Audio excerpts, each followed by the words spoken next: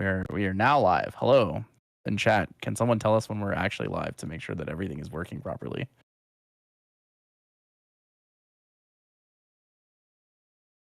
Hello, hello. Good evening. Good morning, I guess. Yeah. Well, it's evening for you, isn't it? It's like kind of late. Yeah, it is currently 12, 12 midnight. Oh my god. Madman. That's We're live. that's Whoa, we made not. it. Oh yeah, yeah. Okay, we made it. Okay. We made it. Awesome. All right, welcome everybody to the Luxera's map open. It's June 1st. We're here hanging out. Joined with me today for the first 4 rounds of the Luxera's map open is Flonne. Flonne, would you like to introduce yourself? Hi everyone. I'm Flonne. I'm from the Philippines. I casted CNATs and I've been casting the tournaments that have been streamed here in the Philippines. So yeah, I mean, I picked up the game like early on, and I was like one of the first people to play it here. So if you haven't been keeping up, the Philippines has actually had a really huge growth in like the past couple months. In our regionals, we had over 100 players, which is, I think one of the highest in Asia. So yeah, I'm glad to be able to be here to represent Asia a little bit. Welcome on in. Glad to have you.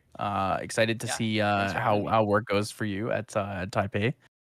But so our first match is going to be pretty neat. So no pun intended. No pun intended. No pun intended. Yeah. So we have Needful versus Caven. So Caven is going to be one of our bounty players. Just a quick explanation on how the tournament's going to work structure wise. Top 8 will be invited to the next tournament, and there's prizing for top 8. Additionally, if you do play one of these 3 players, True Champion Caven, Unsung Crown, or Ver, and you beat them, you'll also be getting a gold pack, as they are considered the bounty players for the tournament. Yeah, that's right. So first round, we already have someone. We'll see. Is Needful here gonna end up getting an extra gold pack from being Caven? So want to talk a little bit about what decks these 2 players are bringing up? Yeah. So which one do you want to talk about first? Because they're both kind of interesting. Well, I guess we can talk about. Oh well, we're already starting. So okay, well obviously, I think it's pretty obvious. Sylvie mat, Sylvie figure, Sylvie sleeves. This guy's playing Sylvie. So it's Slime Sovereign and it's Slime Spirit. That's been the de facto build so far. I don't really see a lot of people experimenting much with like wind or like pure water, pure wind, pure fire Sylvie. It's mostly been Slime Spirit, which actually surprised me. I was kind of expecting people to end up just pivoting to like picking an element, but I guess you get too much value from having all of the different elemental slime effects that they feel that. Now, Caveman, though, on the other hand, he's going back to an old classic. Good old classic. Yeah, an updated version of this kind of classic. An updated version with some of the new MRC cards that we've gotten here. So you want to talk a little bit about like what new cards he's thrown in here? Yeah, so I'm a really big fan of this card myself. Vermilion Decree is a fantastic card. So it's an imbue 3 fire card that allows you to choose 2 modes. You can either deal 3 damage to face, 2 damage to an ally, or draw a card. Both players draw a card. And this card is like low key kind of gas. A lot of people see like, oh, opponent draws a card, and they're like, I don't know if I want to give any form of influence to my opponent, but it's pretty nice, unbalancing Gildis, right here, unbalancing just played Increasing Danger. So, this Erupting is a deck that really just doesn't care that much about giving your opponent cards, because in the end, you give them cards, but you're just gonna blow them up anyway. So having more cards is drawing cards. Yeah, and he's just drawing. So I mean, we saw this is a really classic Erupting start. It's just increasing, clumsy, cremation. Yeah, he's actually already enabled a Rending Flames option. So if he were to, Honed by Fire Rending Flames, but I actually don't think he runs Hone. No, he's not playing Rending. He's just playing. Just playing Fiery Momentum then. Yeah. One of the really interesting ones to me though is Fiery Warcry. Oh yeah, because that lets him get around taunts, and it also just does dump an extra fire card. But he's not gonna get the floating memory from because it's Guardian class bonus, I believe. So it is indeed. So Fiery Warcry itself doesn't have floating memory. I think that's Fire-Blooded Oath. But Fiery Warcry specifically allows you to pitch, which is nice. Oh, okay. So yeah, Fiery Warcry is just a cycle card. The class bonus is the one that lets you get through around pod and intercept. So I guess he just really wants more cycle cards. Yeah, more filter, more cycle. Fill that graveyard as fast as possible. This is technically a -1. It is, but every time you put a fire card in the graveyard, I feel like you're still gaining on Erupting. I mean, yeah, and Erupting has they usually have so many cards anyway that a -1 you can eat a -1. Actually, one card in particular I really want to mention here is probably, in my opinion, the best material deck card from the set, Backup Charger. So, I mean, I remember when I first saw this card, I just thought GCR at home. If you're one of those decks that just gets the hold up cards, you're not always putting down everything. This card is basically just GCR, and it also allows you to play Turbocharge. Which he's going Discordia already. He might have the kill already. I mean, I wouldn't be surprised. He's dug like a million cards to his deck. Sylvie level 1. That's 19 Let's HP. see. 3 cards in graveyard without he only has 4 anything cards on board. Yeah, he has 3 cards in grave. I don't think he's there yet, but maybe he just has a lot of. Maybe he just wants to get the counter stacking already. Maybe he's gonna play. He has like a lot of cards in his hand. It's possible. Usually, this kill requires double like fireball into it, but you could also. Yeah. Oh, he's actually going for it. You could follow up with a second Erupting Rhapsody. There's only 4 fire cards though, so it's gonna be. And he plays the Erupting. It's gonna be 4 plus the 2 counters from Discordia, so that's gonna be 6. I think he's playing a clone. Wait, what is he playing? He's not playing Erupting there. I think he might have just wanted to kill the slime actually, and so he brought a Discordia so that he's gonna use the Ember Song anyway, and then he's just gonna. Yeah. Oh, so he wants to kill the slime and he wants the value from the. Yeah, so he might as well get the it's not an age counter, the music counter on Discordia, while if he's gonna play the Ember Song anyway already. So yeah, I mean, pretty heads up. I like the draw 3, already play another card. Classic Erupting moment. Yeah. It's interesting because I really thought Erupting would have a very hard time in this meta because of all the crazy cards that Wind has gotten. But of course, his opponent's not playing Wind, so he's kind of free to just dump his entire hand and graveyard. That's Reduced Ash. And that's actually another one of the key cards that Erupting got. It's a fast speed Regalia removal, which is exactly what Erupting needed. It's not as versatile. He has kill in hand actually. If he's not afraid of banishing any card in his memory, he has 10 cards. So down 1 influence goes to 9. Draw a card to 10. That's one card over for overkill. Plus he can hasty to pitch 1 more fire, and then afterwards Ember Song. Ember Song to kill his own hasty, and then yeah. So let's see. If Needful doesn't have an answer, he's dead. Needful is playing Quicksilver Grail, but does not have the nullifying in main, so that is not nullifying Lantern. Maybe though he can psych Cayman out, make him think it's. But if Cayman is pitching this Reduced Ash, it makes me think he has another one.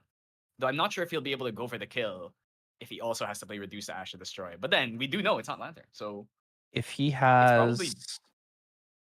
Ooh, you think it might? No, Beastbond Boots doesn't do anything because Erupting's in target. So yeah, if he had a double Dungeon Guide, it could have been Covenant of Thorns too. I think it might be Safeguard Amulet.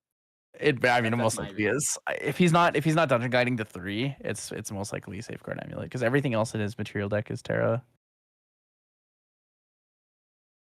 Yeah, because I usually when I've been playing Sylvie, what I usually bring out with the QSG is Verdant Scepter, and then I get it's kind of like using Tome of Knowledge in that way. But here it's like he needs to survive. Oh wow, Cayman also bringing out his own QSG. I wonder what that could be. It might be I feel like it might be Channeling Stone, actually, right?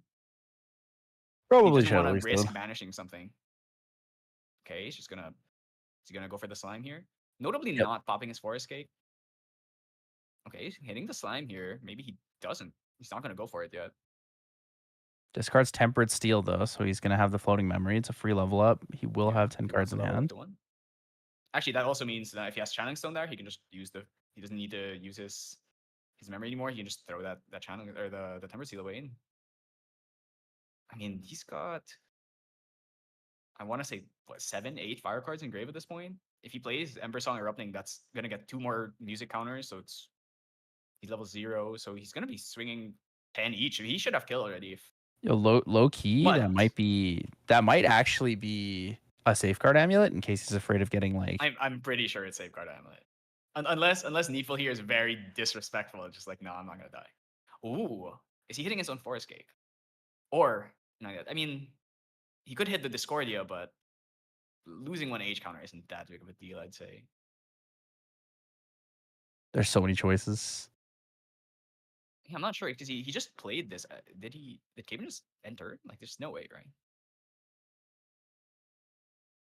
All right, Oh, so okay, so yeah, it is the it is gonna he be was aiming for Discordia. Discordia. So he's just gonna pop the music counter. So now he has one extra. Yeah, the value of this is Into also Sylvie. for Sylvie level 2, you're able to get the Yeah, one extra draw for having an animal in the field. I would have just expected him to hit the Forest Cake so that he gets the on-enter draw again. But I guess even losing one damage on that harp might be good enough. I mean, it can be 3 damage. That's the thing, depending on who you Yeah. are. Oh, imbued Vermilion Decree in end step, or in in recollect, or in response to materialization. So he's gonna kill the baby green slime before Sylvie can enter for the Oh draw. yeah. And then what? Draw card or damage? Draw card seems, yeah. Draw cards. Yep. Yeah, the thing is, you don't really need damage on Erupting. Like his graveyard has, I Yeah. think, 9 fire right now. So in terms of like damage output, he is well over the threshold to kill over a Safeguard Amulet. Yeah. This is a great play though. Vermilion Decree is fantastic for that. It allows you to I mean, control the board in a damage different replace way. itself. Yep, exactly. Yeah, the fact that it can replace itself is really, really helpful. I mean, one thing you need to know about me is that if a card is Juggle Knives, I will put it in my deck. True. I mean, it was just So, better Juggle Knives. I mean, that's also why I think, I mean, all of the decrees are really good, but the water one in particular also really fires my neurons. It's like it's a negate or it's damage down, and it's also a draw in the memory. I actually I think of all of them, I like the fire one the most. Just because I don't like giving my opponent cards. I like being able to unbalance people's Gildas and Lunettes. That's true. That is true. I can also kill your Lunette and unbalance it in the same attack. Like one card can do Yeah. both, which is kind of helpful. Or it just does damage. Lets you pop spell shields. It lets you do things like this where you deny like these on enter effects from like a lot of Yep. these slimes, right? They're pretty small, so being able to just kill them, Dungeon Guide. a lot of them might matter. Let's see. It's 3. Oh, ooh, Oh, limitless slime. Limitless. I don't know if that's good enough. Oh, popping the Forest Cake wants to give it an extra buff counter. Yeah, so now he is a 3/4. Well, soon to become a 4/5. We do not have Just gonna level kill the 3 though for hasty. the buff counter gain. Oh yeah, right. So just level 2 gives him +1/+1. Yeah, So it's a 3/3 slime right now with floating. Isn't it 2/3? So 3/4. It isn't it? Doesn't Limitless Slime come in as a 1/1? I think it's isn't the class bonus or the level 2 that becomes I'm a pretty 2/3? sure level 2 is +1/+1. Oh, it's +1/+2. You're right. You're right. Yeah. We're currently at 3/4. The Frostborn Paladin. All right, now he's going up to Lorraine. I mean, there's no intercept, so if he has a fire momentum, he could go for momentum into. Oh, we're gonna see another Vermilion Decree. Another one. Oh man. I wonder if he even bothers killing the slime or if he just goes face here at this point. I mean, do you really care about I think this you just slime? go face. There's no reason Yeah, to I kill mean, the it's slime. float. You don't want to let him have it. So damn it. Yep, going face. So now he just needs to do 17 damage. I mean, that's extremely doable. The scary part If he is still thinks that that's nullifying lantern. the scary part is actually the fiery momentum here is pretty spooky. Yeah, it's gonna be huge, and it's not like. I mean, Because at best he can doesn't slime have shield access it. to. He can slime shield it twice, right? Does slime shield work on? Yeah. Union? Yeah, it does. Does It's it? like deflecting edge. Oh yeah, it's unit. All right. I guess he can slime shield 3 times because he has class bonus level Focused 2. flame. Whoa. All right, he's One gonna more kill fire some. card. Sylvie now has a floating memory. That's 3 a fire down. momentum. That's fire momentum. Yep. All right, so that's gonna be like with sword probably. That's gonna be 13, 14 damage. All right. 1, 2, 3. 1, 2, 3, Oh 4, my 5, 6, god. 7, 8, 9, 9. So 9 plus sword plus the base power, so that's 12. Crazy damage. And now he just needs basically, what's his life at? 21. He just needs what? Hasty? He's dead. 1 damage. Oh, Ember Song. Okay, gonna get a music counter. Then he has Erupting. Oh, there's Channeling Stone. Yep, it was Channeling Stone. He's just gonna Channel Stone, then Erupting. And there's pretty much not even if that was Nullifying Yeah, Lantern, which at this point he would have popped it. He would have definitely popped it. he would have popped it Firing before. it. But even if it wasn't, it's still. Oh man, yeah. I believe that was a fiery momentum for 11 because he had a 1 library witch in his and then Erupting Rhapsody. This is why I like it when the players put dice on their graveyard. Oh, 2 down slime. for Can you gather heal it? slimes. Okay, that's not miss. Okay, there's a hit. 2 hits. 2 hits. 3 hits. Okay, So he's gonna heal 2. 3. Oh, slime card. Yeah, slime cards. Yeah, it doesn't work Heal on 3. Force Cake. And I'm pretty sure he's still dead unless he's got. He's gonna play another one. Ooh. Okay, miss. Button. 1, 2, 3, 2. Wow, 4. 4. Okay, heal 4. Is that enough?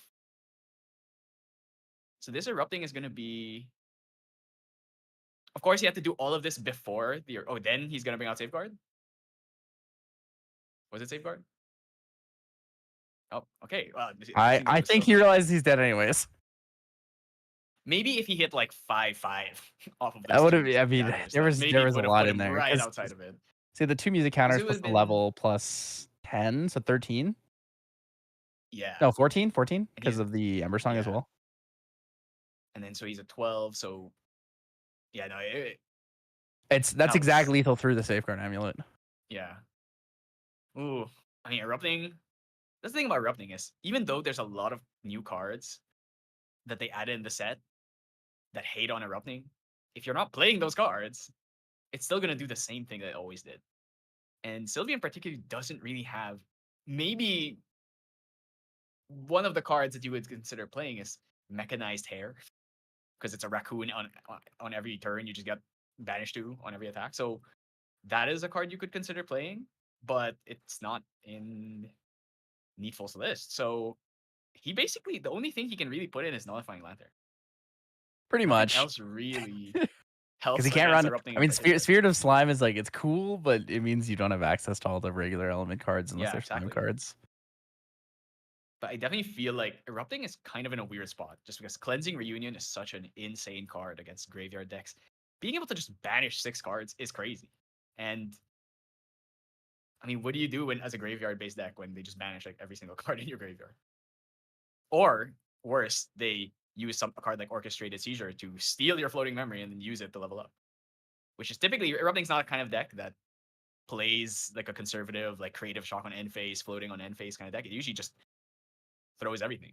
So I think a lot of the time you're still gonna have a pretty good time with Erupting though. Like, so your matchups are like, let's not include Spirit of Slime just for the sake of this because we know Spirit of Slime is like significantly disadvantaged. Actually, maybe we should.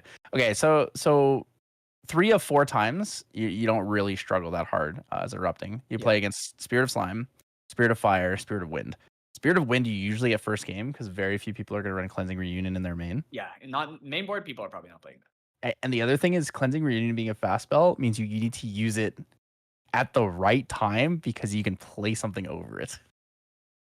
That's true. So it while it is good, you also have to draw into it early enough. And only certain types of wind decks have like really fast filtering. Yeah. And also you also need to be playing such a heavy wind package that you can get the imbue off so you can banish 6 instead of 3. So it's definitely not a card that every deck can play. But yeah, I definitely think that Wind has more answers though, especially if you have Lantern and you can like keep Zephyring your Lantern so you can never destroy it. But yeah, definitely Reduce to Ash is probably the biggest boon that Erupting has gotten, aside from Vermilion Decree. Just because the thing with Zephyring your own Nullifying Lantern is like so risky. Yeah, it is. But usually, like, if they reduce to ash it like pre-recollection, and then you're like, I'm just gonna Zephyr it, and then they're like, and I'm gonna kill you. Yeah, that's why I think Reduce to Ash is. When you really look at the card, it can only hit 0 costs, which is a bit awkward because most of the cards that you want to destroy are above. Even like Luxera's map, even though it's free as an assassin, it's still technically a 1-cost card. So you can't even destroy that. You can't destroy Scepter. You can't destroy Tithe proc. So Destroying usually, like, the main thing is Nullifying Lantern. is Nullifying Lantern, Tariff Ring, Safeguard Amulet, 0-cost swords, Yes. and probably it. I don't think you'd really want to do anything Yeah. else. Because for most other things, you're probably just better off playing either Meltdown or Spurn just for the versatility. But specifically with decks like this, how it used to work is when you play you force them to pop the QSG into the Lantern. Let's say you use like a Fire Momentum or something. You just force them to use it. Otherwise, you're dead or you're getting so low that even through Safeguard, you probably still kill them or Lantern. And then you probably have to take an off turn because you probably don't have enough cards to do Spurn into Ember Song into Erupting. But now, instead of having to go through that, you can just reduce the Ash, and your bait essentially will still end up going through. So yeah, maybe Erupting isn't as dead as some people might have assumed, because definitely the deck is still good, and you Yeah, I think will if people still say have those Erupting is matchups. dead, I think they're actually just wrong. There's Like a reason why Erupting is on the watch list. Erupting is just objectively not dead. It's No, for still sure. very well enabled. Like no matter how many hate cards for Erupting you add to the game, the fact that you have to draw them early on and you have to be able to play them and still like interact with your own board just makes it it just proves that Erupting itself is good. Erupting you just play by yourself. You don't Yeah, really but care what your definitely opponent does. there's a lot of, like, especially in the past 2 weeks that MRC is released, it seems like aggro has been doing really well though, and you actually won the first weekly Yeti tournament, and you were playing Fire Aggro Tristan, and those are the decks that I, at least in my opinion, have always felt the best into Erupting, because they just do so much damage. And Erupting, you're not leveling up, you're usually not spending time like bringing out all these like defensive cards, so you just explode. So even though you can blow someone up, you are also very susceptible to that as well. So Yeah, you when you're can playing just a be level 3 exploded. deck like this, it doesn't really end up, they don't put pressure on you. But when you're playing against a deck that can pressure you, it suddenly becomes pretty hard. Yeah, it's okay. Oh, this is pretty good start. The baby gray at my ideal Sylvie start is still Forest Cake, but this is good A as well. baby gray draw into hand is crazy. Oh yeah, for sure. Baby I mean, gray it's into basically baby Juggle gray Knives. It's Juggle Knives on an into intercept. baby gray. It always bothers me that baby gray draws into hand, but baby red draws into memory. Yeah, but I mean, baby red damage output is actually pretty Oh good. yeah, no, baby red. In my opinion, baby red is like the reason I want to play slime spirit, just because I want to have cards like slime shield and like green slime, but I also can't let go of something like baby red. Dude, low key, I think I'd just So run deflecting edge. If I really wanted like a slime, I just probably just run deflecting edge. Oh, I cemetery think it's just sentry work on opening. What spells though. the? Ooh, okay. I mean, he's got to get rid of this intercept, so if he wants to get off a big momentum. But yeah, at this point, he knows his opponent has the nullifying lantern. I think this just screams I didn't have a good start. Yeah, Cemetery Sentry it's definitely one of those cards where it's like it's okay, Is but 4 cost cemetery is a pretty sentry to steep me cost. feels like Arthur in my Oh, and Fire there's the Tristan slime decks. It's shield. like I don't want the Arthur, but I have to have it. Slime shield.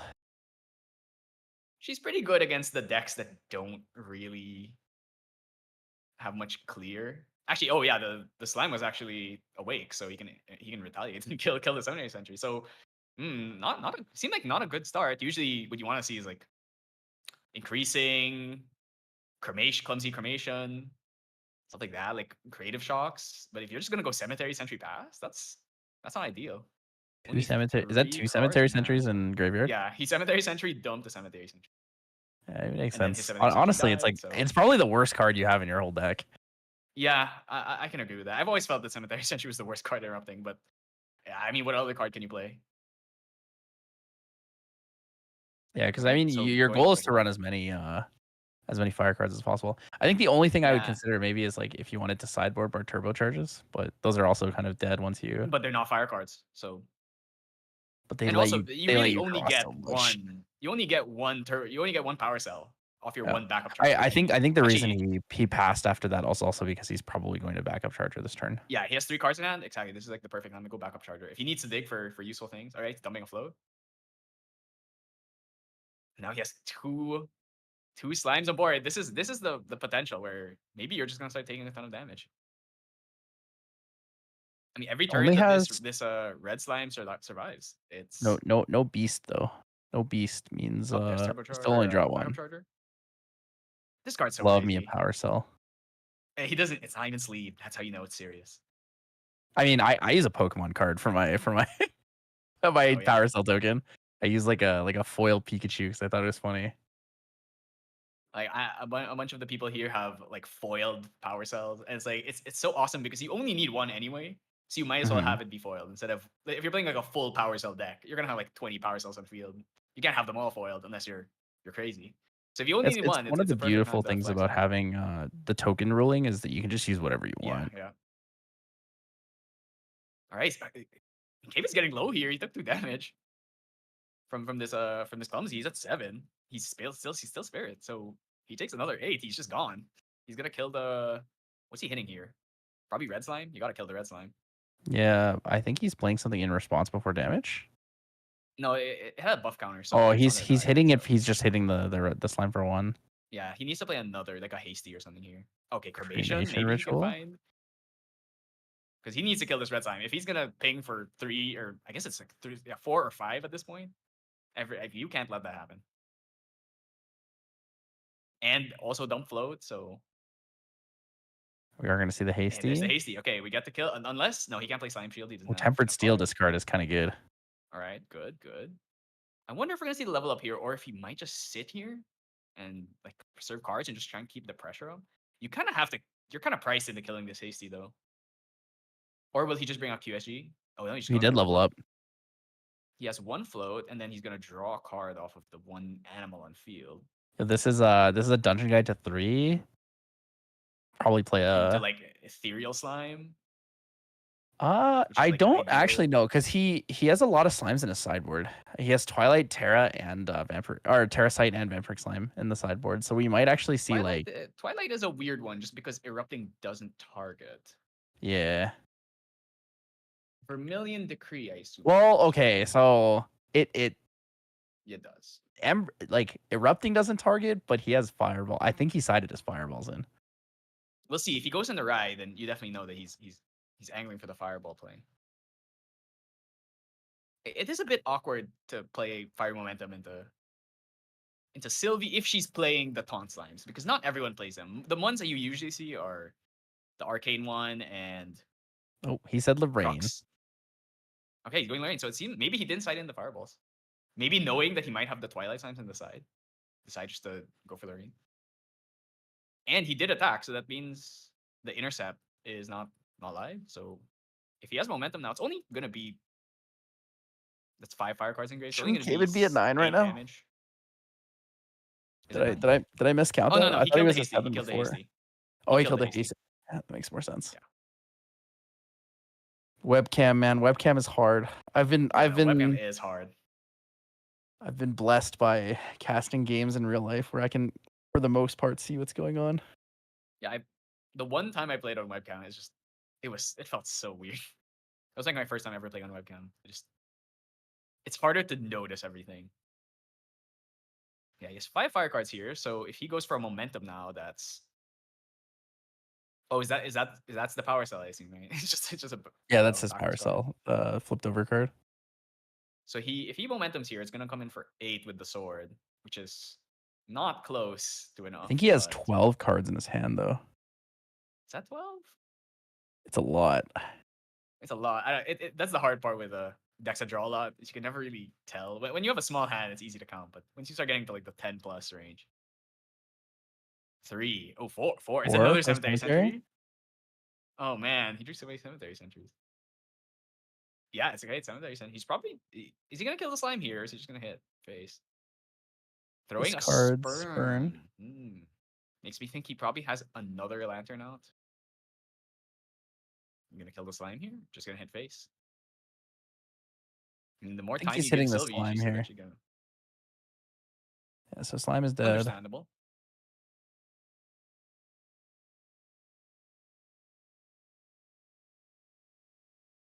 Attack for 1. Whoa. On the board. Ooh. Wow. It's gonna swing Pass for one turn. That's a also. Vermilion. Holding Vermilion, or holding Burn / Reduce maybe. Wonder if we'll see level up to Sylvie 3 here, or just maybe go for a QSG Lantern now. It's hard because 13 damage is a lot harder for Sylvie to deal. If it was still on Spirit, 8 damage is like pretty realistic Yeah. for a kill turn here.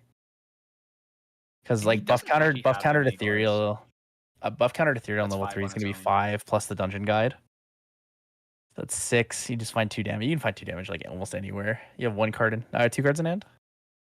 Or actually, I just noticed that a Vampiric Slime got banished on the level up, so definitely put those in, which I can totally understand because you're Erupting, even though it can one-shot you, if you're able to just heal a little bit of that chip damage, it kind of gets you outside of kill range maybe for one turn. Especially when you kind of have a slow start like Caitlyn did here. Only 5/5 cards at this point. Just, usually Erupting's got like way more. Ooh, Slime Eruption. Okay, so that's a float. He's gonna banish 3, 2 fire, and the Baby Grace. So it's gonna do 3 damage. Is he gonna send it to Fate? Oh, he's sending it. Okay, that's 2 damage. Okay, so now is he leveling up? Does he have Storm Slime? Maybe he has a Storm Slime. So 2 float. He has. That's a 3rd slime. He has what, like 8 slimes right now? Maybe this is enough.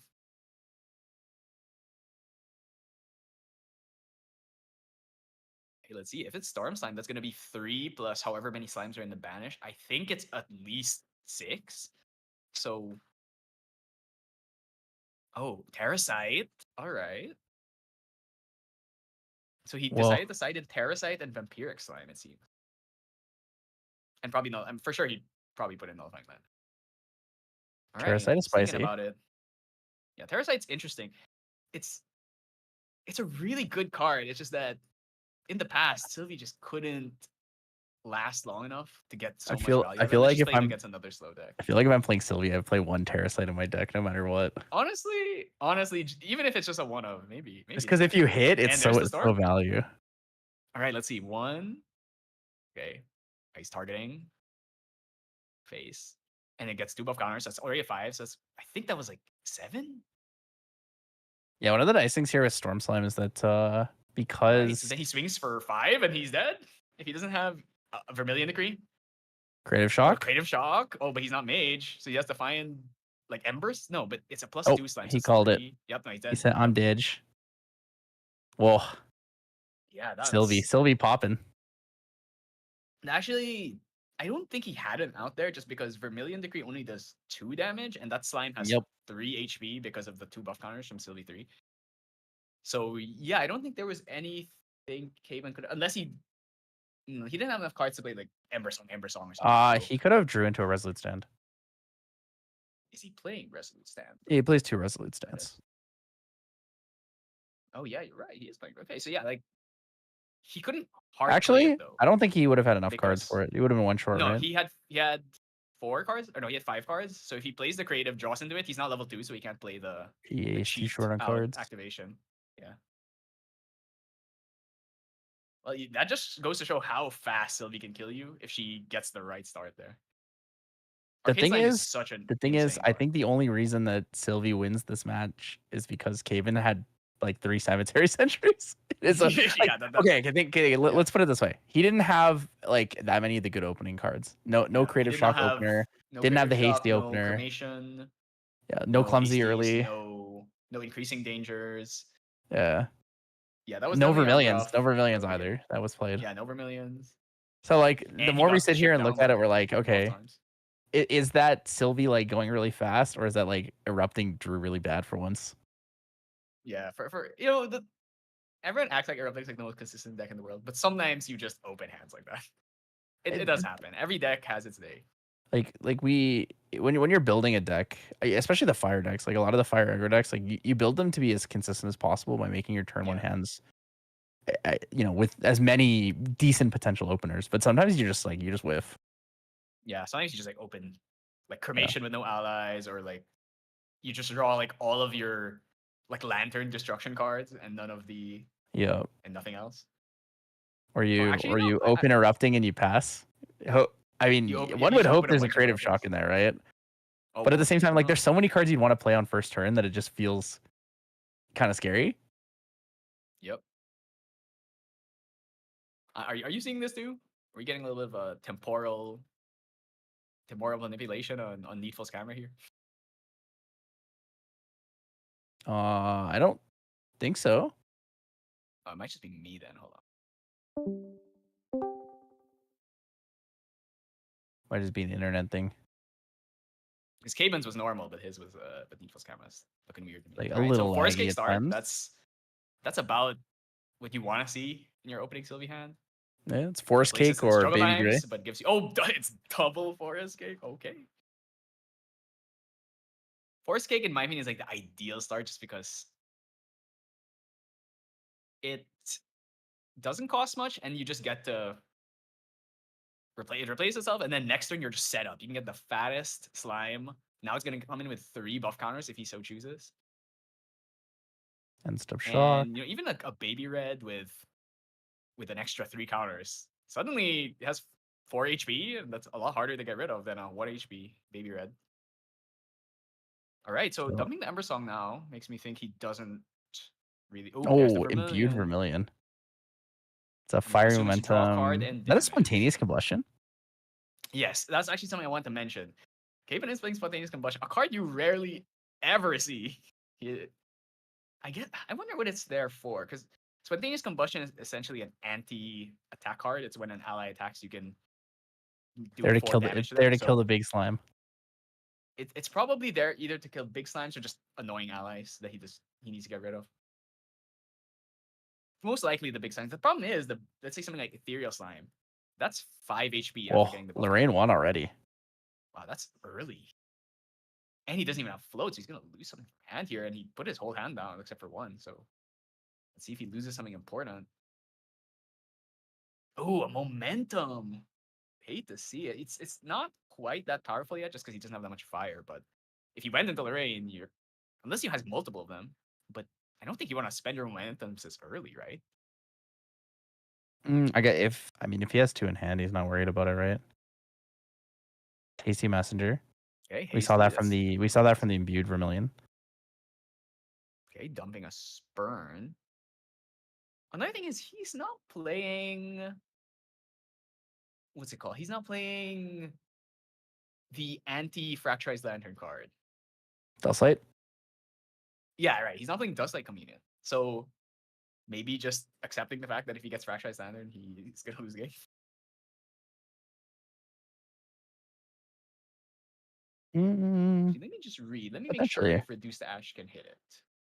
I believe it can. Because it's a Fantasia, and I don't. Yeah, it says item or weapon. So he has no way of getting rid of a fracture. Reduce to Ash can hit over top of the Fracturize before Fracturize resolves. Yeah, that's right. I think that's the reason why he's okay with guess, not running a Dustlight. As long as you find the right timing for it, I guess you can try and play around it. Better than putting a card like, especially because you have to eat 1 material deck space, put in the Astra card, plus you have to put in this card that basically doesn't work with your game plan at all. There's also outside of just stopping them. Like, most people tend not to Fracturize their lantern immediately. They wait until Yeah. you try to interact Until with you it, and I try. think he might be Yeah. counting on baiting people with that. Yeah, but definitely, let's say your opponent has no cards in hand, you just go Lantern and just immediately Fracturize it. Especially if you know they don't play Dusklight, that is going to be a huge blow because now they really can't do anything. Okay, losing a Gather Slime's not that big of a deal. Unless he has no Slimes in hand, which, let's see, pre-rec, anything? Nope. Okay, Sylvie on enter. We're going to give a buff counter to the next animal or beast that comes in. All right, which slime is it? 3 down. That's Red slime. concerning. That means he can't attack. That's a dungeon guy. What? Dungeon guy to 2 is crazy. Does he have like a green slime or something? Like, this is. What is the state of his hand that he's. Or do you. Wait, how many cards does he have? He was 8 and he lost 1 to level up. So he should be at 8 still. Double DG. So he could double DG, but he'll have no cards. So. Does he have 9? If he double DG, it's because he has 9. Oh, yeah, he does have 9. Okay, yeah, so he's double DG into like. I'm usually used to seeing probably this kind an of stuff from ethereal slime. Diana's. That's gonna be a plus 5 ethereal slime because it's Sylvie level 1, Sylvie level 3 plus 2 forest cakes. Yep. So that's 5 buff counters. That's a Dude, real talk, he's probably just gonna try to arcane slime. It really depends.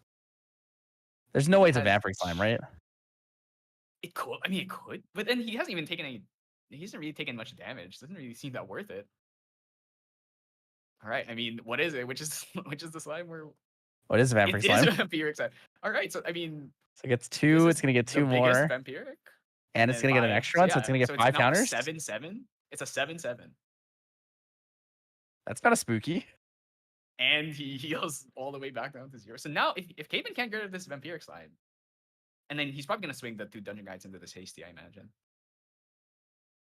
You know, just deny Cayman as many filtering options as possible.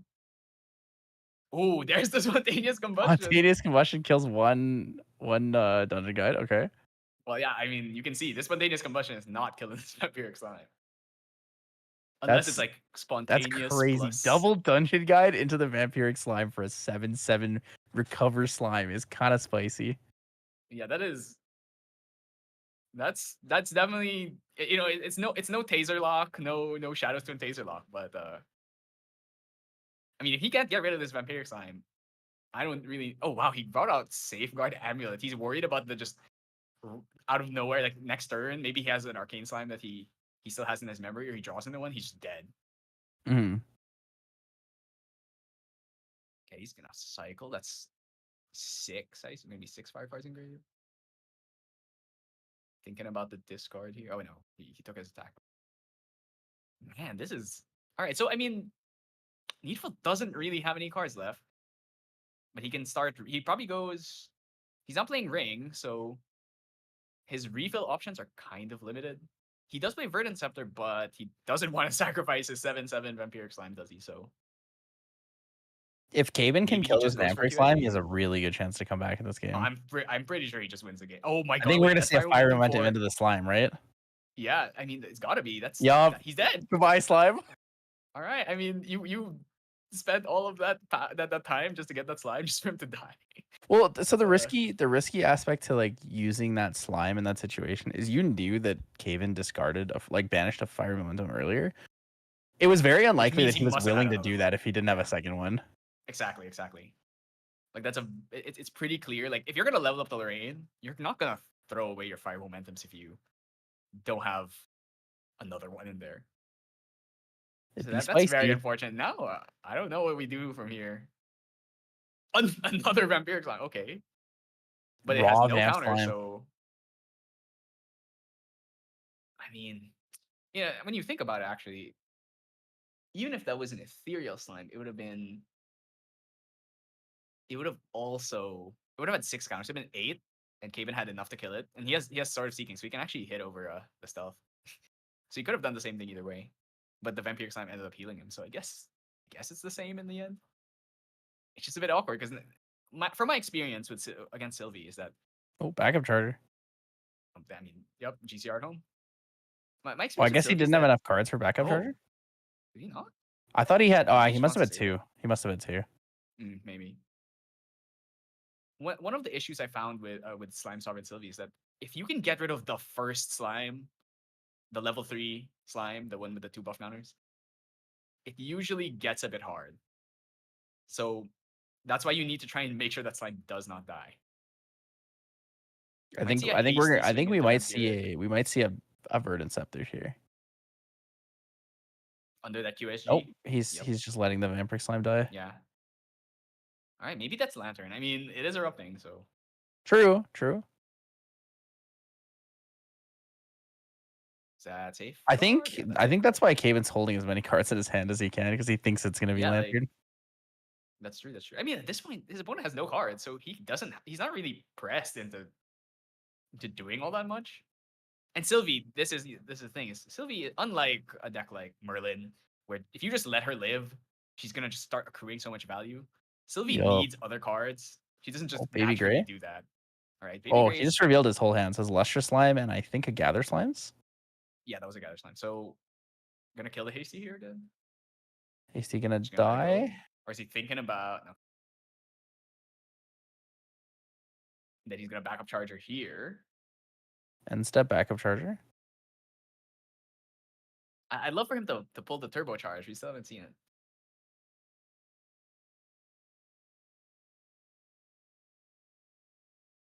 Okay, let's see. He has, I think, around like seven-ish cards in hand. So, I mean, we're getting there. If he has the combo, he could do it. But he has to face Safeguard plus QSG with presumably a Lantern under it.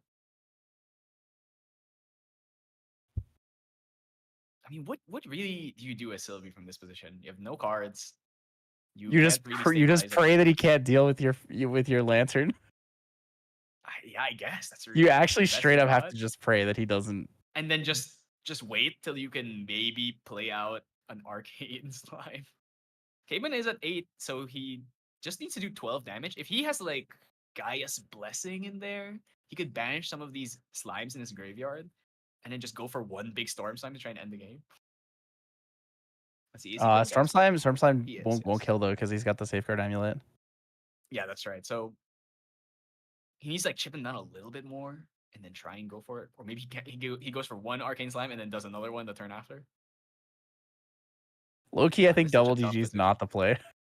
Double DG is like only the play if there's nothing that can kill it, right? Yeah. Exactly. Like double DG with nothing on the field, but no draw. He wasn't expecting the Fire Momentum. I'm pretty sure he's like, what? I can't believe someone would spend a Fire Momentum to kill my 7/7 Vampiric Slime. I mean, his hand wasn't horrible. He had playable slimes in there. Maybe he just felt like okay, there's a Vermilion. I love this card so much. Every time I see it, I'm so excited. I think all the decrees are just they're all such interesting cards. I love the fact that they have that versatility of being able to be used in multiple ways with different modes. It's just awesome design. And Vermilion Decree, I mean, this card has really made these aggro decks that much more hard to deal with. Do you think it's a Stone Scale Band or a Safeguard Amulet under the QSG or Nullifying Legend? I am pretty sure it's Safeguard. Actually, there's no way it's not Nullifying, right? It's got to be Nullifying. It's got to be Nullifying. I mean, Stone Scale Band doesn't really do anything for you. You have 2 cards in hand. Or you have 2 cards, so it doesn't really achieve much. And there's the momentum. Okay, if he's gonna pop it, he's gotta pop it now. And there it is. It's beautiful merch day. And sure, it's still a fiery momentum for what, 1 or 2? Enough cards to play a reduce. So he's fiery momentum's base. Is it 1 or 2? 2. It's 2. 2. Okay, so it still comes in for 2. And he chose not to use the sword, so because it would break otherwise. Whoa, boots! Is that boots? I love Beast Spawn boots. Yeah, okay, it's boots.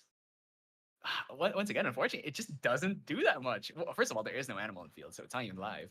But second of all, Erupting doesn't care.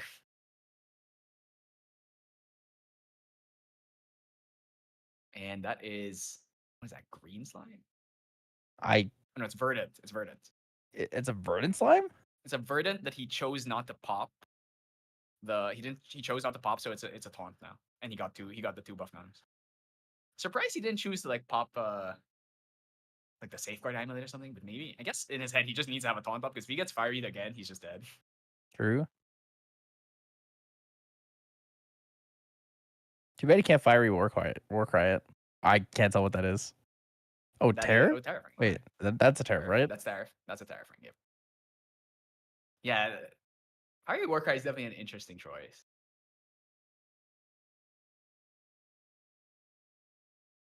I mean, does it really matter though? He could if he has Erupting, he could just do it. He just needs to get rid of the I guess it's Safeguard and Lantern. Does he have enough fire cards to just ignore the Safeguard? As long as he pops the Lantern, maybe he has enough to just kill. Sylvie's at 2 damage, so that's 23. It's 23 damage, there's no way. And yeah, especially through a Safeguard, no way. So he's gonna have to stall a bit here.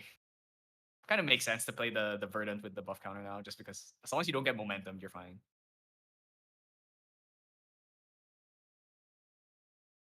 But at the same time, Cayman is also really not much threat of dying because of... I think that Vampiric Slime actually slowed the game down enough that... Oh yeah, because he was forced to use the momentum on it. I mean, it's fire. If he just goes to like End Phase Creative Shock, End Phase like Vermilion Decree, True. Oh, there's the Verdant. Is he using? Oh, no. Oh, there's Covenant of Thorns. Okay. Now, he only has 4 HP. Not the hardest thing to kill. But now that he's just setting up a wall of defenses now. We might see a double end step Vermilion. I mean, that There's could no way, kill right? That'd be this crazy. Verdant. And he'd have to have. I mean, it is Erupting, so 6 fire cards is not out of the realm of possibility. But you do play a few normal cards in here. Oh, okay, 3. So it could be creative or it could be Vermilion. A 4? Wait, no. Is that 3? Okay, Reduce. reduce Ash. Yep. Ooh, is it Baby Green? Oh no, it's Gather. Okay. I thought he might Gather Baby to Green heal. his own Lantern. Oh no, he put an Arcane Ooh. Slime to the. Oh wait, he can put one in his hand, right? Okay, so he's safe. Yeah. Arcane Slime good. So he's gonna heal what 4? Oh, yeah, he was only at 2. Heal So down now to he's 2. he's Arcane Slime kind of 0. spooky. I mean, nullifying maybe, and the nullifying and the Covenant of Thorns maybe just keeps him alive another turn. Discordia up. Whoa. Does he have enough? How many Okay, fire let's cards is that? see. It's gotta be like Eversong to 15 or something. Verdant. And then you only need 2 more damage into Verdant to kill it, right? That's right. But I'm Oh, thinking because the 25 problem does a lot of with damage. the thing about Erupting, right, is that it does all of the damage at the same time. So I'm trying to think of what happens if you choose like 2 on Verdant and then the rest goes to champion. Like they would do damage at the same time, but then the Verdant would die already. So I'm actually not sure what would happen there in terms of like how the Covenant of Thorns effect would. Actually, he could also just destroy the Covenant of Thorns with like another reduce or a spurn. Though I don't think he has enough cards to play all of that, unless under that QSG is another. Oh, he just passed again. Okay, there's the Stone Scale Band. What did he discard? I didn't see. We do know he has Gaia's Blessing, so if he gets enough slime cards in here, he could just go for the Arcane. He might be able to kill through Safeguard. Because that would be if he would need to do 10 damage. So if he has 14 slimes in his banish, he might just kill. Well, it. he also has 5 damage on board, but he can't access can't the attack. Verdant He because cannot attack Pride's with the 1 damage on Verdant. board. He has 1, yeah. So he did 1, and there's the Arcane. Oh, he didn't. Okay, so he didn't choose to go for Gaia's Blessing, so he just has less banished slimes in there. So the So how much interesting is thing this? is he might just Maybe kill the wants to bait. slime. Yeah, but the damage from the Arcane, from the on. Yeah, so he'll still take the spell damage, but he won't take the combat damage if he kills it first. Yep. So how much damage is Caven taking here? Was it just 4 slimes in the manage? Oh, I guess it was 4 or less. Oh, you know what? It was Stone Scale Band and it was on his end phase. He Stone Scale Band and then played. That means that means that the Lantern effect is there's the guy. Oh, he has another one. Doesn't he? Yeah, because he just wanted to bait out the Lantern or the safeguard. Wait, is that a Storm Slime on top? Is it? I can't tell. It's too blurry. I can't tell. It's too blurry. But it looked like it. I think he might be able to kill now. It is not. I think it's an escape. It's an escape the wreckage. Caven has to kill. Actually, he could escape the wreck. Oh, Resolute Stand. Resolute. I mean, kind of painful to have to play that now, going down a card. Though if it keeps you alive, maybe he can crack back. I mean, still, there's Safeguard plus the Covenant. So let's see. Okay. I'm surprised he didn't pop the Terrafring. I guess maybe he knew he had the Resolutes. He's waiting one more turn for the Terrafring. Oh man, what do you materialize at this point? Like both players are like running out of material deck. Sylvie especially runs out of material deck so fast because of Ethereal, even though he hasn't played one this game. But Caven's good materialization. I mean, what else does he even have left in here? He has he has channeling stone. Oh, you know what? Yeah, he has 3 baubles that he can't use because he I think he took them all out. Yeah, he probably sides out nullifying and Rai to replace 2, but he only has 2 cards to replace. So there's 1 bauble in there. That means the nullifying lanterns, or sorry, the channeling stone's still under the QSG. Yeah, because there's no way he put lantern under his QSG. He doesn't want that. All right, they're escaping his arcane slime. Okay, Caven, it's actually no. It's possible that he has a QSG underneath because nullifying lantern Quicksilver Grail does counter King Slime. Yeah, but I think you don't mind King Slime Actually, as wait, does much it? as I think it's an additional cost. yes, Maybe it yes. doesn't. Yes, you cannot play King Slime under Nullifying Landing because you cannot banish 3 different element slimes. So he just drew Terracite and he added the Arcane Slime back to hand, which means I think he might be able to end the game here. Caven dead. Did he not pop the Tariff again either too? So Caven is big dead right now. if he has a second Arcane Slime, I think he might just be dead. That's what, like 7, 8? And then he swings for It's 8. 8. So now he has he's, to kill this. He has to kill the Arcane Slime, and he's then so Dungeon dead. Guide swings for 1, and then any other attacker, and he's just dead. Actually, no. Does he have ears on field? He has ears, so he can swing with the Verdant Slime too. He's so dead. Does he have anything? Is it Resolute another stand Resolute? again. Another Resolute. Okay. Does he have? Wait, no. Wait. The Verdant can swing 1 over because it's a 4/4. If he has like any buff card, One if down he has like for a a Slime's Blessing or something. Slime Shield to give it 1 counter, so now it's +1. Dude, the double battle trick? oh That's absolutely oh. insane. That's crazy. Okay, so he's gonna use. It's Wait, game. can he It's scoop? game. Oh man. There was nothing. I mean, the game got slowed down to the Yeah. point where he couldn't actually kill anything because he didn't have enough cards in his hand to play Yeah, anything. yeah. And it seemed like his hand was a bit clunky. He didn't have a lot of the draw cards, but what a crazy ending. Storm Slime into double Slime Shield to give it +2 to hit over Slime 2 over Shield is Resolute for Exile Slime Shield is Veto. spicy for sure. It was Slime not Shield expecting is. that. I love that card. I love that card. But yeah, like if he had a way to stop that escape the wreckage, he could have. If he could destroy the Storm Slime, Yeah, you would have needed like a he would. Vermilion Decree or something.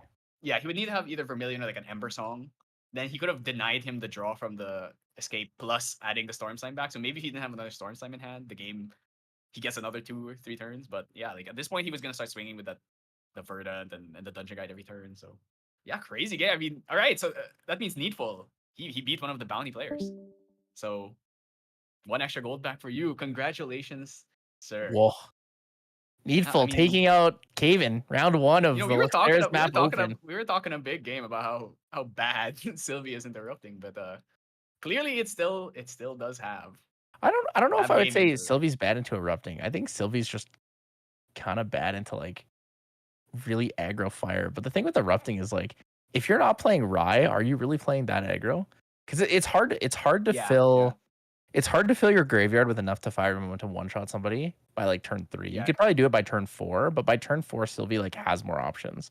On turn 3, if you have a fire card on the board and you've already gone to Rye, you can Discordia and kill them like to 23, I think, or 24. Yeah. Well, yeah, that was a crazy game. I mean, we saw double Dungeon Guide into Double Dungeon Guide Banfrick Slime was pretty crazy. It's a good opening too. It was a really good opening. It makes sense that the Umbra, it's just like Diana, double Dungeon Guide. The Umbra spirit lies in the Vampiric Slime as well. So, of course, and then it just got. I mean, 8 the fire momentum. That's actually a really big deal because he had another one. So he had 3 fire momentums.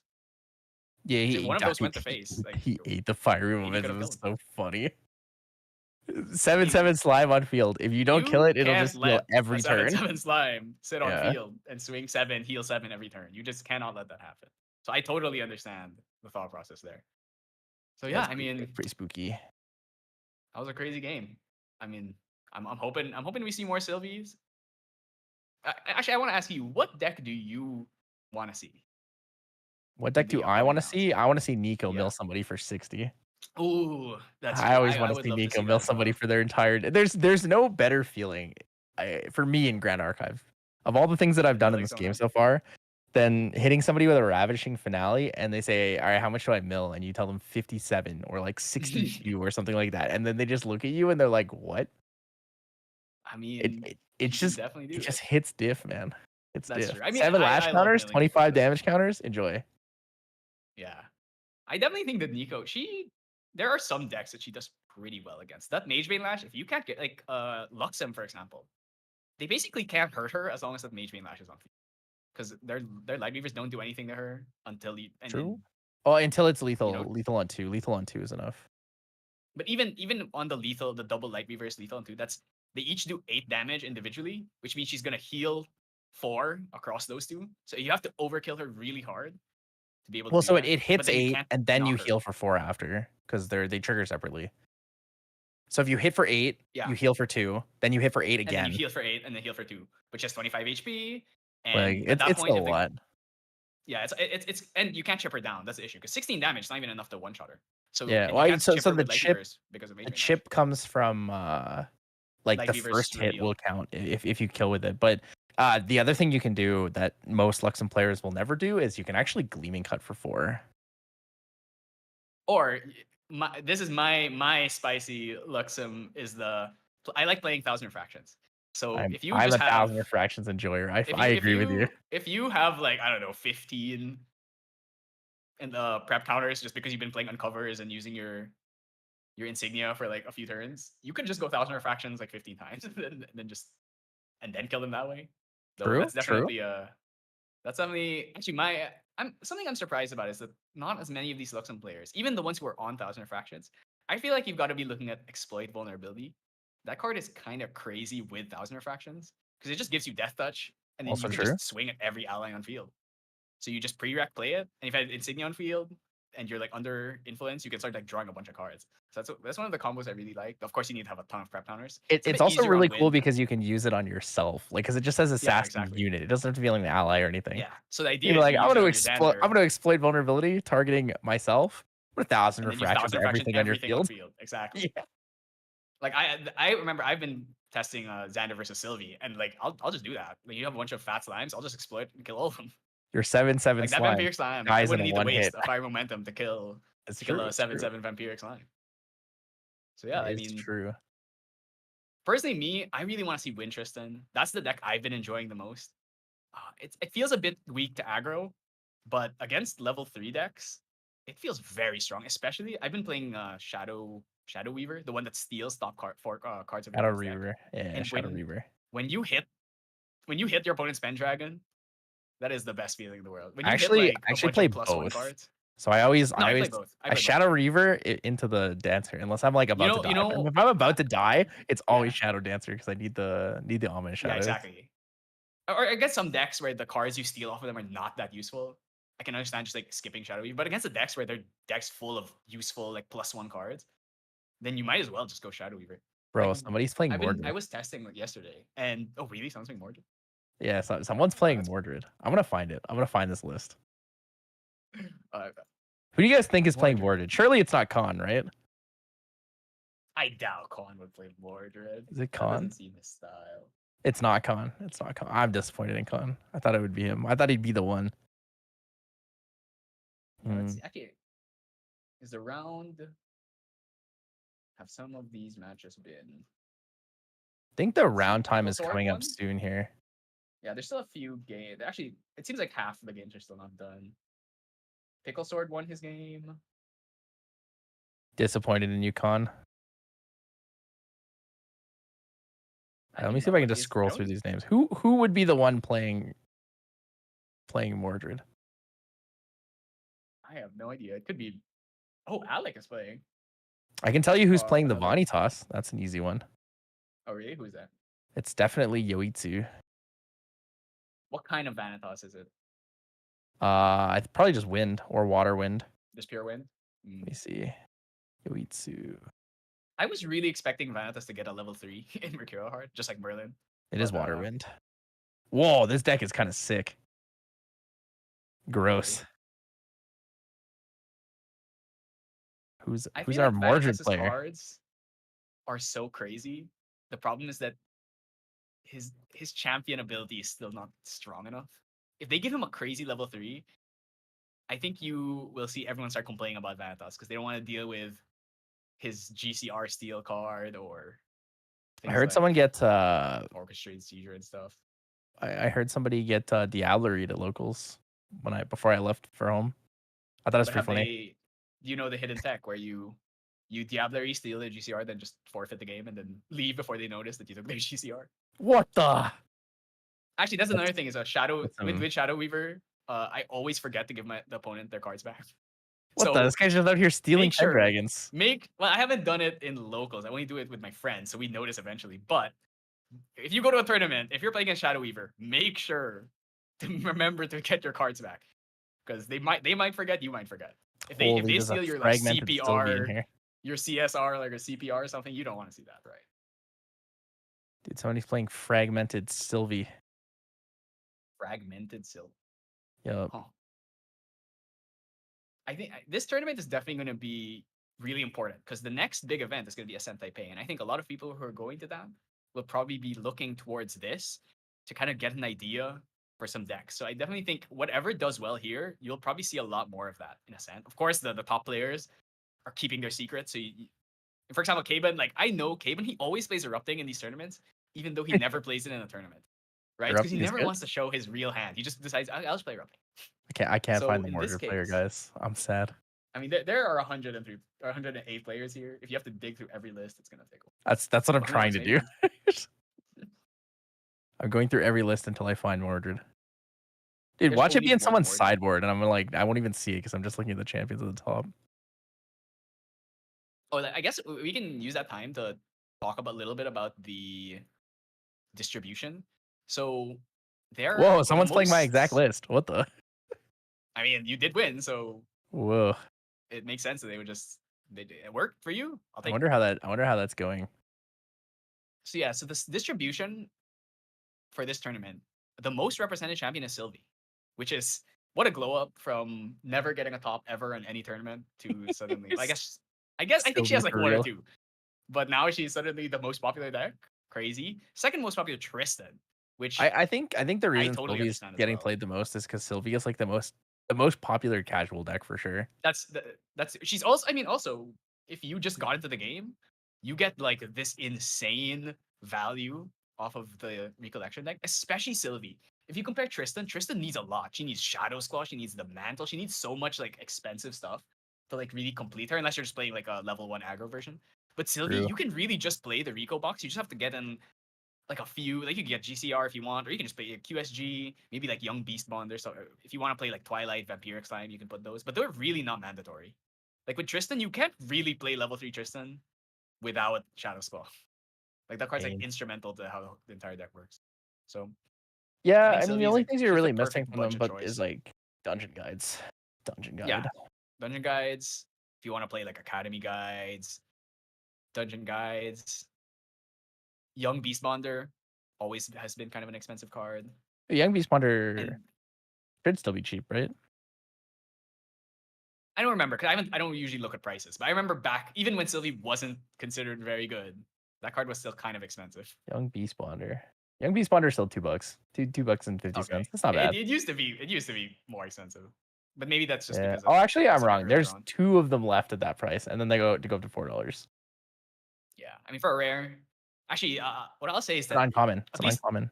the market here, these cards are going for some insane prices because of the supply shortage. Mm. And man, like you get like backup charger. People are trying to sell backup charger for something like $15, and it's like Dude, I gave away 4 backup chargers for free. my team. We have opened, I think 3 or 4 cases, and we have 1 backup charger. That's rough. I That's mean, rough. it is it's a material deck card, so they are short printed, but still, I would have expected to get at least more than that. And yeah, it's a card that everyone's kind of looking for. Shadow Claw is pretty expensive. It's not Dude, like wait, card level yet. what if Khan put it in his fucking sideboard? Maybe he's scamming me. Maybe. No, he didn't. He didn't. He's playing Sylvie. Oh, he is. All right. Actually, he did not tell me what he was playing. Well, all the regalia short printed. Like Yeah, shorter that's right. printed. I mean, we don't want a repeat of Doa where you just get so many of these junk regalia that you don't need extra copies of. Yeah, so after Tristan, the next most represented is Lorraine, which is not surprising. I mean, Lorraine has always been good. She'll forever be good until they do something about Pendragon, I guess. Interesting thing to note though is that yeah, Nico, Arisana, Vanitas, and Diana, and Rai kind of going down a bit. I mean, Rai was never a popular champion. Even even if he's good, people don't like playing him, I guess, or not everyone wants to like commit to playing Ryan. So yeah, Ryan's cool. yeah. There's I'm 10 a Ryan enjoyer. Tenoruses, which makes me think how many of these are Neos? 5 of them are Neos. Most of them. A bunch of them are Tenoris and Nico as well. Yeah, it's either Tenoris and Nico or you're playing Tenoris like allies. You just don't really go up to level 3. There's one lone Astra player. So if you are an Arasana believer, I you thought there was believe two. that the one guy actually There's two Arson. well, yeah, but there's only one Astra player. If you look, Oh, wait so a minute. Someone's playing so Arasana allies. or it could be Arasana into Vanitas. If they want to That's go also like true. keep It could also be Arasana in the Erupting deck. Yeah, that as well. It could actually, you know, the one Astra could be an Astrolabe in the material deck. Oh, I So, found the Mordred. oh really? Wait, they're running Lorraine level 2 and Mordred level 2. What the? Do you think Huh. that we are going to get a level 3 for every Lineage Break champion at some point? No. Really? Because Oh, at I some would love point, to okay, see. maybe way far down the road if they ever like revisit Camelot. I'm just kind of hoping that every set we get a new Rico. But maybe that's too much to ask for. I would love to see my man Alan and Mordred get some love. What Those elements guys are in the need more, tourney? Fire is the most represented element, which is but it's always how it's gonna be. most of the elements are actually it's way more balanced now because it used to be like fire's like over 50% most of the time, Mm-hmm. and So it's now we about only see fire at 30. 35. Yeah, 35, then wind at 31. Makes sense. And water at 23. And then, of course, we also have slime, which is really hard to quantify because, like, how do you list that? I guess you have to have your. I don't think Omnidex can tell you slime spirit yet. So, or yeah, or like normal spirits as well. Though, you know, not many people are on like lost spirit and stuff. It's actually interesting because when the set got unveiled and I was looking through all the cards, I thought to myself, wow, fire really didn't get that much. Really? It got I like feel like fire Vermilion got Decree so and much. Reduce. I mean, it got a lot of stuff, but I think, okay, my perspective is I don't like playing aggro decks. I don't like playing like level 1 decks. I'm a level 3 player, like throughout. I'll never play a non-level 3 deck till I die. So if you look at that, I feel like it didn't get that much. Because Dude, Vermilion fragmented Decree, I mean, you spirit of could play fire, it. godlike. Well, everyone got fragmented. But if you look at the cards, like a lot of the fire cards, I feel like there's like a few really standout ones. Vermilion and Reduce to Ash, in my opinion, are like the real standouts. But a lot of them, I feel like, aren't super You don't like useful. under fire? The fire fog? Take I, 4, get I, stealth, fast speed. I mean, if I'm playing Ranger, maybe, but I mean, I just I think don't. the other standout cards to me are like Charged Alchemist and Captivating Cutthroat. Charged Alchemist I think is actually Oh really no, good. yeah, Cutthroat is absolutely fantastic. I mean, you know, she basically just replaces what would have been one of the other random like weenie 3 attack allies, but she costs 2. She's better than Blitz Mage. Yeah, is a So better Blitz Mage. she's basically just better Blitz Mage as long as you're playing Assassin. Yep, and then Charged Alchemist like Mage bonus is really good. Power Cell makes it a 2-cost 3/1, and you get +1 levels. Actually, for me, the other stand is probably the 2 fire Regalia weapons, Impact Hammer and Forge. Oh, Impact Hammer is interesting. I was thinking Blade. about running that actually. Because the thing is, it's a 2/2 no matter what. You don't have to be Guardian. If you're Guardian, it Yeah, becomes a 3/1. But you could just play this. I think in the previous Yeti weekly, which was like 2 days ago, someone was like the winner was playing Lorraine with Impact Hammer, just yeah, because it lets you just flame 1 sweep, extra damage. and it lets you flame It's sweep just level 2. So it's a no extra cost like reserve bulwark sword is really what it comes down to. or alternatively a no fuss uh Sword of Adversity. So I get it. Like if you want to flame sweep someone at level 1 just to control board, it makes total sense to put in cards like that. There's also the one sword that deals 4 damage to yourself when it comes in. I think Oh, either of them Foresight are Blade? fine. Yeah, Foresight Blade. I guess the issue with Foresight Blade is 4 damage is a lot, and also your opponent can bounce it and make you take more damage. So I can understand why people maybe would rather just play the Impact Hammer. I mean, they're basically the same thing. They're 2/2s One of them is just a sword. Just And the depends other if you need the is sword. yeah. It's if you're not playing level 3, you don't need swords because you're not playing like Ascension or anything anyway. So yeah, I totally get it. I really No, things where you take I wish damage they are had also clean. like can be helpful. They can pair in well with things like Chalice of Blood, Yeah, which that's I right. guess is why Chalice of Blood is also in category 1. Oh yeah, I mean that card is Card is in the right crazy. scenarios. That card is nuts. I Dude, that totally card get makes why Merlin so hard to kill. and Luxem, which is probably the main deck that has been abusing Chalice of Blood. Oh, pairings are up. Okay, all right. What do we got here?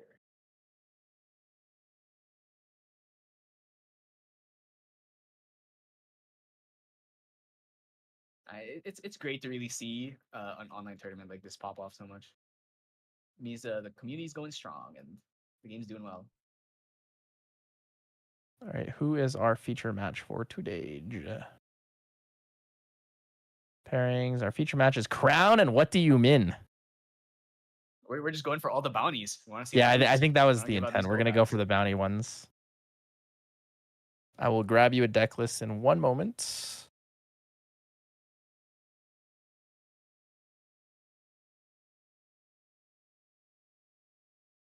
Where is Crown? Why are there so many people that went 1-0? It's almost like it's the first round of a tournament. Whoa. There are a few people who went 0-1. Crown's Oh, playing you got aggro someone fire. including?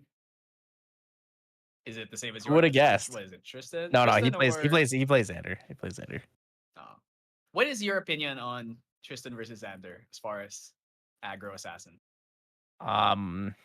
Okay, so a lot of people always message me and they're like, Tristan useless, all you do is overkill. And my opinion is that Tristan gives you more options into decks that have more interaction with you. So if you're playing Yeah. against like Veiling Breezes, if you're playing against people who rush Resolute, if you're playing against water, I think Tristan's a lot better. Yeah, definitely. It's But you're basically choosing between Glimpse 2 or the Agility. downside to it though is that if you need health, Xander 2 is better in my opinion than Tristan 2. But I also just don't run Tristan 2 at all. No, yeah, that makes perfect sense. Because Zander 2 is in an aggro deck. Zander 2 is much better, but you're an aggro deck. You usually don't level up to 2 unless usually you level up to Zander 2 to get like a thieving cut or a planet explosives to go for game. But you're not usually leveling up anyway. So I think it makes sense. I really like the agility. Personally. It just gives you more I like the flexibility of either being able to choose to get the prep or to go for agility. So, sometimes you might just be inferior Xander because you're just gonna get prep. Let's say you want to go for like you have a bunch of blazing throws in hand. You'd rather just go for the mercenary blade. But yeah, aggro's been doing really well lately. I killed somebody on turn 2 the other day because I had 2 blazing throws in hand and I went mercenary blade, Vruk and soul knife, and mark the target, prepared planet explosives. I was like, oh, this is really gross. Oh man, that's what are you supposed to do? Or no, it was a vicious slice. It was vicious slice. I was like, oh, okay, well, I just have all the damage on the board. I mean, I look at vicious slice and I just think to myself, isn't this just It's 1 less damage, no prepare ignited. I mean, it's basically seeking shot for humans, yeah. But like a bit more. Yep. A Seeking bit shot like to the high end is lower, but the low end is better, right? So it's like I like seeking shot, which is so useless against anything that's not a human. Vicious slice is still 2 damage no matter what, and they both cost 1, so it doesn't really make much of a difference. Especially because the decks that play seeking shot usually we're don't gonna head have. into the match here. Alright. I'm actually going to be right back for one quick moment. I just need to check on something. So if you want to open up and talk about the deck list, I'll be right back. Yeah, sure. Okay, so we've got Crown here on Fire Aggro Zander. This deck, it's a deck that everyone fears because it just does so much damage. But by the end of ALC, people kind of stop playing it. I think it's because the deck, despite how much damage it does, is also really fragile. If you get resoluted or safeguarded on your dagger turn, it becomes pretty hard to win the game. If your opponent's able to just control your board, deny your Arthurs and stuff, in the end, it just ends up running out of steam so quickly. But with all the awesome new aggro assassin cards you got, deck's been revitalized a bit. I do think that it is still early format stuff where people just kind of default to playing like really simple aggro because it works, especially if everyone's experimenting, trying to play these like weird level 3 decks, and it's like, why not bust out the aggro and punish them because they haven't figured out the way to beat aggro yet. So Crown, I mean, he's playing very, very standard stuff. It's just Zander, Zander 1, Zander 2, playing the Mercenary Blade and the Soul Knife for the double Blazing Throw Dream. He's playing Captivating Cutthroat, the new premier 2-cost beater. Sable Remnant, another fantastic, just replaces veteran. Wait, what's her name? The 2-cost one, the 1/2 float that everyone cremates. Her name is escaping me right now, but he basically just replaced her because he's a 2/1 float instead, which is just better for an aggro deck at least. And then we have what you min. She is on Slime. Ooh, fire. So I was saying earlier that I've noticed most of the Sylvies are playing Slime. Slime Spirit, but this one's playing straight up Fire Slime. It seems like a bit similar to maybe the arcane focus, just banish a bunch of slimes and go for big OTK. Similar to what main deck Dan has made. She is playing Academy Guide. Interesting. Academy Guide in Fire. Not usually a combo you see. Very hard to protect it. Because you don't have things like Zephyr. You don't have things like... Ooh, that's got Captivating Cutthroat. Not Assassin, so it's only a 2/1 right now. Not the best thing you want to play at turn 1. Because it's really easy to kill. Any slime, a Baby Gray will kill this. So... Let's see. Looking at the Sylvie, it's pretty standard Sylvie, except you just replaced all the other element cards with fire cards. You put in Cremation, you put Creative Shock, you put in Flame Break Chorus. Okay, now that is a weird one. Flame Break Chorus is a card I don't think I've ever seen anyone play. I remember what it does. It's good right now. But yeah, it's definitely... The problem was really just the Tamer was, ooh, Academy Guide turn. Okay, I mean, it's an aggro deck, so they should be able to kill this pretty easily. But if you're wasting your attacks hitting an Academy Guide instead of smacking face, it kind of defeats the purpose. But let's see No if he has Academy any Guide needed. We just hit face. I mean, if you have it, and Captivating Cutthroat turn 1 is Wait, definitely what an the? awkward start. Captivating Cutthroat turn 1. What the? Yeah, no, his hand must have been really bad if that Oh, was imbue. that had to be the start. Okay, we're going for the... Well, he's playing Ignited Stab still. Yeah, I don't know. Like Vicious Slice definitely just seems better to me in most cases because your prep. He's probably trying to minimize number of non-fire cards. Your prep is so wait. Oh, okay. So retaliated with Captivating, and then Vermilion hit the Academy Guide. Okay, that's pretty heads up. It's not bad, not bad. So you've gotten rid of the Academy Guide. That's good. Took 3 damage to face. So there's essentially 2 different approaches to playing the aggro Fire Zander or Fire Tristan. Is you go all fire, or heavy fire focus, or you decide to go a split where you focus a little bit on having a better turn 1 opening. So the big difference is Captivate, or what is it? It's Fanatical Devotee and Ignited Stab for Lurking Assailant and Vicious Slice. Vicious Slice and Lurking Assailant give you better like turn 1 openers and dagger turn kills. But Ignited Stab plus Captivate or plus Fanatical Devotee give you better turn 2 or like going second turns, and that they are more fire overall. Makes sense. Right, hasty. Oh, dumping. discards the 1 of Ruck.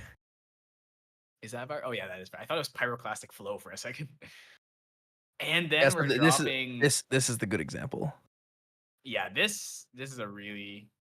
Like the turn 1 seemed pretty bad, but then suddenly you just drop hasty into Fanatical Devotee. So yeah, if you go second, hasty Fanatical Devotee is really good because you get the 4+ memory, so you get the +1 extra damage. You basically have to level up here because you will just die next turn if you don't do anything.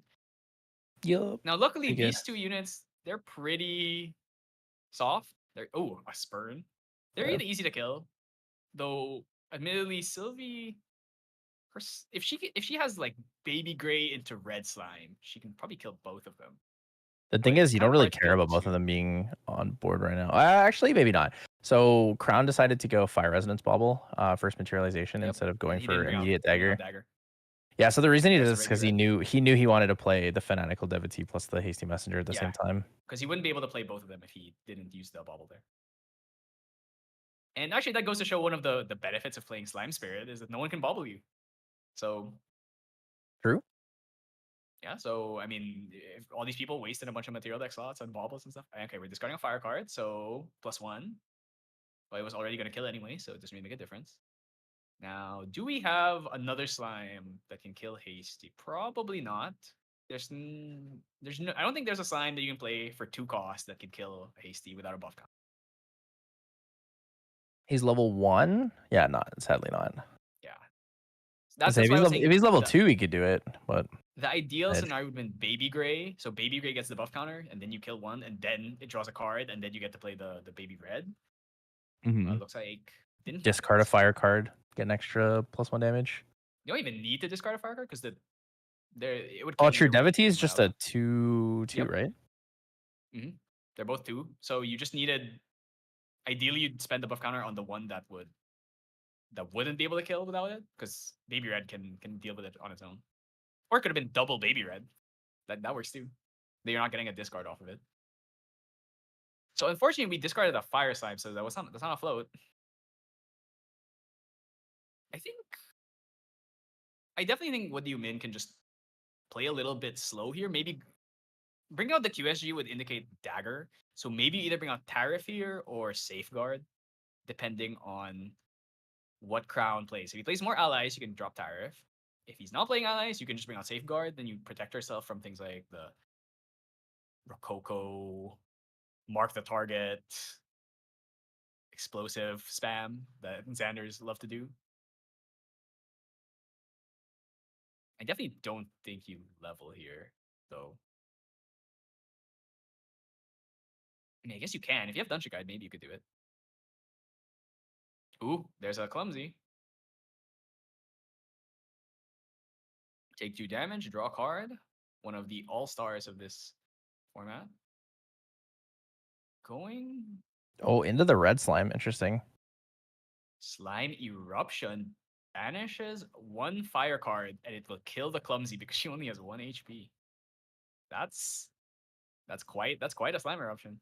So actually, I wonder. Yeah, that Slime Eruption was in their hand, so that means that chose to discard the red slime to hold the Slime Eruption, which is very heads up. Oh my god, another Clumsy Apprentice. Well, But that's very heads up, knowing that this deck, most of their allies are really low HP. It makes sense to hold the flow, just because in the end you'd rather kill their captivating cutthroat with 1 HP or their clumsy or their hasty instead of yeah. I think Crown spamming it really as didn't you want discard. to. He didn't want to put any more cards down. He wanted to be able to play more things pre-recollection, but had to kill the Yeah, slime you so have to that kill this there's red less slime. Sylvie level 2 value. Okay. Going for ring here. This is dangerous. If we can't get rid of these two, Yeah, we're gonna be in a ring bind. here is crazy unless you have like double TG or something. Because ideally it's Safeguard Amulet if you're not going to level up. Yeah. The one thing I'll say is that because he only has 2 cards in hand, he can't do that much pre-rec. It's at most what Mark the Target, probably. I mean, Mark the Target is all you need to kill.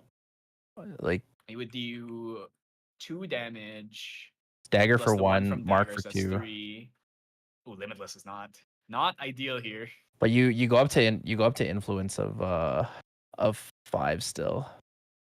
And then you swing with these 2 for 4, so that would have been. And then you just need 1 planted or like a Rococo, and you probably just end the game right there. Rococo for 5, ignited stab for 6 with weapon.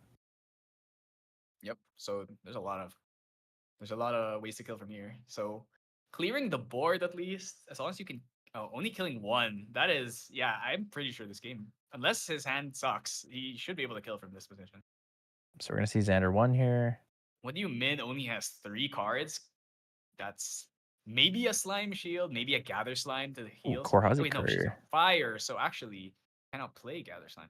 So it can't play slime shield or gather slime. So actually, yeah, I don't Yep. think there's really anything Just here dead. that I'm pretty sure that should be the easiest kill unless the hand really sucks.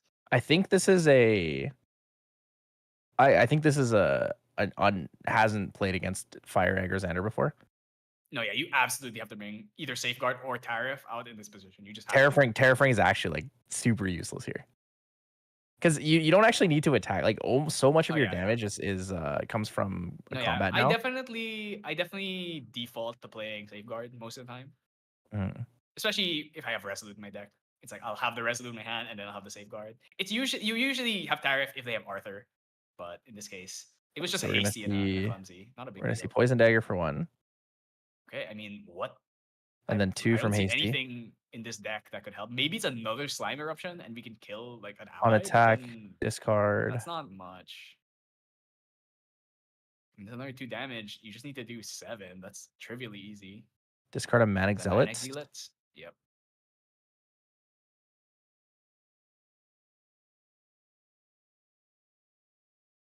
All we need is 9 damage 7? here. 9 damage is like super realistic. 1 down, Rococo. Or his 2. Ooh, 1 down, Ignite Ignited Stab, no So weapon. that's 5. 5 damage. So Ignited Stab for 5, most likely bringing up the Ruck with does he Blazing Throw. does he have 3 fire cards? I'm sure he's got 3 fire Yep. cards. Yep. 2, Yep. 3. So, He has like 6 or 7. and then yeah, Blazing Throw for 5, and that's game. Yep, Blazing Throw for lethal. And this deck is so fast. Oh, okay. We got That's anything? that. Blazing Throw ends the game. Yeah, it's I mean, what definitely could it possibly? I mean, I don't think you could reduce to Ash in response you cannot because it's an additional cost to sacrifice the because weapon. priority would go back to you as third player when the Soul Knife lands on field. So yeah, I mean that was rough. Definitely should have brought out the safeguard because that safeguard was gonna stop.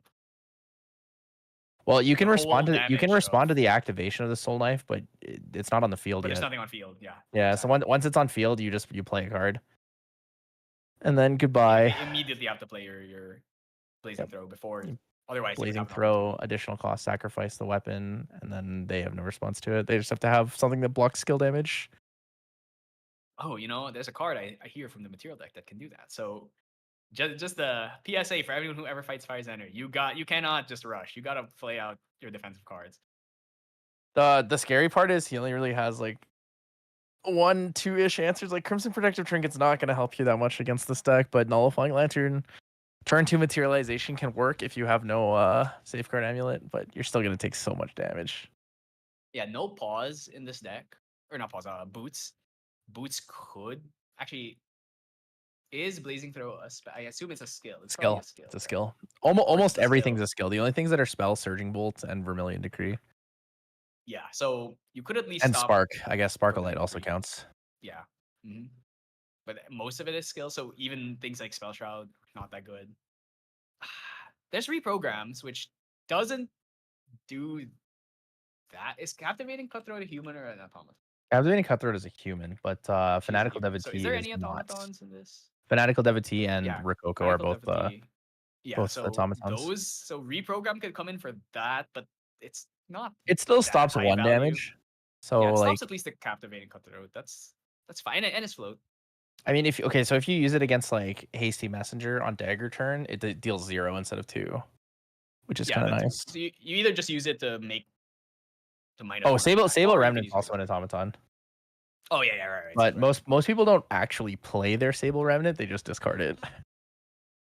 You just play it if you have no other choice. Yeah, I mean, in the end, if they kind of want to kill it, because if they don't, then he's gonna swing for 2. But he's float, so do you really? Oh, okay, Force Cake start. That's pretty good. Anything interesting in this? I mean, it looks like a pretty standard list. Arsonists, Clumsies, Cutthroats, Blazing Throws, Arthurs. Yeah, I feel like no Arthur so far. Wonderful C1 come. Oh, okay, Force Cake into Vampiric plus Storm. That's definitely something. If you can establish a Vampiric slime and keep healing, and eventually the Zander's probably just gonna run out of steam. Oh, I don't know about that. Level 3. That's the hard part. If you have no Safeguard Amulet, the Dagger turn is like it's pretty easy to get 20. If you can survive through the Dagger turn and then hit level 3 and then drop the Vampiric slime, then you're probably you basically you want an intercept on the field, and then hopefully he doesn't have 2 Rococos. Or like, I don't know, Rending plus Assassin's Ripper if you have no intercept on field. Then So Rending Assassin's Ripper is the way you usually play after the Dagger turn. yeah, It's that's your your cleanup. finisher after the Dagger. But surely by Somehow they that, survive. like by that point, if you've survived the dagger turn, you on this deck you probably win because you have enough intercept. You have enough taunt. Yeah, that's been my experience. If Actually, you maybe survive the not. dagger turn, Maybe not because like a lot of things get past taunt intercept, right? well, there's nothing unblockable, but it's mostly the effect damage. Yeah. Well, I mean, you have a lot of skill damage in this deck. Oh yeah, for sure. Is That's that why I'm thinking that's the an web arsonist? banishing the slime. Are you sure you want to banish the slime? You're giving them fodder for their I arcane think slime banishment that is they showed you. fine. Is I. I mean, you have to hit it because it has intercept. So Well, you also have a 2/2, so like it survives the retaliation, which is really important here. yeah, that's right. Forcing people to kill your allies on their turn is a lot better. Probably didn't want to spend the forest cake because oh no, vampiric slime. That's the way we heal. Okay, so going up to level 1, 7 cards in hand with a cake on field. I wonder if man, holding up 4 cards means you really have to worry about a Vermilion Decree. Mhm. If you play like a baby red here and it just gets Vermilion Decree, it's like that's Academy guy. Are we gonna pop the cake? So that's gonna be +2, so it's a 3/5, which means it Nah, plus shouldn't the die to academy guide's any. fine. No That's taunt, no intercept, it's fine. that's pretty good. I mean, this deck does a lot of damage, but like I said, do you really want to spend your attacks hitting one of the allies instead of actually going to face? Let's And see step here. Vermilion, 3 damage to face. Both players draw a card. Or perhaps maybe a prereq Vermilion, 3 damage on Academy Guide, then plays a 2 power ally. I If you maybe really I don't want know some if you I don't durability. know if you really care about killing this academy guide. I guess it depends on what allies Yeah. he has in his hand. If he has any 2 damage allies, it could be worth that. You're denying the draw off the level, and you're denying the discounted cost. Because if you just leave the Academy Guide, that actually makes it pretty possible to just level it 2, and then if there's a DG, It really just 25 depends on what he HP puts you out materializes of that here. If range. he materializes a Yeah, bauble, he's going to kill the academy guide. If he materializes dagger, yeah, he's playing like standard rush and just killing you. yeah. At that point, you probably like you could think about leveling and then DG, and then maybe the extra 6 HP puts you out of range, especially if you're able to Also, low establish key, one you of don't the. even need Grail. Just put dagger on the field. This deck is playing the Sylvie is playing Spurns, I think. So yeah, there Oh, are there it Spurns in this is. deck. All right, there's the Vermilion. Okay, so I wonder what What we're does he have to doing. kill with it though? Courier doesn't do 2 damage. Might be one of those in his hand or in the memory. What was it? Oh, so Maybe he's doing no draw. It was no draw. It was 3 it's damage 3 plus 3 damage damage to and Academy. the Yeah. 2. So maybe he's So doing no draw here. courier and I don't know. You need a lot of damage. You need 3 damage to kill that academy guide. It might be captivating cutthroat. It just feels like such a waste to kill the academy guide. Just hit face. It definitely doesn't feel great. Also, there's a chance that Min has something in their hand. Like it could be Slime Eruption just for 1 damage. Like, okay, 2 captivating cutthroat. Oh, And Sealant. excel Okay, it. that's something. I mean, you're still a little bit off. Do we have the captivating cutthroat? Because Sable Remnant would only be 1 power. Because it's not assassin yet, right? That's correct. It's courier. Courier is also for 1. Yeah, I mean, like it looks like the Academy Guide's sticking on field. I guess just I don't know. If you were gonna not kill the academy guide, you might as well just not have imbued. Because if you imbue, you show 3 cards from your hand. That just seems so like Or you should have pointless. drawn.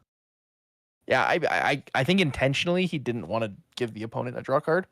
That's fair. Oh, it was a second Academy Guide, of course. But like I don't know, it's such a waste. Like at that point, just don't imbue. There's no point. Yeah, at that point, you might as well just not imbue. Maybe he was trying to do it on the merit of if I hit Well, something it was sick on my prereq, yeah. draw, So it was worth it. maybe if you draw into something that can kill the Academy Guide, it's worth it. I don't know. It still feels like a waste. That 1 damage could be the difference between killing your opponent and not killing your opponent. Okay, hasty. So it's not a DG, but kill the Zealot now before the dagger turns, so you don't have to take the extra damage there. And into okay, discarding red slime, so not a float. Discarding red slime means you have one for slime eruption. I mean, 5 cards in hand, draw for turn. Has to level into assassin, so he'll have 2 down for baby 5 red. cards.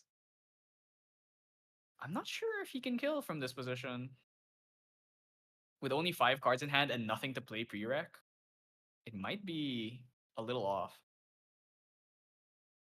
Okay, baby Yeah, red. it's baby red slime. So cannot if baby red this. discards a slime,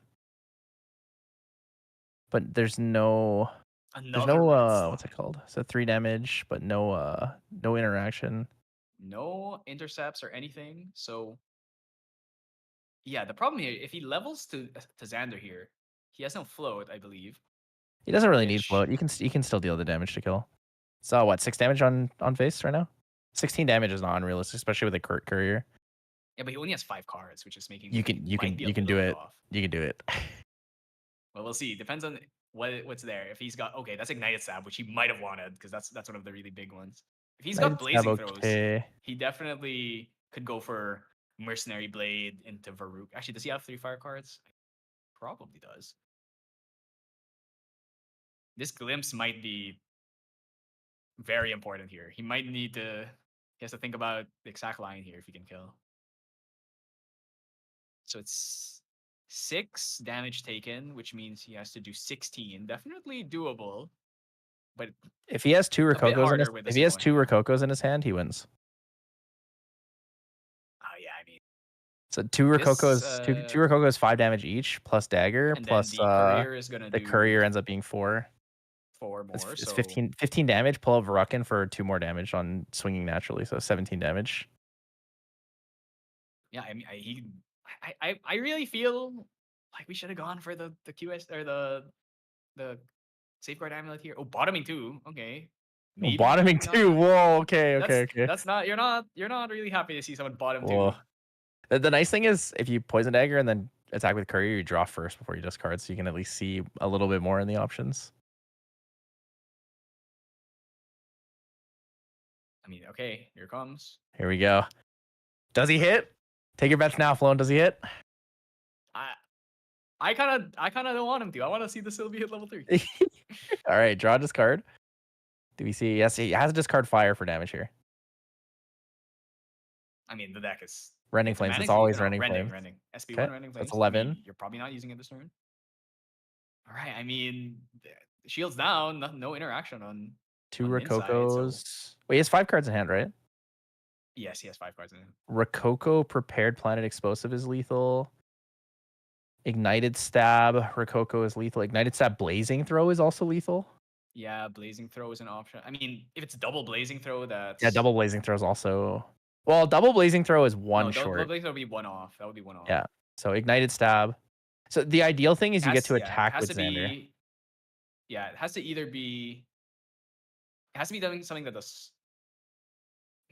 yeah. So Prepared Planet Explosive is 5, and then you Rokoko for 5, and then you pull out the Varukin Soul Knife and attack for 2. Or one of them, yeah. Any of them. So it really I think it's he basically has to have Rokoko. He doesn't have it. If he had it, he would have played it already. He wouldn't be thinking that much. And your opponent has no cards in hand. Like, this is the freest win if you have it. It's just if play your damage card, then Rokoko. If you don't have it, but you have a kill next turn, I think you hold on to probably a Blazing Throw. Makes me think if maybe it was the right decision to pop the dagger there. If you didn't have, I guess you really just believe that. You pop the dagger and you force the damage because like you're still pretty far off being killed. Hasty for 1, baby red slimes for up to 3, and then Academy Guide for 3 puts you at 13. Still 7 health. Oh my god, clumsy. Maybe we draw into something. Did we draw into something? That was not what I was expecting. That is like the most painful thing you could play here. Is he gonna hit the baby red? Okay. No, he's gonna go for damage. You gotta. Does he have it? That's 3 cards in hand. If it's 9 damage. Rokoko 5 into swing with Mercenary Blade or Varukin. Oh, passing? Oh, passing. What the? Yeah, if it's like planted explosive for 5, 18, then bring out mercenary blade, or no, bring out Verucan and then swing. That would have been. Oh wait, no, she's 22, right? So yeah, 22, and then yeah. he was pretty off. What the? I'm so confused. Why not? All Why right, so not he's take gonna. out the Verucan swing for 2 at least here? All right, so losing 1, only gonna need to banish. Didn't discard a float. Oh, Storm Slime would have just ended this game. That's pretty sad. Hasty and a Storm Slime. Hopefully, there's another. Actually, I mean, this is what 3, 4, 5, 6 damage on board. Just needs to This could be do 2 level 3 3 more. slimes. That's any slime at this point that Yeah. doesn't have pride is just game here. Hasty attacks Unless first. you're worried about. Is he playing Sparklight? I mean, that could kill the red slime. 13. Okay. I mean, even just discard a fire card here is already good. Oh, he's actually got more damage than I thought. Oh, because he took the damage from the clumsy. That's yeah, what it was. from the clumsy. I'm curious what was in his Discard a hand fire. now. Wow, the red slime has discarded 3 red slimes. That's sometimes you just don't draw the float. So that's gonna be a 4 damage. He's gotta kill it. Sparklight. Oh my god, he's planted explosive in a red slime. That's I guess he was afraid of rough. dying. No, that's Since he played the clumsy, he was forced to hold interaction so he didn't die. Wait, why was damage taken? Damage was not taken. They subtracted it and then they re-added it because they realized it was from the Academy guide. They hadn't added the baby red slime yet. Oh, okay. So now, I mean, 6 damage. Okay, well, I mean, it's just that easy. Oh, he's dead. Yep, that's 4 damage plus 3 from the slime plus 1 from hasty. That's more than enough. Yep, 7 on field. All right, so I guess I jinxed it. I got the Sylvie to survive for another. I mean, definitely both of these decks do. That's just like I said. If you can just weather the storm of the dagger turn, then you usually win the game. As long as your deck does a decent amount of damage. If you're one of those decks that just spins their wheels for a bit, maybe you can give the Zander enough time to pull off like a second combo. But yeah, definitely that was an unlucky game. There were so many ways to win it, but he just didn't have them. I think it was just too much influence loss. I think he should have drawn off that. There were too many extra cards played. I definitely think. Yeah, I totally agree with that. The Vermilion Decree draw was definitely the play there.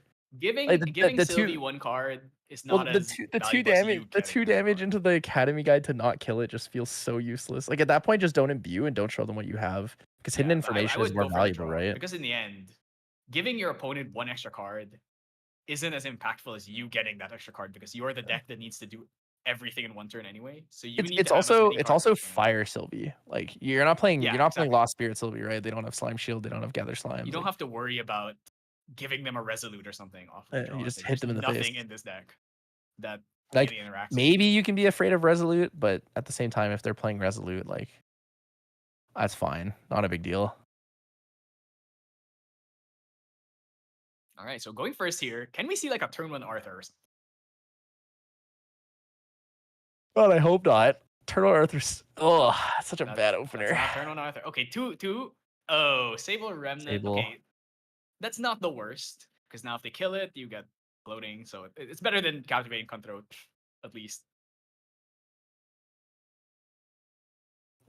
I want the turn 1 Lurking opener. Sylvie doesn't do that much. Turn 1, maybe a Baby Gray kills this Sable.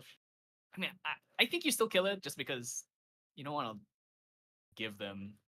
Also, going into MRC season, I think Manic Zealot's like kind of a bad card in this deck. You think? It's just an inefficient 2-cost use card.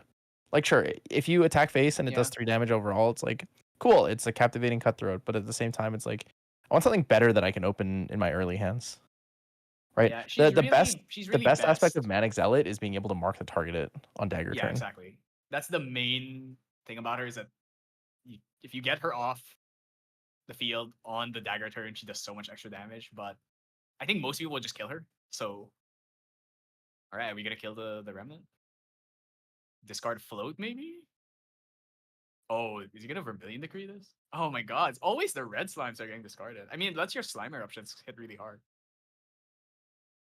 Okay, so we've got a float now. So at least when we level up, we we're secure in that fact.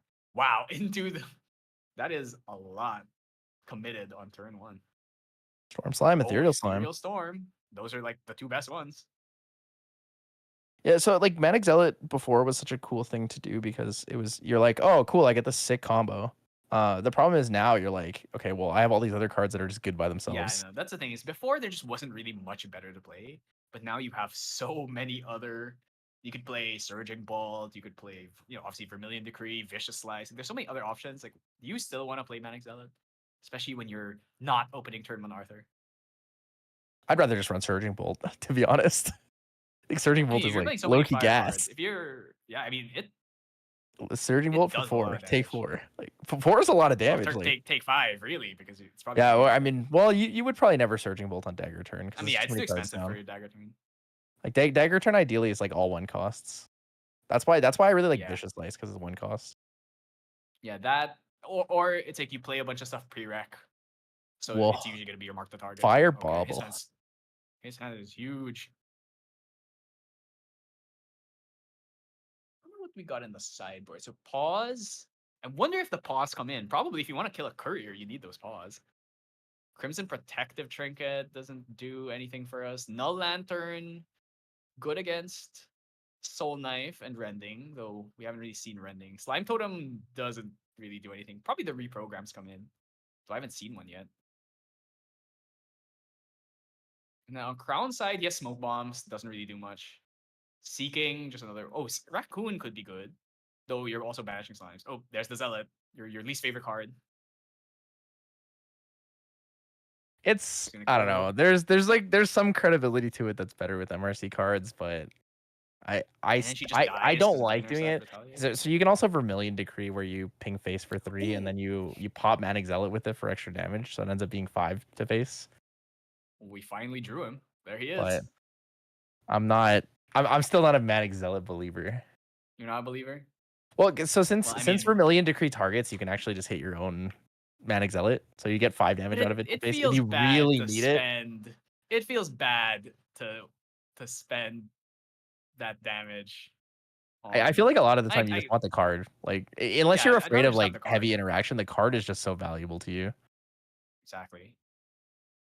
All right, so Immortal Arthur. Do we have anything? I don't know. Probably not. I mean, it's not like we can play Dream Fairy or anything, so this guy's probably sticking around. Maybe Slime Eruption on their turn, but I think there's only 1 fire card in grave. But we can banish the Baby Gray. Okay, that's Spurn. Can banish the Baby Gray and the Red Slime. He just needs to throw in another slime card, then we can at least kill this Arthur. Baby Gray again. The classic. I mean, it's showing the same stuff. Are we? I'm actually surprised. I'm actually surprised that they keep putting their both their advanced slimes in memory. I would expect. I would hold on to one of them. Yeah, I agree with that. I'm surprised as well. Unless there's a bunch of advanced element slimes in their hand. It's also possible, yeah. Which could be the case. Something that interests me though is like this Fire Resonance bubble first materialization is interesting to me. Yeah, maybe their hand's not super great. They just need to dig for better cards. Mm-hmm. Or they feel like the game might last like 1 turn longer, so instead of bringing out Dagger early, we just go get some cards first. I mean, yeah, if the game's slow enough, it's definitely worthwhile. All right, so unfortunately, not enough cards or not enough slimes in grave to erupt this Arthur. But if they kill the Baby Gray, no, we can't use Slime Eruption on that because no, it'll be 1 fire card and then 2 non-fire cards. So it is possible to kill this Arthur with a Slime Eruption here. Once Baby Gray's dead. So that could be something. If this Hasty stays alive for another turn, still. Wait a minute. Wait, what's that? Zander 1, no dagger on field. Zander 1 before dagger. Might be seeing a courier here. It's very doable to get this kill on Spirit. It's really hard to get this kill on level 1 though. Yeah, yeah. What does he have? Without 7 cards in hand? dagger, Does he have 7 cards in hand or 8? I think he has 7, right? the Sable Remnant, because he went first, so 7, and then Sable Remnant was the level up, so he didn't lose anything. But then he firebobbled, so yeah, he should have 8. But he's down a card from the Man Zealot And Arthur, so yeah, and he the needs 7. Arthur. Yeah, so 7. Yeah. There's no way he has kill turn here then if he's on 7. No, there's absolutely no way. If this Arthur gets erupted, I'm pretty sure you can't even. You might not even be able to kill the whole board. Because this baby gray slime's a 3/3, right? Yep. Yep, 3/3 slime is good. I mean, this Deals with Arthur, Arthur. if he swings in the baby gray, he's dead. I mean, that's the biggest fear with Arthur is like when you attack, they're like You they could just hit have the hasty. a 3. Oh, You okay. probably hit the hasty here. You probably hit the hasty with Arthur, and then you come into the gray slime with the remnant. Yep. Yeah, probably. This is looking like a non-dagger kill setup. He's actually hoping to sacrifice the Sable to get Assassin's Rippers and then rending for 12. We see a slime eruption here to save this baby gray. I'd probably do it.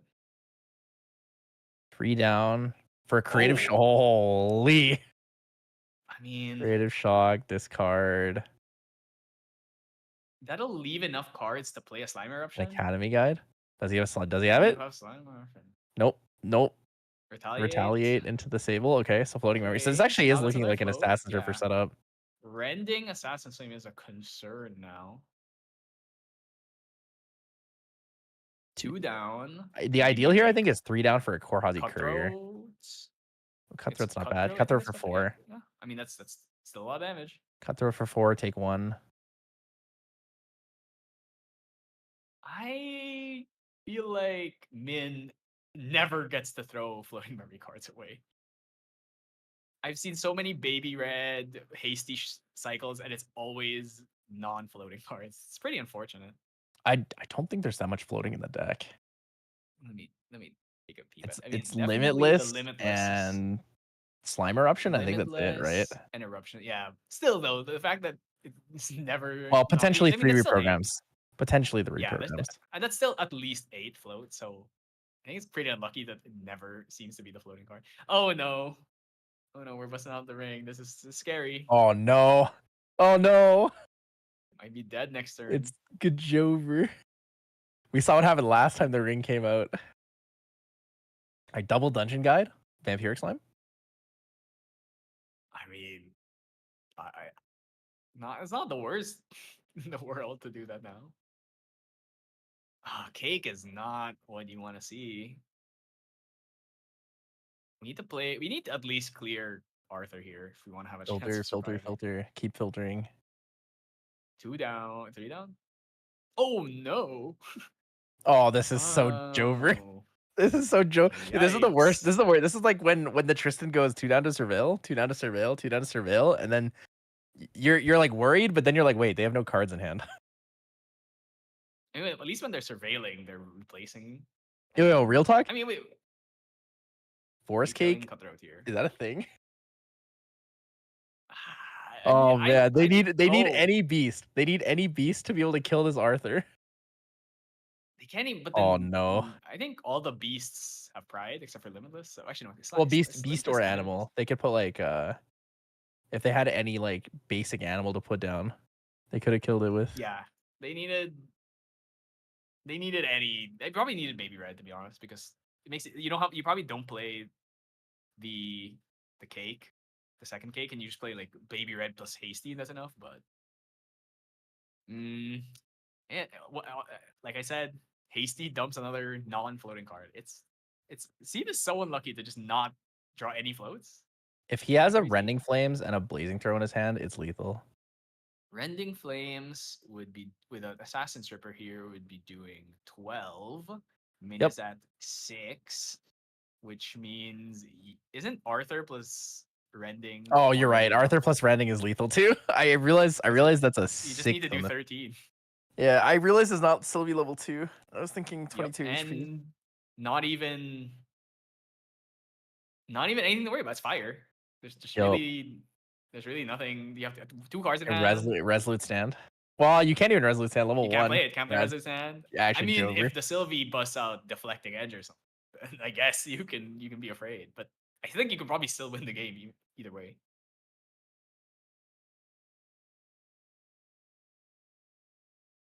I mean, he's thinking about it. I mean, don't you just go for the? Isn't Assassin Trooper just free? Don't you just take out the Assassin Troopers anyways because it's free and you might as well. I mean, Like you can just attack with actually, you know Assassin what? Troopers He without might preparing them not. too. He might not have rending. Might not have rending. Yeah. Well, I mean, even without renting, Assassin Trooper's fine. It's still 3. Arthur sings for 2, 5. I mean, it's just a better sort of seeking right now because you have floating memory, and your floating memory's not fire either, so it doesn't actually like take away from any of your setups. Yeah, I think you could get your opponents so low this turn that you really don't need the dagger. You could just swing with everything, and then you probably knock them down to 17, even if you don't have like rending. If you really can't kill it, you're at least gonna knock them down to like 17, 18. At that point, They get so close to lethal that you just like skill damage them the next turn. Exactly. Oh, smoke bombs! What the? But are we He going wants to the protect card. He wants Arthur? the card draw. That's why. Yeah, it's either that or just wants to hold this. And Let's then see. now your If Arthur he's is like going card killable, draw, so- it's ignited stab or a Coco +1. Alright, I mean, What? Two down. Oh, 2. Could be like another cutthroat, maybe a courier. There's so many lines. There's so many lines I want it to be that it's not. Okay, just gonna face. Yup. Okay. All right. Now at 8. We're at 8s. Have to do another 11. So surely he has lethal here. Otherwise, he would have put 2 into the hasty, right? Unless he wants to. Maybe he's gonna play clumsy and then kill it with. That seems like a Sable Remnant. Oh, well, there's another 4 Prepared damage. planet explosive. 12. 7 more.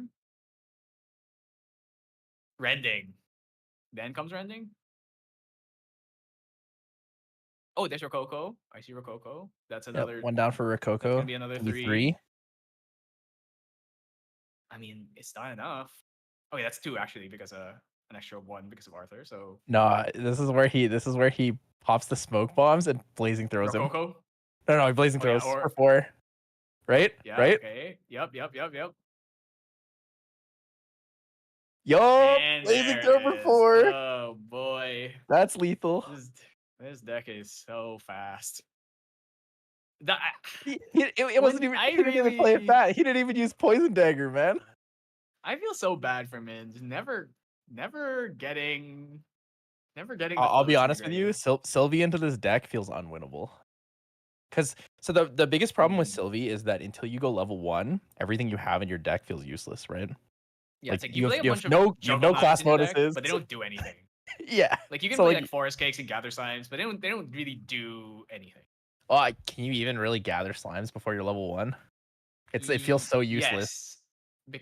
I mean, you don't really want to because. Well, yeah, you have to play it on your turn is the problem. It's not a fast activation until you class exactly. bonus. Which- Like half your cards just don't work until you're level 1, which is like really, it's inherently the mainly problem with just- playing against aggro. Baby Gray and Cake. Those are like the main things you can play at level 0. But Yeah. after that, like you can fight for board at least. So if you play a bit conservatively, bring out Safeguard Amulet, maybe you can weather some turns.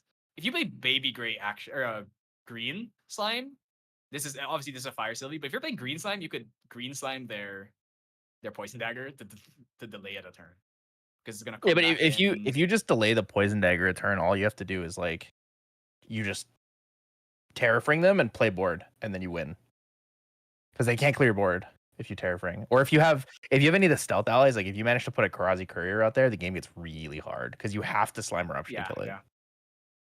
But I mean, that's it's one of not the that one of hard the to big kill things with with Summer. Sylvie is like you have to go level 1. You have such tight material deck space, Yep. and like against aggro, you like have to have a terrafring or you die. And then if you don't have a terrafring against Fire Zander aggro or Fire Tristan aggro, like you need to have a safeguard amulet. Yeah, exactly. It's definitely tough. I definitely feel like a lot of the new decks people have been playing are a bit fragile to aggro. I think we haven't exactly figured out yet how we're supposed to fight against aggro. Like definitely the Tristan deck I've been playing, I have a lot of success in level 3 decks, but as soon as I fight anything ally based or aggro, it suddenly becomes so hard.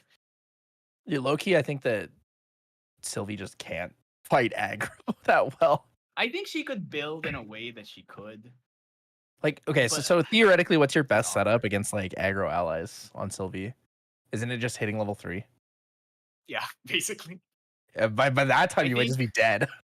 you go first, cake. Play level up to 1, play red So you slime, cake dump a you float. cake baby gray so that you can draw 2 cards, right? Yeah, Theoretically. and then Then you have the intercept and to then you protect level yourself. up, and then you level up, play like a red, and then dump a float, level up to 2, dungeon guide, play ethereal slime But like ethereal or slime doesn't vampiric. necessarily kill the board either. Like you have to it kills one ally on the board. By luster slime. It's like it's just hard because like if you go taunt slimes, you can't Then you pressure don't kill kill. anything And because if you go taunt they have slimes, they taunt just or they smoke have bomb you. pride. Yeah, You you just get smoke bombs and you cry.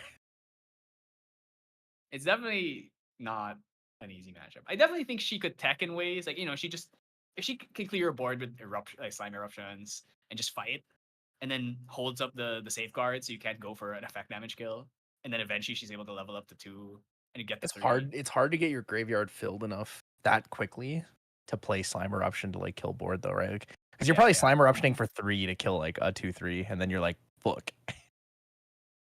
You really just need 2 or even 1. You can kill Cutthroat, you can kill Clumsy, Oh, you have 2, sorry. you can kill Against like against most of them. against like aggro Zander, yeah, for sure. I was thinking more like if Yeah, you're yeah. playing against like Lorraine Wind allies or like Lorraine No, no, Water no. allies, Yeah, for against then the it's just decks with bricked. 3 HP. No, yeah, that's not gonna work. But Vampire against fire, Bestial, since dude, you have to survive long enough to get Vampiric with Bestial, and that's not yeah, easy. no. I'll be honest with you guys, it's not easy. And you can't. I guess you could go level 2 red slime, or I guess any of them, and Ember then Song, your bestial. red But slime. I mean, that doesn't seem very Capricious Link realistic. Special Frenzy, the classic. But then you have to put Capricious Link in your deck. True, but the new Capricious Links promos coming out soon. Those are kind of cool. Wait, there's a Capricious Links promo? I haven't even Yeah, it's heard gonna of be that. the online league promo. Oh, so it was bear last time, and now it's Yeah, Capricious it's the Links. ordinary bear now. It's Capricious So it's Links. always gonna be an animal. I got it. No idea, but I mean, the eventually. trend is saying that it's always gonna be an animal. So next one is gonna be Trained Hawk. I'm calling. Whoa, I'm down. I like Trained Hawk. I mean that is Well, we an we already have animal a that Trained gets Hawk played in a lot of promo decks. though. Yeah, that's fair. What about the new ones from MRC? I mean, the animals are automatons, so I Mhm. guess it doesn't really Geldis, work. Geldis promo, Pog. Geldis would be kind of cool. Okay, I wonder if Andy said I'm he's definitely got looking some for it. stats for us, so we can actually put All up right, the so the breakdown of stats. We're going to talk about champions, and then we'll go into elemental spirits. yeah, so looking at it, I mean, fire is still fire's fire. What can I say? It's creative shock. Creative shock in your deck. It has all the best cycling cards. It's fire. True, true. Wind, I think it's kind of crazy how much good stuff they gave Wind in this set. So much versatility. Dude, I really like I'm a huge fan. Tempest Downfall is probably my favorite wind card right Tempest now. Downfall is a really great card. Cleansing Immune is a really great card. What else did we get? We got There's some like super gas cards in the set. yeah. No, this set is got a ton of really strong stuff in it. The Sylvie representation today is kind of sick. It definitely makes me think: is Sylvie that good, or do people just really want to play Sylvie? Oh, people just really want to play. Dude, there are probably more I'm, people who like Sylvie than any other champion in the game. oh no, for sure, she's the most beloved champion in the game. I'm not even questioning that. Like as a diehard Lorraine simp, I would still say I think Sylvie's the most popular. I totally She's agree. cute. People just like things that are cute. And there's like animals. Who is the least popular, and why is it right? Polcock. Actually, it's probably no. Honestly, it's probably. Yeah, it's either Polcock or Rye or maybe Mordred or something. Oh, it's Mordred and Polcock. You're right. Everyone hates Mordred. Sage. Because nobody likes Mordred, but people like Gildas, and Mordred and Gildas are they're a package deal. So True. Well, 2.5 Nikos is basically 5 Nikos because Nico will always be a half or less due to the fact that it needs Tenoris in its material deck. that's right. So definitely some of these stats, it's a bit hard to tell because if you look at it's just like how in stats before you'd see, oh, Arizona top, but Arizona didn't top. It was just an Arizona in someone's erupting In material someone's deck. erupting deck, yeah. Right, exactly. Or like, oh, do Astra top? It's like, no, Astra didn't top. It's just an Astrolabe in someone's Yeah, it's just an in someone's deck. astrolabe in Like, someone's deck. Yup. It's a funny so, one. or actually, that was one of the things that bugged me is that when you look at, let's say, like Nats or Ascents and stuff, you look at the element distribution. It's like, oh, there were like this many Luxem players. How many of those are just like water aggro players that are just playing level 3 Zander? Or like same thing with You know, Crocs or not with as many Umbra. So, as other example. Like Erupting's probably the most egregious example, but that one's actually oh not yeah, for as sure. common as it used to be.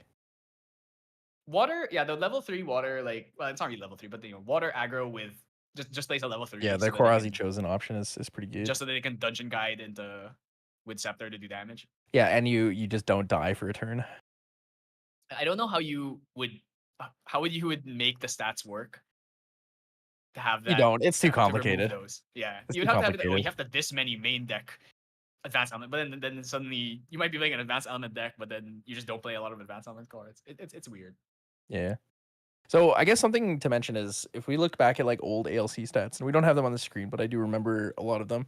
Our highest representation was it was Lorraine, Yep. Tenoris, Yep. and I think Zander. And then it was Merlin. Like those were our top 4 like most weeks. And then occasionally people would play a lot of Diana. And now Yeah. Sylvie, Tristan, top 2 by far. Recollection decks made a big difference. Definitely, when you look at the Lorraine Merlin stats, I mean, majority of Merlins play Lorraine level 1, so kind of they also come together. But yeah, I don't know if this is also just maybe, oh, these are the new decks. We want to play the new decks. So definitely when we go to Ascent in a few days, that's when we'll really see competitively like the meta, like how it's gonna shake up. But this is a really good primer for what to expect. I definitely expect in Ascent to see Sylvie and Tristan in various different versions. Like Sylvie, we might see like different elements. I expect almost all the Sylvies to be playing slime. I don't think anyone's gonna go back to Real question for you. Gaia's Tune or. Do you think Sylvie can top 8 in Ascent this year? I think she can top 8. If we're talking about winning, I'm not. You think Sylvie can top 8 in sure. Ascent this year? Whoa. I think she could. I think she could. I really want to see it, but I'm like X to doubt, you know. I think she can. Here's the thing. Sometimes you just gotta get lucky and not run into your bad matchups. I remember Limelight in CNATS. That guy in 12, 11 rounds he fought one allied deck in the entire time. That was the one game he lost. But then every other game he's playing is Luxem or Merlin or whatever. And it's like, and he was playing Diana, right? And obviously those are the matchups that you want. You want the level Gas 3 taser decks. shot them. Yeah, Obliterate exactly. them. And not to mention Limelight is chosen by God and always has double D guide. I don't know how he does. He always has it. So Actually true. He actually does always have double dungeon guide. I mean, literally the first game of Worlds was him double dungeon guiding Glenn. Double dungeon guided Glenn. I thought it was twice over in a row at that point, and then he won Worlds. So I guess he needed that. He needed to come from the bottom after getting double dungeon guide taser shotted. Started from the bottom. To come and win Now the we're whole here. thing. I don't know, because I think Merlin is still very strong, even though less people are playing her. I still think she's basically the same. Zander got Incapacitate, he got Backup Charger, which are huge upgrades in my opinion, at least. And so I think those The two Backup Charger is still fantastic strong. for Luxem No, Zander. absolutely. Especially when you play QSG, a lot of times if you have to take an off turn, you can just go QSG Backup Charger, so that when you level to 3, let's say, especially with Stifling Trap in the meta now, what's happened for me before is like I'll Dungeon Guide knowing that they have Stifling Trap, and I'm like, okay, then a hard level, and then usually what you do is you Dungeon Guide, then you bring out Insignia or Backup Charger. But now you could just put the Backup Charger under your QSG, and then if they Stifling Trap you, you just hard level, and then next turn you just play the Backup Charger. So you can still put your. God damn, QSG the Backup Charger is crazy. I mean, you have 3 options. That goes hard, man. That goes so hard. It's Insignia, Backup Charger, or it's I think I played a game yesterday. I was testing against Tristan, and I got Stifling because I knew he had it, and I went Backup Charger with 2 Gleamings, and then the Backup Charger draw for memory was Turbocharge. And I'm like, okay, I guess that's crazy. I guess I'm just the best player in the world. And then I drew into another Gleaming. So That's just raw skill. That's all that is. It's raw yeah, skill. part of being a good player is just drawing the right cards at the right time. True, right? Just draw better. That's what Yeah, just Cactus draw would better. say. Exactly. Cactus would tell me to draw better. That is something about Luxem that I've always disliked. Is like sometimes the deck just doesn't work because you just don't draw better because you're just not skilled enough to draw Luxem Sight and Gleaming Cut and Light Weavers. Oh, I'm not gonna lie, it's pretty And funny when you're like, I'm just gonna put this one Luxem Sight, one Light Weavers at the bottom on my starting glimpse, and then oh you yeah, lose yeah, the yeah, game. absolutely. You lose the game, and you look at the bottom of your deck, and there's like in the last 10 cards, you have like 6 Luxem Sight plus Light Weavers. You're like, Yeah, it was meant to be. I definitely feel that. I definitely feel that because I usually will bottom Luxem cards. I think most Luxem players you ask will bottom the Luxem cards because they really don't want to have them early. But then, if you just never see them again, it makes you think maybe I should have kept that one Luxem Sight. True. Yeah. Yeah, overall distribution's good. I feel like there's a lot of nice health in what people are playing. Like, yeah, obviously, flavor of the month being Sylvie and Tristan, we're gonna see a lot more representation it of makes it. But total sense. They're the really shiny new ones, right? Yeah. Because compare it to one thing I'll say about MRCs, I feel like the advanced element support in for the ALC champions was a bit lacking. I think Well, until okay. someone To be figures fair, something out. that's just how main sets work. Like main sets don't provide a lot of support, and then the like secondary sets, the expansion sets, are what provide a lot of the elemental support for advanced element stuff. Yeah. But that's the thing is when I look at, let's say, I'm just gonna say like Umbra, for example. I don't think Diana really plays any of the new Umbra cards. Maybe like Slip Away or like maybe some of these, but I just feel like some of them are a bit lacking, and I think that's why people aren't really being drawn to playing a lot of the ALC champions, and they want to play these ones because they got a bunch of new stuff and they've got so much new things and they got new champions and everything. I'm really curious about Arisana because so far still Arisana, Sylvie used to be the punching bag, and now she's up here. Arisana still hasn't really shown up, and I'm curious if we'll see that maybe in Ascent or maybe in the future. She's definitely the kind of deck that I feel that people have to figure out a bit more still. She got a lot of interesting cards in MRC for sure, but I'm not sure if it's enough. Yeah, people just. Stockpiling is I still mean, we like a just need little bit time. We inconsistent. need time to figure it all Yeah. out. But yeah, going back to like things being like healthy and having more options, like it's nice to see, like when we look at the bottom end of champions being played, like there are a lot of champions being played, and normally it's just like Oh yeah. normally it's like we have like under 10% of people are playing weird things or like not meta champions, and then like 90% of things are playing meta, but we have like over 20% of people playing non-meta things. Yeah, so that's great. I mean, it's also new set stuff, so just people are trying new stuff. So we'll see how things kind of settle down in the coming weeks. Definitely after Ascent, I think that's when a lot of the formats groundwork is gonna be laid. Then after that, people will probably start trying to innovate, and we'll see more. I definitely feel that there's something undiscovered yet in this set. I mean, it's super I new, mean, there's probably but tons of things that are undiscovered. yeah, like I really want to see Neos. Actually, I would love to see Neos get someone trying to bust out a crazy Neos, like something that's like not the classic domain Jimmy Lee deck. I want to see someone play like some like I mean, really Control slow Neos is getting controlly one. popular. There's a lot of people that Yeah, are I've like definitely cooking seen the water people Control promote that. Neos. I've been thinking of playing like a power cell based one because power cells are tokens. So if you go like Hurricane Farm, level up to 3, and you've got a bunch of power cells around, you can play Cordelia, and then suddenly you have like a bunch of free resources. You can bring out Alchemical Scripture and then start drawing extra cards every turn. Just a thought. I haven't actually tried it, but those are just. Of course, there's the water ones where you just play control, mill a bunch of cards, level up really smoothly. Then you just sit there and stall the game out till you can just fill your board with 50 tokens and swing once and kill them. I actually think Neos plays pretty well into Tristan because Blade of Creation plus Aura Steel lets you clear shadows. Yeah. So that's definitely And Soul, a matchup. Crux Knight Lorraine also lets you clear. Yeah. Though If you you have if you flame to sweep have for 9 Ensouled. after you Ensoul and then you flame sweep for 9, kill all the shadows. And then your Ensoul gets like incapacitated or something, and then you just cry. True. Big true. Yeah. Overall, though, great distribution. I'm really happy to see a lot Yeah, of these no. things. I'm definitely glad to see Sylvie and Tristan, who I mean, Tristan, I think most people consider to be the worst lineage break champion, and now she's really good, and she can be played in many ways. That's another thing. I'm The actually stats don't still tell you everything. using the current lineage break, Tristan. You are? So you I play am, yeah. really? You don't play the draw? Oh, wait, actually, I guess you're playing aggro, right? Or are you playing as Oh, a it's in a lucky? different deck, but Tristan 2 for prep counters is pretty good.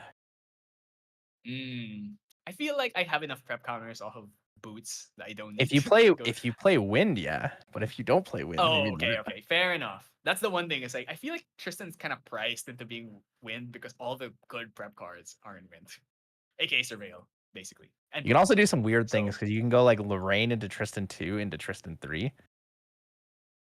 ooh, Because that old actually Tristan huh? 2 doesn't require Tristan lineage. Yeah, that's true. That's true. So So you can play like anything. You can play maybe like Diana yeah. 1 into Tristan or something like that if you wanted to. I mean, I've noticed the Nico players are playing Tristan into Nico, which I don't really know because I don't think there's anything in your deck that uses prep. So I guess they just want the agility. Agility. I Yeah, mean, I've been it makes noticing sense if that. you're playing water. Yeah, I guess you are playing water, so it's like it makes sense that you would want to suddenly put 3 cards back in your hand so you can play Frostbind. But it was definitely interesting. I thought surely you just play Guardian, but There's a lot of different things you can get in there. So yeah, we're gonna swap over to the spirit screen, talking about elements, element distribution. Definitely it's something definitely we've never seen before. Good old non-elemental spirit. Sylvie just absolutely shattering the meta. yeah. I don't know if we should be calling it loss or if we should be calling it slime because that's like a Well, completely there's different one thing. person playing actual lost spirit. Just actual loss spirit. Yeah. I mean, But some yes, I mean people spirit of slime is basically lost spirit, right? Same thing. it's not It's though okay. because It's like it the lets you power flip the crept version items. of lost spirit. That's really what it is. Do Lost you think spirit, Lost power Spirit crept. should have Sell drawn me, you sell me 8 your cards? trophies, guys. I think No, Lost Spirit should have drawn you 8 cards. that's That's what you get. crazy. That's what you get for playing no That's element. crazy. There's no I way, definitely man. could imagine someone going for like Yeah, some rip all Dawn of those bozos Ashes. Yeah, who or something. decided to invest in lost spirits. It's funny. Oh, I know Bozo. people who spent some decent money on some Lost Spirits. They're very hard to find. Yeah, our stream host here, Kick. Yeah, you look at the distribution, it's pretty even. Water lagging a bit, but it's still really close. Obviously, fire has always been This the is most actually just predominant. straight up unheard of. Like having it this even. Yeah, We're actually just 30-30 and like a little under 30 for water. yeah, which is But that's great. in I mean, ALC, especially like when you there was consider now never that a day Lost where it was Spirits less are. than 50 Mhm. for fire. Fire was always over 50 in ALC. Yep, exactly. I definitely thinking about water. Water got a lot of new tools in this set, but I guess people maybe are not jiving with them as much. Like primordial rituals and lost in thoughts seem really strong, but you also and also fractal of rain. But a lot of it goes into that mill plan, and maybe people just haven't found the decks that fit that yet. I mean, obviously, if you're gonna the problem with the mill decks is if you're gonna play a bunch of let's say 25 to 30 floats in your deck just so that your mills are actually doing something good for you, it also means you're playing a bunch of really bad cards because floating cards are usually not like on their own they're not strong. What makes them strong is that they're floating. So I think it depends on maybe what element you're playing, because like I feel like all the fire element floating cards are like kind of weaker, and then like the water ones are yeah. pretty good, and then the wind I ones mean, are like water in between, has depending on they're very you have situational, but like they're strong. chilling touch, you have primordial ritual, you have Well, lost it's in the class thoughts. bonus ones that are really good. Like the class Yeah, bonus ones are it's like crazy. Storm of Thorns is fantastic. Storm of Thorns, diffusive block. Diffusive blow, yeah, exactly. There's a lot of really strong floating cards. The problem is, yeah, you have to play so much float in your deck, so you might end up with weird clunky hands if you don't draw the mill cards, or if your mills are unlucky and you're hitting your non-floats. Mm-hmm. Maybe that's why And the people other thing is like struggling now with that we water have a bit. cards like Icebound Slam, like you don't necessarily even need to have that much floating in. Like, you just need water. Yeah, Frostborn Paladins and Fractal Intrusion still enable Mhm. really well with floating memory. Yeah. There's a lot you can do. I definitely feel like water is strong, but at Wonder least how many fragmented spirits? for I think we're Tristan like and 15 to Sylvie. 20% fragmented spirits from, because I've looked through all the deck lists, and there are a Yeah, decent amount of that's another thing. fragmented. It's definitely fragmented, incredible. I love playing fragmented spirits. I've always loved playing Serene. So now that I have the option of playing Serene, but then I don't have to build my deck in a weird way to accommodate for the release. Yeah, like I really like the Fragmented Spirits. Definitely not something you're gonna play in every single deck. Some decks maybe just really want to have the 7th card. I It's think so good Fire in in Merlin, dude. particular. I think it is good in Merlin, but also it makes things a bit awkward where you can't do things like the shield make cremation turn 1. So I do see Okay, Cremation Ritual is the a point trash of still card. playing. I said it. Like Cremation Ritual trash. I don't disagree. Okay, I probably would say it's trash, but I don't know. It's definitely not a card that maybe it's something you It would play doesn't for. allow you to do like the super standard fire package where you like Library Witch or Shield Maid into Yeah. Cremation Ritual, but it enables so many other things that are just really, really strong. And it Being able to can see help up to you 12 fix cards just opens your hand digs so your favorite much. dungeon guide super easily. It can make those really bad like 4 Crux starts not a thing anymore. Until you like bottom 2 Crux cards and then draw like 3 more. But You're definitely not using the Rai, I think, promos. would Wait, which prefer to play it. promos? The Cremation Ritual ones or the Shieldmates? I use my Shieldmate promos, but I only play them in water. Just so I can Icebound Slam and then see one cry that it wasn't a water card. Is that the Store Champ stamped one? Yeah, the Store Champed. Yeah. Those ones are fun. Which Shieldmate art do you prefer between the two of them? Oh, the stamped one for sure. I prefer the ALC starter deck one by a long shot. Yeah, I like the me too. concept of like steampunky, very like armor heavy looks. So I ALC totally was agree. very like attractive as a set for me. How are you feeling about Mortal Ambition? We're going Asian now. Yeah, I'm down. I like I'm pandas. totally down. I saw a picture of a girl with a panda. I'm in. That better be a playmat. Yeah. Okay. Of the things they showed us, do you think any of those are champions? No, I think they're like unique allies. I don't think any of I them don't are know. champions. They don't look like champions to me. They don't feel distinct enough to feel like champions. Though that girl does have a panda. I can't deny. Basically Annie. I really can't wait. I mean, I know MRC just dropped, but I'm kind of down to get some new champions. I don't know. I'm also down for new champions. Have they said if there's going to be new advanced elements though? Dude, I really hope we get the last 2 advanced elements. I want it so bad. Wait, have they already told us what the last 2 are? I don't remember what. I think they were released on like the website a long time ago or something. One of them's called Wrath, back in and I think the Kickstarter? other one's called Oh Tekka or something. Not exactly 100% certain on the names, but I'm pretty sure Wrath is one of them. And I think the other one was like Tech something. I thought it was Tekka, but I'm not 100% sure on that. If there's gonna be Tech, it should have been during ALC. It's okay. Chat will correct me. Chat will correct me because they're always right. I was not here during Kickstarter, but I do remember people talking about Wrath before. Dude, Wrath should have been definitely Bonnie Toss level 3. Where's the Bonnie when they Toss release this level 3? Maybe in Mortal Ambition they'll have Vanitas level 3. Oh, it is Tekka. Okay, cool.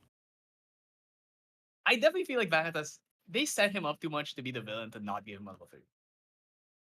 Which is why it really surprised me he didn't get one in MRC. So maybe, but then at the same time, I don't know how it would work because we're supposed to be in like a new world. So I don't know how can we bring back old people unless we're gonna make another Rico box for Vanitas. Maybe. I mean, the Rico boxes have been doing extremely well. They're very hard to find. I'll tell you now that here, at least here in the Philippines, they sold out immediately. So, Well, yeah, it looks like round timer is value. We're in time, right? Oh no, time is over. We're getting in our last match results right now. All right, let's see. I'm curious. What Sky-sama doing well as always. Is Sky-sama 2-0? Alec is 2-0 as well. Alec. Sky-sama is the one that's playing my exact deck. How's Alec doing? I saw he was doing all right earlier. He's 2-0 right now. So strong. So handsome. I mean, he was a Worlds, so. Is he still playing Wind Allies? Because I can check. After interacting with him enough, Alec is playing Wind Allies. Yes, he is. Yeah, I mean, I remember. Whoa, he's playing a cool version of Wind Allies. What the? There's a couple cool cards. Is it like an automaton version or something? Not quite, but there's a couple new cards that I think are really good for the deck. Because that's what I've seen. That not a lot of people play. I've seen people playing like a Lorraine with Andronica. That seems to be the new flavor of Wind Allies that people have been going for. I mean, I definitely. I'll screenshot you his deck and you can take a look. Oh sure. But there's like 3 cards in here that I think are really cool that are good for current.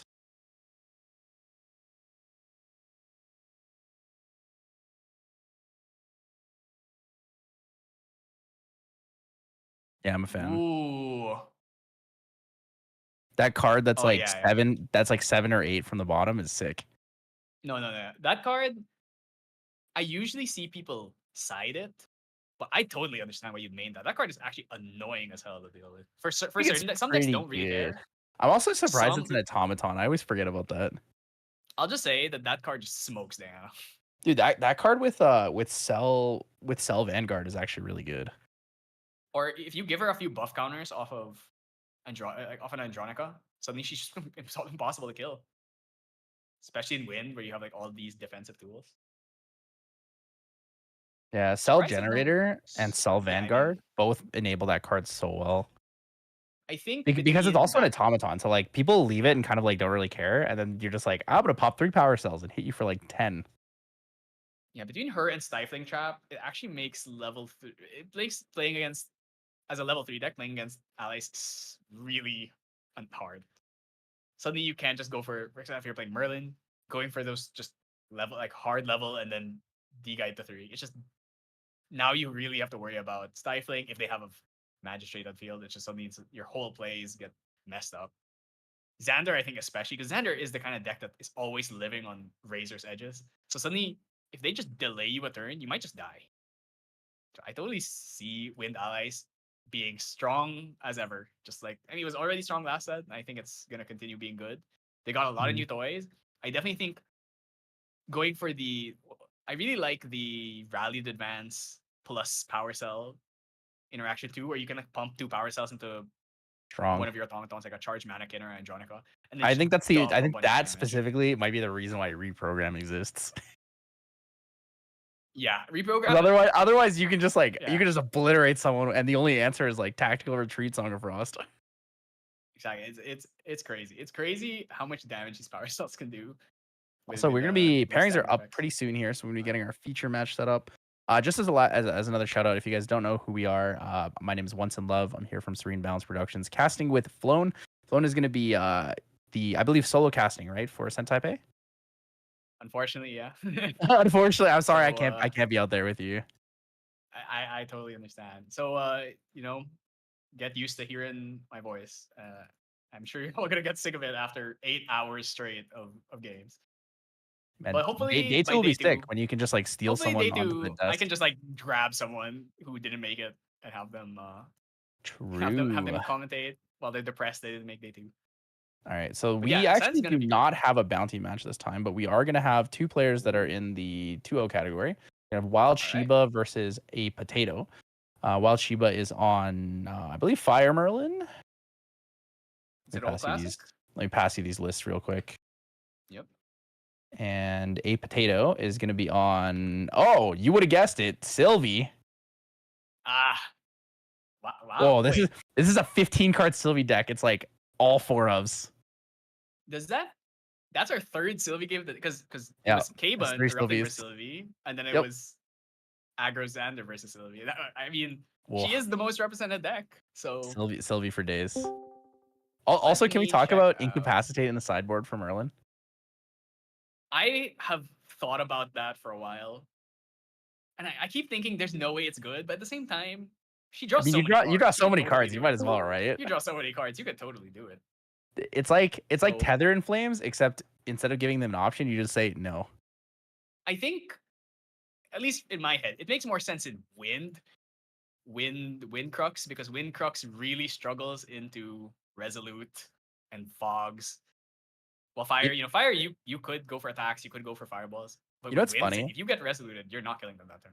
I've been thinking about all these people who are running Incapacitate in their Merlin decks, and it Mm-hmm. just makes me think that like, so Super Mitch 8 is the owner of Merlin's marketplace, and he does Yep. all of our graphics for us.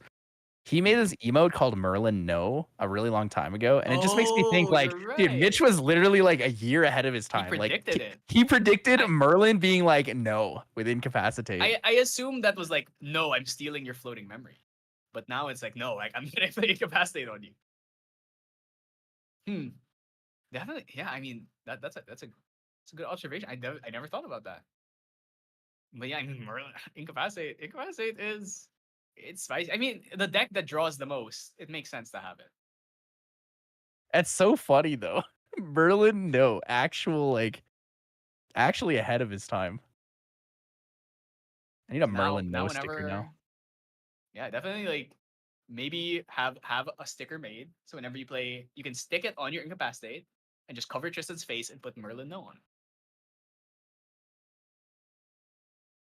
Yeah, Incapacitate's good as long as you have enough cards in your hand. If you're like a turbo deck where you like double DG, you definitely don't want to do that. But No, absolutely. Unless you're playing Assassin, where it actually, it's cheap. It's just a very surprisingly cheap card for the fact that it's basically uninteractable, unless they also have their own negate. I remember back when Frostbind or what is it? It's the cleric one where it's based on level. Those negates, I'm like, they always have some kind of cancel condition, aside from Astral Seal, obviously, which makes sense. It's an advanced online card, has to be better. But then they just drop Incapacitate, and it's like, yeah, it only works on actions, but most of the cards in the game are actions. Most of nice. the things Okay, you want to so negate. I asked Yeah. Wild Chiba if he could move his microphone a little bit out of frame, Oh and yeah. that's much better. All right. Hog. So Merlin versus Sylvie. This is Yo, from low key, that everything I've Sylvie mat is seen. gas. Wait, that mat is sick. Oh yeah, that is a great map. It's like a What? D&D mat. Yeah, see, or some kind of TTRPG. Mm-hmm. Yeah, one thing I'll say about this matchup is from what I haven't really played it myself because I don't want to play Merlin. I'm sick of playing Merlin. But from what I've seen, it's definitely the Sylvie has to kill her a bit fast because once she gets out Deer and starts drawing a million cards, she usually ends up running out of steam because Sylvie doesn't have a lot of inbuilt draw into her, unlike decks like Rye or like Merlin. And she doesn't really have a lot of +1 cards either, unless you play Terrasite, I guess. Like Terrasite and then just keep bringing it back. But then, Or Terrasite for the +1/+1/+1. I mean, it's not technically a +1 on its own, but once you preserve it, it becomes a Once +1. you preserve it, it goes +1. Yeah. So she runs out of steam compared to Merlin. That's why she kind of has to go fast. But like I said, I think the main thing is really if you can get rid of the first buffed slime from the level 3, you're usually chilling. Unless they just throw out like random arcane slime for 15 damage. Okay, so not choosing to play Fragmented. Definitely, I've seen the Merlins are a bit split. Some play Fragmented, some still play regular Spirit. Seems like personal preference. It just depends on if you're a cremation ritual user. If you're a Yeah, cremation ritual basically. user, If you you're playing Fragmented, probably yeah. use regular spirit. Yeah, I can agree with that. I'm not a cremation ritual enjoyer, so I do like having fragmented spirit. Also, if you play water Merlin, I think fragmented spirit is super common. Oh no, absolutely. I think water really just feels like the element where you really want to have Fragmented. Yeah, because if you don't get a dungeon One guide, the game is just over. one thing I'll say though is I definitely am curious to see if people will start playing double spirit or siding spirits out. Because I think Fragmented feels a lot better when you're going second. I do. So I do that. I feel like I have I play both of them in the main and then I side one in out the for main. something. Yeah. I feel like I have a mental hang up where I really don't want to put material decks in my sideboard because I don't want to waste the 3 slots. My common ones are 112 and 3-6. I run 3-6 a lot. Yeah. Like I've been trying to construct my main decks or my original like 60 plus 12 material deck so that I can minimize the amount of All right, material players decks I have can no have in my on-screen sideboard. life counter, so I'm gonna do my own life counter. Okay. I'll grab like a calculator. Yep, that's what I'm doing right now. So one limitless slime damage. One limitless slime damage. Something I actually saw a bunch of people doing that worked really well was in their match table room in the chat box they would type out damage. Oh yeah, That was not a lot a of good people one. use that feature of like It's a having good feature to use if you don't have like yeah. pen and paper on you. So end step creative shock. I believe that's a I mean, reprogram. That I is think that a there's some reprogram? float. I think it is. Yeah, that's a reprogram. I mean, it's the most classic lay. Draw pass, creative shock, and your points end base. True. Dump a float. I Let's mean, see the this sword limit of thinking. slime is extremely easy to kill. So Yep, maybe 1/1 non-floating, kind of good. Hasty and messenger actually into it. it's actually maybe a little bit of a liability because next turn he goes up to Merlin and eats it. Wait, 3 down. 3 down for a dungeon Oh guide to level 2. Oh my wait, goodness. Wait, it's actually the play. okay, he can't eat the Limitless right now. He No, has but to he can wait for eat the it the level of second the Sylvie. level up happens. Yeah, So Incarnate and a and, Sparkleite are getting banished. I mean, yeah, I mean you're denying the flow, That's even though pretty funny, he used the actually. flow, right? I mean, this makes me think he has another dungeon guide though. I imagine he has another dungeon guide if he's willing to do it. Because I think you could have also just not done that. You could have just Oh, Slime saved the Shield. dungeon guide, killed the Limitless. Slime Oh, Shield. Slime Shield. There's the Slime Slime Shield. Shield. Okay, so Yeah, that this ooh, Limitless is gonna stay that alive, dungeon guide but that dungeon guide value kind of worse now. yeah, definitely. So this Limitless is going to be a 2/2, which is It's still about to become a killable, 3/4. absolutely killable. Wait, no, I guess you know the dungeon guide to make No, it a 3/4. Is it worth it? like it could Level die to up. a it could die to like Flame Ruin, and then you eat it. But It die to a we'll see Sparkleite what too. the Sparkleite. Wait, he has enough cards in hand. He could actually after leveling up, Sparkleite it, and then eat it immediately Yep. in end step. There's so many fun plays and lines with Merlin. It's actually a pretty awkward start for Sylvie. If your turn 1 is Limitless Line Pass. You know, you were talking about earlier. Sylvie has a lot of kind of awkward turn zeros. If she doesn't draw the right cards, she ends up with turns like this. Yeah, turn So okay, she's turn gonna swing zero, turn zero, not the play to here. face. Seems like it. Okay, so we're gonna see 3 on board for the Merlin player, 0 for Ooh, the okay. Sylvie Now we player. got Baby choosing Red. not to kill the dungeon guide. Makes sense. Or are we gonna kill dungeon guide here? Let's see. So that Baby Red should enter with a buff counter, correct? Yep. So it's a 3. Okay, she's gonna kill dungeon guide. I would probably kill dungeon guide here just so that it makes it harder to kill the limitless line. Yep. So it's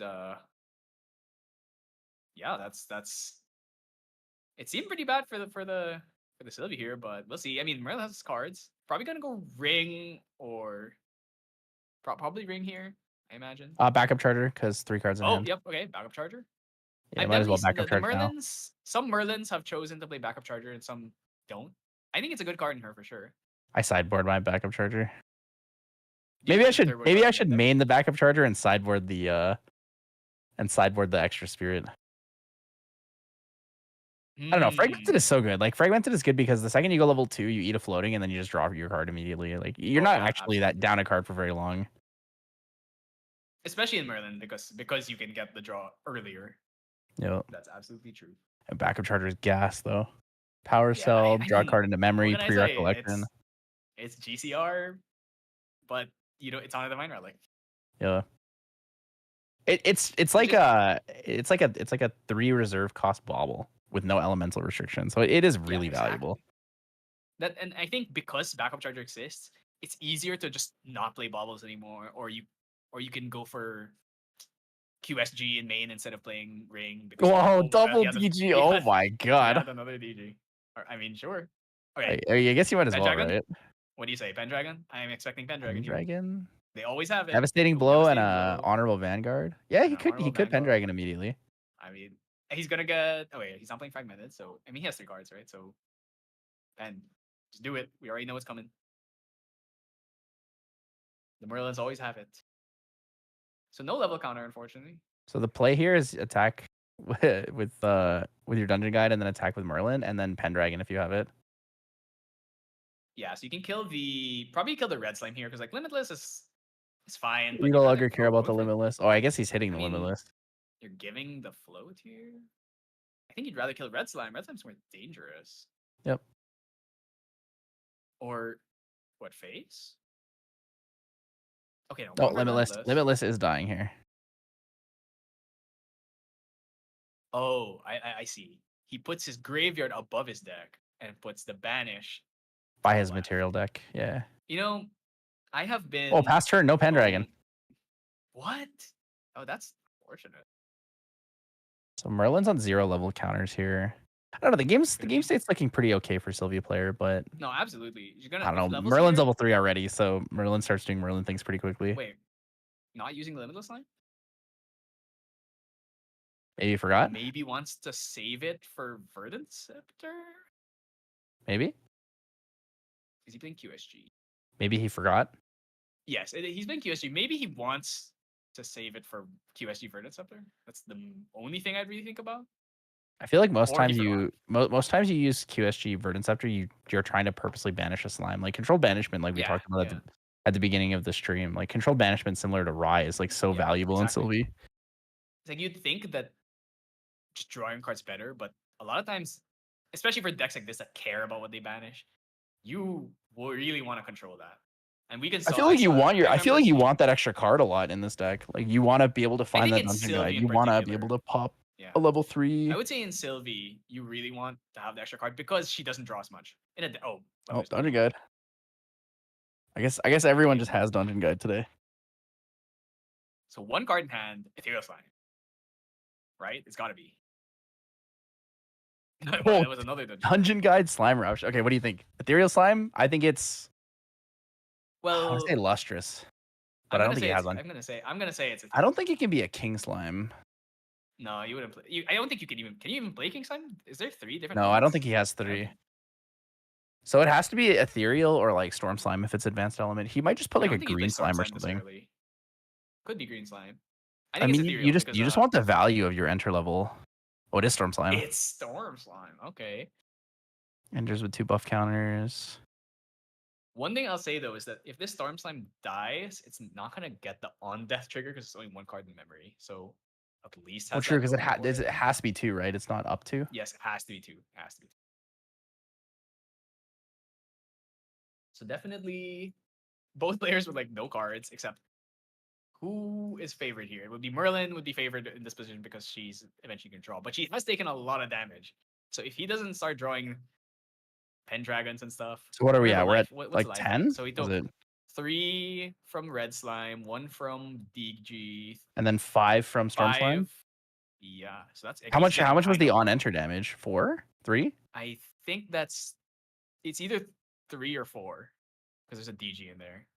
I'm gonna assume So it's 4 and put him at 16. yeah, all right. So Tariff Ring, ooh, awkward to bring out Tariff If Ring you here. are Wild Shiba right now, you probably want Flame Sweep, right? Is he playing Flame Sweep though? Playing Flame Sweep and Persian Flames. Yes, 2 Flame Sweeps. So Materialize I mean, Terrafring. so he should be fine for next turn. Probably not gonna die because there's not enough. There's not. He has no card, so I expect Verdant Scepter here probably because there is a float. Unless he actually just forgot about it. That Limitless just sad sitting there. That Slime Shield is huge, though. That's so value. 2 Like, cards. Pendragon. There it is. Pendragon. There's everyone's favorite card. So he could kill the Storm Slime here. I would probably kill Storm Slime and then kill. I wonder if he knows Pen- about the Storm Slime interaction where it's banished 2, not up to 2. Okay, so there it so is. bench. Goodbye, Storm Slime. Really sad. Goodbye, Storm Slime. I mean, the Sylvie is like 1 card. Has 1 card gonna have 2 probably next turn. So something that's interesting to me playing Ring, is Terrafring choice here when he knew that he was most likely going for the kill on the Storm Slime. I feel like your play in most Shield cases Maid. is going to be Chalice of Blood. No, Gonna- maybe he doesn't have Chalice of Blood in the deck. Oh, he does have Chalice of Blood. Let's. Interesting. I don't know why he didn't run Chalice of Blood instead of Terrafring. Well, chances are he maybe he doesn't want to go up to 20. Because that does kind of put you like if he has Slime Eruption in the Storm Slime, he might just die. Though he really is only at 1 card though. So yeah, let's see what the materialize here. I expect it to be Verdant Scepter. I don't really think anything else. Like he doesn't have Ring. There's nothing to recover cards. You have to get Verdant here and just QSG. start pumping, draw cards. QSG. He doesn't even have to do QSG just because unless he wants to specifically time the Verdant enter. I guess he wants to maybe he could want to swing with the red slime first. And then you bring QSG and then you Verdant on the opponent's turn. So if they try and kill your red slime, you can But then you won't have any slime. Yeah, okay. It's probably. I'm pretty sure that's, or it could be safeguard. There's a chance it's safeguard. Never say. That's one of the funny things about QSGs. Like sometimes people will just put something really Probably random QSG under Stone there. Scale banned, right? I think it's Verdant, but Yeah, so if it's when Verdant he or tries to Stone kill the red Scale. slime, The problem yeah, with putting down Verdant is you have to have a card in. Or I guess he still has a limitless slime in yeah, floating, yes, right? exactly. Unless he forgot. True, true, That's the thing. true. Is So I'm not sure if he Terraforming is forgot. banished this turn, Yep. which means we're either gonna put both cards down or nothing down. I really don't even know if we had to tariff here. This is just like 4 damage on board. You could just take his. You just take the 4 damage. Chalice of Blood. It's free. Yeah, your Free opponent real estate. has. Your opponent I guess has maybe he wants to bring a sword out because he's gonna go even level counter. Blissful Calling. That's not something I see that often. Blissful Calling. Let's see. This feels so bad if you whiff too. Because It's very unlikely it has that to you be a whiff. It's beast or very an unlikely. animal. Oh, Theodal Slime. Okay. So that goes to It's very hand. The rest unlikely go to that the you whiff. bottom. Unless your top of your deck is Forest Cake, and then a bunch of like Blissful slime Calling spells. is, for those who don't know, is basically rally the peasants for animals or beasts. You look For at the top animals and 5 cards beasts. of your deck, put an animal or beast into your hand after you reveal it, and then the rest of them go to the bottom of your deck. I mean, Gather Slime in many ways is kind of like the better version of Blissful Calling. Especially if your deck is really just all slimes. Gather Slime's like usually going to be better because it also heals you. But if you play some other animals and beasts, Blissful Calling is justifiable. Actually, Sort of one thing that Seeking. I'm surprised about is that people aren't playing Clockwork Music Box, perhaps a bit too slow. But I think the value that that card could get you is actually insane. Safeguard With Amulet. He's Blissful. afraid of the Storm Oh, Slime. I mean, respect it. At this point, as Merlin, like I said, your grind game is so much better than Sylvie's. Why take the risk? If he just spikes a Storm Slime, you could just die. So you might as well just play safe because eventually you were just going to win the game off of having way more cards. Once you drop Okay, Deer, especially, so I have a Sylvie question. cannot do anything about it. Why would you Terrafring on the turn that you play a Shieldmate? Is there actually like some hidden tech there, or am I trolling? I don't know. I think maybe there's a chance he drew the Shieldmate for turn. I guess yeah, I really don't know why he Terrafed well, there. no, because if you play materialize Terrafring, play the Shieldmate. Yeah. The only time you can pop the Terrafrings on your opponent's turn. So like he had to have Yeah, actively exactly. made that decision. No, Flame I Sweep? totally agree with Flame you. Sweep Oh, Flame Sweep. for There's 2. the Flame Sweep. That's on an For even 4. level counter turn, so that's 4. I totally agree. Like he only had 2 cards in hand, and he has Dungeon Guide and the Red Slime, so you can't kill it with Dungeon Guide. That swing with Red Slime. He has to. He's Swing with Red debating Slime popping first. QSG. So Nope. no, yeah. So he's gonna go He's for letting Verdant it here. die. Oh really? He's letting everything die. Oh. So it's probably not Verdant Scepter. Yeah, I mean, you probably Verdant there, and then even if there's nothing to give buff counters to, you just use it to draw cards because you really need cards right now. You have nothing right now. So, I'm pretty sure. Like at this position, I don't know if Merlin can lose with a shield made on field and a safeguard amulet. with the Sylvie has 3 cards. I don't know how you come back from this. Like once Deer comes out, this game's basically completely unwin. Oh, what is it? True. Okay, Spell that Shadow must be P. the Verdant. Oh, okay, it's Horn of Beast Calling. All right, what is it? Is it? I mean, you're not gonna get the draw until you pop it, so you have to have something to play. That's one of the annoying things about Storm Slime is that it's as a spell. They couldn't let it get around Spell Shroud. I don't know if I like Horn of Beast Calling with Sylvie Slime Sovereign, just because all your slimes are 2 cost, right? Except for King Slime. So Horn of Beast Calling has to be for King Slime. I think the point of Horn of Beast Calling is that it draws you a card. So in a way, it's kind of like a Tithe Proclamation in that sense. It's like if you have floating memory just sitting in there, you can use it. You have some outlet to use it.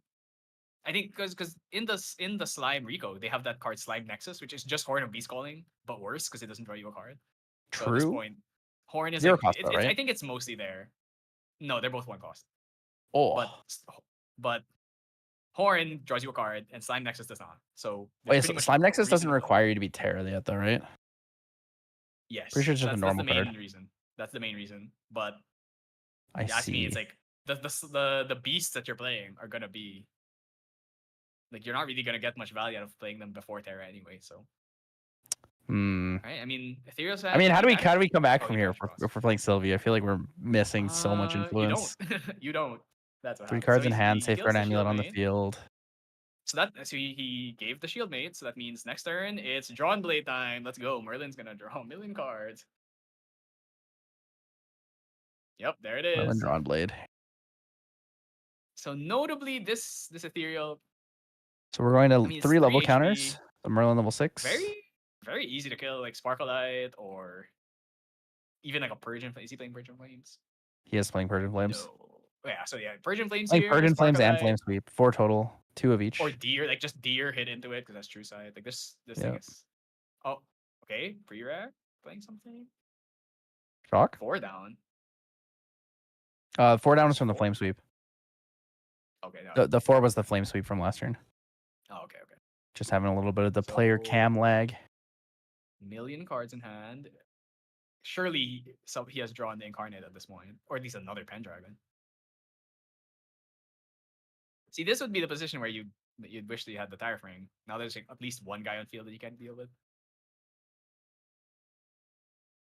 You see 8 damage. Yep, 8 to 16. That's a lot of cards in hand, though. Yeah, exactly. 2 down, Pendragon. Fireball for 7. Oh. Does he See 15 on field. 2 more fireballs lethal. Fireball again, 22. 7. And He's just gonna call there. So 22. Really? Okay. Really surprising to I me don't. that you would go for the fireballs now. I was gonna say, why wouldn't you just use a pre-recollection or like hold them in response to? Oh wait, maybe that was lethal. I guess that was lethal. So we must have missed damage maybe earlier. It's like hard to tell. It's hard to tell the damage. He probably had like a Pendragon swing in there that we missed. I counted the Pendragon. The Pendragon plus the. Oh, I guess he swung with Merlin probably. Oh, He no, the Flame Sweep was 4. No, I counted that, but count that? the Merlin drawn blade swing is 3 more damage. So that's lethal. That wasn't an even level count. That was level 3 though. Oh, I guess we just missed damage from before. I counted the Flame You Sweep. probably missed something. Must have missed something. It's so hard if Yeah, they don't have it on screen. Let's see. So, do we have Twilight Slimes in here? Oh, we don't. It's all material deck, baby. Oh my god. Oh, so it's 4 material deck cards and then 3 main. It's 2 Verdants and a Gather. That's what you're siding into your main is a Gather Slimes? Interesting choice. It's probably just like I don't know what else to put in here. Here's my 1 extra card. You know what, you can put in Twilight Slime. Or maybe doesn't have a Twilight Slime because it is an SR. Boots is definitely coming in. That's gotta come in. That's at least something that stops the fireball wars. But that's Tithe probably comes in. So we never actually did get to see what was under the QSG. Roo. I still think it was Verdant. Actually, he actually did forget about the Limitless Time because when he played the Horn of Beast Calling, he banished the card from his memory.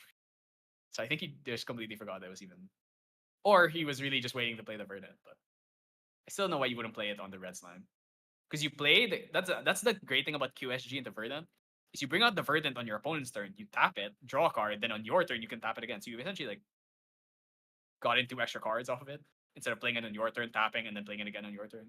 So it's like extra value there. I mean, it's basically the same thing, but you also get to deny your opponent. Like if they're trying to kill your slime, instead of killing your slime on your turn, you can just do it on theirs. I really like QSG. I know. Obviously there's the memes. QSG. What did True Champion give? Was it a 2 out of 5? I think it was a 2 out. Or is that QSG when it came out? Yeah. A classic. I mean, I think everyone knows that QSG is the card that will scale better with time. Because Ring is just obviously strong. But QSG, if they keep releasing more and more material deck cards, eventually you're going to have so many options for what you'd want to bring out with QSG that it's just going to become like a mainstay choice as well. And I think in MRC in particular, I've seen a lot of people just maining QSG now. And I think it's also because of the sideboard change. People don't want to spend material deck slots on like Ring and stuff and having Ring and QSG. So instead they're just choosing to main QSG, which I totally respect. And in some of the decks, I would probably choose to do it. Like Zander in particular, I just gave up on Ring. I'm just playing QSG now. All right, so Sylvie going first. Can we get like a forest cake gray slime start here or something?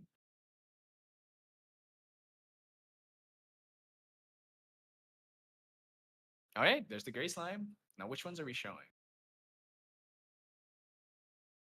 Green and king. Well, King slime is so weird to me because the card is so easily shut down by nullifying lantern. And the only way for you to counter it is either you green slime it or either green slime the null or you verdant. Oh wow, double gray slime. dude, double gray slime is Okay. gas. That's actually such a good opener.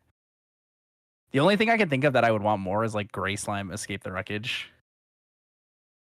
I think my ideal is gray slime forest cake because I want to buff up the slime I summon on when I go level 1, depending on which one it is.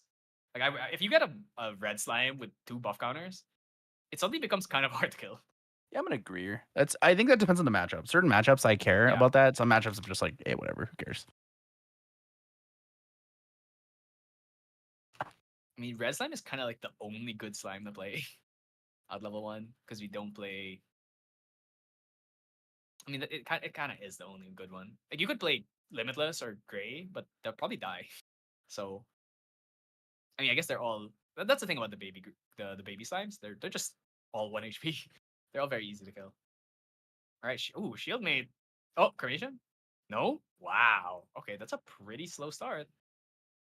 There might be a creative shock in there. I wouldn't be surprised. It's Merlin. They always have it. We throw in eruption.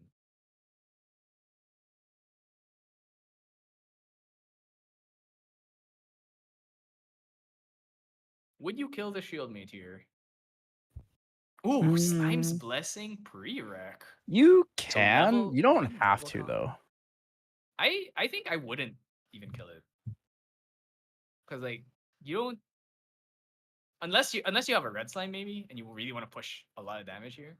But now he only needs to commit 1 swing. So maybe you would kill it now. I Just would 'cause do you can it actually if do you had a a fair amount limitless of slime damage. too, because level counter on Sylvie plus limitless slime is pretty decent. Yeah. Oh, he's just So pumping here damage. a red or a limitless here would be great. He's actually just out here pumping damage. So that's 0 to 2 right now. And it's a green slime, which he cannot attack with because that's Pride 3. So next turn, though, so this green slime's going to have 3 buff counters, which makes it a 3/4. Not the easiest thing in the world to kill.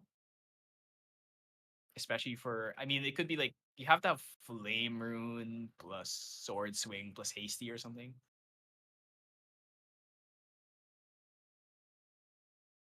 Seems like he also has something here. Probably Creative Shock. I mean, there's 3 slimes on the field. That also another thing to note is that this is a beast. So if he doesn't kill this, if he doesn't kill the green slime, we might be seeing the very rare, coveted Sylvie draw 2 on level 2. There's no way. I Something X to like I doubt. almost Sylvie never draw 2, see. X to doubt. There's no way. I like never see that I'd be happen, but shook. it could happen right now. If his hand doesn't have a lot of removal or allies to fight for board here, he might be seeing the draw 2. Bulwark Sword could also be really useful here. Bulwark Oh, Sword he does chooses to 2 bring to clear one of out. the baby grays. But I don't think he Chose to runs bring Bulwark. out Sword of Seeking. Yeah, I chose to bring out Sword of Seeking. Nothing pre-rec. Seems like a pretty bad start. No creatives. I feel like Merlin kind of lives or die on creatives or cremation, hasty, dump floats and stuff. So having your turn 1 be Shieldmate pass, do nothing on prereq is so. His hand must be full of like Crux cards or something, or maybe it's like flame sweeps and stuff. And that, my friend, is why we run Fragmented. Yeah, exactly, especially because he went second. So if he was running fragment, he'd still have 7 cards. He could still cremate Shieldmate if he wanted to. Okay, 3 is it Dungeon Guide to 2 again? Oh my god. I mean, there's no floats though. You know, is it double Dungeon Guide? It might be double Dungeon Guide. Sight and a fast cure. Okay.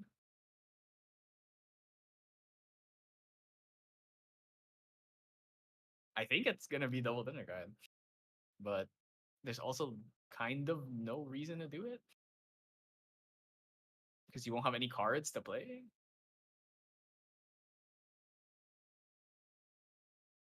Double I Dungeon don't Guide think we kills can one kill. baby slime. Yeah, but in the end, it doesn't really achieve anything because he's still gonna have one animal, one beast. So okay, so 2 down. We're gonna kill one. We could we kill the other? Maybe if we have Sparklight. Oh my god! Oh, look, we're gonna see. We're gonna see the draw 2 on Sylvie too. Shield may pass. All right. I mean, I think you just gotta go for it here. You're not gonna get a better opportunity to draw 2 off Sylvie than this. Actually, Potato's got a pretty small hand at this point. Playing the Slime's Blessing, because Slime's Blessing is not Juggle Knife, so cake. Okay, banish 2. I don't know what the other card is though. I just see I cake. cannot see it. I see cake, that's it. Okay, draw 2. Now he's level 3, so he can actually swing with this green slime. Dude, does he have the dungeon guide though? Alright, so now he's refilled. He went from like 4 cards in hand. Now he has got like 6, 7. Kill shield bait.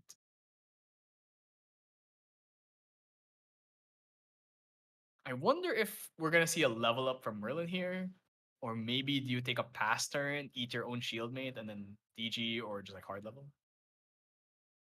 We're seeing what, 6 damage on board right now, or 6 on the Merlin, right? The green slime is 3, and then the other one's Oh, it's the 3. gray is Okay, 2. my bad. I didn't see Yeah, the 'cause third buff counter. it's the Sylvie one. It got the Sylvie one buff. Oh yeah, because he opened with double gray. Yeah. Force cake. All right, so it seems like we don't have DG. Otherwise, probably would have used it here. So 0 to 7. That's what I've noticed though, is like the Sylvie's gonna keep hitting the Merlin, but then once she hits level 3, she just completely stabilizes. But if you get enough damage in where you can just finish them off with Ethereal into Storm Slime or something, that's usually how you win against Merlin. You really have to end the game fast.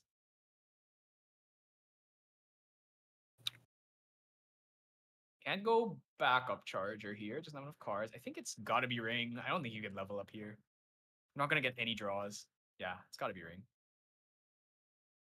If he has another DG, he can eat his own float, then DG. If he doesn't, he can play like Creative Shock, dump another float, and then like hard level and eat one of them.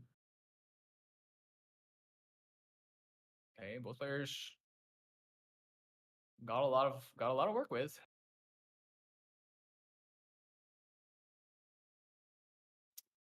Maybe you try and kill. Oh, okay. You know what? Could he purge here? He might be able to purge here. He's level Purge. 3, Purge so when your opponent has 3 cards in hand. That's spooky. Or 4 cards in hand. that is very scary. He would have to play 5 to do that. There's no way he goes for it.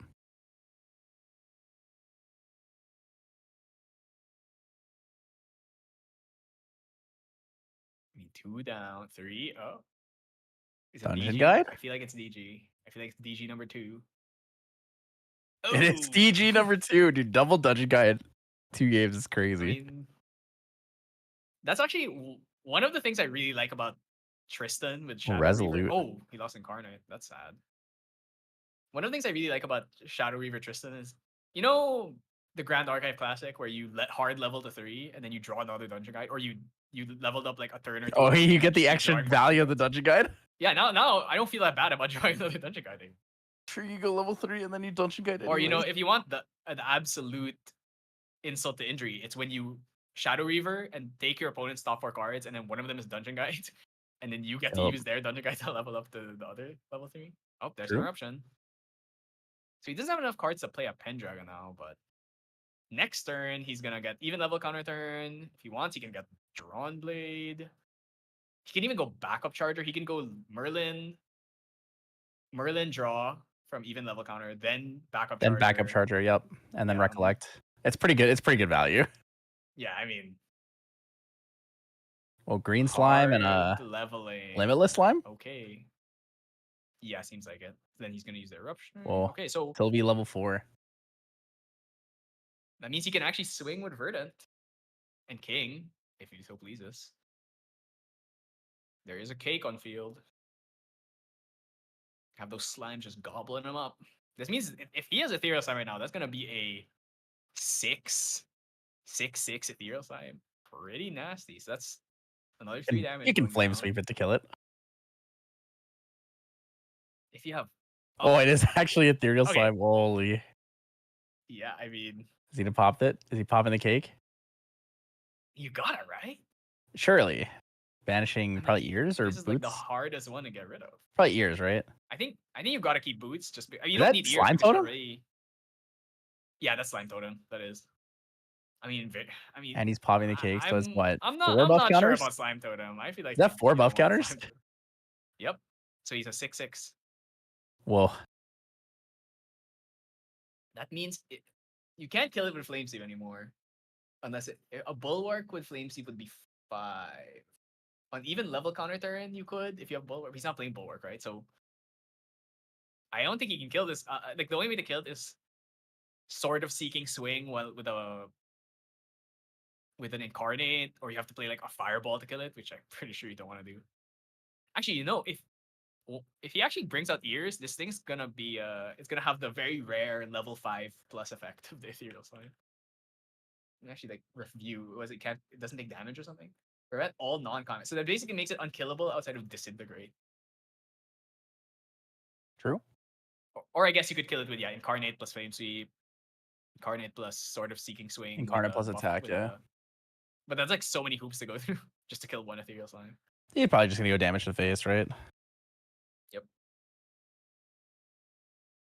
I mean, 6 All right, damage. do we see it? Backup charger? I mean, Does what he know the else? tech? I mean, there's not really a reason to go Drawn Blade here because it's better to just get a backup charger. Drawn Blade would only be good if he was trying to attack with even level counter and wanted to put a sword back. But like at that point, it's kind of whatever. He will be on an even level counter turn. Actually, well, he has one durability on his sword. That's why. You actually don't want to kill this green slime either because that means he's just gonna move the buff counters to the ethereal slime. It's gonna become a 10. Safeguard. Oh. All right, okay, I can see that too. No backup charger. I feel like you need cards in hand though. Okay, you will probably even level counter draws. I mean, you're gonna take what 6 next turn plus 3. You're gonna take 9. You know what else kills this ethereal slime? What? Doesn't Sparkle Light still kill it? Unpreventable. And it says prevent, so it still goes through, right? Yeah, so you can double spark it. Or like incarnate plus spark. Incarnate spark, double spark. A lot of hoops. A lot. The problem is if he plays incarnate, it's just gonna die. Yeah, the slimes will just kill it. So this is like I said, like Sylvie wins the game if she can establish the fattest slime in the world that your opponent just can't get rid of. But if they get rid of it, you just have nothing. So in this case, like probably what you'd really want to see is like a disintegrate or something. He could play it for 3 and then just kill this ethereal slime, and then we're still in danger just because the life totals are pretty. He's taking a lot of damage. So even like a storm slime. Ooh, there's Pendragon. That's crazy. That's crazy. Wait, he's actually insane. Like we're not killing the ethereal slime though, so I don't really see unless he has fireball. Is he gonna fireball and then like hit the ethereal slime? I think he's hitting ethereal slime, right? I mean, that's 3. A slime shield kind of owns this whole play though. Oh, so now he's actually hitting this 3. slime. It has to be Sparklight. It has to be Sparklight here. Wait, isn't the sword broken? It should be. Wait, yeah, he swung at level 2 to kill one of the grays. Yeah. Oh, he does have Sparklight. Sparklight. Yep. Okay, so you can't do anything about this. But he can increase. He can buff counter it with slimes like gather slime. Actually no. Yeah, if you slime shield this, he's gonna get a buff counter. Oh no. Yep. He gets the buff counter still, so he goes to +1. Oh man, does he have? He doesn't have enough cards to. Oh yikes. Okay, the question is that sword broken? I think it is, right? It should be broken. That should be broken. He swung with it. He swung on a baby gray with that earlier. And now you really don't want to kill this green slime because you're gonna move all the buff counters to the killing the green slime actually does literally nothing here because all the damage that it was gonna have is just gonna get moved to the ethereal slime. And now it's gonna make it even harder to kill. Yeah, this game is pretty much over. Next turn, it should be he kills his green slime, he's gonna move all the buff counters to ethereal. Now it's a 7-10-10 ethereal slime. So we now have Incarnate Majesty on field. Except it has like way more power. Yeah, so I mean then he swings 1. So it's 1-16. He's gonna take 10 damage off ethereal slime and just die. And any other slime just kills him. Well, I guess not every slime, but and there's an eruption that's gonna do A lot. 3. Dude, this storm slime's about to slap when it comes in. He doesn't even need storm time. He just swings with ethereal. He's just dead. That's 3 damage. So he's at 19. Just swing for 10. Yup. That's a 10 power ethereal slime.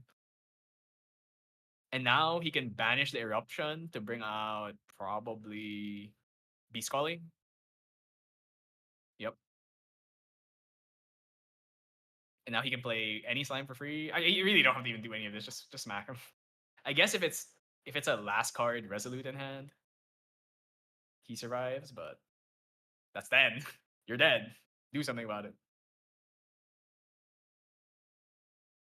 Wait, is he not dead? Shouldn't he be dead now?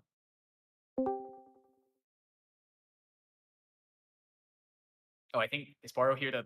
Oh, I think he's here to tell them about the sword. Yeah, because I pinged about it. Oh yeah, okay. Good call. Good call.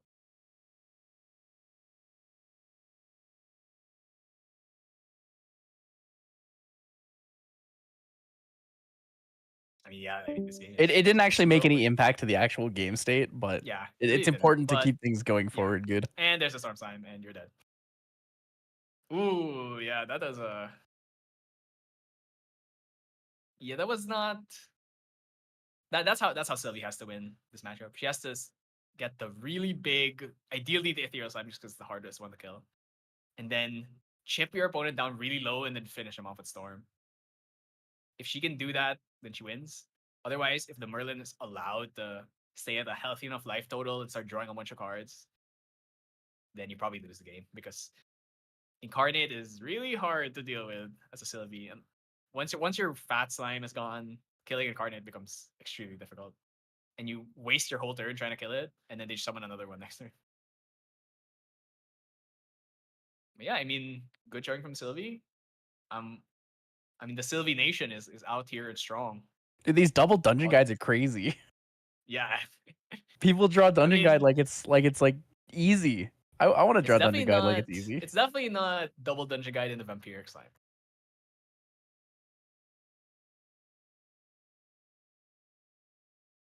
What do you think the next guide is gonna do?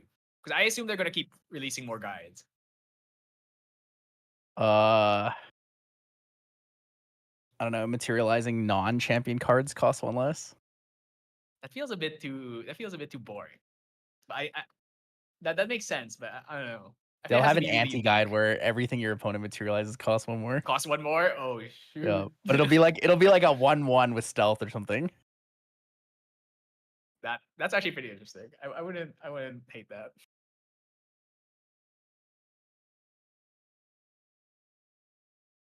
It's still crazy how expensive Academy Guide is. Despite the fact that the deck or that card is not really that common. Like it's mostly really seen in either Tamer or in Wind decks, because Wind is the best deck at protecting it. Maybe Guardian, Water Guardian, they have Storm of Thorns and stuff, but that card is insanely expensive. So hopefully when the next guide comes out in a Mortal Ambition, we'll see. It's probably also going to be an SR. So well, domain guide, highly valued. Domain guide, all domains you play cost 1 less. So it's just it's a Wayfinder's map unit. Wayfinder map on a unit. I mean that would be kind of good. Or like, honestly, if you have no, it would be like domain guide. All domains trigger twice. Huh. That would be crazy. We'll see. I'm definitely looking forward to what new fancy effects they're cooking up. Because I feel like we're always gonna get a guide in every set. It's got to be tradition at this point. All right, so Merlin going first. I don't disagree with that. Hopefully, he has a better start than last time. Ooh, cremation. Ah, there it is. The What reason why you the? don't play fragmented. What the? All right, I mean that's about as classic of a Merlin start. The only start more classic than that is draw 7 pass into creative shock. All right, Sylvie with 8 cards though. You know, see what you can do. Sylvie level zeros are very, very weak though, so she's probably just gonna set up cakes and gray slimes. Okay, Blissful Calling works too. I gotta ask you, why do you think they made Blissful Calling return things to the bottom of the deck in a random order? Oh, Ethereal's good. Probably because you can use. I don't know, like why does Rally the Peasants let you choose, but Blissful has to be random? Just a thought. I always wondered that. I think it's one of the few cards that Okay, has to be random. to be fair, Rally the Peasants came after. Yeah. So So probably another Blissful's like an set old afterwards. card. It's probably because it doesn't matter in a Sylvie deck. Like you can do a lot of that. You are never gonna reach the bottom of your. What's Honestly, it's the very card rare. that where you search for a beast in your deck? Oh Hymn my of Guy's god, another Grace? one. No, this Hymn is of a Guy's different Grace card I'm does thinking of. not. No. Hymn of Guy's Grace is Is you play from hand. yeah, play a beast from hand. What am I thinking of? There's a card that lets you search until you find a Terra Beast. Oh, Gaia Songbird. Yeah, you songbird into Virtus, then it doesn't matter where it is in your deck. So it's all the way at the bottom of your deck. So then you. Well, Gaia Songbird is Interesting. any beast. There's one specifically that says No, Terra Beast. it's the Sylvie 3. Oh yeah, it's Earthstone, right? Earthstone. Yeah, Yeah. That one specifically searches for a Exodia Terra. Is combo. it Terra Beast or Terra Card? Terra element, animal, or beast. Yeah, so Which means that's the problem with if you only run if Virtus, you you'll only find a play Virtus. Virtus. If you only play Virtus. Oh, but the problem is if you drew Virtus, that means you don't get any value from your level 3. Wow. Andy thinks we should call the domain guide City Guide. A good one. You know, that's pretty good. Yeah. And then the next Okay, guide can start with a B, and then we get A, B, C, D guides. True. Okay, so we just saw blissful cake. Interesting start. I'll say that. He's just digging for like the ideal slime to play. We know he has the ethereal. He got it off one of. I don't remember what he got in the second blissful.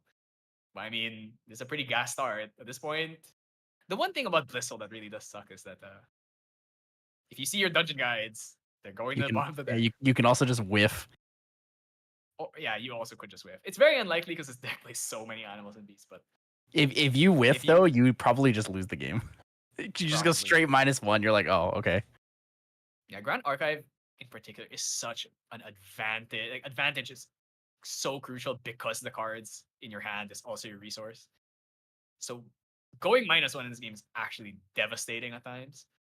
Like the difference in having a 7-card hand and a 6-card hand is it's very apparent. You can't even play a 3-cost and a 2-cost in the same turn anymore. That's why cards that the colloquially known juggle knife cards, anything that replaces itself, they're so important. For any level 3 deck, especially. Usually with like aggro decks, it's fine. It's fine to go down on cards because you're not gonna level up anyway. But when you're gonna level up, go down on cards, and then also play other cards that -1 you, it's usually not a recipe for success. Losing the gray slime's not bad here. Opponent has no attackers on field. All right, what is the slime that's gonna get to gobble these 2 cakes? Are we gonna get like maybe another green slime? Red? Baby red? Oh, baby gray. Baby gray. Wow. Okay.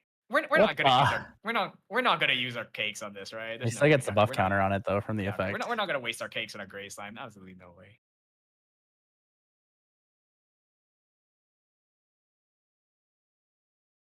Limitless Is slime? there a follow-up to this? Play another baby gray? Play another slime's blessing? It could be.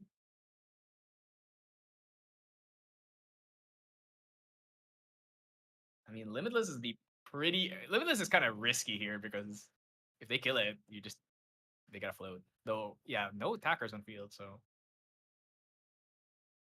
I wonder what Shiba's got in that grip of his. He's got 4 cards, it seems. So I feel like I'm expecting a creative shock dump float here. Probably gonna kill the shield mate, free level up to 2.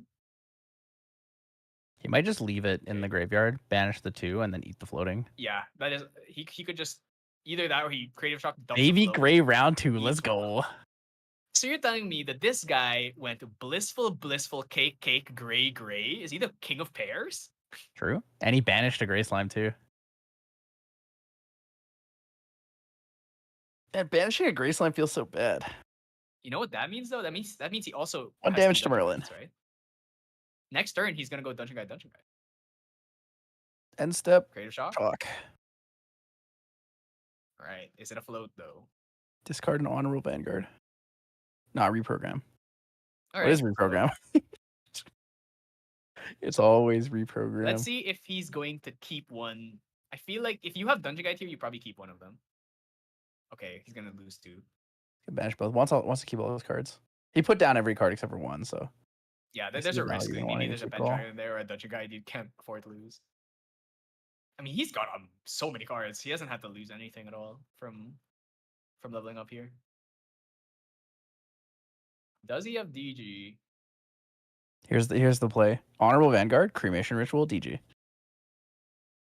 Yeah, enough cards to play that. That's. I think he does. I think he does, or he's 1 short. I can't tell. I think you need to have. Vanguard is you 3, need to have, like, Cremation's I think you 4. have to have a 9-card hand to do 7. that. Because it's 7. It costs Draw 7 to 2. do the Yeah. Cremation Vanguard play. You draw 2. Then Dungeon Guide costs. So you didn't have another 4 cards in hand. So you didn't have a 9-card hand to do that. All right, hasty works. Hasty works too. Pitch hasty. Hasty, dump float, Dungeon Guide. Killing 1 of the grays. On attack, discard. Nope. Cremation Ritual. Cremation. All right, so he doesn't have another floating hand.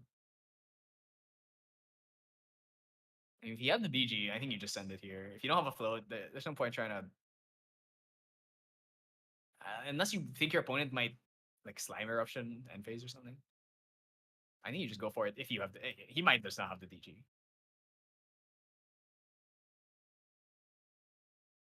Maybe he just feels comfortable like waiting till end of turn.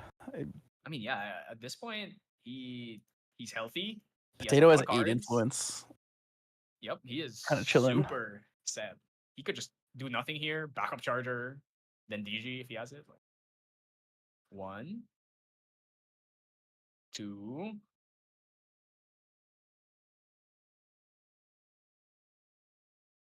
With Savage Slash. What the? Oh. I hope he knows that he can't eat the Savage Slash. I mean, he can't eat it because he's rested, but next turn, hopefully he doesn't think he can eat it. He can't eat it because of the class bonus. Yeah, I know, but he can't eat it to begin with. But then let's see. True, because he's rested. He's rested. Yeah. If he levels up, if he untaps, levels up, and then eats it, then we're definitely gonna have to call a judge on that one. I really like Savage Slash and Merlin just because when you're Lorraine. Is that a Slime Blessing? That is a Slime Blessing. Yeah, that's a Slime Blessing. And a red. So we got 3 slime cards. No animals on field, no draws. I think that's the reason why he went for the Savage Slash. He just really wanted to deny. Sylvie -2, really sad. Oh man. I mean, there's 2 cakes on field. They're gonna start getting bad if you don't have something to eat it. Oh, there's the DG. All right, are we about to see Ethereal Slime last card in hand? +4, +5. I mean, I think it has to be right because. I mean, oh no, yeah, because he got it off List of Calling, so we know. So this will be another 6/6. It's gonna be +5 because 2 cakes +2 from Sylvie +1 from his own effect. So oh my god, 8/8. No, that's 7/7. 7/7. That's 5. spooky. That's really spooky. That's an 2, enormous slime. Banish 1 cake. 2 cakes. Is he banishing 2 cakes or just 1? Only. He's gonna banish. He's thinking about it. No. Oh, he's only doing 1 cake. So 6/6. Fair enough. Wants to save the cake for something else. Whoa. Banish the slime totem again. I don't think he has enough cards to play anything else. I mean, do you kill Hasty here or do you start swinging face? I think you maybe just start swinging face at this point.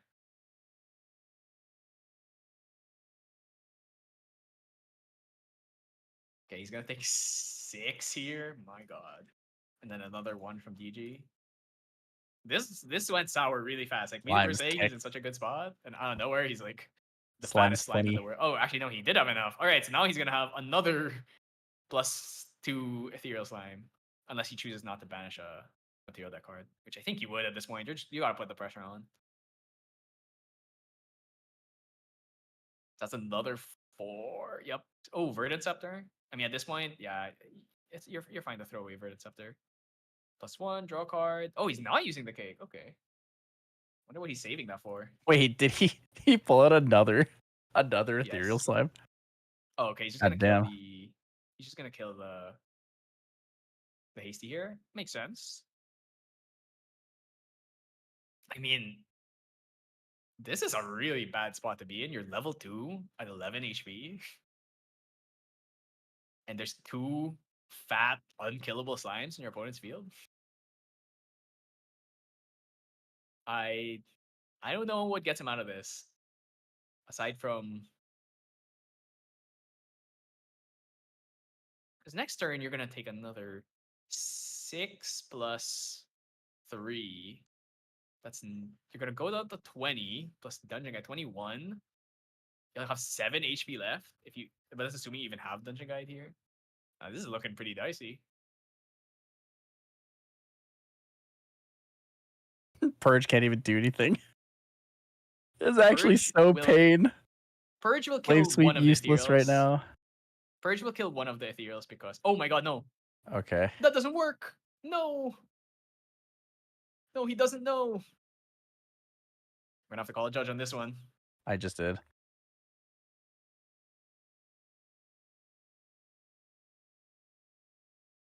I pinged it.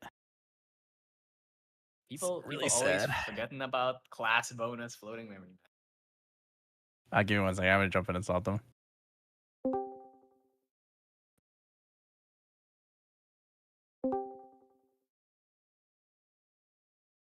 All right, so I'm just getting everything sorted out. I mean, he already did it, so he's still gonna lose the float, but then he just doesn't get the buff counter.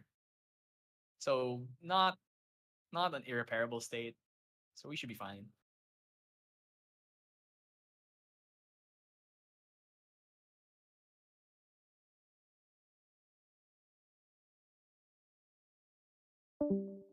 He didn't know. He didn't know the Savage Slash. Yeah, Pepe hands. You didn't know. Pepe hands. Oh, does he banish 2 more Savage Slashes?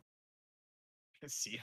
So he gets no Wow. level. He gets no level counter. Is basically all it is. But he just still goes to Merlin 3, so he'll enable Crux. No, but the extra awkward thing here is that he also is rested now, so it means he can't even like swing if he wanted to. Well, on top So of that, he he banished the Savage Slash from eating it, yes, right? now he can't use it. Now he can't use it for a drawn drawn blade. Yep. Super unfortunate. Though I think in the grand scheme it probably doesn't matter because I'm pretty sure I think he's dead this turn. I don't think it depends if there's a storm slime. Because this is 3, 6, 7. This is 7 damage. Or no, it's 6, 7, 8, 9. This 10 damage on board. Oh, stone scale band. This 10 damage on board. On board plus stone scale band. Oh, throwing 2 dungeon guides. Wow. Okay. Dude, he is the king of pairs. Actually, no, that was a trio. Storm Slime is pretty strong here. Yeah, so this is gonna be 10. If he has a Storm Slime, I think he's just dead. Storm Slime on enter gain the buff counter from the Forest Cake too. So it'll be a 4/1. 1 damage. That's 1. So he's at 12. Then he's gonna take another 6 from one of these ethereals, and then another. Oh, Resolute. Oh, there's Resolute. And is that hard played?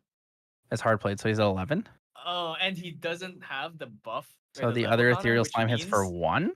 He's not gonna get a draw this turn. He's not gonna have drawn blade. He's not gonna have Merlin level counter. He's not gonna draw for turn. This is so over. Okay, is he at 15? Did I count that correctly? So he was gonna take 3 from this, but then he took 6 minus 3, so 3. So yeah, he's at 15. Oh man, yeah, this is so bad. Actually, I guess the risk is if he has Storm Time, you just die. But a part of me would think that maybe you take the damage, go up to 20, and then bring out Chalice of Blood. But you do just die to Storm at that point. But I think that's a risk you have to take at this point. You're gonna lose the game. If you play the Resolute, I'm pretty sure you just lose the game anyway.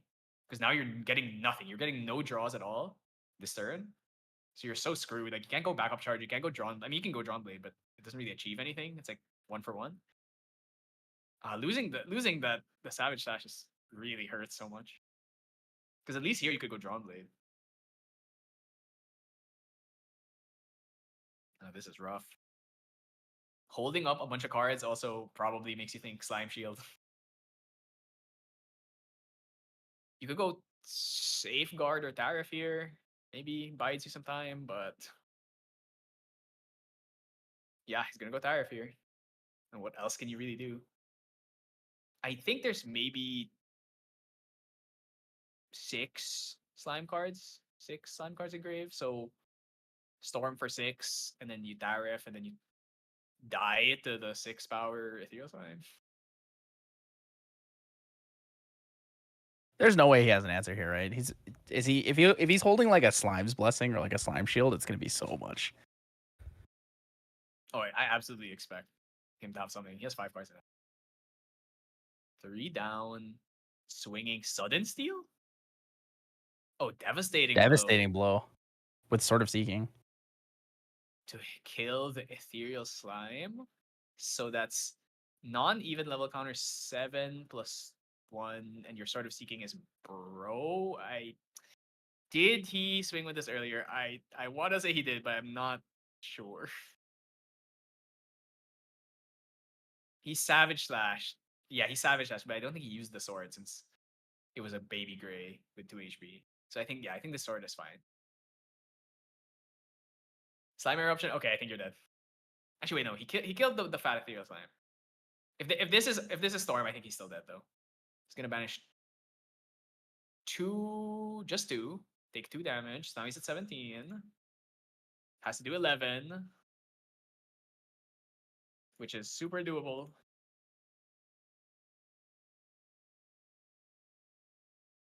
Horn of Beast Calling, really, really good right now.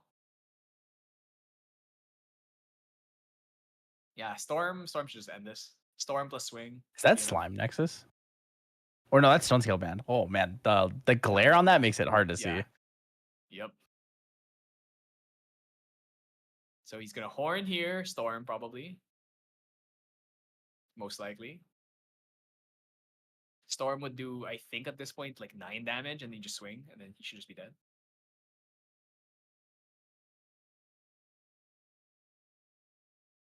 All right, let's see. I mean, he's thinking about it. Wait, you're paying? You played Horn of Beast Calling, so it should be free unless it's King. Oh, you want to swing? It's probably for the swing. Yep. So 3. Do you have another Resolute? Nope. Yeah, Storm should just clean this up then.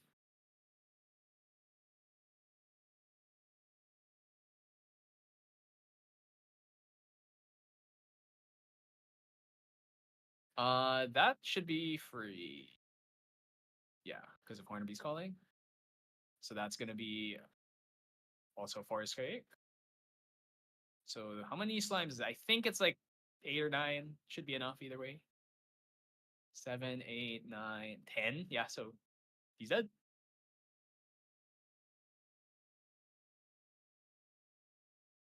Wow, I mean, Sylvie, when she gets to do this, feels so strong. That's game. But like you said, Ditch. How does she deal with aggro? That's the main thing. You don't. You literally cannot deal with aggro. There's like no option. The games are so weird where like against level 3 decks, a deck can feel so strong, and then they fight against aggro, and then they fold like a wet blanket. You know, they can't do anything.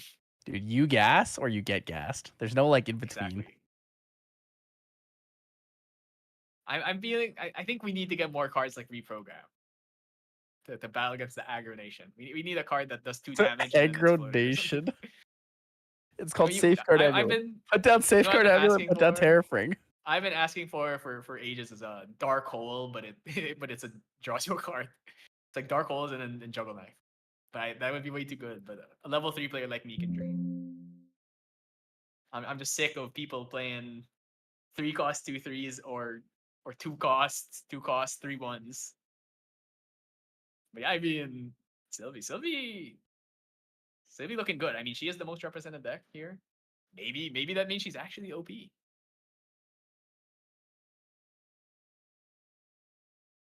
Okay, so I don't know about Sylvie OP. I think Sylvie's good. I think Sylvie's good. okay, It's playable. OP. I don't Definitely think don't I'd think say it's OP. I don't think she's OP. I definitely think maybe like you could say she's maybe like a top 5 deck, maybe. I'm not sure if I'd even go that far yet, but I mean the results speak for themselves. Like she has been doing really well. So yeah, we'll see. Huh. That was pretty convincing, honestly. I think the first game is what I expect to happen most of the time, where the Merlin just has a million cards and then draws a ton and then plays Incarnate. But when Sylvie gets a good start, she can just roll you over. Sylvie pops off. All right, we are also in time. Was that really time? Just that? Yeah, I guess that was 3 games. 2 minutes ago was time. That did not feel like an hour. Yeah. Well, I mean, games go on for 3 rounds. Let's see, they took Yeah. each player took like at least 8 turns. I think that's like a lot. Damn, Caban went 0-2 and then dropped in round 3. Yeah, he So said 3 something came code up and he had to packs. leave. Really sad. I mean, erupting taketh. So that's just how It it should is. only be 7 rounds today. Yep, 7 rounds. Okay.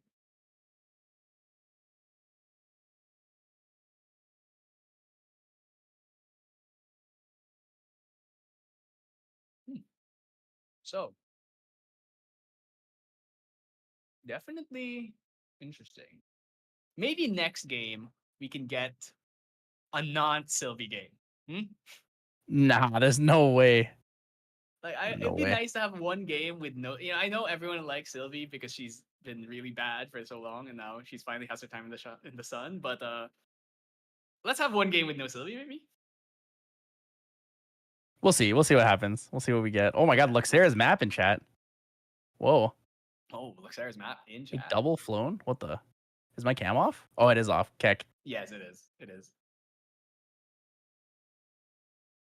My bad. I forgot I left to the feature match room momentarily. Oh, right. For the to tell them. I was Hey, like, hey, you don't savage get a types level doesn't counter, count. by the way. Forgot about that one. People. This is the one thing about class bonus. People always forget about it. Can I True. say? True. It's actually written in the rules. If you look up Merlin level 2.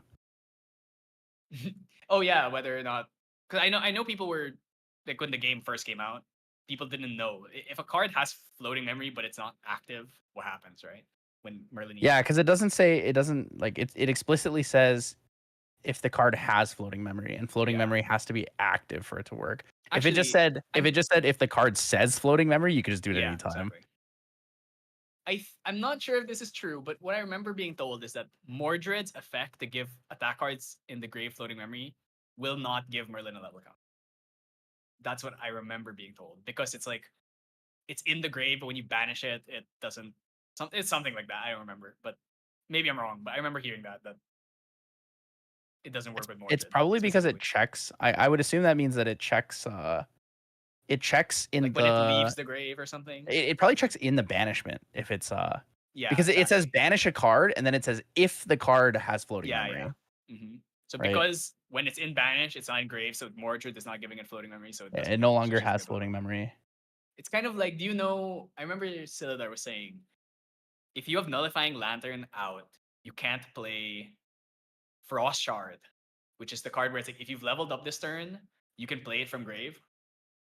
It's a water card that they released in MRC, and you cannot play it under nullifying lantern if you're not water, because when it leaves the grave to get activated, it becomes a water card again, which is one of the interesting things. Because like in grave, it's a normal card, but on field, like when you try to activate it, it's gonna become a water card. It's one Wait, of the weird what? things.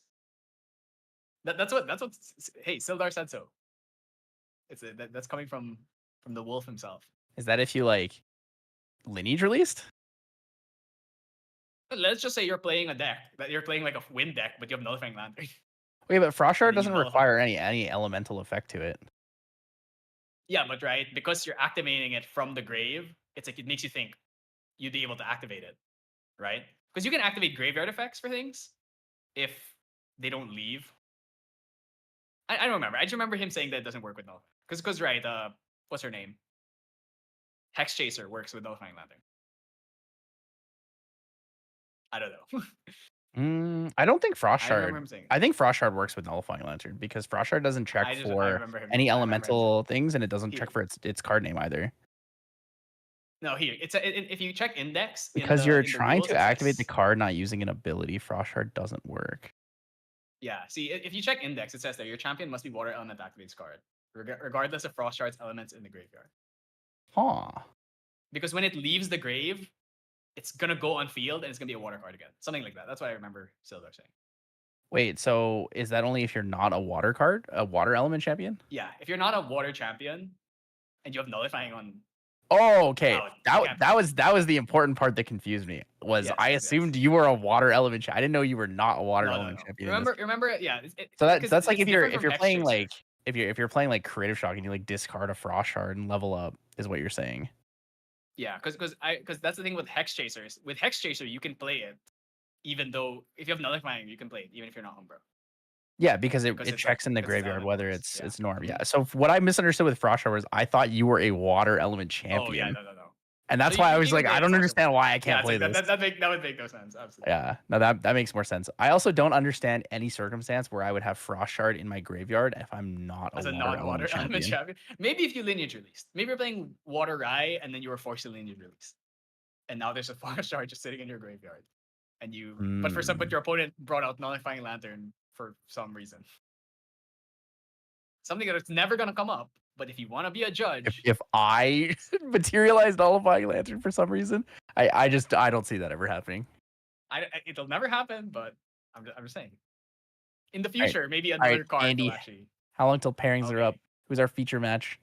All right, please no Sylvie this time. I'm sick of Sylvie.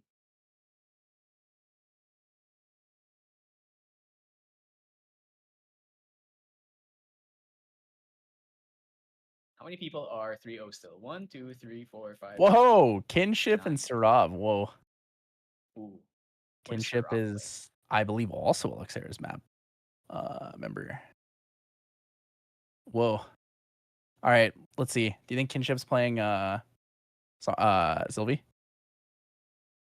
I don't want him to, but if he is. Whoa, he's not. There's no Sylvie this time, guys. Oh, no. Okay, what is no it? Sylvie. I know Sarav played Win Tristan like 2 weeks ago. I think he played Sylvie this week. So I don't know. He's playing. I think he's playing Water Neos, Tony. Ooh, that's a deck that I'm super interested in. And Kinship is playing Water Mill Diana. So like Dahlia focused Diana. Yeah. I've seen that build.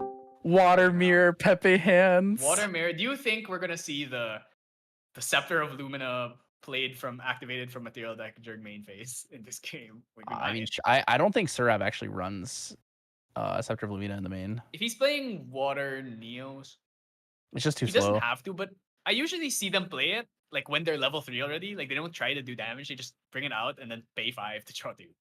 True. Like, especially if you're milling a lot of floating. Yeah, you play so much float that you might as well have the option to, in a way, it's kind of like backup charter. Except it's true. Except it costs 5, which is the hard part. Q Crab Rave, true. All I want to do is I just want to play Icebound Slam over and over. That's all I want to do. I gotta see this Neos. Let's see this stuff. I am so down. I love Water Neos.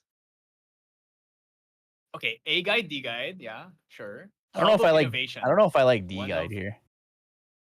I don't think you need it.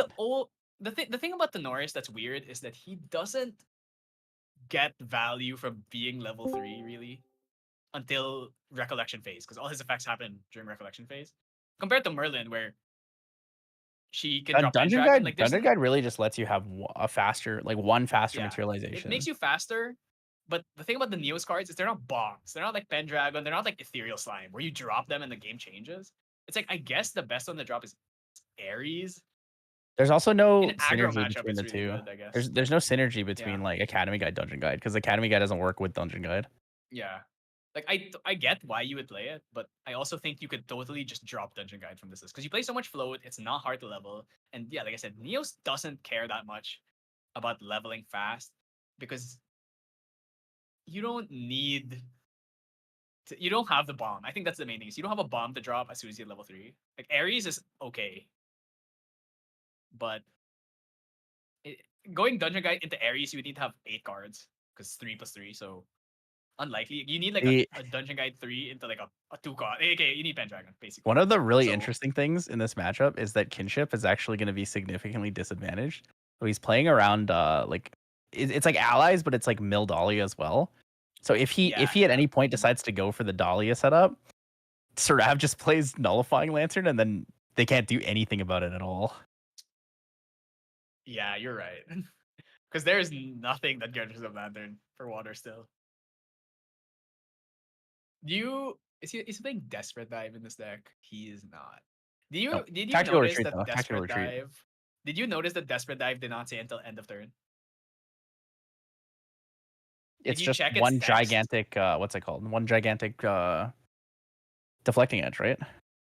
No, but the thing is, it doesn't say until end of turn in the text of the card, which means it would last forever. So if you check index, they had to errata it, which means you basically have a permanent like 40 prevention shield on you that just lasts across turns.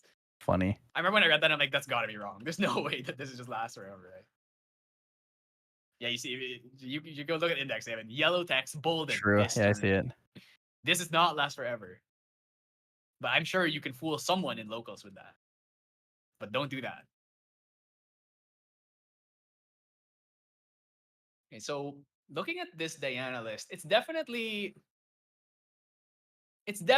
not a level 3 list. But it's still this is an allies list. Yeah, it's an allies list. So it's an aggro list. I definitely think he's gonna bring out Scepter.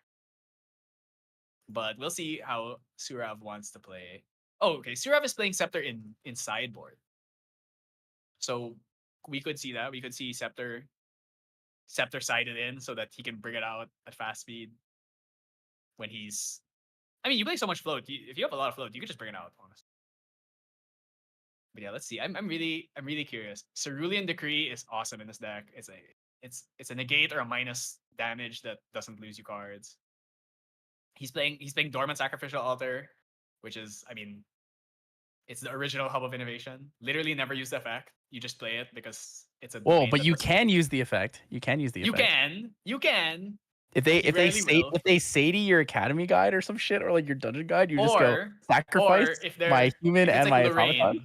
Like you're playing against Lorraine too, and they like flame sweep you, and then you just sacrifice both. Yo. Ooh, imbued. What is that? Hidden Enclave? Imbued Fractal of Rain. That's Fractal of Rain. Fractal of Rain. I see. So Fractal of Rain makes you mill. Target player will mill at the start of Recollection. The new MRC. Yeah. So at the start, so he can either make himself mill or he makes his opponent mill. Likely he will make himself mill, because if you make your opponent mill, you are going to make them mill float, and you don't want that. A double floating to open. Oh, he's doing it again. Oh my god. That's a crazy opener. That is okay, so that's a Crystalline Archer, I think, and then Lost in Thoughts. Yeah, so surely he's milling himself, right? Chilling Touch. Wait, does he know that he flips the cards back over? I mean, I guess it doesn't really matter. It doesn't matter. It doesn't really matter, yeah. Notably, Water Neos not on Fragmented. Nah, Fragmented is too hard to use with Academy Guide, because you won't be able to protect I agree with that. That's what's my main issue. Weirdly enough, you actually have to have the extra card, or it's like kind of bricked. No. In Wind, you can't play Academy Guide and like hold Zephyr or Reclaim. In Water, you can't hold. Oh, Icebound Slam. All right, Icebound Slam. Let's go. Limelight was talking about this before, where if you go second, you can go. Is that a reprogram? Slam. That's Lost in Thought. No. Wait, Dungeon Guide and an Academy Guide. Okay, so he big whiffed. He didn't hit enough. Big whiff. That he lost 2 guides too. That's a pretty important. So that's 3 damage. Only. So yeah, Limelight was saying if you have two Icebound Slams going second, you play 1, do 8 damage, and then just if your opponent doesn't level up, you just kill the next. Just win, yeah. So it's 3 water. It's what is that? Lost in Thoughts, Fracture Eyes, and do you bring out Scepter here? Maybe you bring out Scepter here, because you're probably gonna level up next turn. Or does he just want to hold the? I don't know. I'd probably just level up. Oh, he lost a Cerulean Decree. That kind of sucks. Lost a Crystalline Archer, no float. Wow. He's Okay, actually sure. giga milling himself for the Dahlia setup. I wonder Is if Sirav playing Sirav Lantern? He is is, gonna right? figure Yeah, it he out. is. He is playing Lantern in main. Yeah, he is playing Lantern. It's probably his second materialization. He probably levels first. You know what's actually so annoying for ally decks? Is this little card here, Vapor Jet Shield, actually Yeah, dumpsters ally decks. that card is sick. -1 to everything is for the deck that's playing like a bunch of guys that swing for 2, reducing all of them. Oh, there's Dahlia. Wait, she's class bonus though, right? Or which part of her is class bonus? Is it the mill part that's class bonus? Range is class bonus. Yeah, but her range is X, right? Oh no. Her Oh no, class you're right. bonus It is is the on mill. attack. It is the Yeah, mill. yeah. I Yeah. remember that the range part is not class bonus, but she's not range right now, right? I don't think Unless so. he I has don't think he played backstab. anything to make her ranged. Yeah, I don't think so. He probably plays her and then uses tactical retreat to make her ranged. Stops combat, protects her. And then range next turn and swings. I mean, he doesn't have. He only has like 2 water cards in grave. It's not that dangerous yet. I mean, he has a Lost in Thoughts there, so he could have gone Scepter. But maybe he has like a Frostborn in hand that he'd rather save it for. I mean, you know your opponent is a spirit. If you went Scepter, if you use that Lost in Thoughts Scepter, level up, you do 4. He's gonna be at 7. If you Icebound some again, he's just dead, isn't he? If you don't whiff this time. If he does, yeah. If he doesn't whiff and if you level up, but you might also die. I mean, you have 20 HP. Scepter double dungeon guy. Unlikely to do that. Or he's gonna Iceman again. I'm telling you, he should have gone for the Scepter. Oh, he's scooping. Wait, what? No, he's fractals. Okay, but there it is. Tactical retreat. Actually, wait, he knew about that, right? He knew about that. Yep, He knew showed it about on the imbue. The nice thing with tactical retreat though is that he has to use it on his champion instead of using it on Dahlia. Yeah, so he didn't. It is a float though. So actually, it's not float right now because it's class bonus, I think. So yep, class bonus floating. Why did we play the Icebound Slam though? We knew about the Veil Dash. He might have not. Probably wanted to forgot force the about it. tactical retreat. Either that, or maybe it's webcam things, and you just kind of like you didn't notice what he imbued.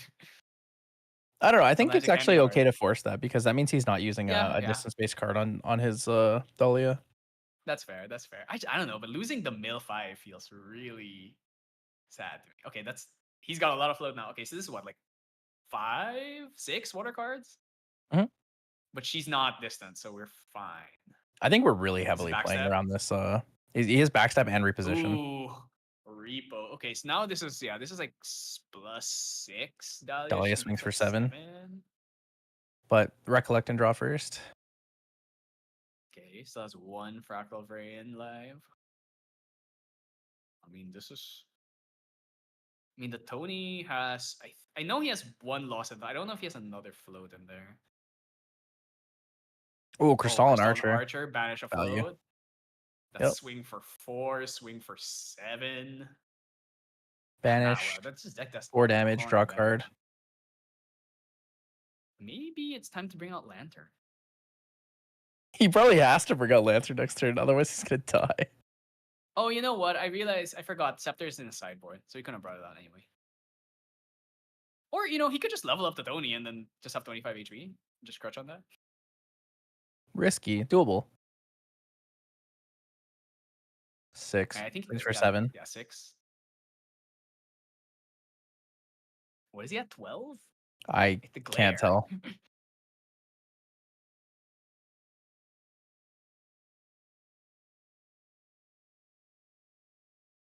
Okay. What are we gonna do here? I mean, your opponent doesn't have that many cards. What is that? That looks like a charged mannequin, but I don't think that's what it is. I think it is. Oh, it's a cell sharpshooter. That's what it is. Oh, is it? Oh, no. That's Imperial Scout. That's the when she becomes distant. Is he running Imperial Scout? I'm pretty sure he is. It looks like her. Yeah, so that's the one where when she becomes distant, she mills a card. So she's not distant, so it doesn't do anything basically, but she just does damage. I don't know how you do things with like memorizing cards. Like before this stream, I spent like an hour just I covered every card's name and just tried to remember all of their names. I usually just go by the image. I like see half the card and I look at the image and I have to remember its name because I don't want to be able to not remember cards, even if it's a card that no one ever plays. The And if problem is Girl Scout got most me people's up, cams are really dark, so it's hard to see. no, yeah, especially, but for sure when you have a nicer setup, you can definitely see the card. This one I'm like, yeah, it's like I remember this card just because I'm like I didn't think anyone would play it, but I saw it in the list, so I decided to remember his name. All right, I mean he's level 2 and he did nothing, which means okay, a big concern here is definitely Storm of Thorns would really insulate him here. Triple Storm of Thorns, you ready? I mean, Kills he just everything needs on the one field. really, because actually, is Crystal and Archer 1 HP? He is, right? Crystal and Archer should be Or is he 2 2? health. Is he 2? Yeah. Yeah. So 2 Storm of Thorns would be enough, yeah. Oh my god, smoke bombs. So there's like another flow card in there. Like he's gotta have something. He's got so much cards in hand.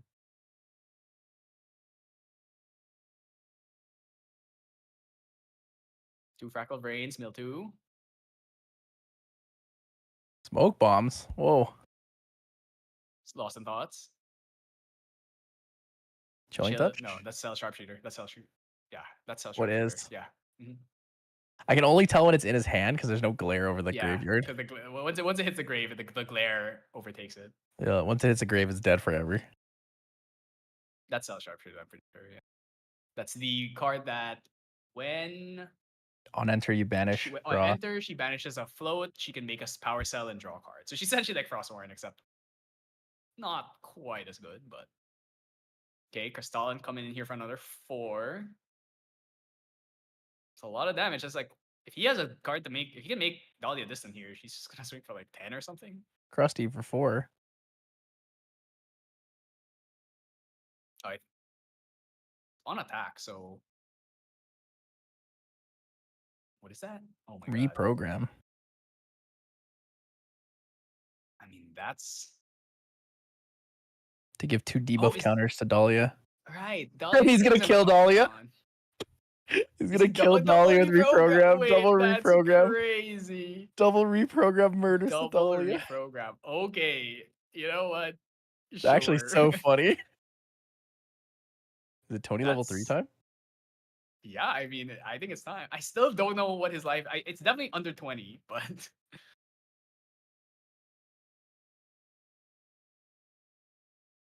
I mean, now we just need to find another Dahlia. Can he do it? Level up, and if he doesn't die on his level 3 turn, he just goes nullifying lantern, and the game gets like a lot harder in terms of damage. Then he's gonna, let's say he gets like Atmos. If he has Ares, the thing with one Ares is the smoke bomb doesn't actually work because it's a redirect, just like with Tristan Shadow. So things like that, like unblockable and stuff, or like removing taunts doesn't actually do anything. So 2 down, 3 Dahlia number 2. Gildas. Gildas, never mind. Balanced Gildas? He is balanced. Yeah, he is balanced. That's one of the things about fractals. I think he's at 21. I think he's at 20 or 21. Yeah, it's definitely 20 something, but probably not that low. I mean, he could go Chalice here. If he has Dungeon Guide, he could go like Chalice, but then you have so much 2 down to backstep the so you're gonna Imperial mill Scout. another card, and then she's range 2, I think. Yeah, range 2, so just 3 damage. Yep, another 3. Milled at Gildas. 24. You know what would go crazy right now is level up Blade of Creation. Dude, low key, that would be gas. Tony level 3. Let's see which domain he chooses to bring out. He actually doesn't have that many cards, which is unfortunate.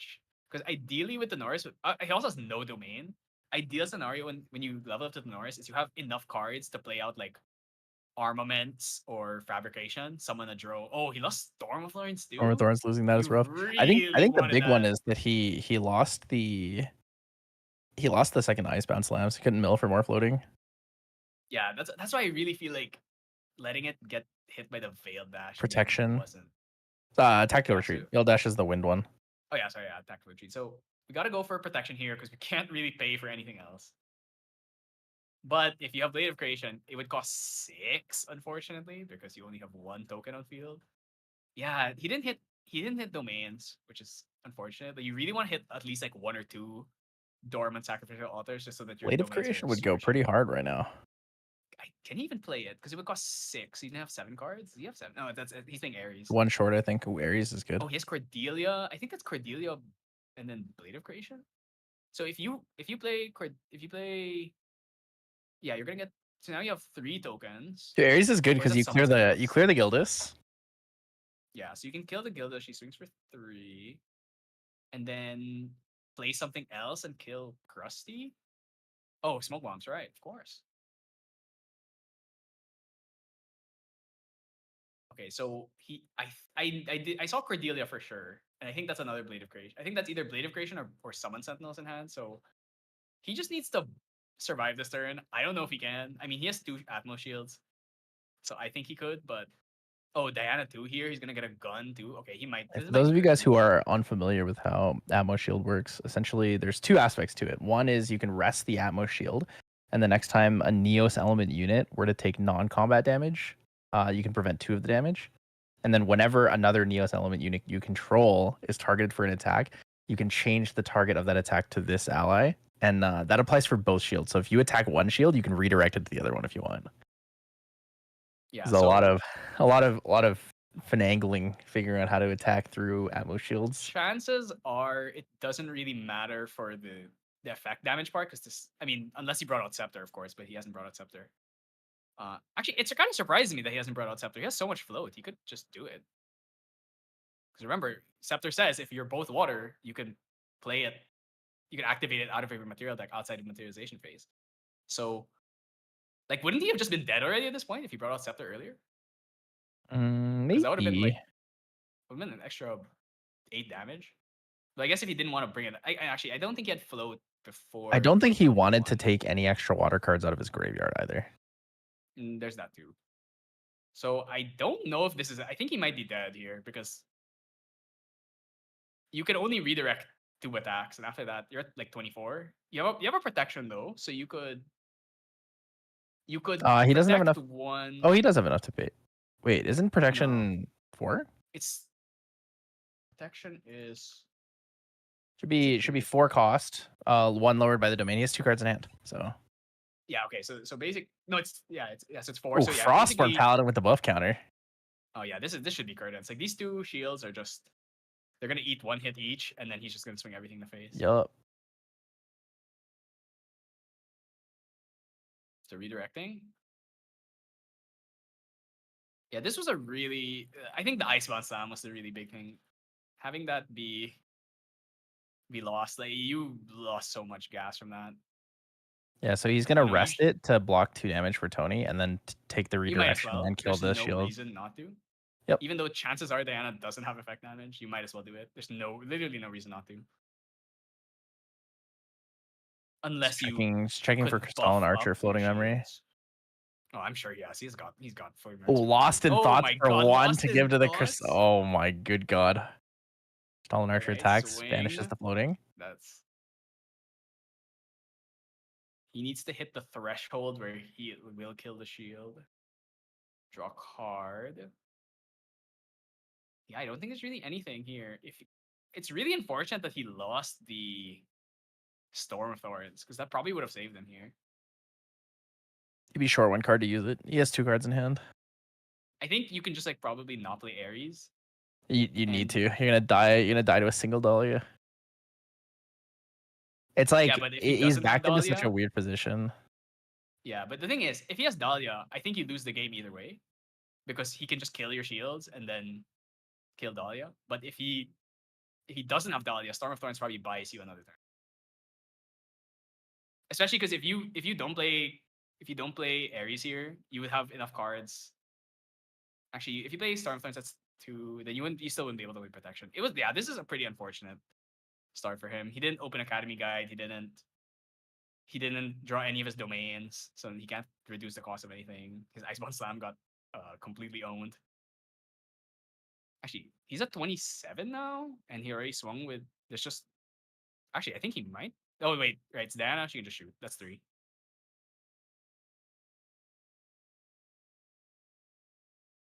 Yeah, I mean, damn. this deck is fast. It mills so. Okay, to be fair. Okay, that was he the did- craziest opening of his life, though. He opened double He Fractal opened of double Rain. Fractal of Rain. Okay, that's not gonna happen every game. Let's be real. That's probably the best start you could possibly have on this deck. You get 2 reservables that is allow you to start absolutely milling on that your is the best immediate start. first turn. That is about as good as it gets. I think the deck is good, but I that definitely think that was good. just the most gas opening you could have. Like when you look at all the cards in this deck, there is nothing more valuable than opening a Fractal of Rain. Absolutely. I mean, it's a fractal, so on its own, it replaces itself essentially. It's like And it's Fractal milling of you Rain, cards every turn. maybe Cerulean Decree, and then maybe a Chilling Touch. But if you go first, Chilling Touch not as useful. Yeah, So like definitely. I you're think double open. fractal is just about as good as it gets. Dude, that's crazy. That must feel so good though to hit that. Yeah. All right, what do you think for sideboard? I definitely think that Scepter is coming in for Water Neos because like he has a lot of float, and if he catches his opponent just not leveling up for a turn, What does he like take out for it in though? that game. Like what can you feasibly take out for that? You could probably He died in 4 turns. maybe backup charger. Does he play? He doesn't play like any. He needs a Bulwark Terraframe. Chart's probably good. It's a Terraframe. Oh yeah, you're right. He doesn't have Terraframe in this deck. He just simply won't open double Fractal Rain this time, right? I think it's a combination of Kinship having just like a fantastic opening and Surev having like a really bad opening. Like I guess Icebound Slime is not honestly the worst opening. Actually, no. But Icebound Slam is a really good opening. The problem is that the second Icebound Slam got tactical retreated. But he also like can open so many other things. Like there's so many different openings you can get that are pretty good. Like Academy Guide. Academy Guide with Diffusive Block is really good. Academy Guide Diffusive Block is good. Academy Guide Storm of Thorns is good. You can open with Dormant Sacrificial Altars or Hub of Innovation. He is not playing Frostbind because that's one of the other. If you go first, the other opening is Academy Guide. And it's like Icebound Slam is a fantastic opening in general. It's just really not the fantastic opening into this. I think it would have worked if he didn't have Tactical Retreat. It's true. But, I mean, you should expect it. Well, into water as well. Like even if it's not Tactical Retreat, like you have 2 options, right? Tactical Retreat or Song of Frost. or so like it is riskier to take it into to go for that into water. Another thing to note: no Viridian Protective Trinket on Surav's sideboard, but Kinship does have Viridian Protective, so the game is gonna get a lot harder because you're playing a deck full of water cards, and suddenly all of them are gonna start costing more to play on your opponent's turn. A bit awkward. I think he might slide in the Desperate Dives. I think Desperate Dives pretty good here. Especially if it's pre or out of Desperate Dive, where it's just a 20 prevention shield that lasts forever. Ooh, Sudden Snow is definitely interesting. Stillwater Patrol there's no reason to bring that in. What is Sudden Snow? Is that the one that makes everything come in rested? Yeah, but you can also use it to banish floating. This card's actually fast really banish floating to cycle a card. Just didn't play it, I guess, because there wasn't enough mill to make it work. Yeah, MRC brought like so much mill. Yeah, it feels so good. I mean, just like I think every card game that has mill decks in them, they're kind of bad at first, but once they reach the critical mass, where your whole deck just mills and everything that mills is gas, it becomes a problem. Academy Guide start is pretty good. Let's see if he wouldn't play Academy Guide if he didn't have a way to keep it alive, though, right? He does. I expect a storm. I expect storm. Storm of Thorns, Diffusive Block. Yep, one of those two probably. I think that's it, right? Nothing else protects it. I mean, Reprogram kind of could protect it because it is a -1. Kind of. It's a -1 if you're not an automaton. And if it is an automaton and they like die or something, that's even better. Yeah, good old -2. I don't think standard allies run that many 2 health automatons though. It's like the ones I can think of are like Imbued Andronica and Shimmercloak. Charge Mannequin. True, Charge Mannequin. I don't think he's running that in this though. That's more of like that you warrior can kill, deck. For the ones that you can kill, it's Andronica and Shimmercloak. Those are the 2 main ones. Is Imperial Scout a human? I think it is. Imperial Scout. Imperial Scout is a human. I Is a think Cell human. Sharpshooter might also be. The thing about these automatons is it's kind of Cell hard to Sharpshooter's tell an if you don't automaton, but it's if you don't 3 look at health. the joints. I don't know if you ran into this because back when Seeking Shot was like the go-to ally removal card. Oh my god, did he open Fractal Brain again?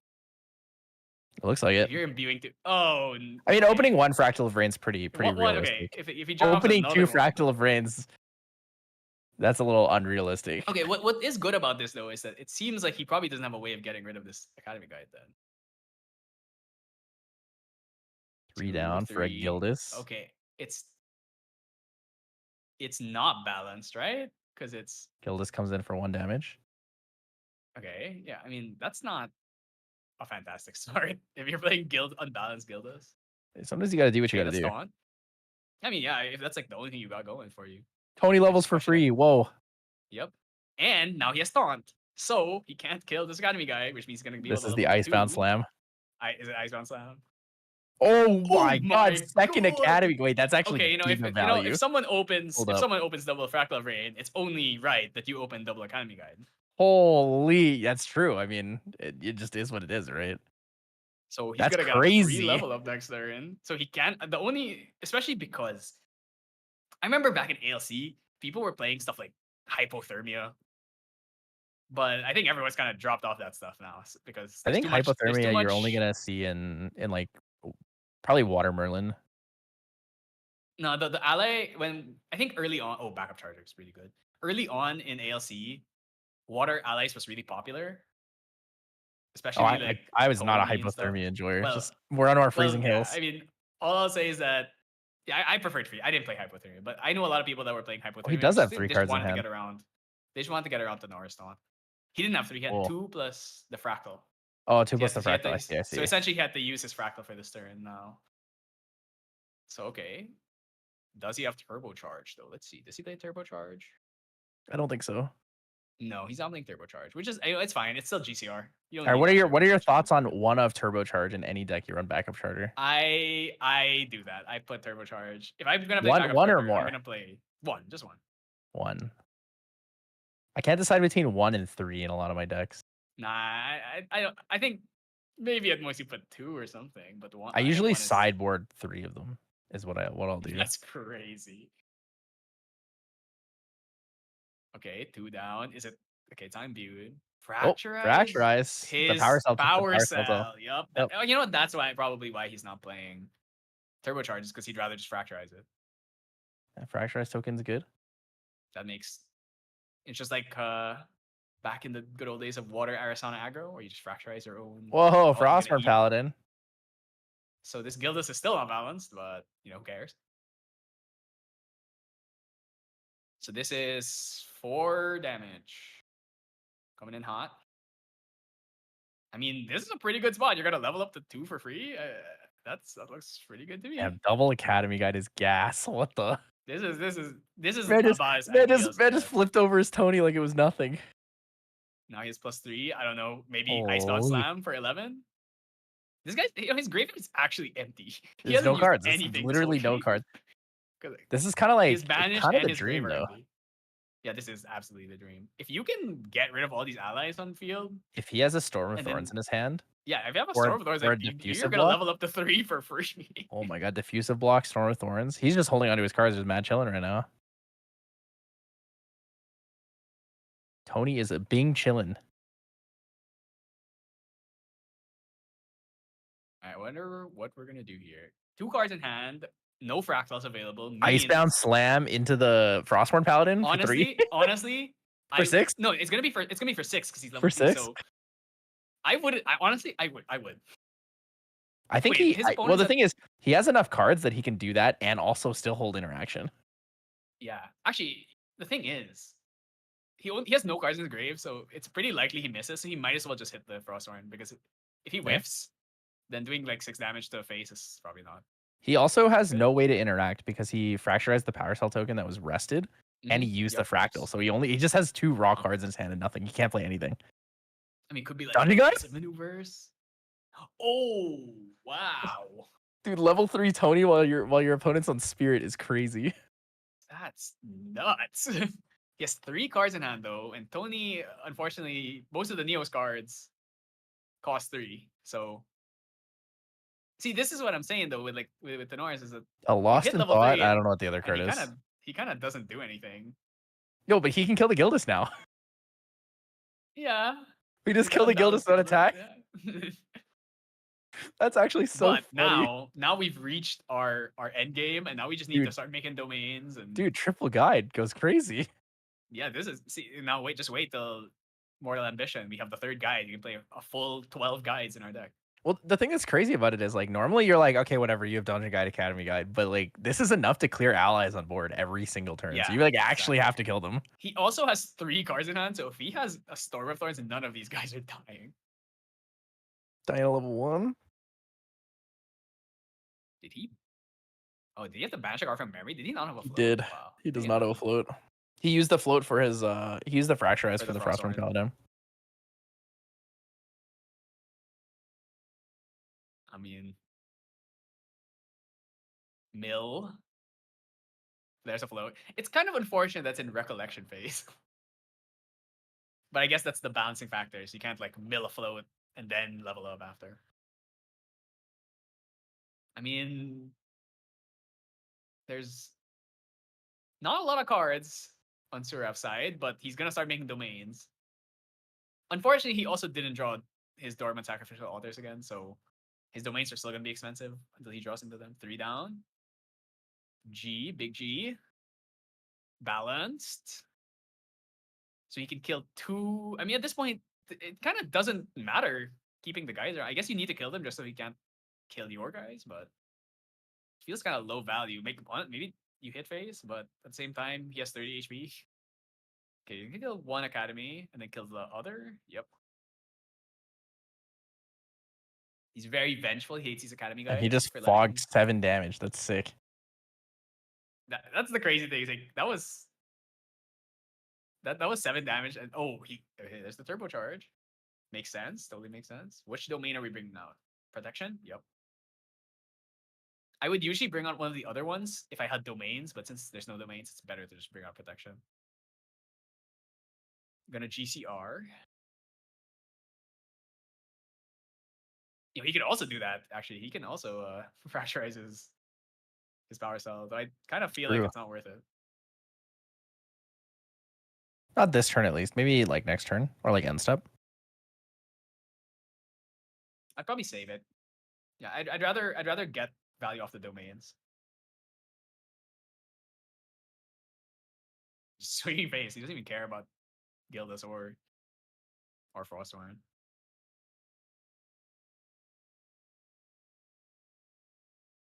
I mean, do you have like an Ares or something? Wait, why did they? Oh, he just passed. Oh, he just passed. He passed. Okay. I mean, chilling. That's water for you. There's accruing value. Well, Scepter. Okay, popping his fractals early. Putting 2. Oh, just a draw. Okay. So put 3 down plus 2 fractals to pull that one off. Mills an Imperial Scout, not a float. I mean, this is looking pretty good, though. Serap's got to start playing something. I think what I expect to happen here is maybe he just like does nothing, brings out Fabrication or probably Armaments, plays it, gets a sword, then Blade of Creations. Depends on if there's enough. Depends on if his opponent has enough cards to play Source. A tactical retreat. Tactical retreat. Yeah, that would be pretty devastating. Oh, actually, another thing in particular about the power cell is that's a token. So for the case of Cordelia, it is there's Dahlia. I don't think there's that many water cards. 2 more down. It would be crazy if we saw the double reprogram right here. Backstep. That's square live backstep. Mm-hmm. This is where he double reprograms. It would actually be so funny. Oh, come on. That'd be so funny. Because not only would he deny the draw of the backstep, but he also kills the Dahlia. So this is like what? 7, 8 damage? Something like that? Let's see. Do you just protection this? Like you could. He has It's no punishment. I think it's only 2. It's just 2. It's just 2, so it's 3 damage. Absolutely, just take that. Oh, then you get the on attack. So actually, you're supposed to do that first. So 3. Yeah, so it's 4. Or no, it's 2. Yeah, it's +1. Yeah, so okay. Gilda's swinging in for unbalanced. This Gilda's is not having a great day. She's been balanced 1 time. Okay, I expect probably sword here. Your opponent has 3 cards though, so Blade of Creation This is kind nullifying of lantern risky. for sure. I mean, at this point, if you have nothing better to get out, Oh, wait, you can just nullifying swing. lantern or alchemical scripture? Yep, that looks like It nullifying is null lantern. lantern. Yeah, that is okay. Does he play Alchemical alchemical scripture? scripture He would be does, kind of right? good here. The problem is he only has 2 tokens. So he'd have to have something. Well, he's gonna make a third one with the. He's gonna make a acid. third one, and then he could just like summon sentinels or something, Yeah. or he can just make a sword, and then now he has 4. Yeah. See, so he's prereq. He's gonna play his. That's armaments. He's gonna make that. I think he wants to go. Is he going for Aura Steel, or he could just kill Dahlia here, or do you go for Blade of Creation? Ideally, want to bait out the. I mean, if you have a Blade of Creation, you Blade of Creation without using your sword right now, because your opponent does not have enough cards to stop it. I think he has 3 cards in hand. You can pay for Frostbind. I guess it depends if he respects Song of Frost. Tactical though. Yeah, Tactical's Song of Frost or Tactical's 3 cost, isn't it? Oh yeah, you're right. So it has to be Song of Frost. Yeah, it just depends if he respects Song of Frost or not. Is he even playing Song of Frost? He's not. He's not. That's why it'll be interesting to see if he respects it or not. I mean, I think that's the thing. Is like these players don't have each other's deck lists, so they wouldn't know. I mean, as a water decker, he surely must be playing Song of Frost. I don't think I would expect that against Mildalia. Like Mildalia just wants to mill like all the floating cards. Especially because you have Tactical Retreat. Yeah. You already have Song of Frost, but better, even if it costs more.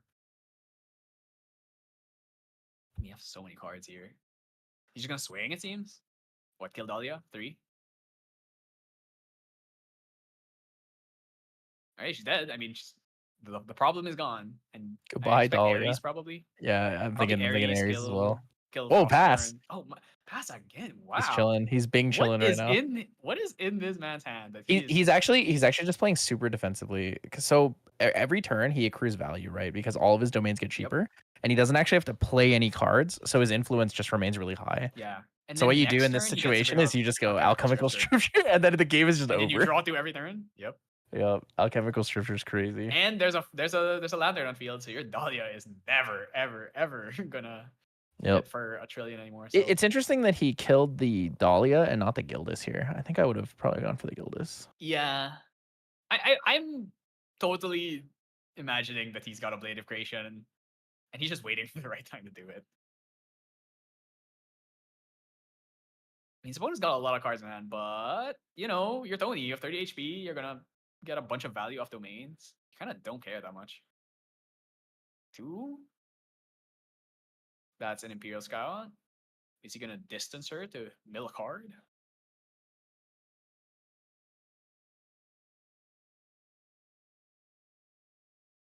Okay, Repo, sure. These are the kinds of games where maybe you would want to have Diana level 3. In a grindy game like this, maybe you can hit level 3 and then just try and curse him out. Mill 2, that's 1 float. Lost some thoughts. Swing for 4. Do you like Storm of Thorns this maybe? Storm of Thorns and then Alchemical Scripture? Oh, is that Heavy Swing? Do you play Heavy Swing instead? No, it's not Heavy Swing. Must be something else. I mean, you're 30 HP Tony. You could actually just take all this. Though, maybe better be safe and just play your defensive cards. There's so many defensive options here. The question is, do you take your damage to go up to 20 for Chalice of Blood? Honestly, probably.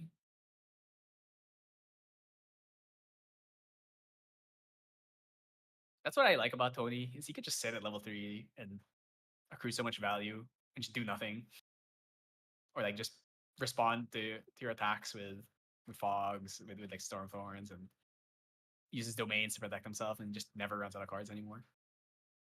I still think the main issue with Neos is that I don't know what you really do against like Zander or Merlin. Decks that don't really need to attack to win. I feel like I guess your end game is to just summon as many tokens as you can and go for one big swing with an Archon Broadsword. But maybe it's a bit too slow to these scaling like damage decks that have like so much inevitability. Atmos is definitely good against Zander though, I'll say that much. Okay, I mean he's just taking it. I mean, why not? He's trying to go to 20. He wants the Chalice. Chalice is pretty good value. I'm not gonna lie. Draw 2 cards into your hand is kind of crazy. The main thing that's actually not. I think he's at 19 or something. The unfortunate thing is that since he doesn't have Viridian Protect, like he could just go Blade of Creation right now, but because he doesn't have Viridian Protective Trinket, he always has to worry about the Tactical or the Storm or the Songfrost. Like, he's gonna start putting something down. Like he can't just keep sitting here and taking like 9 damage or everything. You gotta clear this board. Ooh, Lost in Thought. He's being Lost in Thoughts for 1. Oh, he's going Vapor Jet Shield. Vapor Jet costs 2, so he's gonna lose the Lost in Thoughts plus the card in memory. Probably. Yep. Actually, that's actually. Yep. Yup. Fantastic choice here. Basically, Vapor Jet Shield is now. good. Like, this guy is never dying. Oh, and a Diffusive block. Diffusive block. Don't really care. So about Vapor that Jet one. Shield is unit link. If damage would be dealt to linked unit, prevent 1 of that damage. It's essentially a Veiling Breeze for 1 that lasts forever. A permanent Veiling Breeze for 1. You can like Zephyr the Vapor Jet Shield, and you can also Fracturize it, but then it just becomes a token. Wait, speaking of which, what happens if you Zephyr a unit link card? It just comes back, and you can choose it again. Yeah. So it doesn't actually achieve it. It goes to banishment, but it goes to banishment, but it comes back because that's what Zephyr says. It returns from banishment, right? Yeah.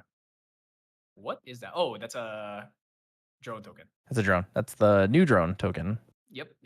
With a buff counter and a sword. Now he has 1, 2, 3, 4, 5 tokens on field, so he can Blade of Creation first 2. If he so pleases. I mean, I'm pretty sure he's got like Cordelia or Ares in hand though. So. Yeah, like Andy said, if you wanna kill the link, you have to Zephyr the unit, but you can't exactly Zephyr exactly, because you can't exactly Zephyr a Tenoris. Yeah. That didn't. Oh, someone said those. That didn't exist before the unit links. We only had ally link. So now that we have unit link, it's like, okay, well, I can't remove your champion, so that's why unit link's so good. Yeah, I think Vapor Jet is an insane card, especially against decks like this that just do so much little chip damage. Cerulean Decree is, I mean, he can pay for it if he wants to.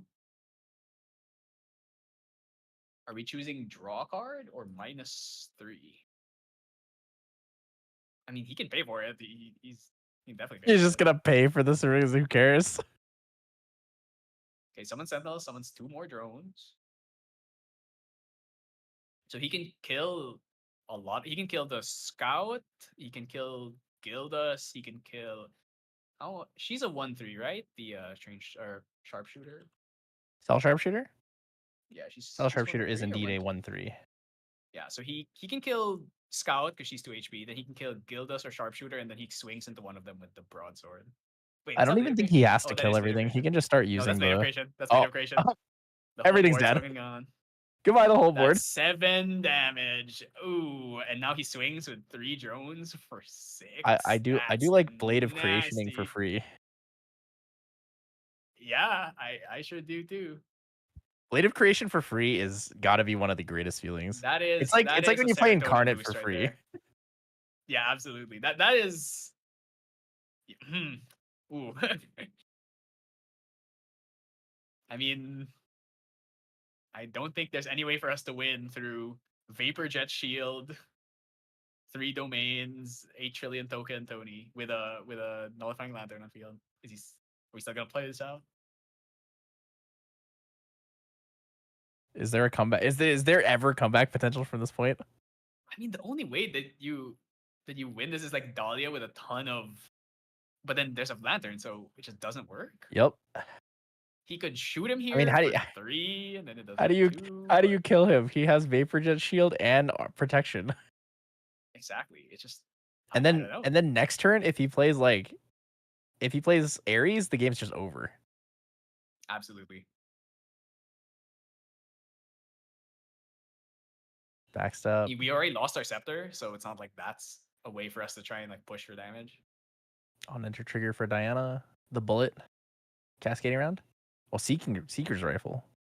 Oh, I guess he lineage released. I missed the lineage release. I Oh, is guess he gonna they're kill? He's skipping probably steps. They're doing it all together at the same Yeah, time. I think he's gonna just. I think he's gonna shoot a. Okay, what's he loading? Is he loading loaded thoughts?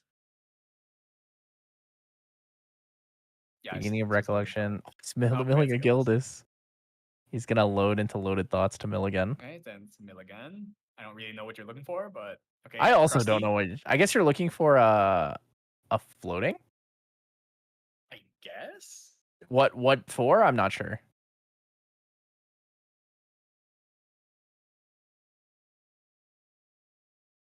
He has what, 7 cards in hand? Gonna shoot for 3 here. That's gonna do 2 because of the. He's gonna just pop the protection now, because why not?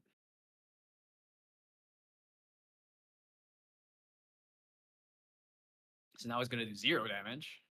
Unless he distances himself right now. Alright, 0 damage. Oh, okay. It looks like he's scooping. Yep. I mean, there's no going back from that.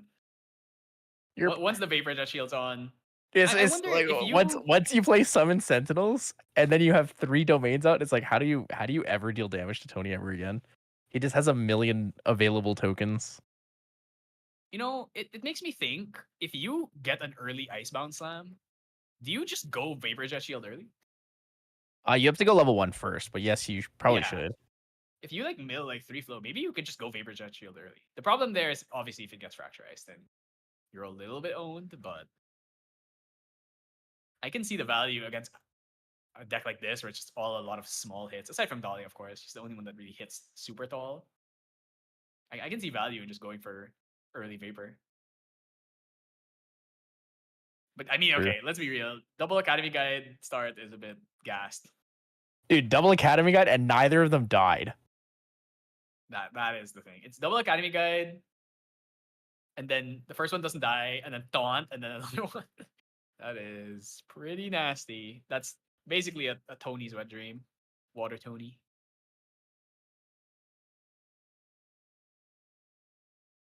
You know, so Lost in Thoughts, right? So you banish a floating card, draw a card. I always thought that if you banish Idle Thoughts, you should get a benefit. 'Cause I feel like that doesn't that just make sense? They're both thoughts. Just because they're linked together by the name. Yeah. So I think if you banish Idle Thoughts, you should draw 2 cards.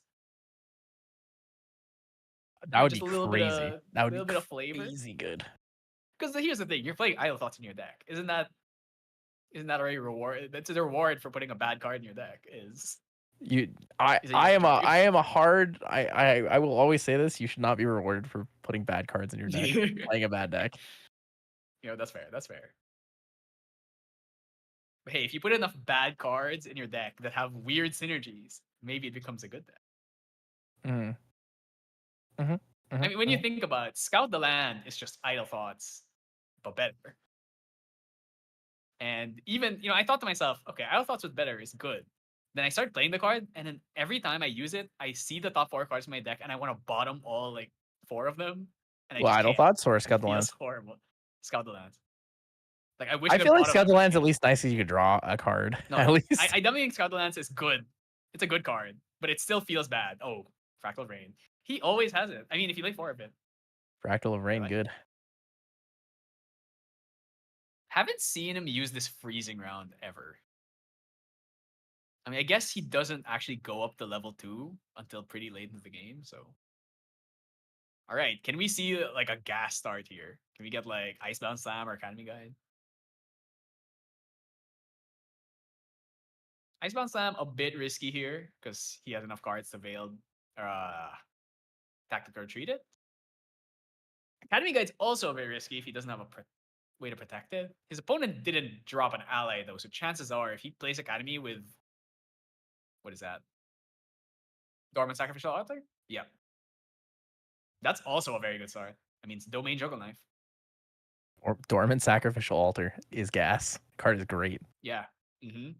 Like before the set dropped, when I was playing Neo Stony ALC meta, my ideal start was either Academy Guide with Storm of Thorns or Dormant Sacrificial Altar.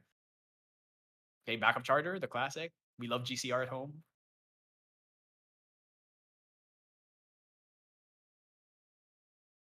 It's really crazy to me that they just released GCR again, but with a few hoops. But it's not even that big of a hoop, right? Because it's not uncommon to have 3 cards at the start of your turn.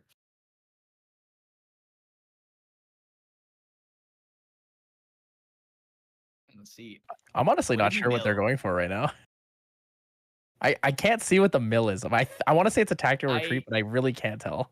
I think it's Dahlia, but I really can't tell. It's in Heaven's Light right now. Yep. It's in true banishment right now. When the graveyard is somehow more banished than your banish zone. Okay. I mean, Chilling Touch is annoying, but he has enough cards in memory he can still level up. What is that? That is Icebound Slam. Okay, actually, honestly, maybe you're happy about that. Because now when you level up, you're not going to risk losing your Icebound Slam. 3 down for tactical retreat. Gildas? Oh, for Gildas. Okay, so you actually can Icebound Slam here because you don't have to worry about Storm of Thorns, or you don't have to worry about Tactical Retreat because he only has 3 cards in hand. Though, yeah, like we said, we don't know, or he doesn't know necessarily. Cerulean Decree? Cerulean Decree imbued -3 probably, and draw a card from memory. Yep. That is a fantastic start. So what is that? Storm of Thorns, Chilling Touch, Chilling Touch? I honestly couldn't tell. It looks like it, but I can't tell. One of those cards, I just can't tell what it is. I'm fairly sure that's Chilling Touch, Storm. Man, I am so jealous of the people that got to go to Worlds and get that Chilling Touch, man. It looks so good. Oh, he's going for Scepter this time. He's like, okay, we cannot allow this Tony to just level up. Gotta go for big damage. Unfortunately, not playing dungeon guides, right? So the burst potential is not quite as strong as the old school Water Allies Diana. All right, let's see. Is he gonna level up? I think you kind of have to. It's really risky to not level up when your opponent has a Scepter on you. Back up Charger? Or no, that's Lantern? Oh my god, everything is in banishment.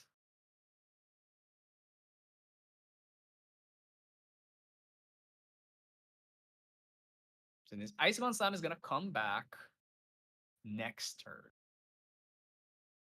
Or at the end of this turn, rather. So I think that's Lantern, right? It looks like Lantern. It's either backup or Lantern. I can't tell. They're both gray. I think it's. Wait. There's no way you'd play Lantern and Icebound Slam on the same turn, right? Wait, is Icebound Slam? You might just to mill for floating. Summon Sentinels, reprogram, fracturize, diffusive block, and two Summon Sentinels is really bad. I mean, I think it's okay because it's probably gonna be a while before you draw. Yeah.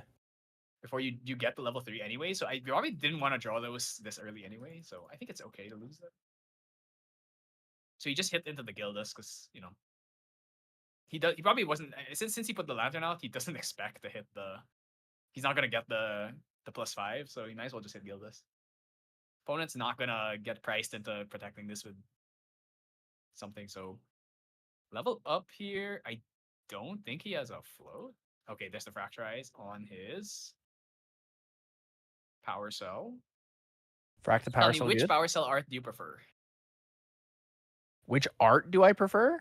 There's 2 versions of Power Cell, right? Which one do you prefer? I like the one with the Robo Girl getting like laying down. Yeah. That's Power Cell B. I actually like Power Cell A more. I think Power Cell B, like as much as I like the automaton in the back, I think the Power Cell itself looked kind of dumb. Fair enough. Fair The enough. really big power cell and power cell A looks like juiced. Like it looks like it's like twice as That's true. strong. That's true.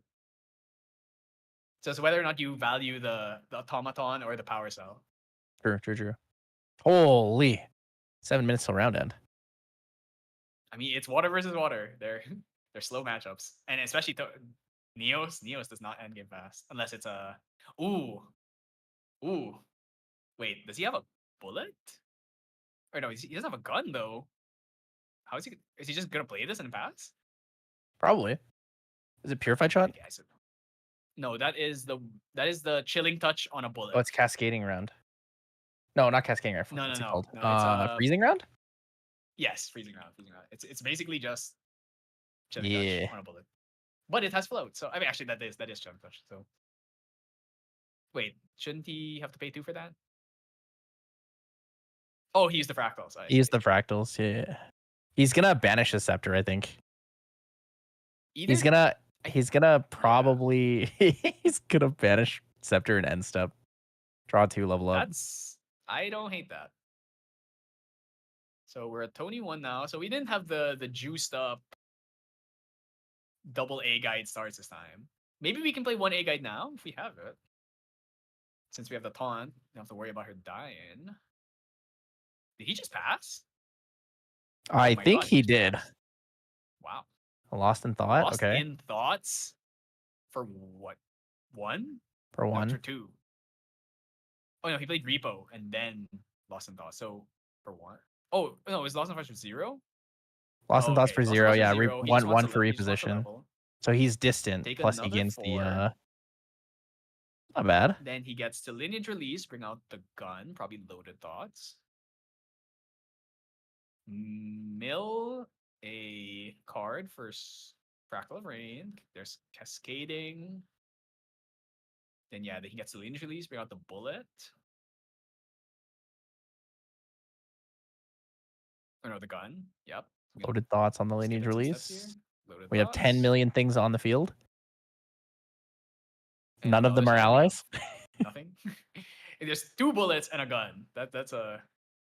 Oh, I wonder if he's gonna do the fancy little finesse trick where you load the gun, fire, and then load it to get. Oh wait, no, this is not Shadow Spin. It doesn't work anymore. It doesn't work for damage, but it does let you. It technically lets you mill again. That's true. Oh wow, he is milling a lot. Right, 2 floating. But at this point, there's nothing really to spend it on, since he doesn't play level 3. True. I guess if he just needs to hit Crusties or Frosty. These guys just need to start dealing damage to each other because this game's gonna end at a draw if they don't. This is gonna end at a draw if they don't. Actually, I think really Diana is definitely favored in this position because she actually can kill him, but Neos is not gonna be able to end this game. Actually, a draw's not that bad here. They're both 3-0, so going 3-0-1 is actually pretty good. He is at, what is that, 12? 4 games with no loss is kind of good. It's 11 or 12. What is the break point in 7 rounds to get top 8? 5-2 will probably top 8 in this tournament.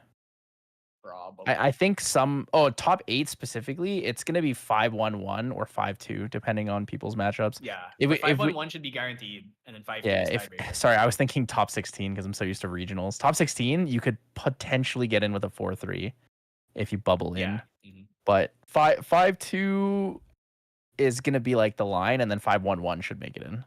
Yeah, 5-2 is it's tiebreakers. So I'll be thoroughly impressed if we get any 7-0s.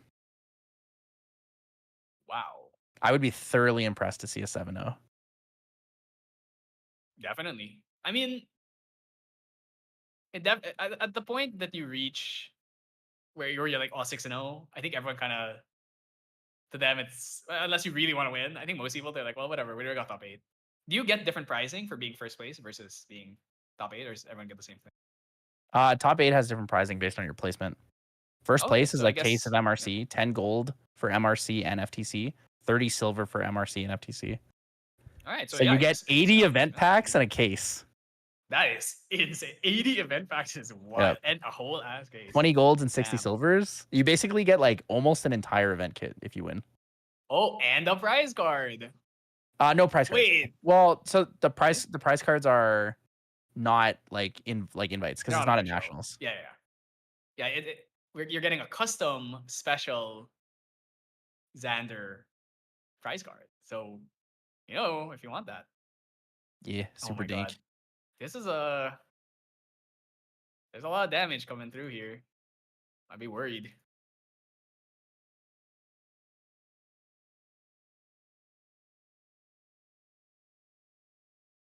I can't tell how much damage because it just keeps lagging. It's like 14 or something like that. Oh, flash grenade. Oh, I'm a big fan of the flash flash grenade. grenade. I really like flash grenade. I like Veiling Breeze from Material there. Yeah, flash grenade, fantastic card.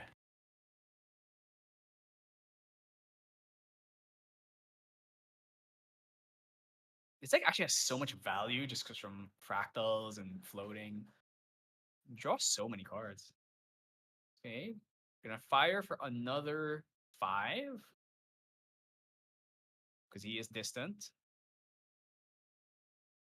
Do we have something?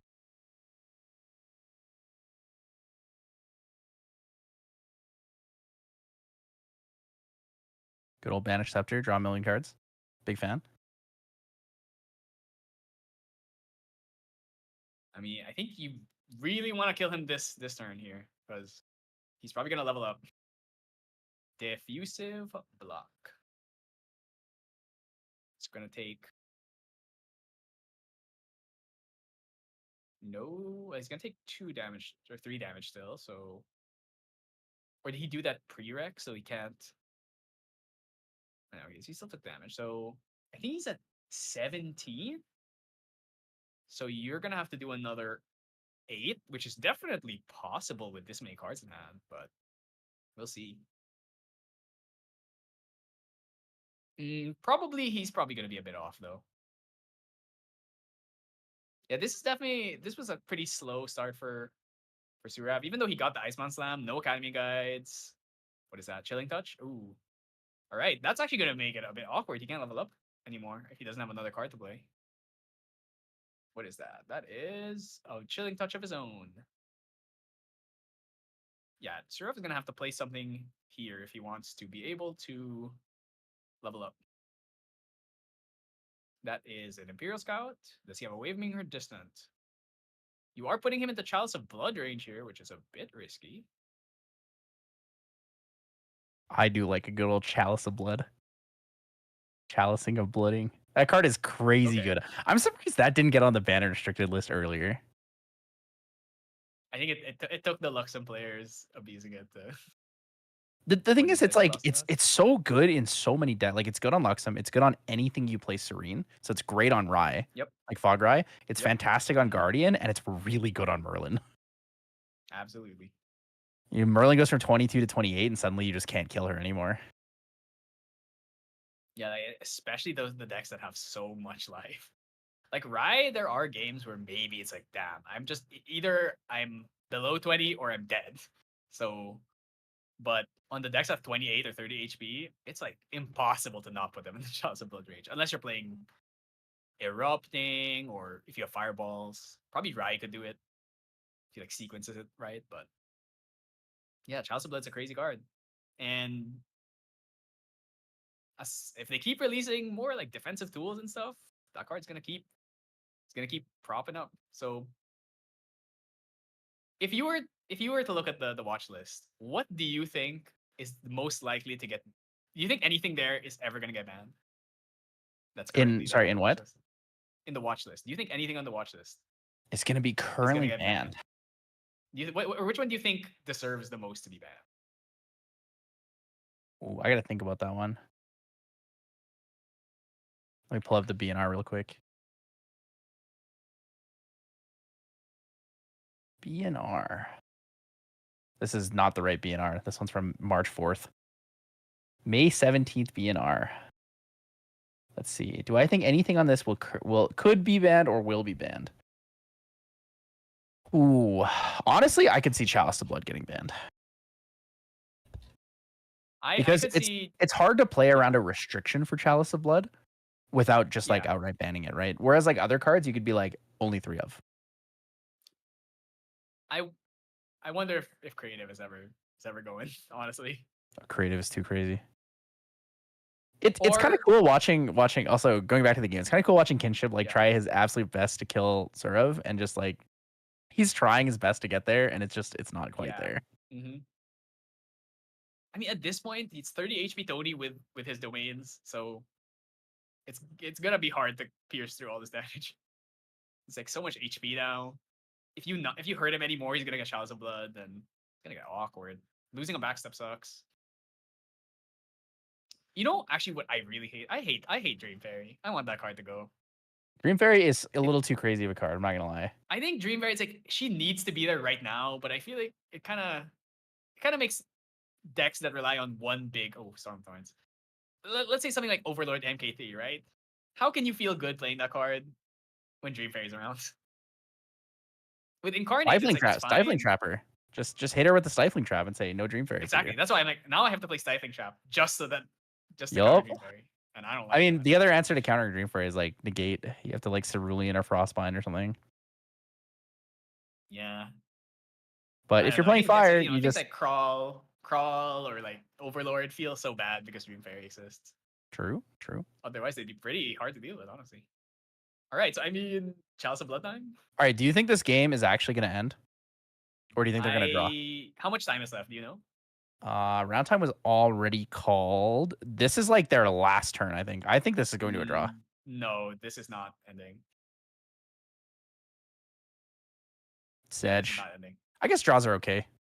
I mean, if you're 3-0 and you get a draw, you just need to win your next 2 games and you're in. So just don't lose. There's the Chalice of Blood. 4-0-2 would not make it, right? Yeah, no, you have to be 5. You have to at least have 4-0-2. You mean like 4-1-2? like 4. Oh yeah, no, sorry. 7 rounds. 7 rounds. Yeah, right. So either 5. If you go 5-0-2, you're fine. If you go 5-0-3, you probably make it in. Because that's the same thing as going 6-1. Because every draw is 1 No, point, right? that'd be 4-0-3, right? 7 rounds. Oh yeah, 4-0-3. So that 4-0-3 would is the be same as 15 5-2. points. 15 points is Yeah, pretty that's the likely same to as make it in. 5-2. You also should theoretically have pretty good tiebreakers. Okay, we chaliced and domain. Probably gonna bust out the Fab. Or I mean, you have a lot of cards. You can either go for Fab here. You can go for armaments. I think Fab, just because the two That guys is on the field end of 5 are 2 minutes. HP. Jover. Yeah, this game is Jover. This is not ending. Game over. Good Jover. Boom. Nothing else. And I mean, that's just what happens when you play Neos. Can't end Yeah. games fast. And What then your happens opponent also is sometimes. not going to end the game fast. It's the same thing with Luxem, really, except Luxem's even worse. These games really, really do never end. So yeah, he's going to kill one of these scouts, and then he's going to pass, and then it's over. Very unfortunate, but yeah, that is one thing. Our Van Argyle, it's a one best of 3 non-Sylvie game had to be a double and it water game. ended on a double water draw. That is unfortunate. But hey, I mean, I really like this Neo stack, and the Diana deck is also super cool. Dahlia, Mill, Turbo. I think people have been wanting to make this deck work, but now with all of the crazy Mill cards you've gotten, Cordelia, whoa, Oh, 5 Cordelia on down. enter. Everything becomes a token. Everything becomes reservable. Fortunately, he hasn't played his backup charger yet, so he can't use his. I wonder. No, there's no way he can kill from here. He hasn't. He's done like 1 damage, so he probably just killed the scouts and then chill. Especially with the flash grenade outfield. The flash grenade is definitely I'm not losing this game. We're gonna draw. Kind of pick. Ooh, Cerulean Decree -3.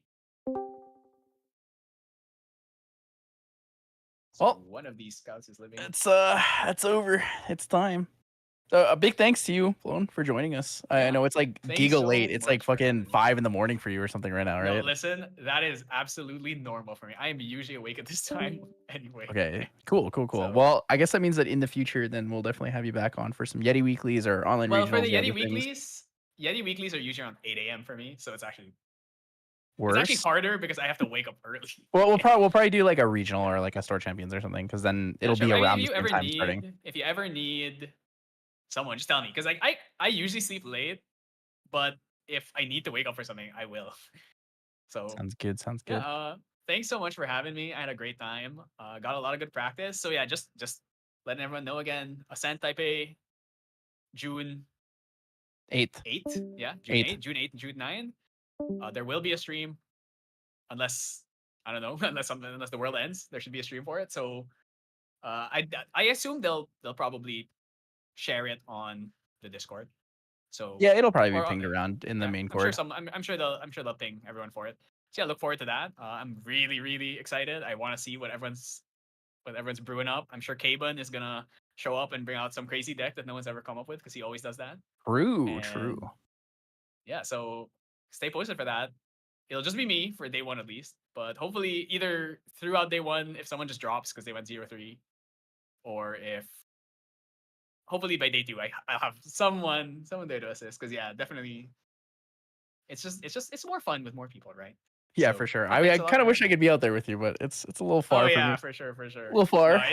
it's very far. It's very far. It was a pleasure Yeah, casting with you. thanks a lot Thank for you so having me. much, sir. Yeah, pleasure casting with you as well.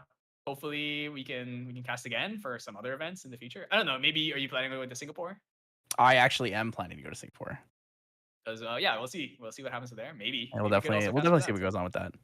yeah. All right. All right. So thanks for having me, and Thank you so much, sir. I'll We'll see you soon. catch you guys on another event. Bye.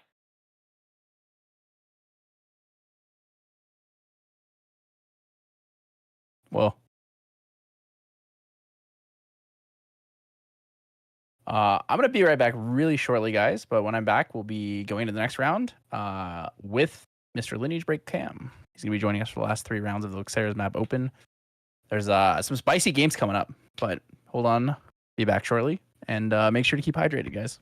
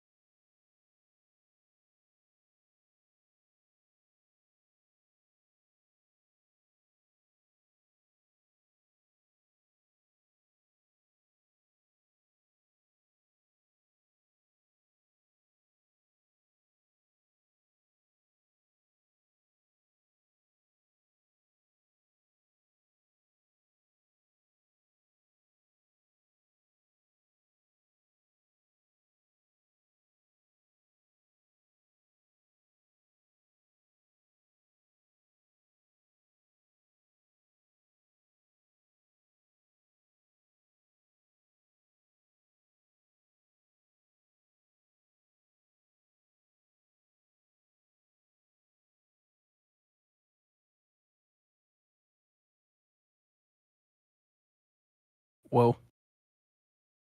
I've returned. Hello, everybody.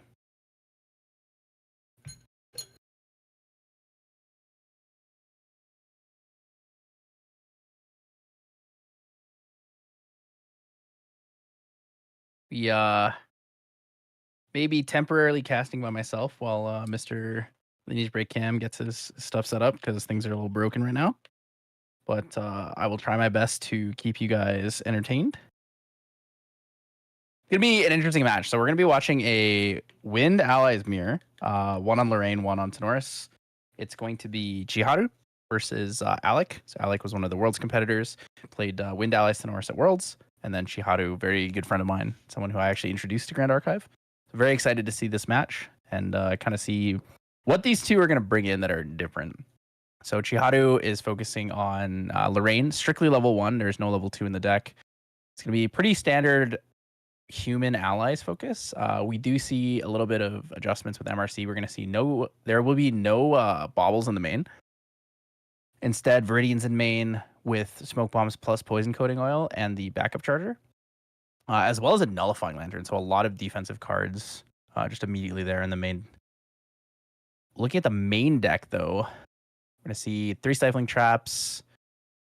I think that's the only thing in the main that's different. Sideboard, we do see 3 incapacitates. It's pretty good against the level 3 decks. It gives you more of a chance against things like Luxem Zander, things like Rye.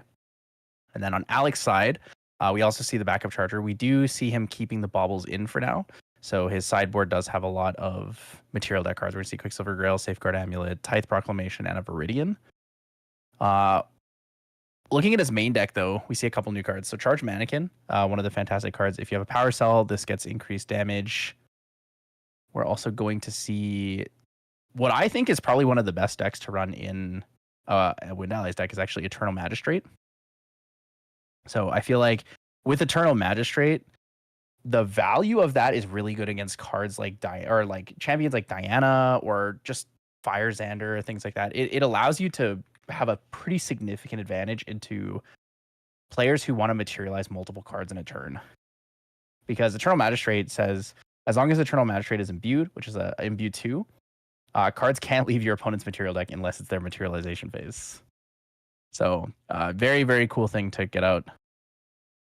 Don't think it's going to make much of a difference in this matchup specifically, but I also see a Vigilant Sentry, and I think Vigilant Sentry is actually quite good. It is a 3-cost 2/3 with taunt class bonus. Pretty strong human. Do I feel like a lot of people are playing this event safe and bringing established decks, or has it been a good event for experimentation? I think this event is honestly like a good mix of casual and very, very competitive. We are seeing people who are playing decks that they're very comfortable with, but we're also seeing people trying out new things, right? We have a lot of Sylvie Slime Sovereign players. We're seeing a lot of Tristans being played. And we're kind of just trying to make our best adjustments as we can from that. So we're going to see Gildis turn 1 pass from Alec.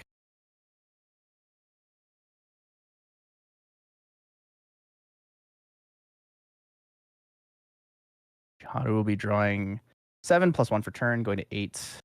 Also does run Gildis in this deck, so won't have as much of an advantage into the balance. I think overall, the distribution of decks being played right now are quite good. A lot of people are testing things that they've never played before, but they're also testing things that allow them to kind of mess around and just try different things. Right? Some people want to play super comfortable, and I get that, right? It's early in the season. If you haven't had a big chance to test at locals or other reasons, like you might just do what you want to do. Dream Fairy on the Gildis. Opening Dream Fairy into a Wind Allies player, a little bit risky though, because what you're going to end up seeing in this case is the person who Dream Fairies first has a slight disadvantage in that case, because you can Dream Fairy their Dream Fairy. Ew. Oh, excuse me, sorry. But also with the introduction of Stifling Trap, both of these players have pretty good options. I also think another thing that some Wind Allies players could consider is Tempest Downfall. Tempest Downfall being really, really good for buff countered allies. So if you play an Ace and Protector and then buff counter it or something, or if you go, Andronica Imbue and then attune the winds, you're able to kill that Andronic on enter because you're gonna get the 3 damage and then the additional 3 damage afterwards. I see first turn backup charger here from Alec.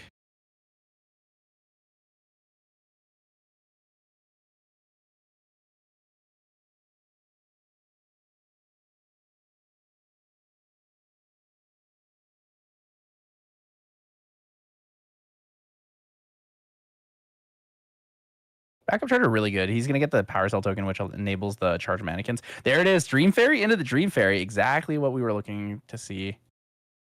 Talking about that disadvantage there, unable to really deal with a lot. But Zephyr in response to the Dream Fairy on enter means Dream Fairy is not going to do much. Dream Fairy is actually going to get Dream Fairy in return, meaning Gildas will come back out. So much interaction being used early on. Did go second though, so slight advantage in that case. And we're going to see, an Ace Protector? Interesting. So Alec knows that the Dream Fairy is going to come back, bouncing the Ace Protector back to his hand, but wants the damage anyway. So he's going to swing with the Dream Fairy, bounce the Ace or play the Ace and bounce the Dream Fairy back to hand, meaning that it'll be protected from Dream Fairy's on enter effect, and then regain more damage out of that. It's an interesting choice of effects. It does net him a lot of neutral value in cards. So we're going to see that his influence is actually 8 right now, and Shihadu has gone down to an influence of 6. So with the GCR there, we're going to get Grand Crusader's Ring plus the turn's going to go to 8 influence total, balancing the two of them out. It's a little weird, but it's not the worst. All right. My eternal struggle with Discord has ended. So I got you, brother. Can you see clearly? Is it okay? I can. All right. So what are we looking at? We got some wind shenanigans going on. So Alec first turn Gildas. Chihadu plays Dream Fairy, sends a Gildas back. Alec Dream Fairy is the Dream Fairy. In response to the on enter trigger, she Zephyrs her own Dream Fairy. Nice. So Alec swings Dream Fairy for 1, and then Ace Protector bounces the Dream Fairy back to his hand to keep it from being Dream Fairy. It swings for 3, and then his Ace goes to memory. So we gotta make sure these players are marking their Dream Fairies. It's sounding like Ascent Houston all over again. Oh man, I've heard the stories. Oh my god, there's no way Ace Protector into the Dream Fairy returns another Dream Fairy back to the hand. Yeah, that's just how these wind matchups go, right? Like whoever plays the last Dream Fairy is the one that stands on top of the hill. That's crazy. There's so many. There's a lot of Dream Fairying going around. Yeah. But I was talking about the deck list, and something that I thought was really interesting and really, really good for Alec is that he's running Eternal Magistrate. He's running 4 of them in his deck. Oh, sure. So that gives him a significant advantage against a lot of other decks. So Fire Zander, Fire Tristan. It's really good against Wind Tristan. It's also really good against Diana. Yeah. It allows you to stop that materialization outside of material phase. Yeah, I'm glad to see that we're seeing some, cards make a splash from MRC, and that is definitely one that I've had my eye on. It just does, in this matchup, probably not going to be huge, but it does shut down a lot of things, assumingly in this tournament, which is a really good call by Alec. Yeah, one of the interesting cards that I'm seeing on Chiharu's side deck, Incapacitate. Very good against those level 3 decks. Casting it for retail. And yeah, it's great. Countering any sort of action card can really get you, over the finish line against those big decks like Merlin and Rye. If, you can have them be one action card short, that usually gets at least another turn for you to present some damage. So yeah, when Rye goes, we're going to see Squirrel Asen. Ooh. I do like I like that mat he has too. He has the favorable wins type of mat. So yeah, going to come in for 1. Unclear where it's going. Maybe he's going to try to take care of this Ace Protector. So it looks like he is actually going for the Ace Protector. Yeah. So we're going to see his own Ace deployed, picks up that Woodland Squirrel, and then, provided that there's no tricks, can come in for lethal damage on this Ace Protector across the board. Does Chihadu play Interaction? If she plays Interaction to save the Ace, the problem is that she's going to be down like 2 influence compared to Alec, and she went second too. So Zephyr. Oh wow! We're gonna see. No. That's not a great exchange. That's not the. You want to Zephyr the other Asen to bounce it back. Yeah, I guess Zephyring your own Asen does make it like a neutral because the Asen comes back, but you also like. There's a lot of Asen shenanigans going on in this game. Yeah, this is the game of the Asen protectors, but. Bulwark like you said, gonna stay neutral on a card advantage, but not gonna be having quite the commanding board presence that they want to have here. So Asen's gonna come back. Its on enter is gonna return itself to the hand. That's a tough one. That is interesting. See what they decide to materialize. Dude, I'm not gonna lie. Wind allies mirrors are so funny. They're wild, yeah. Because everybody has to play many chicken, tools. right? Yeah. like you can do all these weird things now because you just have a million different choices with all the new MRC cards. So like Stifling Trap, you can incapacitate, reprogram, Tempest Downfall. Yeah, I think we've gotten to the point where, earlier in the game's life, these wind mirrors were very close. Like the deck lists were almost identical. But I think, especially with MRC, there's enough, like you said, options for you to play in this sort of wind ally strategy that both of these players can be playing like pretty different lists. And we do see some differences for sure going to shine through. And we'll see if any of those come into play here. We're going to see a Woodland Squirrel coming for 1 at that Ace Protector. The mirrored play, we'll see maybe that Ace and Protector come down yet again. Bounce. I wonder if we see a Deflecting Edge. Oh, Stifling Trap in response to the on-enter of the Ace and Protector kills the Woodland Squirrel? Yeah, that'd be pretty good. That'd be kind of spicy. So here comes Aeson. Asking cards in hand. Gonna see if, like you said, Tyler, maybe we have that Stifling Trap. Dude, Stifling Trap, here's the play. That'd be so good. It's a he does. He has it in his deck. I don't know if he has it in his hand though. We'll see. Alex thinking about something.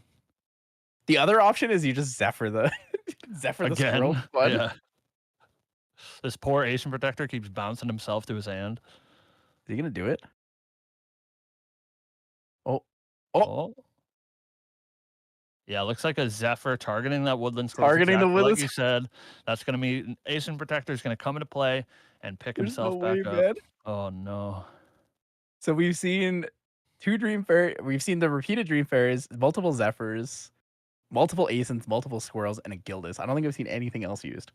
Maybe it's the last Asian Protector, Tyler. Maybe that's who wins the, wins this test of arms. Is whoever gets to stick their Asian Protector on the board for more than a single turn. That Asin goes back to head. Yeah. Man, that's crazy. That's pretty funny. Yeah. This sad squirrel is going to come back in and probably not going to have a good time. Squirrel re-enters the field, gets slapped in the face again. Yeah. Stifling Trap, I think, would have been ideal there because it would have been just a -1. Right. You trade one for one influence, but it's more well, maybe it's not more valuable. Stifling Trap being able to kill the Dream Fairy, holding on to that's kind of good. Yeah, it's huge. Yeah. Prevents the on-enter trigger and just gets rid of the 1/2 body. And we assume this squirrel is not going to be long for this world. Hopefully it's not Ace and Protector that has to get the job done, but surely, an attack with a sword or any of these smaller allies can take care of that squirrel. We're going to see a Terrafring cracked in Alex Recollection Step. Dude, Alex has like 19,000 cards in his hand, though. Yeah, it looks like, God, 9 cards. It's too many cards. We can't be doing that.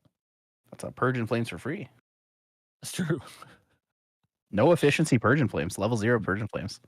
Yeah, you think we're going to see that there? And level up to Polcock, Purge and Flames? True. Huge. Double Dungeon Guide? Yeah. Double Dungeon Guide for a fire card? I'm down. Hey, you got to be cooking. New season, everybody's trying new things, and maybe that's the way. Calamity Cannon, Polcock, Purge and Flames. All right, we are going to see that Eternal Magistrate, like you said, coming in. They're showing it to the camera, getting a read. So Eternal Magistrate's going to come in. She has Imbue 2. We're going to see 2 win cards revealed to get that very powerful effect. And another Eternal Magistrate? No, what is that? Yeah, looks like Magistrate, yeah. Oh, it is a Magistrate, okay. So I'm confused what the Eternal Magistrate value is here. Yeah, the Imbue is a strange choice. I mean, like, you could just be playing it as the body, right? But choosing to give up that information for probably nothing is... I mean, maybe he is just playing it as the body. He just wants the board up because the Terrafring came in, right? So just play the board, have stuff up there to spook your opponent, and just chill. Mm-hmm. Now, looks like that is the plan. I'm playing Wind Lorraine into Polcock from now on. You've convinced me. It's huge.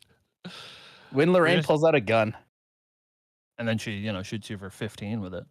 We're going to see a very powerful one here. The backup charger grabbed as a materialization and then immediately activated. We've been seeing that a lot in this early MRC format, just acting as a little bit more expensive second Grand Crusader's Ring. It's I call it the bougie bauble. Bougie bauble. The upgraded bauble. No element needed. Works perfectly against Sylvie. That card's going for some crazy money for a rare. It's like a $20 rare right now. I It's gave away wild. 4 of them. Oh no. Stench. But at least I know that they'll get used, so it's not To a actually good that home. stench. Yeah. We'll see what the follow-up is Is it here. a good home? It's a Crux player. Ooh. I gave them ooh, all their Crux cards too. Ooh. You're creating villains. You're literally manufacturing supervillains. That's what happens after LA, man. Life That's fair. changed Yeah, me. that's true. Oh, an Ace and Protector. Wow. Oh, you Who don't say. The same would've Ace and expected it? Protector? Before the attack with the Woodland Squirrels too. You know what's funny about the I think she's afraid of the intercept retaliate. Yeah, right. She doesn't really have a whole lot of good targets here. Is anything, yeah, we'll retaliate and kill it, which is pretty bad. I think the funny thing is this reminds me of US Nats last year, Yeah. where Caven played his Tactful Sergeant like 4 times in one game, and you're like, oh, it's the same one again. That's how I feel That about game these. was crazy. That's how I feel about these Ace and Protectors right now. Yeah, and I think the last one that sticks around is really going to be important. Like we see both players have really not taken a whole lot of damage. It's 5 to 6.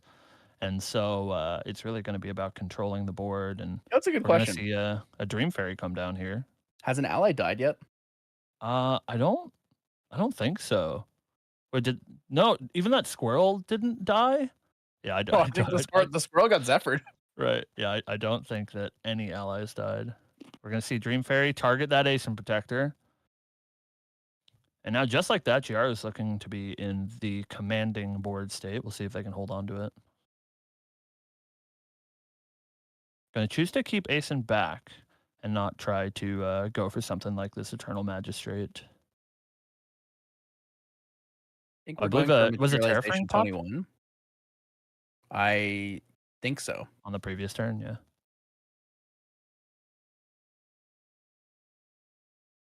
So we're seeing a couple of die rolled here. Yeah, there we go. So What is that? That's a Gildas? Gildas banished for Tony level 1, just like you said. Gonna get Tony that taunt taunt. is really good in this mirror. Yeah, it's huge. Gonna allow Alec to build the board and guaranteed hold on to it aside from something like, additional Dream Fairies. He also has something on board that utilizes the backup charger, unlike Jihadu. Yeah, really smart. Is that charged mannequin that we see there? Oh Lord. Tyler, how many copies of a single card can you play in your constructed deck in Grand Archive? I think 8. Oh, okay. That's what it's looking like. Yeah, 4 Dream Fairies. The Dream Fairies have continuously left the board over and over and over. Yeah. But the good thing to note is there's going to be no confusion because both players cannot play Ace and Protector anymore. That's true. We're gonna get some diverse board states. So powerful, Dream Fairy. Just always making us look silly for not playing it in every deck. Charged Mannequin getting in some work. Power Cell controlled coming in for 2. Oh, did it freeze? Either that or Alec has a really good flash mob. Yeah, it looks like we are frozen. See if we can get that updated for you. Getting back. All right. We're back. The time loop. We haven't missed much. Time warp. It's a lot of damage. Starting to mount up.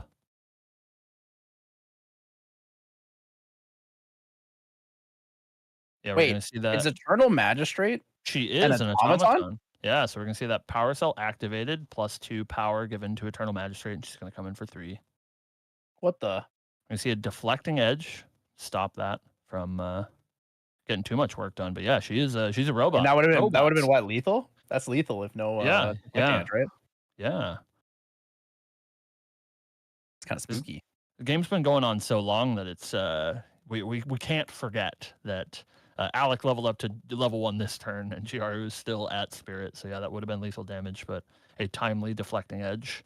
No taunt though. No Tony taunt. Yeah, no Tony taunt. True, he is rested, and you do not get taunt while you're rested, and that might come into play, especially if Chiharu is going to try to fight for board. We see 1 card banished for Lorraine level 1. Is that 10 cards? No, it's 9 cards. 9, yeah.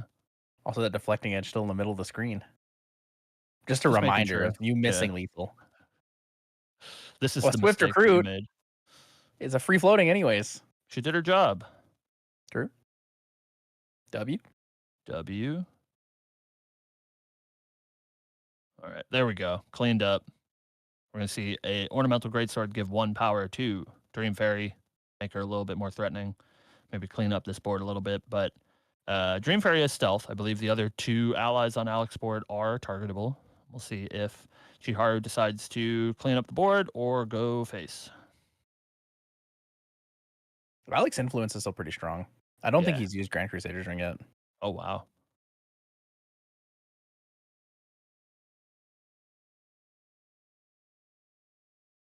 You missed some fun matches earlier. Kaven was playing Erupting. Erupting? Erupting's not dead? That's what everyone keeps telling me. There was no Rye in the Erupting deck. It was only in the sideboard. Ooh. Fireball, Rain Erupting. Yep. Love that. How'd he do? He got no lanterned. Oh, I see. I see by a Sylvie player. The Sylvie player double dungeon guided into a 7/7 Vampiric Slime. Dude. Healed, and then actually just slowed the game down enough from there that he won. Sylvie's wild. It's like really good. I've been blown away this past 2 weeks by Sylvie players absolutely destroying me at locals. I'm kind of in the opposite boat. I'm playing the deck that murders all Sylvie. A villain through and through. I am indeed a villain through. I killed someone on turn 2. Oh God. My turn 2. They got 2 turns. I went second. It feels good sometimes, man. Yeah, just killing people. All right, so Chiharu surveying their options. Gonna see what the plan is. Bit of a sticky situation. Definitely behind the ball as far as life totals go and on board. So they're gonna have to make a decision and try to get back into this game. See 2 cards go down for something.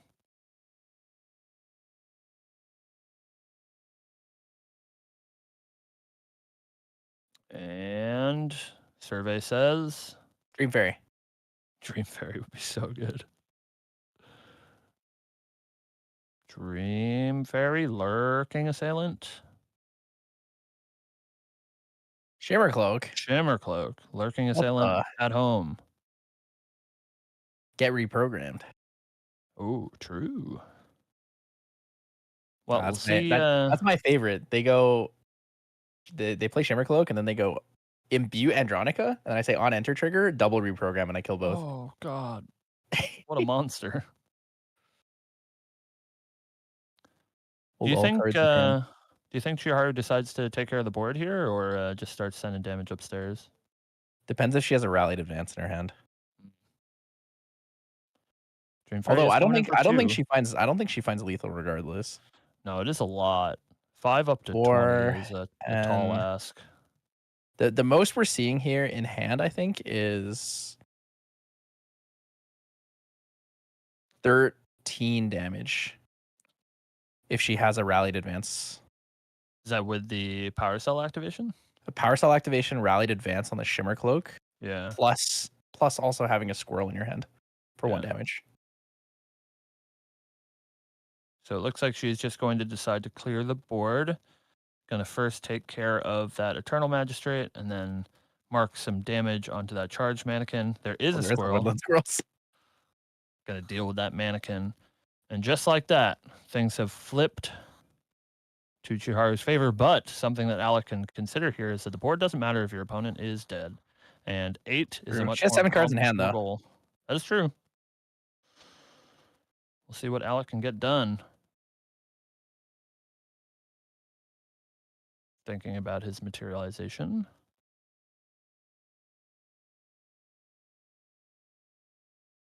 Four cards up in the hand of Chiharu, so there can be many forms of interaction that can stop potential lethal lines here. So maybe Alec just decides to play it safe, play for the board. He's ahead on life. He doesn't really have to risk dying out of nowhere. He does have an ornamental greatsword. True. That would be a pretty good grab here.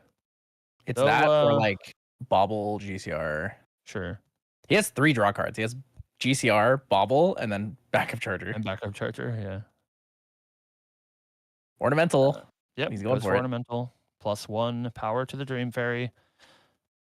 Notably, all except the Woodland Squirrel on Chiharu's side of the board cannot be attacked, so he might be looking for at least trying to present a lethal line.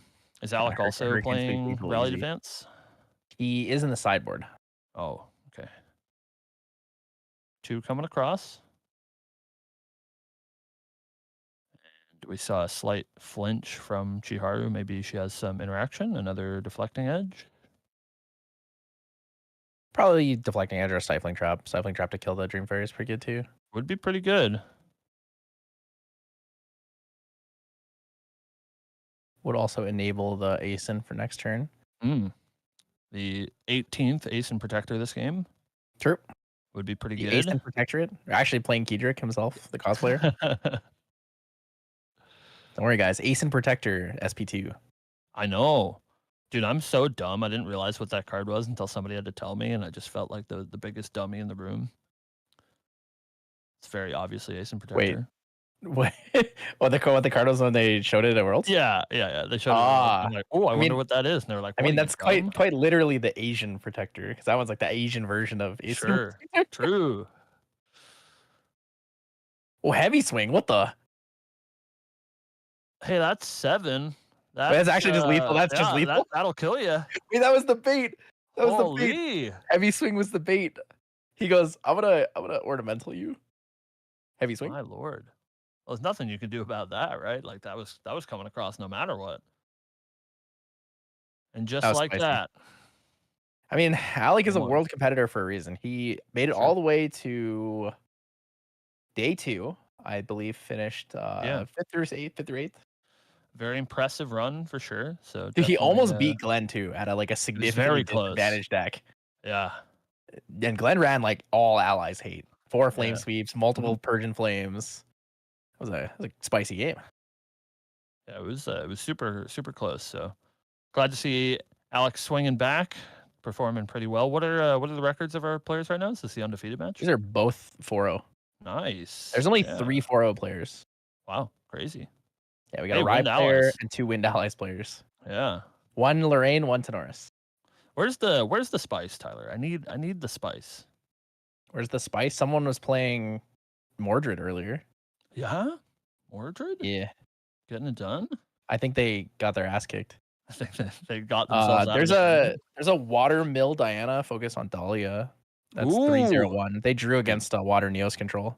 Dude, thank God. I think Dahlia is absurd and people disrespecting our girl. So Dahlia's kind of sick. I really like when you play Dahlia and then I play Nullifying Lantern though. I don't like that actually. So that's where we're different. The same but different, Tyler. That I don't like. I think that there's a lot of slime players today. Yeah, I think Sylvie is like absolutely like absurd. Really, really, really good. And that's good, right? The glow up. She gets I don't know if I would say it's good. I haven't decided if it's good yet. I think it's very playable. I think it's pretty good. It's very much like an answer me deck, right? Like if you have a way to get around it, they die. But if you don't, they just kind of steamroll you. So it stops these like shenanigan decks, people trying to do too cute stuff. They just get rolled by an ethereal slime that's a 5/5. It's true. Ethereal slime for 5 does kind of hurt. True sight. I think the biggest drawback to Sylvie is that if you don't go Sylvie 1 first turn, you just lose the game. Yeah, it's pretty tough to come back. So yeah, she feels sort of like Diana in that way, right? They have to like level super hard and try to do the thing, and if they don't, it's probably all she wrote. But if they do, it's pretty good. It's just because like going -1 for like on your second turn kind of sucks. But and I feel like that buff counter you get is not good enough. Yeah, it's like going on a 2/1 or something. Yeah, like I feel like it needs to be a little bit better than that. It needs to be like you get a buff counter and something. I don't know. The next card you activate targeting this unit costs 1 less or something. Oh, sure. Like something like that. They were just a rat of the Sylvie. Oh shit. That's the Lurking Assailant promo. Woo! Be flexing out a little bit for the Luxera's open. Just casually flexing against world competitor Alec. Got it. Great turn 1 play too. Gonna be pretty safe. Not a whole lot of things that Alec can do to interact with this unless we have the fabled Dream Fairy. Lurking Pass is good. We'll see. Pulling one card to the front. Can't quite tell what that one is. Is that a Shimmer Cloak? It looks like a Shimmer Cloak, yeah. Yeah. Shimmer Cloak coming in for 2. Dueling stealthy units. I like Shimmer Cloak. Yeah, I think she's pretty good. As long as your opponent's not reprogramming you. Oh, 2 Shimmer Cloaks. Okay. Good start. All good. 4 damage to face, kind of good. In response, Stifling Trap. Oh, I guess taking 4. Looks like it's good. Gonna take 4. And just like that, this Lurking not looking so scary. If he decides to attack, it's gonna leave him vulnerable on the next turn. We're gonna Backup see Charger. the GCR at home, grabbed, cracked, draw a card into memory. Whoa. Whoa. Woj. One more for turn. And we'll see what the plan is. No robots currently for this power cell to buff up. Deck doesn't run that many robots. Yeah. Looks like there's a lot of robots on the side of Alec, though. Alec, a robot enjoyer. Chiharu was a robot enjoyer, but she went back to humans Nah, dude. we very love recently. robots. Robots are sweet. I think the only robot in this deck is Shimmer Cloak. Yeah. It's a good one. I wonder if she sided in the incapacitates. Yeah, I don't know. Do you think this is the matchup for it? No. I think it's pretty bad Yeah. in this matchup. Yeah, I'd be inclined to agree. Because it only works against actions, so it's really bad against like Right. allies. It's really bad against attacks. It doesn't stop heavy swing. Speaking of classic humans, Esteem Knight. Ooh, and an Attune with the wins. Going to be pretty good. Put 2 buff counters, or 1 buff counter on each of these 2 allies. Turn them into pretty scary 3/4s. We found Ace and Protector. He was at home the whole time. But can't 3. deal with these Shimmer Cloaks. So just going to be swinging for 3. I feel like you should swing here on the Esteem Knight. Yeah, I There's, mean, you like, might not as really well, much, right? there's not really much value to not swinging. You don't have intercepts unlocked. Right. Like, if anything, swing with the Esteem Knight and leave the. Right, I guess yeah. she's baiting the attack into the Esteem Knight, but you can just attack the Lurking Assailant instead. Yeah, you think she's trying to keep up some like deflecting edge shenanigans and try to bait Alec into making a bad attack? But I think you're exactly right. Like the attacks will just go into this Lurking, right? I mean, even if you hold interaction, use it on the Lurking, like you lose the buff counter. Right. Unless it's deflecting edge. If it's deflecting edge, it's like whatever. Yeah. We will see. Alec adjusting his playmat to get ready for his sick turn. Crack I the see wind bottle bobble. grabbed. I believe that was a woodland squirrel. We'd love a squirrel. You a squirrel enjoyer, Tyler? I used to be. I really liked playing Animal Beast Lorraine. Like I used to run Train Hawk, squirrels, and Ooh. Scavenging Raccoons in my deck. Trainhawk, kind of wild. No respect for the boy. Dude, I drew to a Wind Allies deck because they drew Train Hawk on the turn after my like attempted kill turn, and they killed my courier. Oh, They're like, too I good. top like this. I'm like, Sedge. So it looks like the attack was made into the Esteem Knight. Are we missing something? Alec just willingly trading resources instead of taking care of this Lurking. Maybe he's really valuing the intercept in the future and trying to take care of it now. He's Or maybe he's debating just right now. gonna clear Debating both right now here, if he wants to play an Asen. Yeah, it looks like 4 down for an Asen. Oh, she said it's good. So yeah, he's just gonna try to clear both Well- allies here. 3 coming into Lurking. Oh no. This is pretty catastrophic here for Chiharu. Both of those very big 3/4 threats cleared. Okay, so here's the real question: why did he go in that order? I guess he's afraid of. I guess he's afraid of losing the squirrel, right? Yeah. Yeah, I guess so. But like, even if you lose the squirrel and you have to like bounce your Shimmer Cloak, that's not the end of the world, right? Right. That's what I'm saying. Because I mean, I guess it's the exact same board state as this with one more influence. Right. So it feels like the play should have been both Shimmer Cloaks into Lurking. Play the squirrel. Squirrel hits a Steam Knight. Mm-hmm. Then you bounce it with the ASIN and then you hit. Because retaliation doesn't kill the ASIN. Yeah, it might have been sort of a bait for interaction, like attacking with the Shimmer Cloaks before you play a squirrel leaves what your play is sort of face down. Like if you like attack with a squirrel into an Esteem Knight, you assume Dream Fairy, that's so Jason's funny. coming.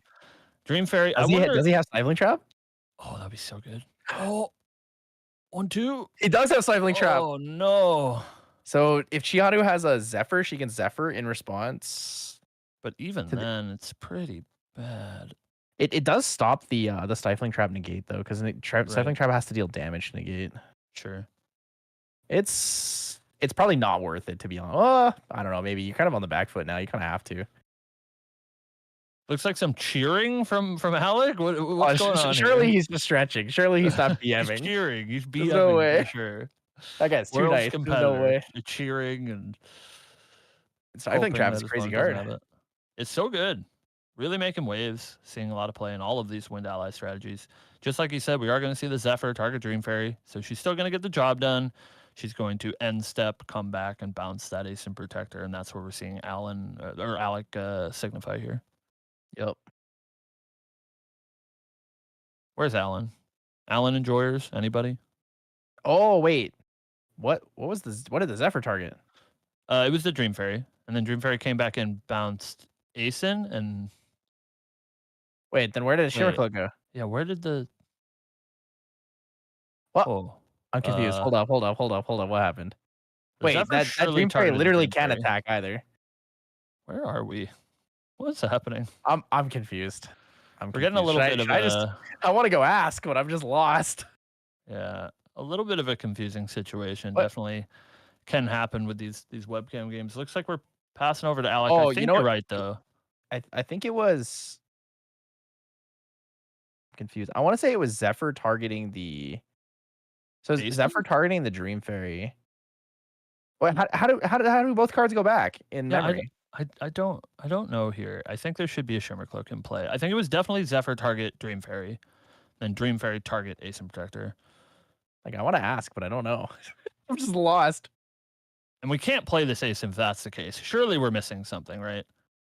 Well, so Dream Fairy dodges the Stifling bouncing ASIN, but where does the Shimmer Cloak go? Like, why did the Shimmer Cloak just disappear out of nowhere? Right, but also we're seeing an ASIN being cast here, which is illegal if it was to bounce with Dream Fairy, right? So I think we missed some sort of intricacy here. Maybe he Zephyred the ASIN so that it bounced both.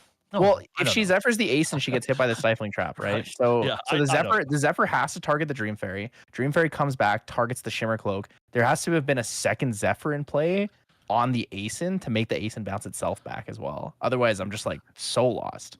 We're just getting we're a little bit in the weeds here. We'll see if our tournament staff can figure that out, but we'll see what the plan is. We did see a squirrel come down, and then ASIN bounced that squirrel yet again, trying to establish that board superiority.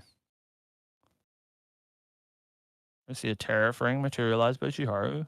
Oh, it's because on enter triggers twice. That's why. Because the Stifling doesn't hit, so what happens is the initial on enter trigger goes for the ASIN, and then when you Zephyr it, the second on enter trigger, when it comes back in end step, will trigger on the Shimmer Cloak. Okay, that makes more sense. Very, very smart.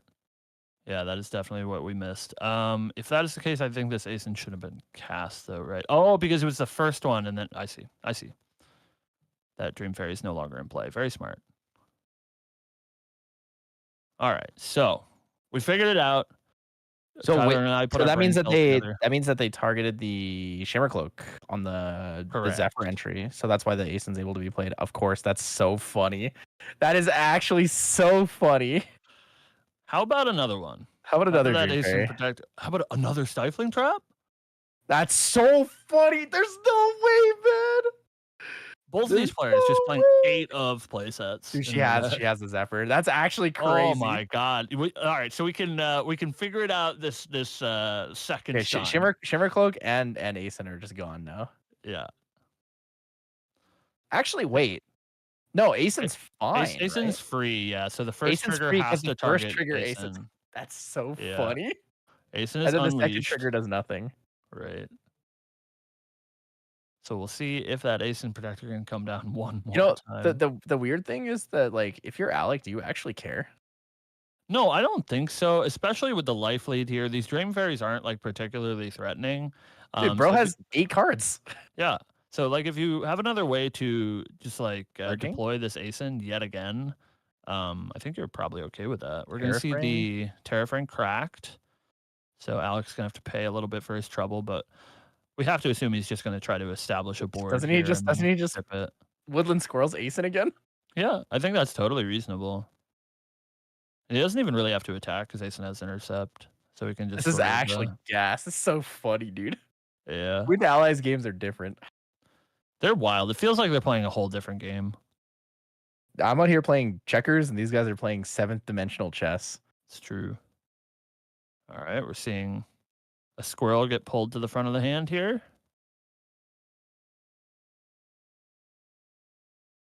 Alec debating how he wants to start establishing some pressure.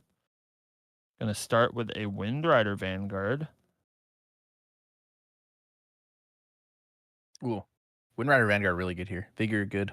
Well, squirrel. We do have that squirrel. So it looks like the choice has been made to not deploy that Ace and Protector. Maybe He wants to hold maybe try to interaction in save his it. hand. He has Yeah. taunt anyway, so he can protect himself. Right. If you're gonna stifling trap the Woodland Squirrel, he's probably like, whatever, who cares? Right. It's a good one for one trade there for sure, Chihara especially on probably the needs to level up Terraframe here. turn. This is the disadvantage. Is like you have to level up here, and you go to influence 5, and that's kind of ass.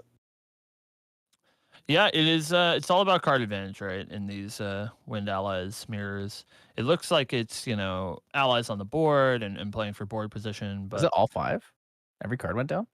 yeah, I believe so. Oh, because of the Zephyr, yeah. Yeah, we are gonna see Chihara go down to 5 influence, like you said, after their draw step, which is a tough place to be. We We banished find the 3rd Dream another Fairy. There's no way. Holy. Every card in their deck is Dream Fairy.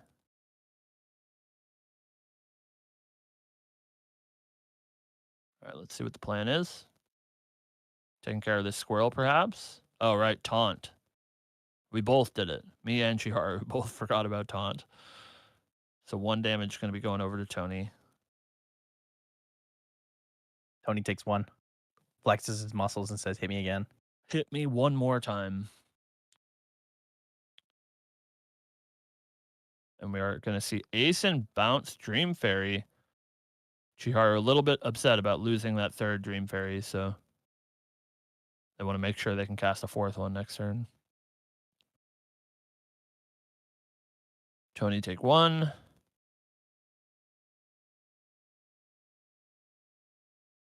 And we'll see if Asen decides to go on the offensive. We're going to see Lorraine come in for 1 with the Sword of Seeking as well.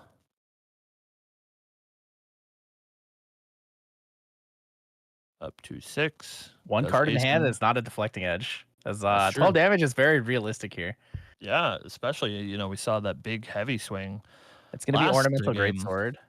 Yeah. Ornamental Greatsword. Looks like a backup charger was grabbed. A backup charger? Interesting. Whoa. Recollection going to crack that. Get a power cell token. Yo, a charged mannequin coming in? Yeah, maybe they do have charged mannequins over there. Dude, he has so many cards in his hand. I think it's up to 8? No, 9? I think he has 9. It's wild. Wind Allies, not a deck that really spews advantage. You can really get all of your 2-for-1s when you need them. We're going to see this Ace and Protector come in. No real great targets for that Woodland Squirrel to attack beforehand. Asen picks up the squirrel. We'll see if he decides to try to trade something like this Wind Rider for the Ace and Protector. Oh, a tune! Oh, huge. Oh my god! Wow, that is massive. But that is the incapacitate target right there. Yeah, we do know that Chihara does have access to a Dream Fairy because she did pick it up with that Ace and Protector, so she can at least take care of one of these giant threats. But that's fine though. Like, do you really care? I mean, that's the best she's Dream got, Fairy's right? 1, but then like you still have 4 damage on the field. Right. Yeah, I think it's gonna be pretty hard. I'm surprised he didn't attack there. With whom? With Tony. Oh, that's a backup charger. Never mind. You're right. I keep thinking it's an Ornamental Greatsword. Yeah. So whoever, so obviously Dream Fairy into the Ace and Protector, right? So Dream Fairy, Ace and gotta Protector, do we're it. still gonna have a 3/4 Wind Rider Vanguard, which becomes a 4/4. You know, if you can find somehow enough damage to trade with one of these two threats, you can Dream Fairy the other, but that's a pretty tall ask, especially at only 7 influence now after the GCR.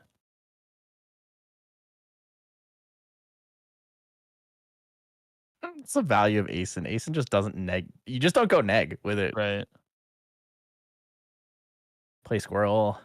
Squirrel doesn't die. Live life. I mean, look at this DOA dynasty, right? Like all of these allies are the oldest. It's all these in the allies game. plus a power cell token. Yeah, right. That's the legacy of Wind allies is we've gained a power cell. It's true. And hey, it looked pretty good last game in the hands of Alec. Used it to pump up that Eternal Magistrate. So it's not nothing. But yeah, we're seeing very, very classic Grand Archive. No Rye players arcane blasting. They don't care about your Ace and Protector 4 or 5. Just good old ally combat. But you are definitely in a sticky situation. The influence lead is going to be pretty brutal. Rallied Advance. Rally Advance would be pretty good. It would allow her to clear both of these threats, I believe. She has enough cards to do so. But we will see.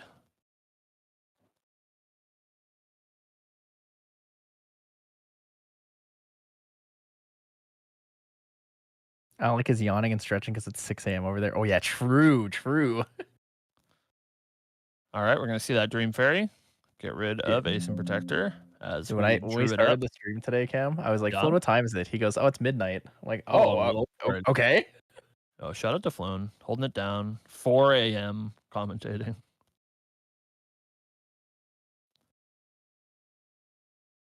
All right. Lorraine swings for 1. Inspiring Call. That would be pretty good. Inspiring Call allows you to deal with this Wind Rider Vanguard at the cost of only one of your Dream Fairies. Retaliate for 3 is scary though, because that means that if she plays Inspiring Call and if she plays Inspiring Call, she dies to a heavy swing. Yeah, that might be Alec's plan, right? So like, I don't care what you do. You can kill this if you want to. Heavy swing you. I'm a big fan of that. Like, here it is. 1 down for Inspiring Call. Oh yeah, exactly right. You are. Inspiring Call gonna allow Chiharu to deal with this Wind Rider Vanguard, but is that worth it? Goodbye, Wind Rider Vanguard. Can't even have Deflecting Edge up here because there's no sword in play. All right, bets. Does he have it? Oh, I think 100%. I think just flips it over right here. I think you go what? Wind Resonance Bauble here? Oh yeah. Ornamental. You do Wind Resonance for 1 more card just in case, right? Right. What is that? It just doesn't matter, right? That poison coating oil? Poison coating oil? So yeah, maybe he has something like Shimmer Cloak, Oil, Rally Advance, something like that. You know what it is? It's Shimmer Cloak swing. So Shimmer Cloak swings for 4, swing for 1 with Tony. Yeah. Wait, that's a power cell though, right? Does have a power cell. It's just raw 6. Yeah, oh yeah. Oh, there's a heavy swing. Never mind. Who needs it? Who needs it? Heavy swing for 6. Nice sword nerd. Dude, Tenoris is the actual allies killer. Like he is so good in the allies mirror. I mean, the taunt is so huge, and we saw it both of those games. Yeah. The taunt for a turn, just allowing you to build a board sort of unimpeded, makes it so you just like, because you're always going to trade boards in these Wind Allies decks, right? But having that 1 free turn from Tenoris level 1 allows you to take the life lead, so your opponent always has to be on the back foot. I think you're exactly right. I think Tony is just so good in these Wind Ally mirrors. Long gone are the days of Lorraine. Long live the king. True. Long live the king. Except for the actual king. He died. True. But, true. You know. We got any lore enjoyers here in the chat? Feels Uther, man. Uther mid. All good. Uther mid. True. Great art. Mid. But Uther, if he wasn't mid, he wouldn't have died. That's so true. True. That's why Merlin's number 1. Well, you're losing me here, Tyler. We've gone too far. It's too far. We can always go back. We can always. That was our fastest match.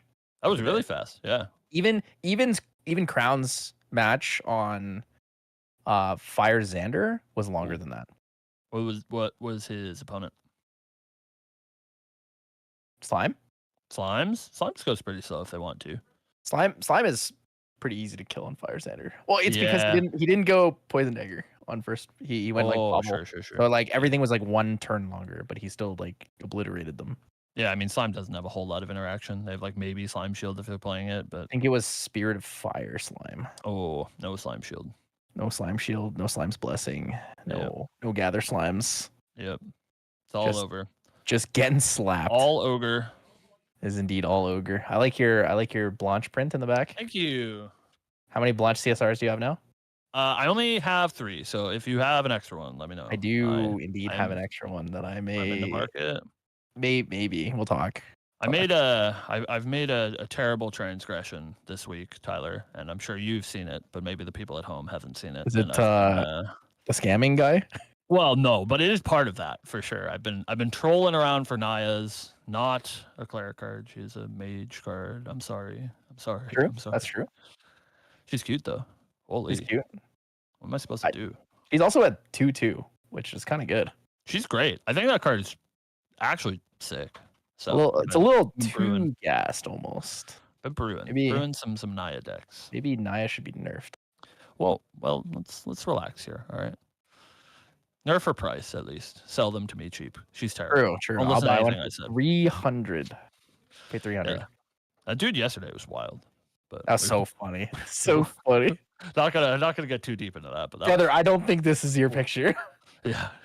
the little like dot on the notepad was it's too so good. Tough. Yeah, I was like, good. I've been looking at Naya's all week. Like I've seen everyone that's been posted. And he's like, he's trying to get me like that. You can't do that. Can't just get Mr. LineageBreakCam like that. It doesn't work that way, you know? I got nothing but time on my hands. You know, I'm looking at all of those sales posts. You know, I'm like, ooh, can I financially recover from this? Ooh, you know, cannot. Speaking of that, though, financial recovery. You know the best way to recover financially? What's that? Win a regional. Whoa. And sell your prize cards. Speaking of which, true. Yeti Gaming has 3 regionals, I believe.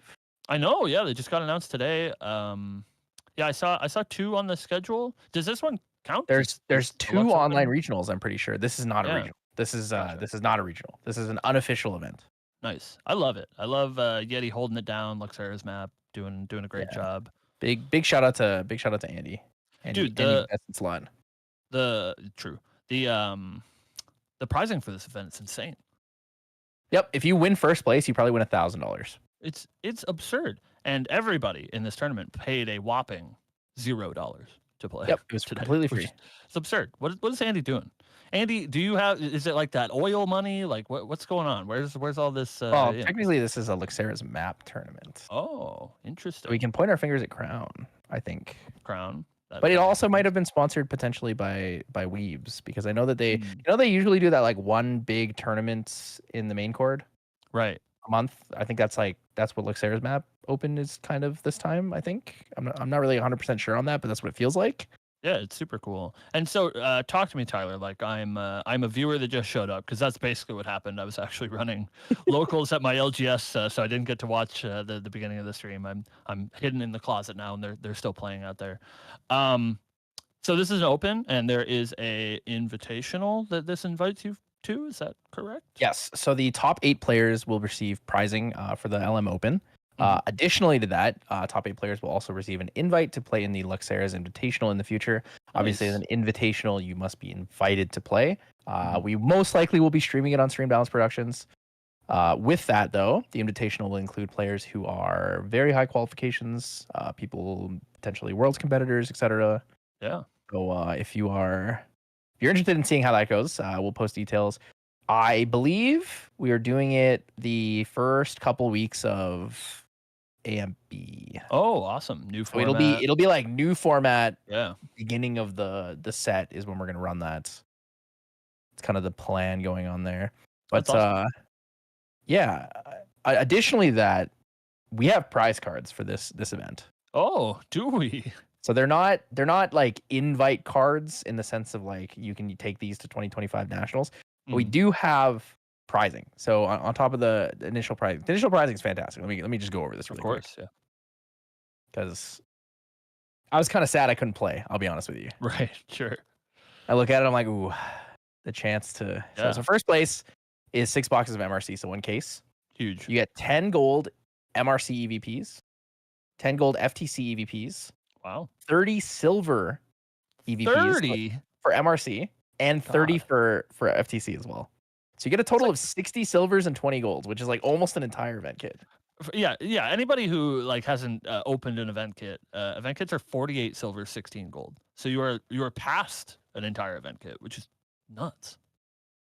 That's nuts. And just think about it. People illegally sell a sealed event kit for like $500. Hey, don't be that guy. You know, you out there, if you win this tournament, don't be that guy. Just open it like a madman. But like, thinking about that though, 1 case of Yeah. MRC and all this event pad, that's like $1,000. Dude, MRC sold out everywhere. Like you can't even buy this stuff. That's crazy. It's crazy. It's wild. And then going down, I'm gonna skip second and third because like it's just a scale down. But like if you get 5th to 8th, like bottom tier pricing for this event is half a box of MRC, so 10 packs, Mhm. 3 gold packs of FTC and MRC, Nice. and 10 silver packs of each. But you That's still huge. get 6 golds, 20 silvers, and 10 packs of MRC. That's like That's more like than winning you're gonna get in a locals like season. a month, Yeah, right? That's like right, winning a yeah. month worth of locals. Right. Yeah, that's crazy. And then here's the prize card on the screen. I don't think you'll be able to see it, Cam. But Oh no, I got it. I got it. oh, okay. It's the Zander Deft Executor, or as Oh. Philidar mentioned, is this an executioner? Yeah. This is the Nyx Moonlit Blade proxy version. This is I believe I want to say Luxera's maps. Their like mascot. What's the word I'm looking for? Their mascot, yes. It is created by Ver. Nice. Very cute. So it is his OC as well, but it's okay. So Andy's confirmed it is Luxera's Maps mascot, which I should know because I'm actually a part of Luxera's Map. But yeah, these will be handed out to, I believe, people who top and a couple others. Unsure what the conditions are for them though. Well, hey, this solves the biggest issue in Grand Archive single-handedly, and that's True. the We made Zander Zander players, a woman. right, have to suffer with playing a boy. So like you don't have to do that anymore. So congratulations. True. You've made it to the promised land. Additionally, since it's a proxy vault card, this is 100% tournament legal. True. I didn't even Because think about the that. requirement for proxy vault cards are that you need to have the same name, same costs, and verbatim written text. Sure. But the rest of it can be whatever you need it to be. Wow, that's awesome. Yeah, it's super cool. A big shout out to Luxera's Map, especially Ver, for getting that one set up. And yeah, back to how to financially recover. Yeti Gaming. Regionals. There's going to be an in-person regionals for Yeti Gaming. The date is currently to be determined, but we're going to have 2 online regionals, which are, I believe, probably going to be $25 entry with Sapphire packs, as we did that last time for our last online regional. The online regionals are scheduled currently for July 28th and August 25th. Yeah, and anybody who didn't get a chance to play in the Yeti regionals last season, they're super well run, and the prizing, much like this event today, is absolutely insane. The fact that Andy and the folks at Yeti can shell out so much for the online community is awesome. So definitely play yourself, get yourself those sweet regionals cards. The regionals invite this season is Lightweaver's Assault. Lightweaver's Assault. So if I was a betting man, I would say, regional cards usually pretty expensive, but not really, other than like Lurking Assailant, have they been so highly playable as Lightweaver's Assault is. So I think this one's going to be a pricey pickup if you don't manage to win one yourself. So the mats are fantastic. I will enter and drop if I have to just to get the regional player challenger mat, because that's one of my favorite cards in the set. Dude, Hide and Bush is the finalist mat. Oh, Hide and Bush is pretty good. So Vicious good. Slice, Hide and Bush, Debilitating Grasp, fantastic mats. Very good. And then additionally, the Store Champs stuff was announced. So Sable Remnant is going to be the stamped Store Champions promo for entry. It is going to be a little different though. It's not going to be entry as it normally is, where like you pay, you get one guaranteed. It says that stores will each get a pack of 32 of them to distribute to players as they choose. So Oh, if you're at a store of more than 32, you may be limited to the top 32 players. We're going to have the winner of ours get all 32 if it says divided how you That's choose. crazy. The winner gets the whole pack. And I believe it's Windblast Forecasters, the store champions. Yeah, Windblast. Yeah, forecaster.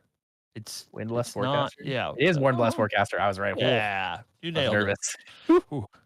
It's I'm still working on it. It's only been like a week or two. I'm still trying to internalize all of the MRC card names, so that'll still take me a minute, but We're getting there. It'll there. take a little bit of time till we're naming them off like we are the older stuff.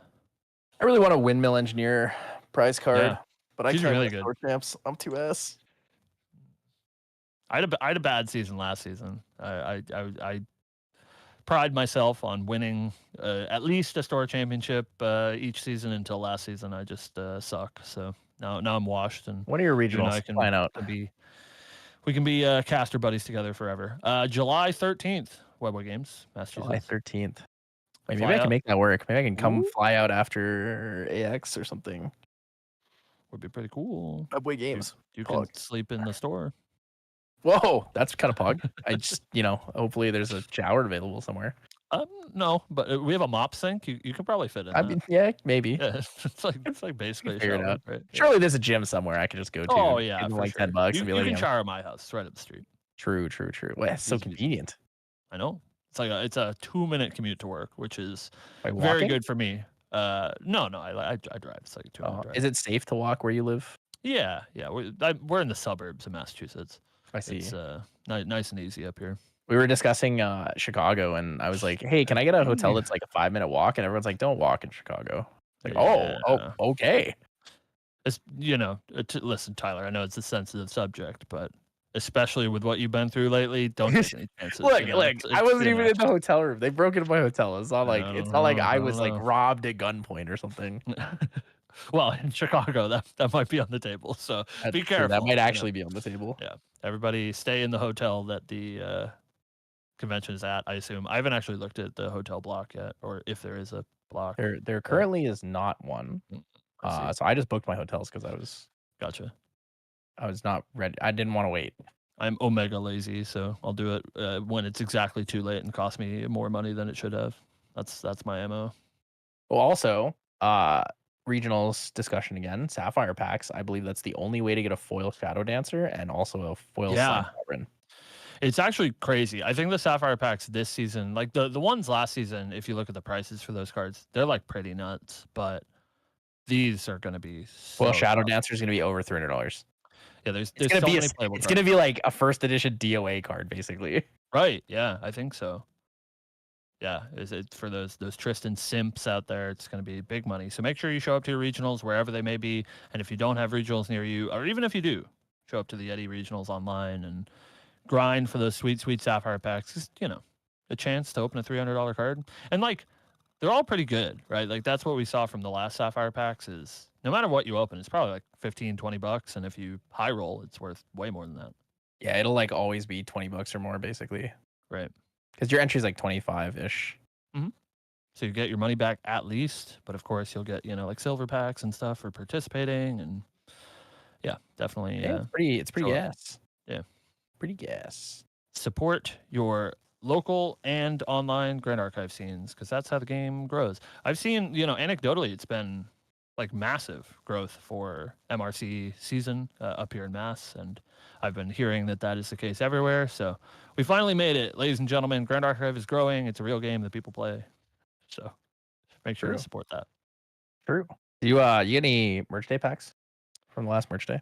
No, I didn't. It was right before Vegas, and I knew that Vegas was going to be a very expensive time for me, so I didn't end up picking up anything. We had some locals that picked some up, and we're hunting those nullifying lanterns. Ooh, fancy foil raccoons.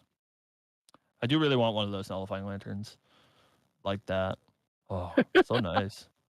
It's like $200 or something, dude. It's crazy. Yeah, they're up there. The funny thing is, the card that I opened the most was all the nullifying lanterns. Sheesh. Maybe I should pick one of those up. I kind of want foil deflecting edges because I think they look really good. Yeah, when it was the first like run of these merch packs, I opened a foil deflecting edge, sold it to one Pichu fan over the seas. Whoa. Lovely Two gentleman. pairings up yet? Let me double check what's going on right now. Time in the round is soon. One Andy K is typing. He's giving us all the goods, all the information. Your peek behind the curtain is Andy's running the show, and we just sit here like puppets and do what he says.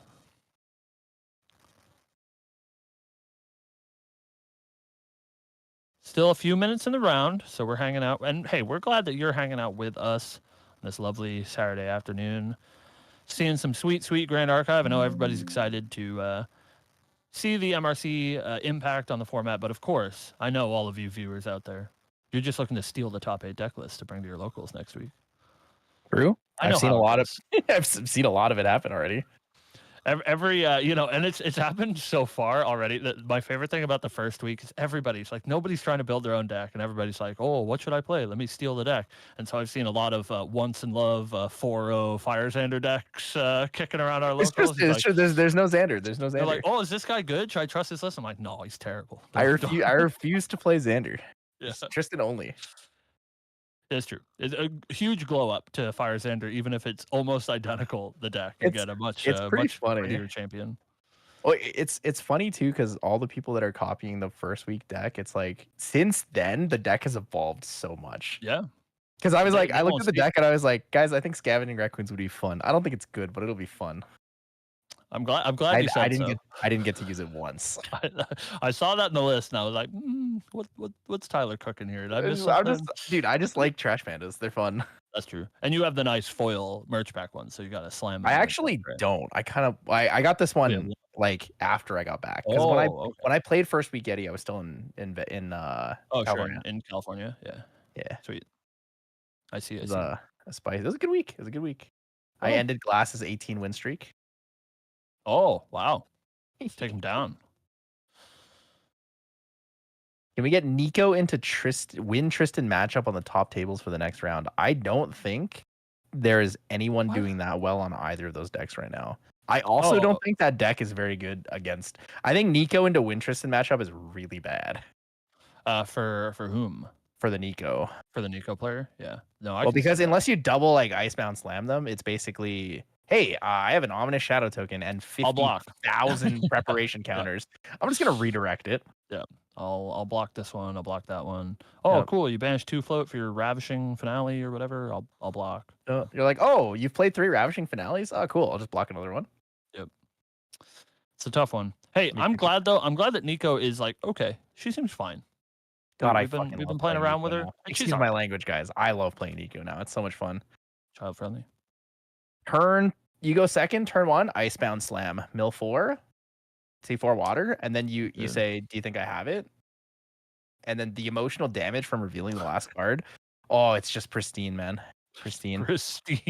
It's even more pristine when they don't respect that you might have another Icebound Slam, and then they don't level up, and they play all their cards, and you don't even draw a card or materialize. You just reveal an Icebound Slam for your memory, and they scoop. They scoop it up. Yep. Like, no, can't do it. I love that. It's the greatest feeling. It's actually so good. I can't believe you egoed me like that on stream. I didn't even know that I broke your streak until you told me. I was just playing the game, man. I was just here like doing funny fire card go brew. That's what the stream's about, getting clowned by Tyler specifically. Of all the things I realized after playing that match, Vermilion Decree is probably my favorite MRC card. Dude, I think the whole cycle is so cool. Because Glass tried to kill me with a balanced Gildas, and I said Vermilion Decree imbued. Ooh. And now I realize that is like way funnier than it should have been. Yeah, people not respecting that card.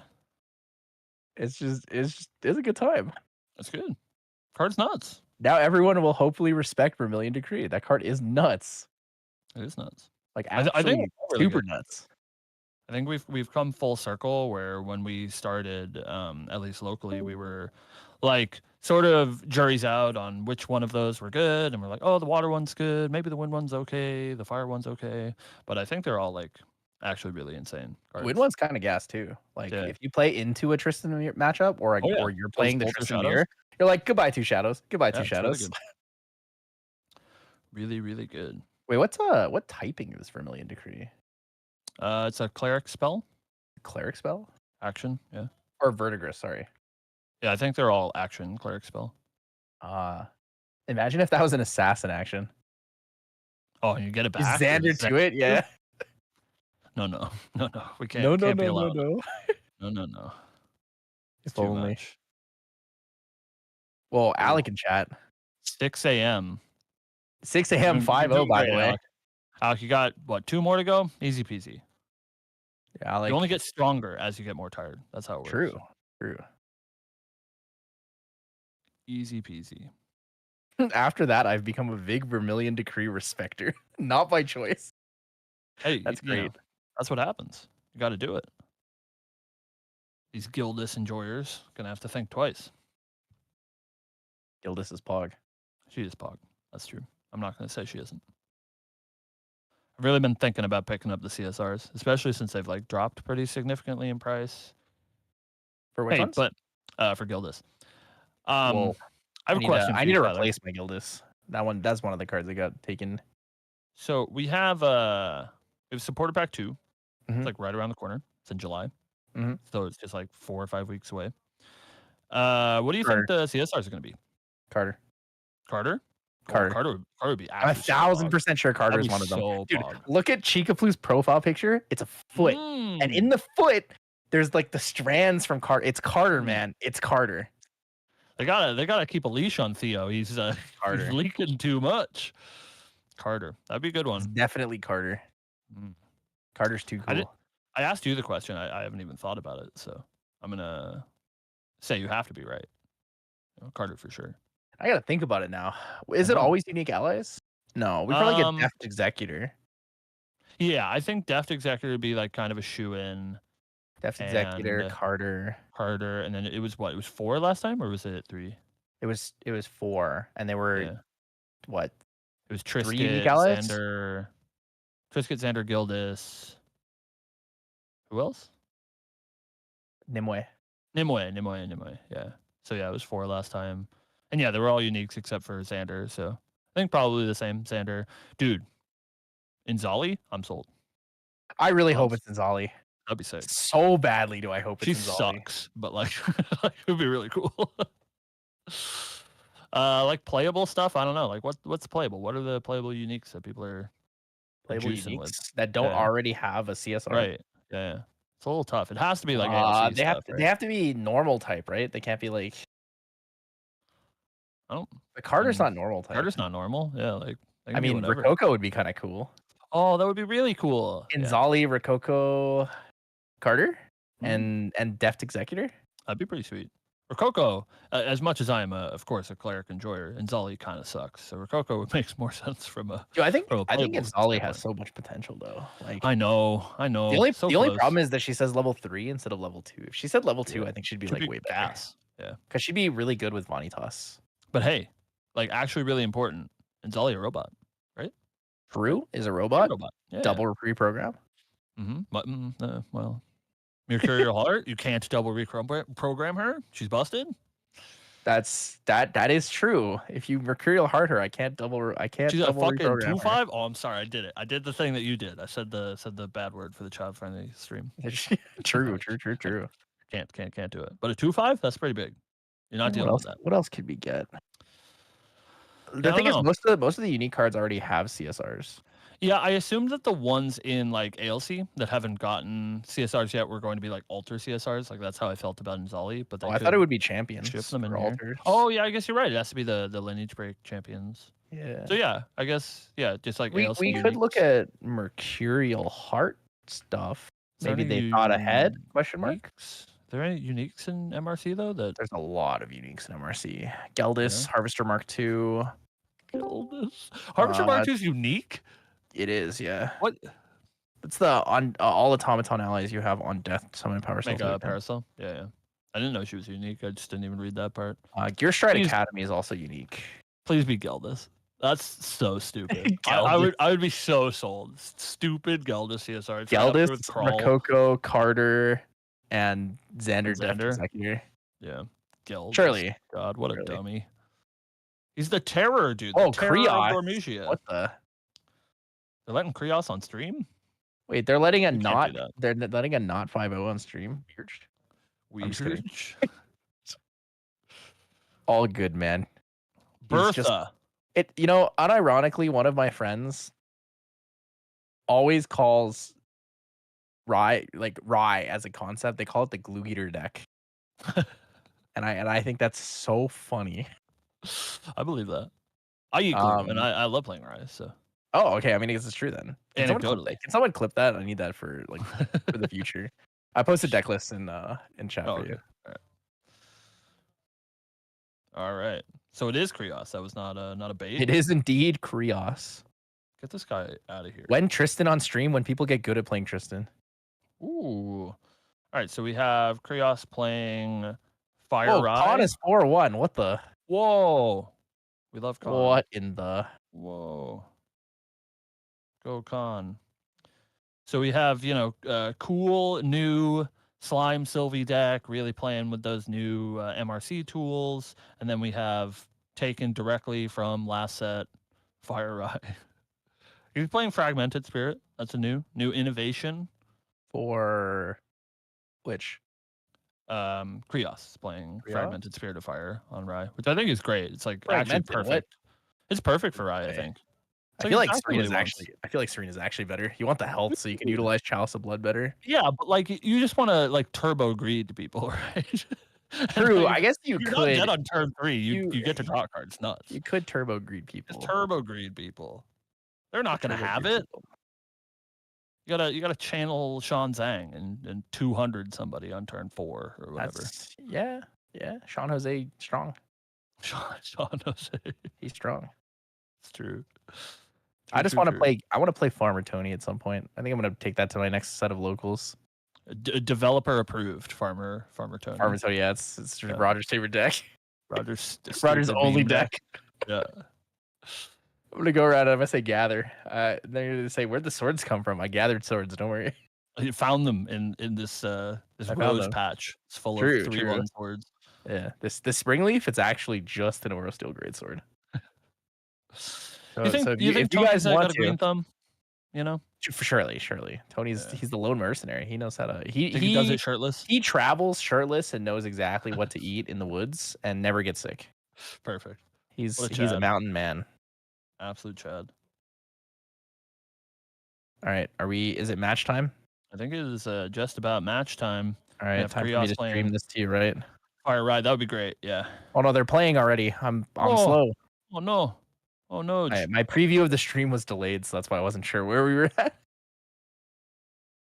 I've lost cam temporarily, guys, but all good, man. All good. We didn't need him anyways, guys. All good. Spirit of Slime, Gray Slime, Gray big slime. opener, big classic, baby gray.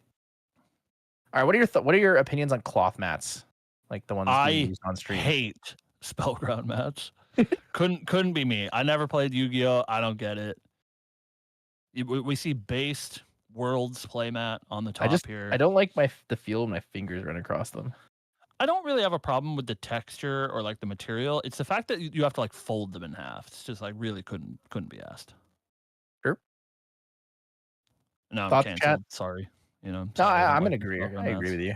All right, good. At least as long as we're a unified front, I feel better about it. One of my friends is like, bro, check out my mat. I'm like, bro, this is ass. Bro, check out your tablecloth. Like, take that home, put it on a table, whatever. Do you think after the round of Ascent Spirits, we will get Ascent Serene Spirits? Probably not, because pretty sure there's a Vyra new confirmed. Vyra is a Spirit of Fire. Vyra confirmed. So Do you, go buy do you your say spoil Vyra or spirit. Vera? I have now changed my mind, and I say Vera now as well. I feel like Vera is more in line with how GA says things. What This about isn't cool. like Vera Wang, right? That's it's like a clothing company. How's that spelled? I Oh, with a couldn't Y? tell ya. Because I think I of can check. Vera with an I from like Grand Blue Fantasy. That's Vera for sure. So that's why, you know, the Y threw me for a loop. I don't know. You tell us, chat. 50-50. Vira, Vera, whatever. Athne, Athne, Sabrina. Sabrina. Whoa. Dude, What green the? slime. Green slime turn 2. Whoa. He's here and cannot declare attacks, but he's here and he's hanging out. Also, how did we? Oh, dude, I thought that was a die on the baby gray slime in the purple section, and it was just a 1. I was No. so lost. I was like, where did the buff counter come from? He's a little baby boy. But Tyler, how do you feel about this matchup? I think it's a little scary to be a slime player into big old arcane blasts, right? I mean, it's just Arcane Blast versus Arcane Blast. Same thing. Yeah, that's true. One a little easier to get to 11 though. I think you have a significant advantage playing Rye here. Yeah. And the only reason I say that is because I think that Disintegrate is a fantastic card. And Erratic. The thing is, you're not scared of like big slimes. You can kill every big slime. Mm-hmm. We right? might see some sideboard tech in the Twilight Slimes coming in to hopefully make Rye's job a little bit harder games 2 and 3.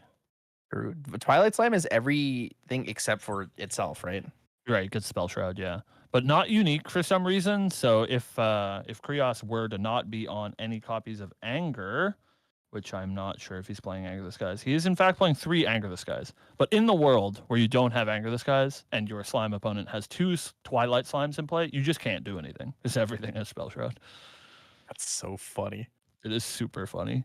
But Anger gets you out. You just wrath the board. Twice, though, depending on Twice. how much health they have, right? True. What's the baseline of Twilight Slime? It's a 2/2, I think.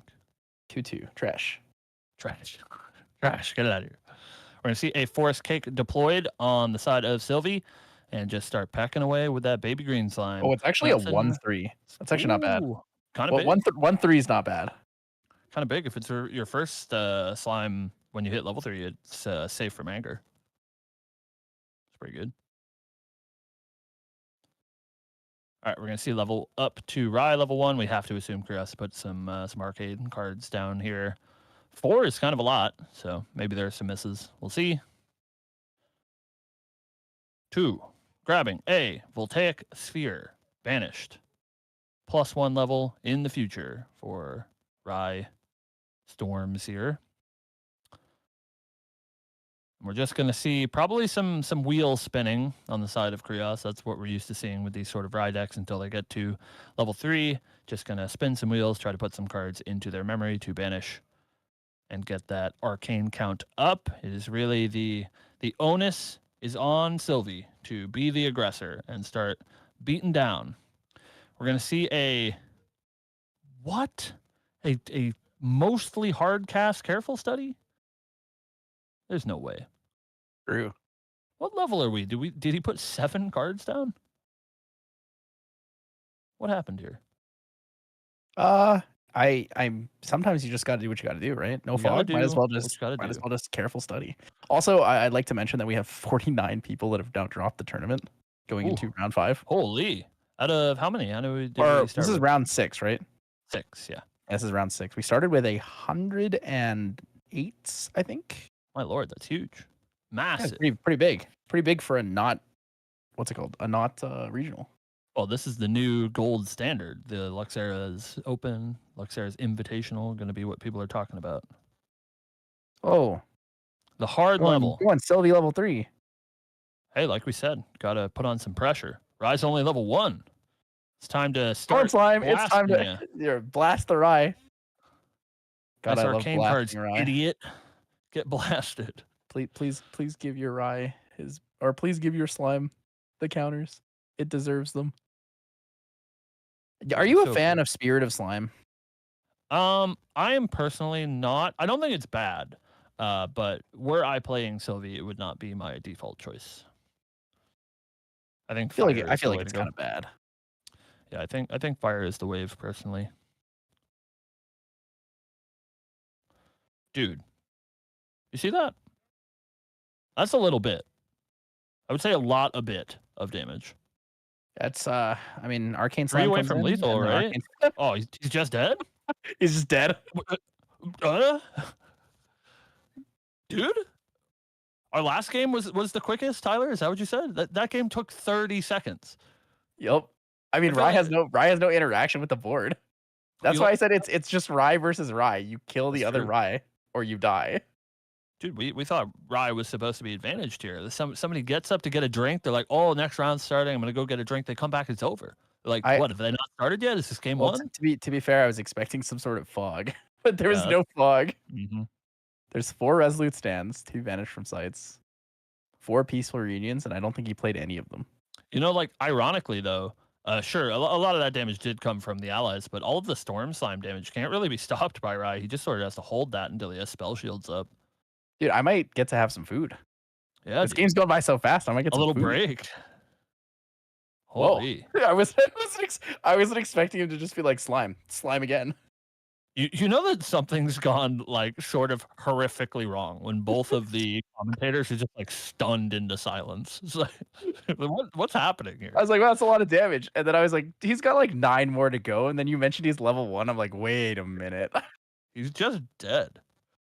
Just Andy says he legit dead. got up to get a drink on turn 1 and it was over. It's like, what are you supposed to do in this situation? I mean, that game was instantly over. That was wild. Well, we'll see if Rye can mount a comeback. But You know what that felt like? Hmm.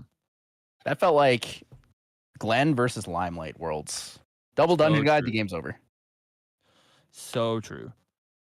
Yeah, I think we like went up to the room, and in our time from the elevator to the room, game 1 had ended, which is wild. In the elevator. Yeah. Whew. All right. Well, we thought Sylvie was the underdog. Turns out, maybe not true. Maybe Sylvie busted, and she's gonna take this one down. We'll see if Rye can mount a comeback. Taking a look at some sideboard stuff. Like you said, Disintegrate's pretty good if he can get there. See 4 copies of Increasing Danger in Krios' sideboard. I've been He's really pedal to the metal.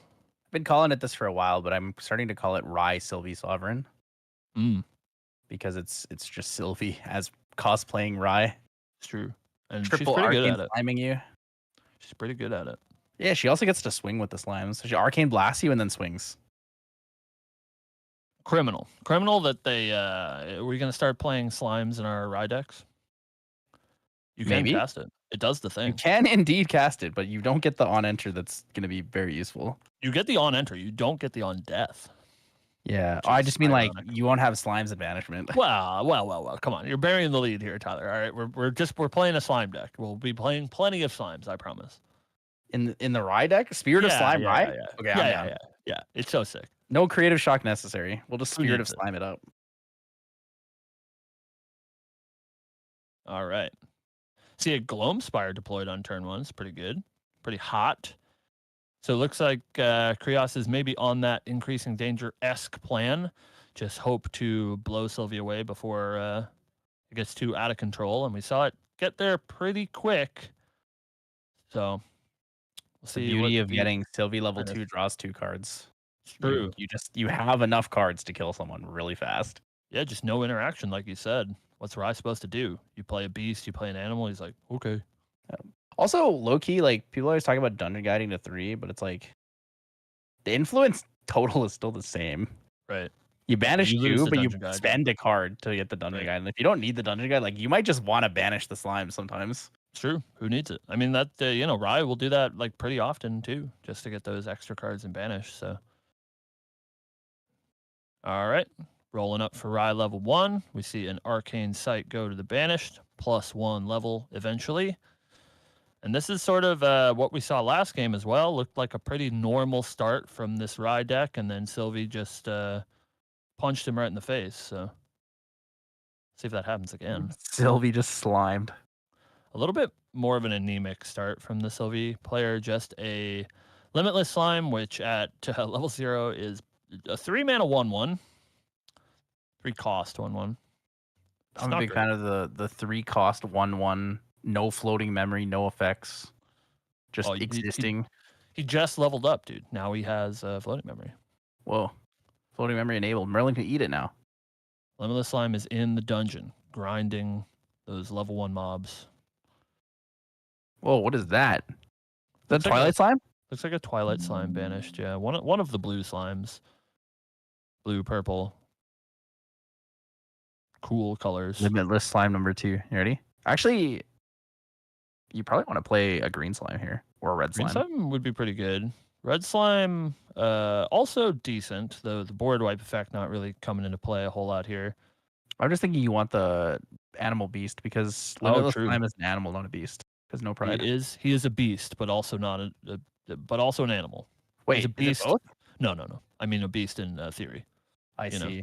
I've never seen a Limitless Slime go say. past like 4, 5 at the most. Is that not good enough for you, Tyler? Oh, that is the green 4 or slime. 5? It is pretty good. I mean, it's all right. It's all right. Just Zephyr it. Just Zephyr it forehead. True. I also enjoy Flame Sweeping for 9. Oh God, you're a real menace. Look, Ensoul is fun against all these slimes and or Tristans. True. Flame Sweep for 9 just takes out all of your Omnis Shadow tokens, even through favorable wins. True. Someone double favorable wins me one time, and I said, nope, never again. Never again. So a little bit of an alleviation of pressure. Not quite as scary. Just going to see 1 damage come across from this. Dude, for a moment there, that felt like he lagged and like everything just zoomed in really fast. He was real deliberate about that way that he played that. We're going to see a Creative Shock, discarding a Pure into mana. And we're going to see the immediate level up to Rye level 2. Tail as old as time. Going to hit a couple of Arcane cards, and then I would not be shocked. Whoa, Arcane Sight. See a Dungeon Guide deployed here to start getting that ball rolling. I'm surprised we didn't see a Gloamspire pre-recollection. Gloamspire is at slow speed, I believe. Oh, darn. It is. You're right. Wait, is it? I think so. Peaceful. Whoa, that sick cosplay promo, Peaceful Reunion. It is at slow speed. You're so smart. So smart. Dude, Peaceful cosplay promos are so hot. I got a playset. You want? No. No. Are you sure you don't need it for your Arisana deck? Surely she needs Peaceful Reunions to live long enough. Didn't you hear? I'm not an Arisana player anymore. Whoa. I quit. All right, we're going to see a level up to Sylvie level 2, just like you said. Going to draw those 2 cards immediately because Rye can't do anything about these 2 allies on the board. Value Town achieved. And maybe we'll see a Dungeon Guide here from Sylvie instead. Thinking about it. 3 down. Escape the wreckage. Pick up the green slime. On leave, move the buff counters over. Wombo combo. Oh my good god. That's a scary Limitless Slime now. Oh, it's pre-rec too? Oh. A monster. Hey, and you said we haven't seen a Limitless Slime bigger than a 4/5. We just found one. The Dungeon Guide 2. Dude, it's just ogre. It's all ogre. Oh, that's a 5/6 slime. Whoa. Yeah, he's so big. And then we're going to see, assumingly, a Storm Slime here for like 6. Coming with 2 buff counters. Is Raj just going to die again? It's 5. 5 plus 5 from the slime plus 5 from the Limitless Slime. 15 on board. I think it. Well, okay, so it has to be Limitless Slime or Storm Slime due to the Peaceful Reunion. But honestly, an Ethereal Slime might be good for other fog forms. True. Depends where you need to pump the damage. Yeah, gets around Vanish because he has True Sight. Totally fair. Yeah, Storm Slime's probably pretty good. Yeah. Oh, he's putting 1 down. Is he playing? What is he playing? Oh, okay. Twilight Slime with the buff counters. So for anyone not aware, Twilight Slime does give all other, I believe it's all other slimes and your champion Spell Shroud. I don't think it's giving Spell Shroud to this Dungeon Guide, but Spell Shroud is going to be kind of a annoying ask for Krios to deal with, as he does have to get rid of that before he can start sending arcane blasts upstairs. I'm surprised Twilight Slime doesn't say your champion and Slime's not named Twilight Slime. Yeah, it does work on other Twilight Slimes. So if he does manage to get a second pretty beefy Twilight Slime into play, it might be all over. So Krios is going to have to do some work to deal with this now, what, 3-5 Twilight Slime? Yeah, it's a 3-5. Pretty Two huge. buff counters on entry there. Gets around Anger. Is there actually any way? It has to be like Anger plus Dungeon Guide? Anger twice. Of course, he can spend something like a Fireball on it, but that doesn't feel very good. Low key, probably worth it. Fireball, probably worth it. Gotta do it, right? Are we still Rye level 1? Rye level 2 right now. Rye level 2. So it looks like we're searching for a Dungeon Guide, but it's kind of a lot of damage he's facing down. It's already 9 on board. Peaceful. Okay. Yeah. All right. One more peaceful. So Caben's wondering what you're playing now. He calls cap when I said you need 4 peacefuls for your Arsana deck. Does Caben have an Arsana deck for me? If I can believe anybody can make Ari work, it's Caben. Please DM me, Caben. You know I don't play professionally. Oh yeah, I guess Advent also kills. Yeah, Advent's a pretty good answer to it. Advent is choose as well, right? So you get to split it up even to their champion and also deal with the Spell Shroud threat. It is. It says choose a unit. Yep. It is choose, yeah. So that does get around it. You can sort of kill through Spell Shroud. It's just a little bit harder. You do really need to leverage cards like Advent, because you really want most of your damage to be coming from cards like Arcane Blast and Erupting. Grill. That's most definitely a Verdant Scepter. Ooh, get to instant speed buff this Twilight Slime just in case it gets into a sticky situation. Well, yeah, because he could sacrifice the Limitless Slime, get the floating memory, and then also get a lot of value from the buff counters on it. That's pretty good. You get the refinement counters for it. Yeah. So you can either keep your Twilight Slime alive, or you can sacrifice your Twilight Slime and buff everything else.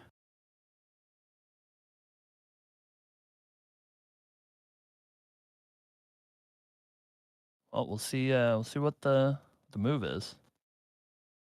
I really want to see him play another Twilight Slime. Well, Gather Slimes. Gather Slimes. Hey, this is a good way to find one. Look at top 5. Add target Twilight Slime to your hand. Oh, no, it doesn't look like it. Looks like Baby Gray. Yeah. Just filter a little harder. Baby Gray, draw your next Twilight Slime.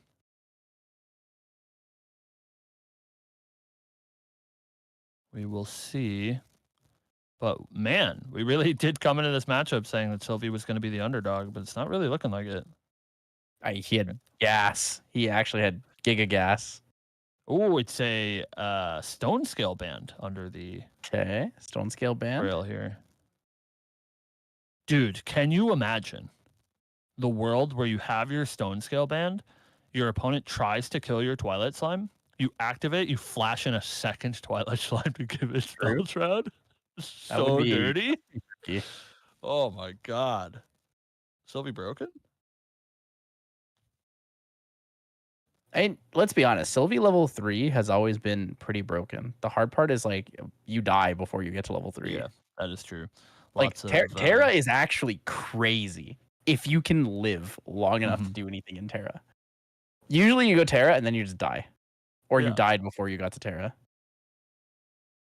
Fire Tristan enjoyers. Me. I'm a Tristan enjoyer, but only from afar. Whoa. You know, you get it. True. Let's see what the play is. Baby Gray coming down. Reveal 2. Draw a card. Why does everyone always reveal from memory? No one ever reveals 1 and 1.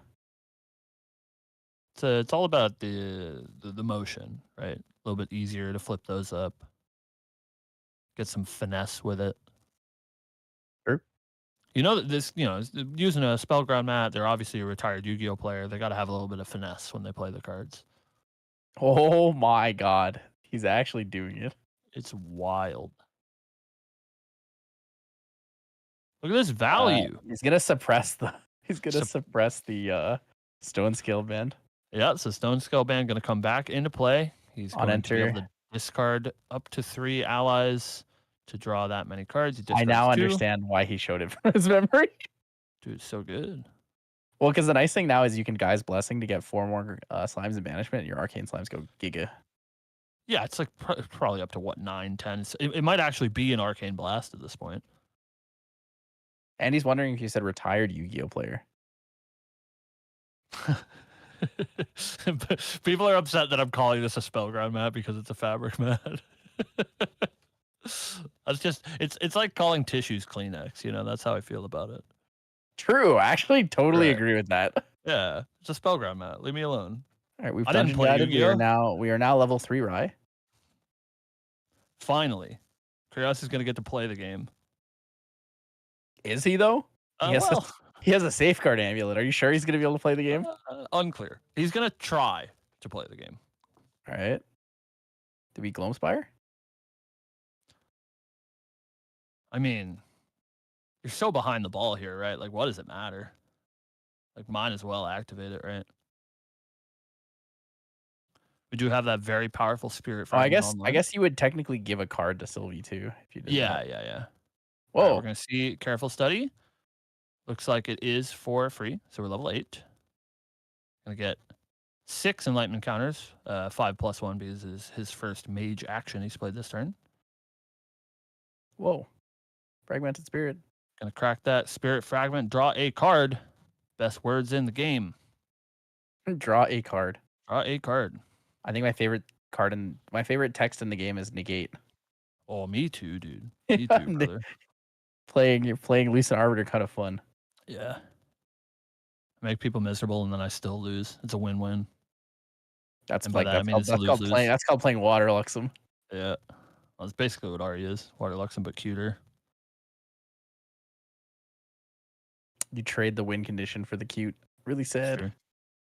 Fair trade, though. I take that trade every day. It's a damn good deal. Remember when we said this game was going to be really fast? It slowed down. Well, I'm glad it's not. Like, we don't want the 8-minute game. I guess you want to get a lunch break. So the peaceful reunion ended the game so fast. Yeah. We will see that Gloamspire activated. Here you go, Sylvie. Have a card. I don't care as long as it's not a Twilight Slime.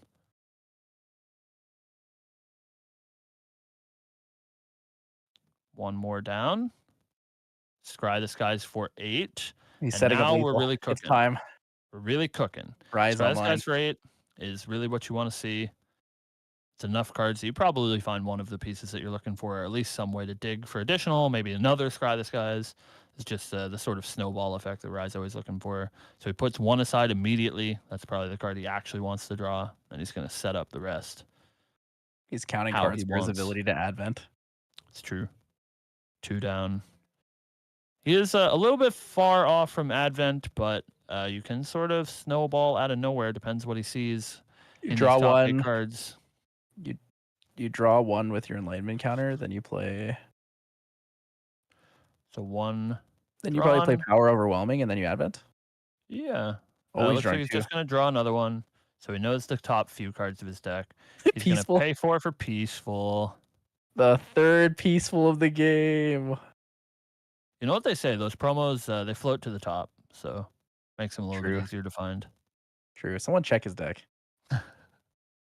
Known cheater, Krios. Might have been stepped on or something.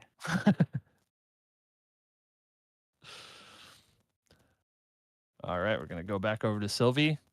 Now feeling nice and happy to have that one extra card from the Gloamspire activation last turn. And what does she really need? Really just looking for Storm Slimes. That's the name of the game until those Peacefuls run out. Horde of Beast Calling kind of cool too here. That's true. A little bit more card advantage. And like you said, having access to that Gaia's Blessing by banishing some animals and beasts from the graveyard would be pretty strong. Do a little bit more digging. Looks like they are going to grab something. most likely Hornaby's calling. Yeah, I think that makes perfect sense. And they're shuffling up their material deck to pay for some costs. Verdant. Looks like they're going to get Verdant Scepter. Also a good choice. If you're really just looking to draw cards, this is a good way to do it if you don't expect to be able to attack a whole lot in the near future. Going to lose yet another slime card. Fuel for the fire. He killed the baby gray slime. How could he? Got to get you know, the job done. All right, drawn for turn. And we'll see. 1, 2, 3, 4. Guys, blessing time.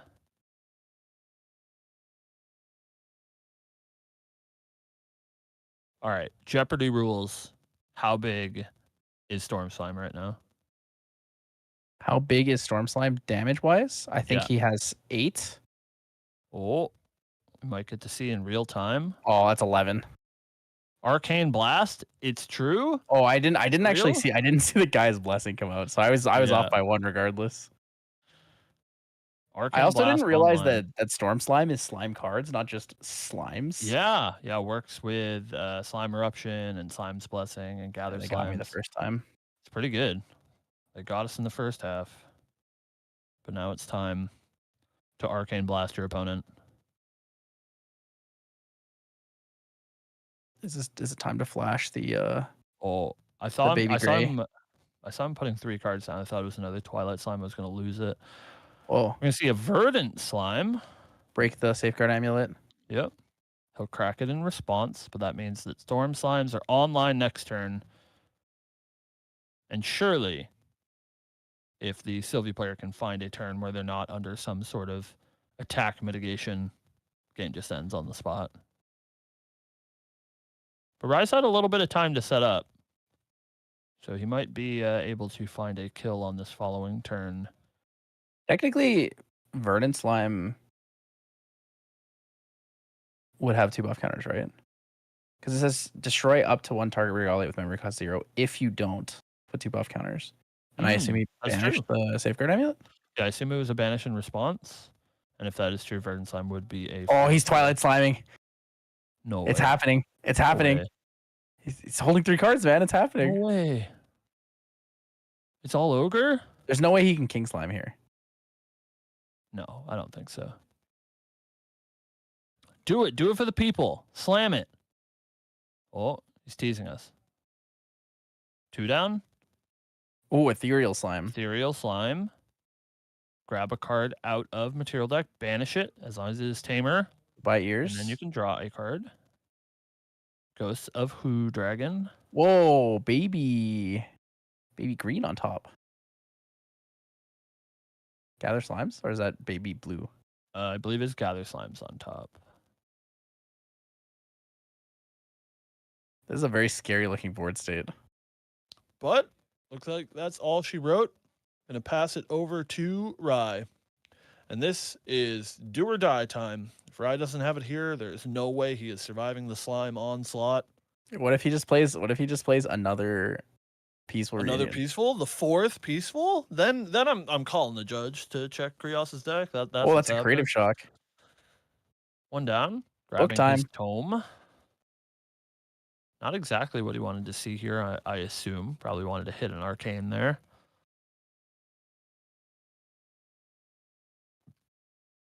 We'll see. It's time for math. You guys like math? We're gonna see the Tome of Sacred Lightning. Pre-recollection. He We cracked it?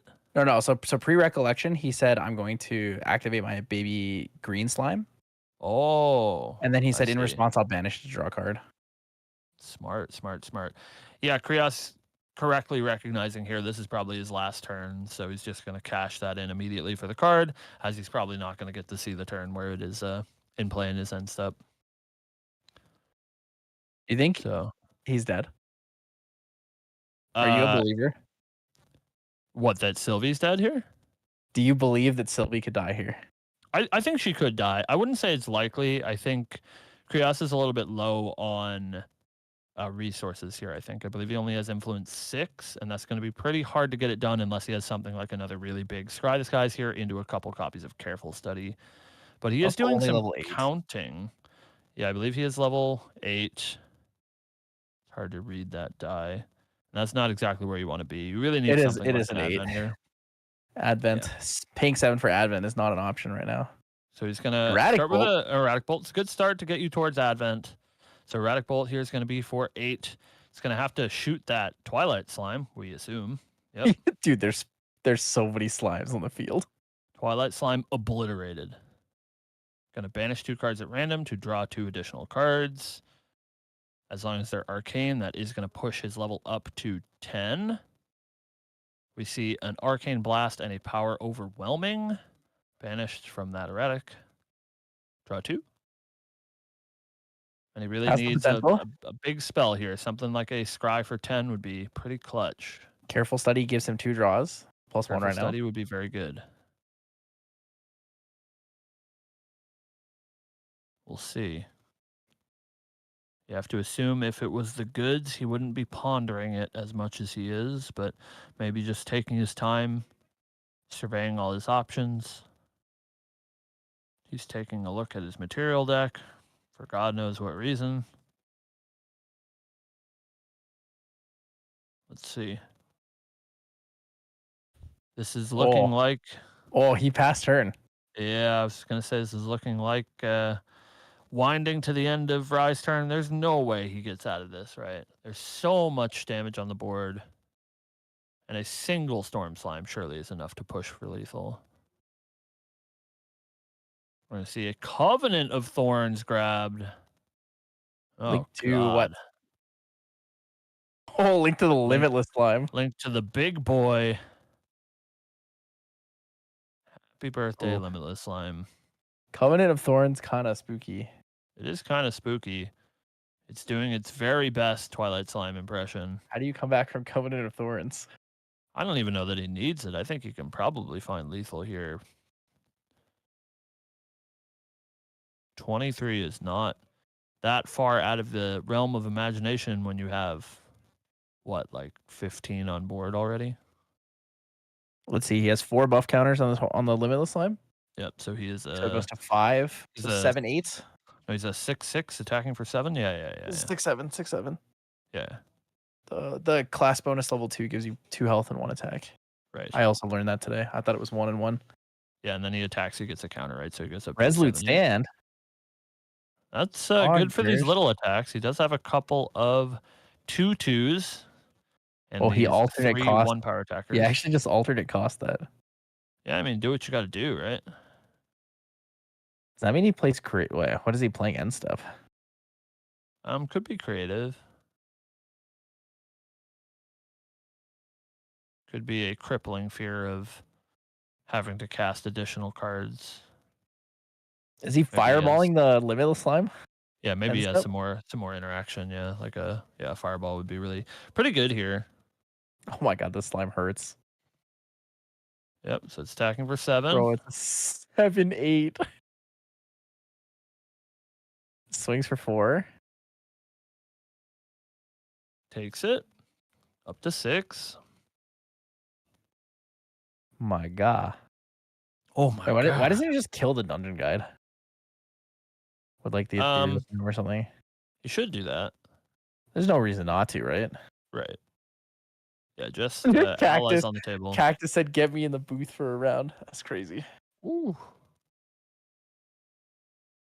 Where was he when Cam was having technical difficulties? I figured it out, sort of, kind of. Is this a judge call? Nah, there's no way. No, it looks like, yeah, just picking up that top card. Looks like a green slime on top of the library. No, a baby green on top of the library. Oh god, baby green. Just flashing the baby green and reset the stone scale band again. Oh, be so good. He can even use the baby green to like protect Covenant of Thorns should Kraos have a way to deal with this Limitless Slime and not win the game immediately. He can use that baby green to put his Covenant of Thorns on a new impossible target to deal with. Yep. The baby green timing is kind of sick. Backup Alright. charger. Backup charger. He does have the influence to pay for it pre-rec. So just a GCR at home. Going to crack that backup charger, get a power cell, draw a card into memory. Replace his draw step that he is now missing from his Resolute stand. It's going to fast activate Stone Scale Band. Yeah. Playing a Storm Slime. Oh my god. It's going to be a lot. It's going to be Storm Slime for 11. Is that our last count? Wait, Storm Slime costs 3? Oh no, it costs 1 to 2. activate Yeah, Storm Scale Band. 11 you? It's a lot of Plays another damage. one. He's got a second one. Yo, He's there's got no a second way. one. Oh There's lord. no way, bro. He waited till every card went down so he could just Damn, obliterate. dude. Rye who? Who is this Rye guy? Dude, Rye just got ride so hard. You've got to feel terrible about that, right? As the Rye player. Dude, They're Rye just actually playing just your got game but ride. better. Holy. I actually got Here's your Spirit power of creep. Slime ride. Rye power creeped. Sylvie is the new Arcane Blaster. There's Storm not much Slime's to say so about wild. that. Storm Slime's a wild card. That's what we can say about that. Yup. So very strong. Green slime value overall was really good though. ETWing the escape the wreckage on the green slime for the buff counters on the limitless slime. Even though he had like triple peaceful reunion, the problem is you can't clear the board effectively. Yeah, I mean, like you said, just the stuff that Terra has access to is so crazy. Stone And Scale Band is probably the most broken regalia there is right now. yeah, we saw Stone Scale Band get so much insane value there. We saw Gaia's Blessing get insane value there, allowing him to cast additional slimes, but also putting 4 slimes into his vanish. Baby green slime on the Stone Scale Band. It was huge. Like he could have done that twice. Absolutely massive. So yeah, we just really saw him run away with the game there. Twilight Slime really put in some work too. It's just those big roadblocks, right? You think about cards like Blanche that have typically been the sort of stopgaps for these Arcane decks or these Merlin decks, like something that they have to deal with before they can go, start dealing with the enemy champion. But Twilight Slime just does that times a million. It's very, very strong. Actually just got blasted. Dude. Imagine. Who's Rye? Arcane who? Who is Rye? Unban Reckless Conversion. Sylvie wouldn't even play it. True. You know? Sylvie That's wouldn't all I'm even saying. play Reckless Conversion, guys. That's all I'm saying. You heard it here first. You know, Sylvie doesn't need Reckless Conversion. Maybe Sean was right. Reckless Conversion, unban, Rise down bad. He's getting Arcane blasted by his opponent. Tamer deck doing a better Arcane impression. Something's gone wrong. Maybe the real strat is that Stone Scale Band's too OP. Whoa. It's true. Stone Scale Band is very good. Stone Scale Band actually is unironically insanely strong, but it also has like the downside of just being a Terra card. It's just hard to enable it. Well, it was hard to enable it. Now it's not as bad. It feels, so strong now. It's just the addition of, like, obviously these slimes, advanced element slimes, are very powerful. But I think the best part about them is that they're so affordable. Most of them cost 2, which is just such a achievable number. And that's something that you really didn't have before with Stone Scale Band. It was like, activate my Stone Scale Band, hope that I can crack a Horn of Beast Calling to cast a Virtus. True. But now we have much better and you need Gaia's Blessing. Right. Otherwise, you're just Sag. Right. Yeah, so we have much better avenues now for Sylvie to put on the pressure, put some allies on the board, and start pushing that sort of big ally strategy towards competitive viability. And I would say looking pretty good. Were those players still undefeated? Is that Sylvie moving on to 6-0? Neither of them were undefeated. Oh, okay. Krios was 4-1 and Mucus was also 4-1. Something worth noting in that though is the reason the lethal came out the way it did is because Kriosi's backup charger. True. And so he put all his cards down, so he wasn't able to play a safeguard amulet. And that's something you have to keep in mind when Stone Scale Band's on the field, because Stone Scale Band allows you to like over interact anything you want, right? You have 6 cards in hand, you play 2 slimes. You have 3 cards in hand, you play 1 slime. That might just be enough to kill. The thing that you have to keep in mind for is like if you're holding cards for interaction, you need to remember that everything is fast when Stone Right. Scale Band exists. Yeah, huge heads up play by Mew to, like you Mhm. said, wait until all of Krios' cards were down to be able to go for that Storm Slime. Because, any like normal Sylvie player might just try to do that in your main phase and assume that they can push through enough damage. But a really smart play to wait until the Rye player was no cards up, couldn't have a Spell Shield Arcane to interact with it, and just push through for those big lethal Storm Slimes. So, we got just one more round to go. Is that right? I believe so. We have a 6-0, and I don't know where Alec is. Who But is that stuff did not look our very good. Jesse 6-0? on Fragmented Fire Eye. Fragmented Fire Eye. We'll see if he can get some Rye shenanigans done. Oh no, he beat Alec. He played against Alec. Gotcha. Yeah, so he's the only 6-0 right now. So we'll see if he can go 7-0. But looking pretty good. Has the potential to go first place in the tournament.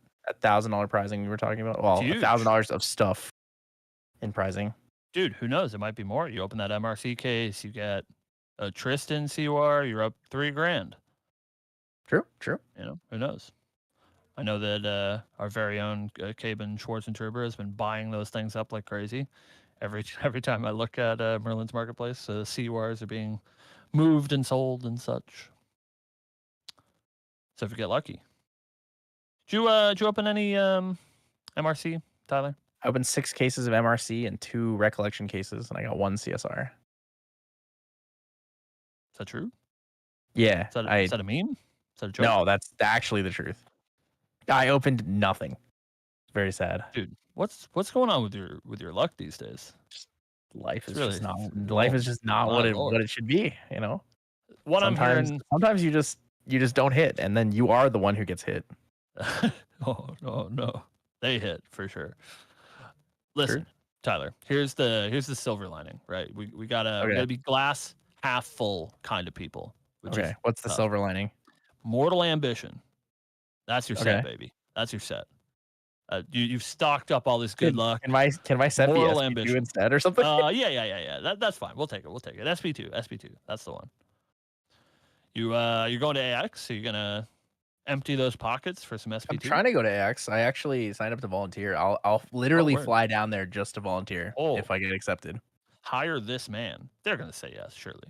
Because I just there's not a lot to do. I just want to do stuff with GA. GA's cool. I'm also going to Chicago. I booked my trip for Chicago in the hotel. Awesome. And then looking towards Singapore. Singapore, Toronto as well, I assume. I'll go Toronto. We'll do Toronto. Sweet. I don't think I'm going to be able to make the Singapore trip. It's a little bit pricey, but I will be at Chicago, Toronto. That's the plan. December, wherever that is in the U.S. Wherever that might end up being, somewhere. I said on the show this week that I really wanted it to be up near us, which is, of course, what I said. But then I thought about it a little bit, and we don't want to be in the Northeast in December, so yeah, that's put it down to like Florida or something. That's fine. Yeah, Florida sounds good. I'll take Northeast Ascent in, what is it? March is the next U.S. one. Something like that. I'll take that. That sounds good.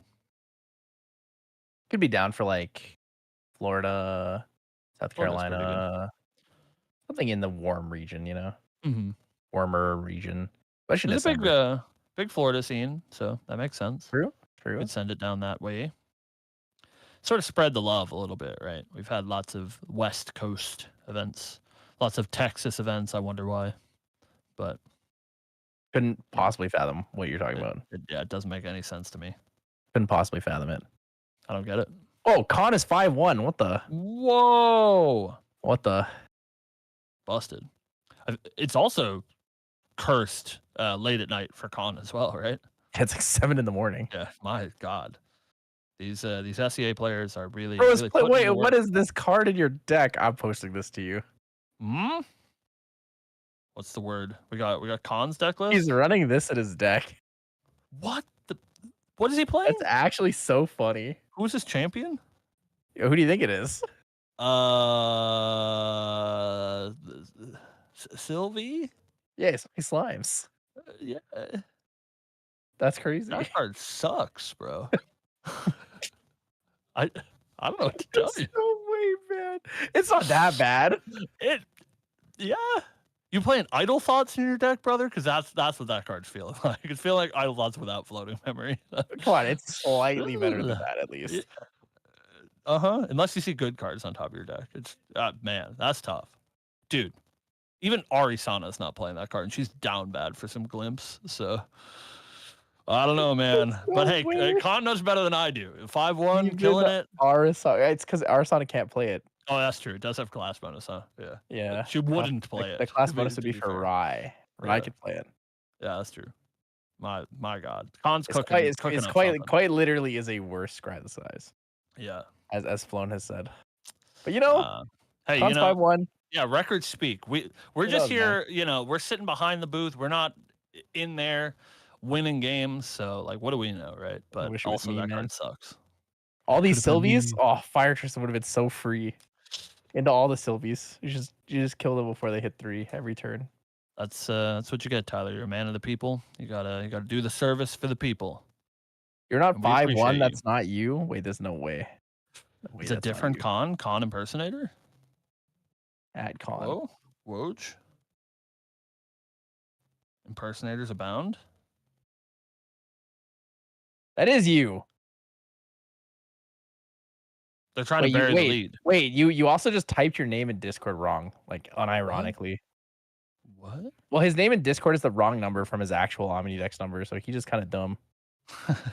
Jeez. My bad. My bad. Ooh. That's what he gets for conning us. That's what he gets for trying to gaslight Dude. me. Tyler's been on stream for 6 hours. He's got shooters out here. It's really Strays. really coming Strays out. will be shot. Strays will be shot. That's wild, dude. MRC meta looking kind of crazy. It's good to see Ride still doing so well. Rye's good. I don't know why everyone says Rye is dead. Rye is not dead. Well, It would take so much to kill Rye. I think Worlds is pretty indicative of that, right? You would need to have a spirit that says Tithe Proclamation. That would be pretty good. Rye. Yeah. I'm a Rye enjoyer. I know that's a controversial take, but I'm a big Rye enjoyer, so I'm glad to see him doing well. I like blasting people. I like casting spells. I'm a spells kind of guy, True. Who doesn't like? You're an arcane slime enjoyer. I knew it. That's what I meant. Yeah, we were talking about the same deck, right? Rye, the arcane slime. He's a Sylvie deck. glue eater. I'm Sylvie's a knew glue it. eater for sure. That's without a doubt. She's working on the single brain cell for sure and eating glue. So True. All right, we're gonna take a short break here while they're waiting for the last round to start. We have 10 minutes till the end of round, and then 5 minutes for overtime, and then maybe 3 or 4 minutes for like rounds and pairings set up. So we'll be back in about 20 minutes. I don't know if Cam wants to hang out with you guys, but I really want to get some food because I'm hungry. I love a break. But hey, guys, stick around. We have the last round of the Luxera's Open coming up, so we will be back shortly.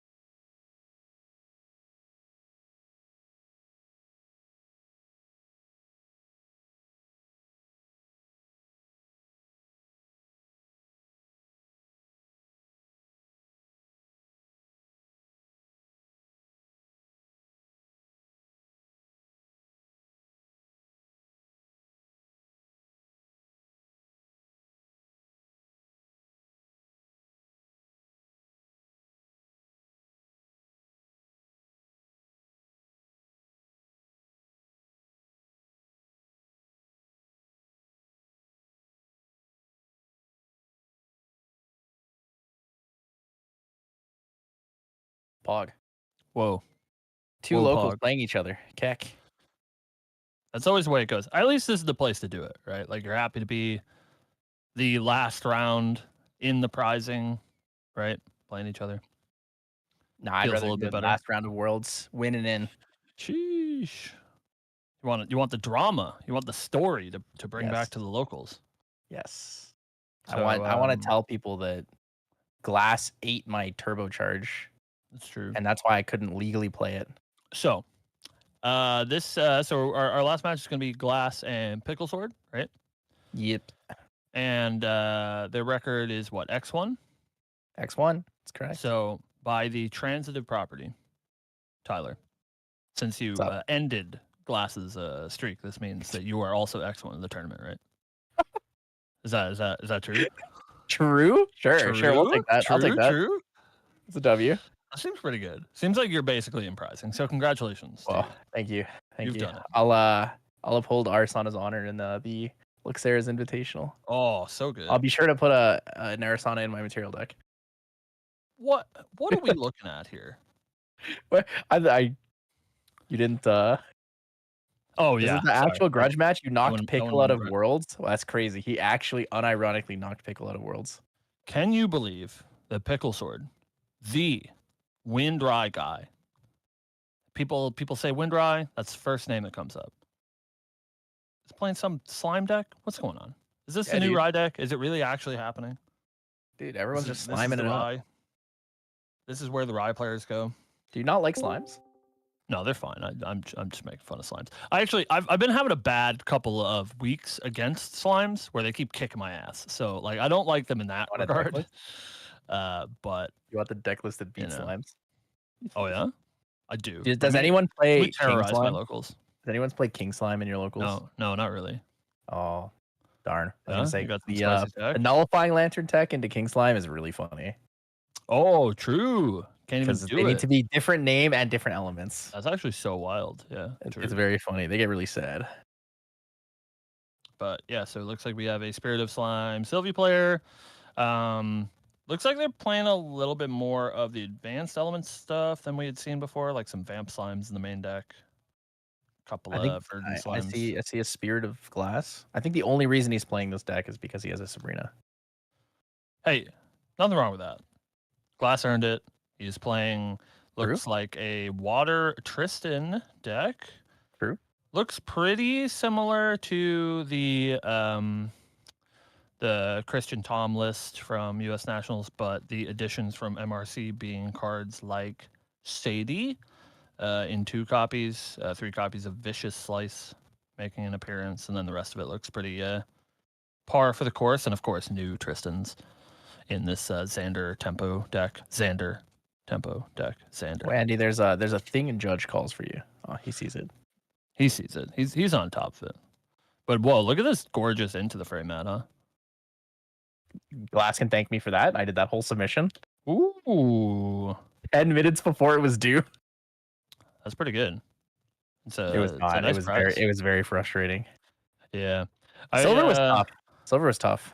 I've heard that Silver was a little bit tough this go around. I've never been a Silver guy myself, which I think is only because I'm stupid and I spend all of my money on play sets of CSRs, which like doesn't help me at all.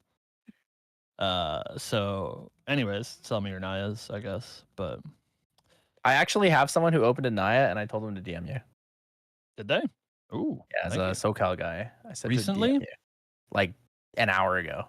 Nice. Thank you. You're a legend. I still need 2 of them. Surely, if you have 4 of them, you'll loan me one for Silver, right? Yeah, of course. Oh, Pog. Yeah, what? Yeah, sure. Pog. Singapore will be cheaper. Pog. I need to give we're live, right? I can use this as my soapbox to insult somebody. All right, so yes.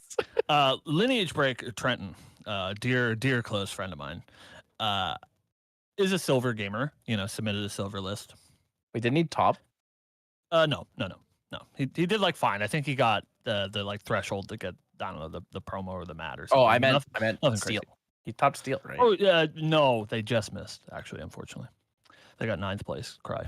Ah, Sag. But Trenton, that man, whom I love very much.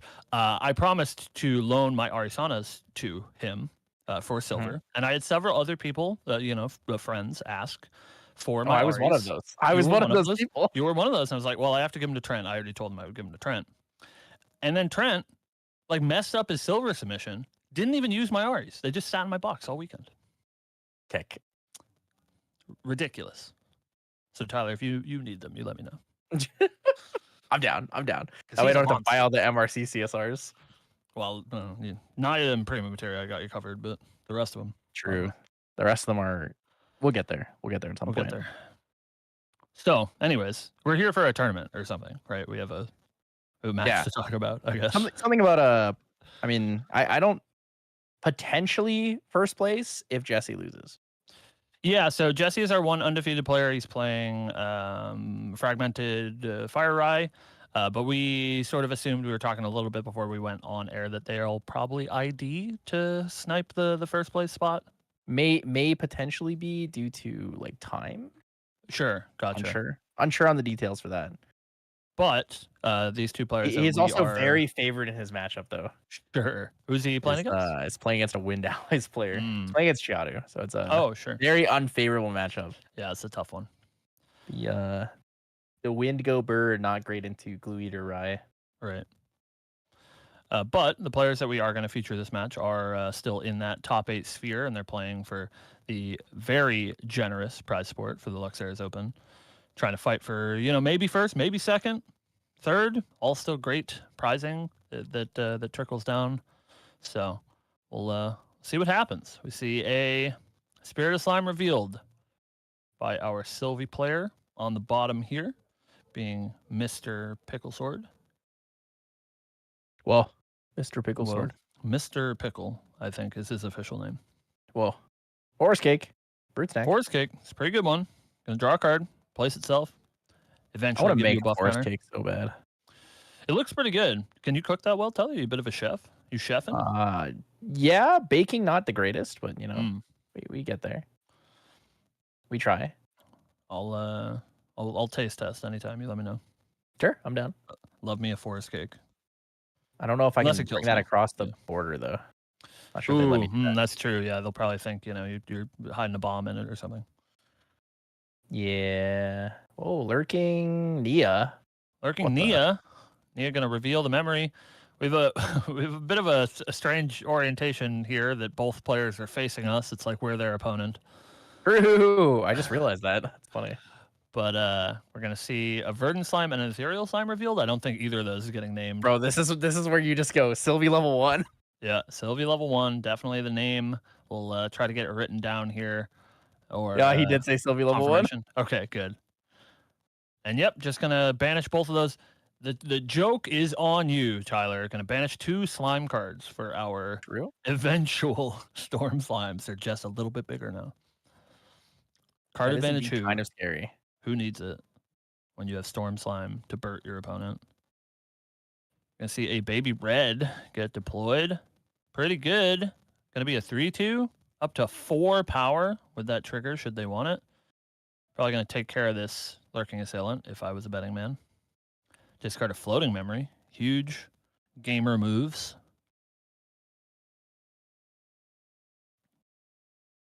Whoa. Sylvie taking down goodbye Lurking. Taking up the spotlight this tournament for sure.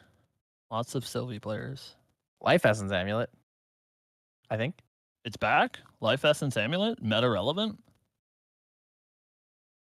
It's all right in Allies. Yeah. Snow Fairy. Snow Fairy pretty good against this foil big Snow slime. Fairy. Whoa. Is that foil SP1? It is an SP1. Whoa. The flex. The card's like $35 now. Yeah, I think so. It's pretty good. I see a Terrafring deployed by our Sylvie player. They're picking it up and putting it down and picking it up and putting it down. Terrafring sure. Lamel. It's a good one.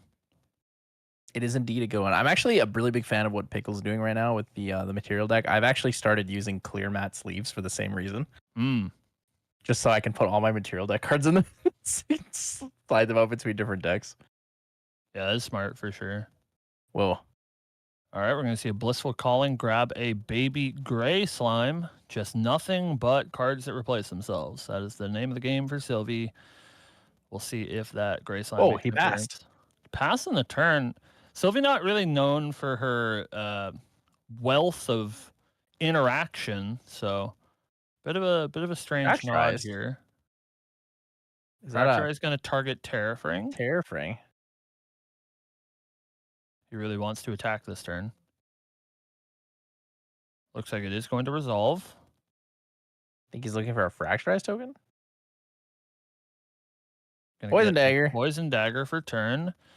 This is the assassin way. Poison Dagger first, and then on that next turn, gonna level up to Tristan level 1 to have a turned on Poison Dagger should he want to start pushing for lethal damage. Already sent a fair bit at Sylvie. She's already taken 5 damage counters. We're gonna see a Cool. Frostborn Paladin eat that Fracturize. Draw a Frostborn card. doing Frostborn things. Being Frosty and attacking for 3. Ace and Protector who? 3 coming in. 2 more. 1 more. Oh, sorry, Whoa. 1 more, 1 more. Yeah, that one. Sylvie dying on the board.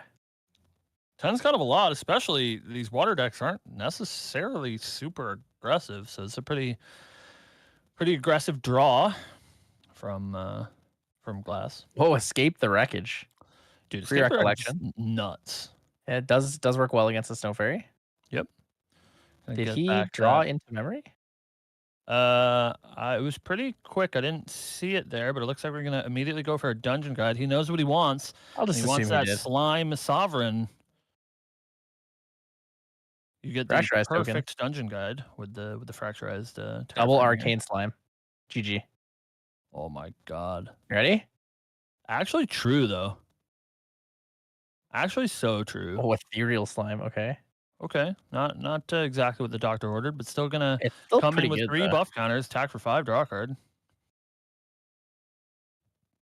That's pretty good. 6 on board. I don't know what our slime count is in Banish, but it's probably pretty high. I think it's like 5. I think it's 5. 5 is pretty high. 5 coming in. Kills the Frostborn Paladin. Yep. Gonna crack that Life Essence Amulet. 2 down to Fracturize the Life Essence Amulet. In So he's response, we'll banish it. Yeah. Just wanted to get that extra floating memory, likely looking to level up to Tristan level 1 here. So smart play from Glass taking this opportunity to have a target for his Fracturize. We see a Gaia's Songbird deployed. Whoa. Maybe find a... Oh, there it is. Ooh, Verdant Boy. Ooh, Verdant Slime's actually huge here. Gets to blow up the Poison Yeah, Dagger. blow up the Poison Dagger. Holy. Goodbye, Poison Dagger. And he has What a taunt on the field now. What kind of maniac designed this Sylvie deck? It's so broken. Yeah, how could you, Poro? Poro, what'd you do? Poro was supposed to save me, and he doomed me to die to Sylvie forever. That's not what friends do. True. Friends don't let friends get slimed. That's so true. So true, bestie. All right. Well, it was looking like a pretty good spot to be in as the Tristan player, but no Poison Dagger and losing your 3/4 Frostborn Paladin is pretty tough. Big board. Wait, to what be the? staring These down guys as well. ID'd. What the? These guys ID'd? Yeah, they did. What the?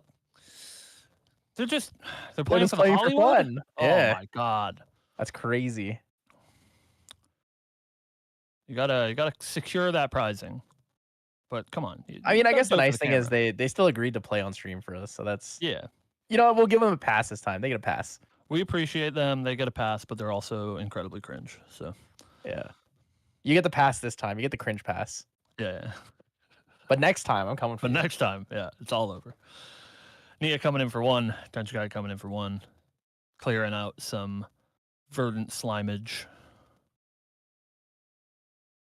Snow Fairy for 1 to the dome. What stat line is Gaia Songbird? Is it a 1/2? It's a 1/2, yeah. 1 It's a mana, 1 1/2. cost wise, 1 right? cost, 1/2. My lord, I'm tired today. You're good. Don't worry about it. The magic's coming out. I gotta keep it suppressed. That's what happens when you spend all day at the store.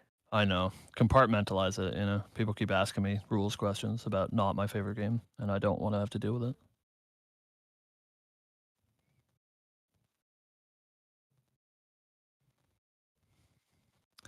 All right. So, Sylvie, still commanding board presence. Lots of power on board. Ethereal Slime, huge. Got a Quicksilver Grail for the turn. What do you think's under that Quicksilver, Tyler? On a Sylvie, definitely a Stone Scale Band. Yeah, we might see that sick Stone Scale Band. It's Stone Scale Band or like Verdant, Verdant Scepter. Scepter, yeah. Lots of Ver noises in the Sylvie deck. Does Ver play Sylvie? It does not. I believe Ver is a Merlin player. Cringe. I don't think I've ever seen Ver play anything that's not Merlin. That makes sense. They rhyme for Mer, you know. True. That's close enough. Or as my good friend would say, true W. True W. Oh, on enter Ethereal Slime. That's pretty good. Gonna banish another Tamer Regalia card to draw a card, get a buff counter. Or a Beast Calling. Goodbye. That's basically Ghost Pendragon. 2 cost 3/3 draw a card. Like it's there. It's like -1 draw plus True Sight Stealth. Yeah. It's a good trade. I'd take that deal. Counting up some damage. Say, are you dead? Only 19 life is Tristan, underhanded. Oh, there it is. The big Storm Slime looks like 6. 6 damage. 6. And it's all ogre, right? 1, Yep. 2, 3. 1, 2, 3. 3. 1, 2. 1. And 1 more. Game ogre. Somebody has to stop this 12-year-old from beating people up with their slimes, you know? True. Who let her in here? Just throwing slimes at people? Slimes are sick. Someone come get your kid. Ish. They're sick-ish. They are pretty cool. I like slimes. When they're not beating me. When I can watch them from afar, it's great. You enjoy your sliming. But when they're across the table from me, none of that. Can't be having it.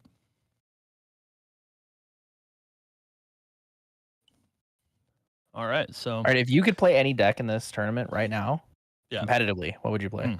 I'd be playing Rye, I think. I think Rye is a terrific choice. What element? Probably Fire. I think the Wind deck is really cool. No, I mean, I think in that last match, we saw a pretty horrendous draw from Krios. I think that matchup should be fine. I think there's actually something to be cooked about Windry, which is why I'm sad to see Pickle not playing it. I think some new tools from MRC could be pretty good for Windry, doing some windy stuff. True. Imbue Stifling cards are Trap's good. a hell of a card. Imbue cards are also Tempest Downfall is also a pretty good card. Tempest Downfall is really good. So I think that could cook, but I think if it was literally this tournament, I'd probably be playing Rye. I've been playing Water Rye locally, so maybe I'd be playing that. So, Tyler, what do you think about sideboards? Think these guys are sideboarding? You think Sylvie cares? She's just shipping it.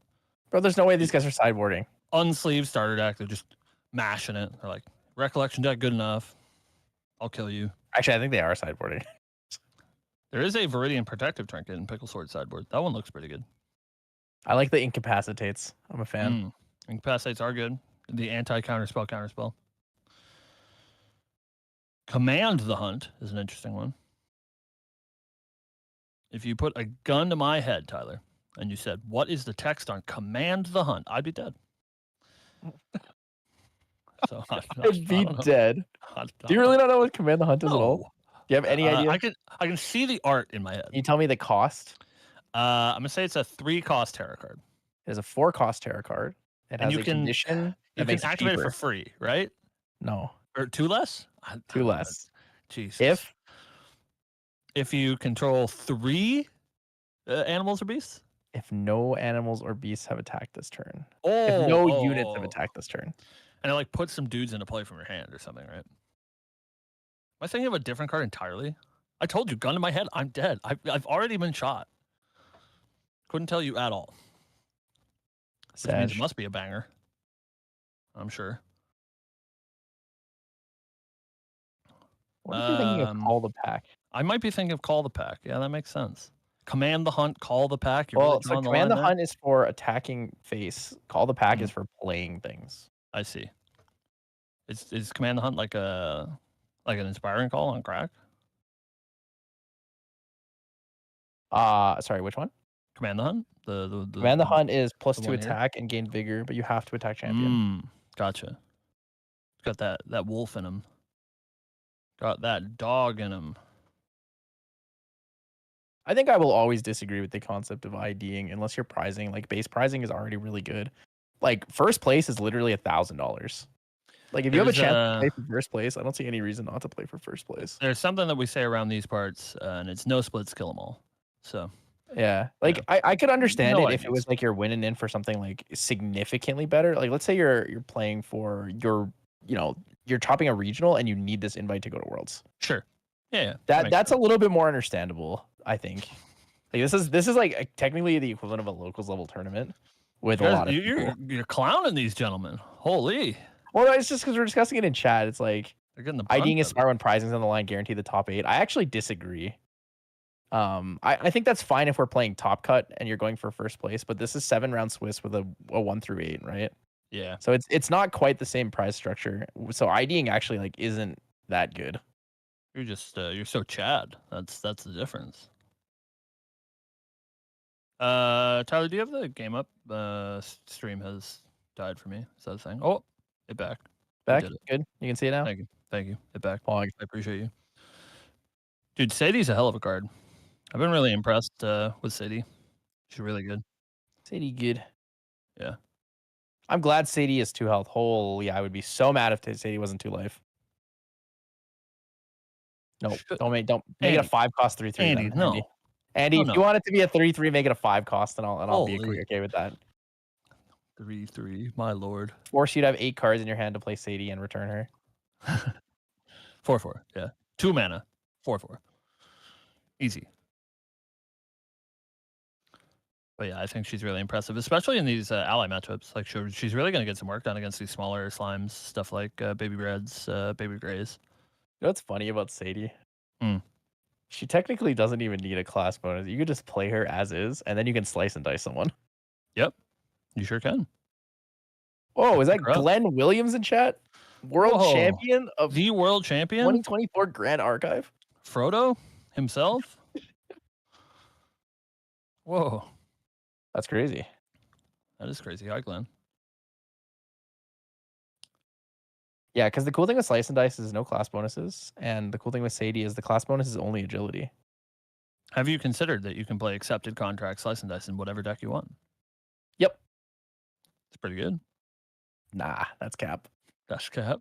That's expecting your opponent to be a spirit and also a smooth brain. Yeah. They're like, accepted contract, that doesn't even do anything. I'll pass. And then you die. Yep. And then they Slice and Dice you and also hopefully have a Blazing Throw in hand. So where is this Baby Red going? Where did that attack get sent to?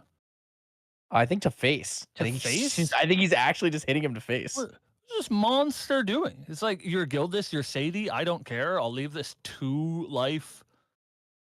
Actually, no. So he's taken 6 damage, 0 damage on the. Where did he put it? I think it went upstairs. Did it? I'm confused. I'm also confused. We're seeing Baby Green be deployed, fast activation here. Not sure the poison target. dagger. Going to target the poison dagger to keep it down for 1 more turn.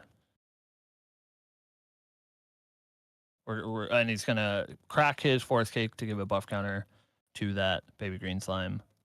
But like both of those can just die should Glass want to deal with them. We're gonna prep counter. Sadie surely gonna get some agility here, which is gonna be probably pretty big. Pretty big deal. The even cut prepared. It's a good start. Wonder where it's going. Probably to the Baby Green, right? Or is it just going upstairs? No, that's going to face. Yeah, is that 9? Reasonable. You can use your allies to clear these. Like Sadie, surely killing this. Yeah, Baby Red, get her agility trigger. Agility 3. I like how the fracturized token is an agility 3 token. It's everything. It does it all. Gildas for 1. Yeah, no balance on Gildas, so just gonna be 1 Poison Dagger Sylvie's dome. returns. Agility triggers. Pick up all cards. Interestingly Pretty enough, good. a lot of people have been asking me about this. Agility 3 trigger. If you have 2 cards down, do you pick up 2 cards, or do you pick up 1 card, or do you pick up 0 cards? I believe you have to pick up as many cards as you can, so you would pick up both cards. Correct. You pick up all the cards up to 3. If you have 3, you pick up 3. If you do not have 3, you do not pick up 3. You pick up as many as you can. Mhm. I watched a lot of people play where they were just not picking up anything, That seems. and I was like, wait, that's so bad. Yeah. Agility would be so bad if you couldn't pick up 2 cards. Agility is super powerful. Oh, Dungeon Guide. Little Dungeon Guide action, bringing us up to that Sylvie Slime Sovereign. We got a lot of slimes in banishment right now. That is true. We're just seeing every game end just like unceremoniously out of nowhere by giant arcane slimes, and we might see that happen yet again. Can't tell how many cards are in the hand of Glass to see if they have any sort of interaction. I should be 5 cards. That's not so I had bad. 3 cards in hand, 2 cards down, picked up 2. Is that 2 in hand on the side of Mr. Pickle Sword. Sword? Yeah. So a really interesting thing that's come up a couple of times for me in this sort of situation is, should you have a Frostbind here and you Frostbind the Dungeon Guide, obviously they'll pay for it, but it means when they level to their Slime Sovereign, they won't have a card like able to cast, and so I found that to be pretty powerful. But it looks like there's no. If you Frostbinded my Dungeon Guide here, I would literally just let you Frostbind it. Yeah, and that works too, right? Because I would rather have the Sylvie Slime Sovereign opportunity, because I can just leave 3 cards down and banish them. Right. You can hard level. Mhm. Oh, it's time. The Vampiric Slime. Vampire Slime coming in for 4, gain 4 or recover 4 rather, but So got a prep Sylvie's counter there. taking He returned no Sadie to his damage. hand. Didn't want Sadie to die to the baby green. Yeah. I see a GCR grabbed, cracked in prereq. Recollection, draw for turn.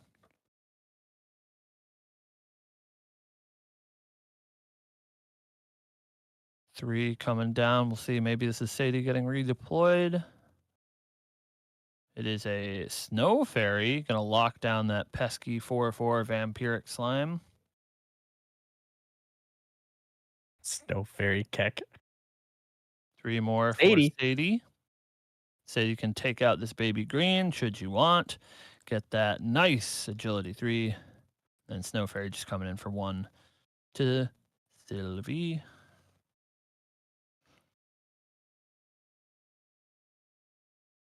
I like how he looked at every single card individually instead of looking at all 6. Hey, that's how you do it. That's what Do you I've heard. actually do that? No, of course not. I just look at all of my cards at the same time. You gotta give some credit to the players. You had me in the first half there. You had me in the first half. Oh, You're trying to make them look Poison good, Dagger. you know? Goodbye, Poison Dagger. Vernon Slime coming in with the break. Such a sad Poison Dagger. Got Baby Green slimed once and then Verdant slimed the second time. It's meant to be. It was meant to be. Poison Dagger getting too much leverage. Oh, also, I just noticed Viridian. Whoa. Viridian, pretty powerful. Definitely came in from the sideboard. Gonna try to lock down Glass from playing any of those pesky Frostbinds or Fracturizes. Gonna pass over to our water player. They're gonna pick up and draw. Got that nice Life Essence Amulet on deck.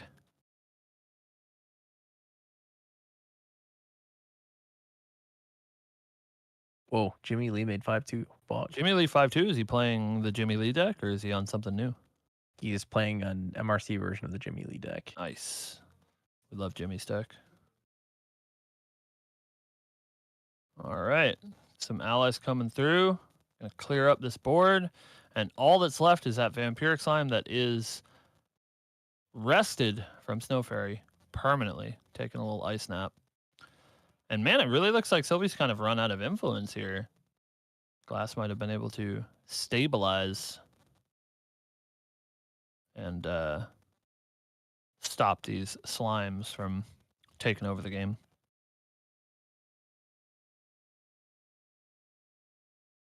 The Slime Sovereign. Asleep. The slime. Big sleepy. The sleep sovereign. All right, we're gonna pick up 2.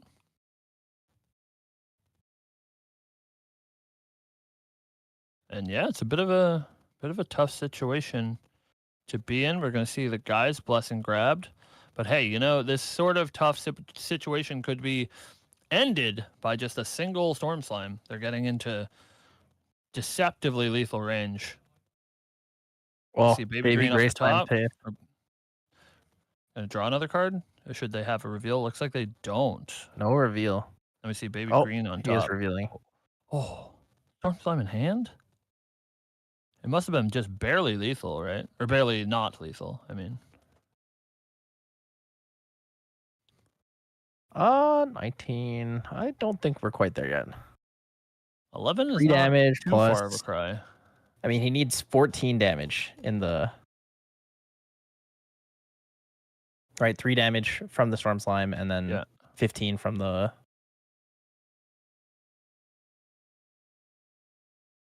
We fracturized the. That's messed up, man. Fracturized Gaia's blessing? Yeah. No more free card advantage for you. That is messed up. That is messed up. Well, the offensive keeps coming. Snow Fairy going to take care of that baby gray. Or not. What's this card on our right-hand side? It's a Steam Knight, SP1. Ah, SP1, a Steam Knight. Still a making the rounds. A lot of the water players played 2 a Steam Knight, 2 trained sharpshooters for the Dream Fairy. It's your Dream Fairy equity.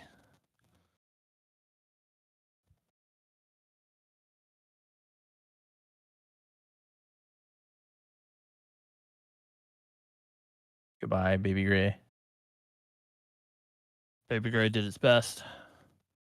Surprising that Sadie didn't want to grab the agility there. I guess maybe he's holding up his hand. Afraid anyways. He had a slime shield in his hand. Ah. So the buff counter would come in. True. And deflect damage. Yeah, that makes sense why the Esteem Knight decided to come into that gray slime. That vampiric slime is asleep, I think. Yeah, I believe still sleeping. That's 8 cards in banishment? Yeah.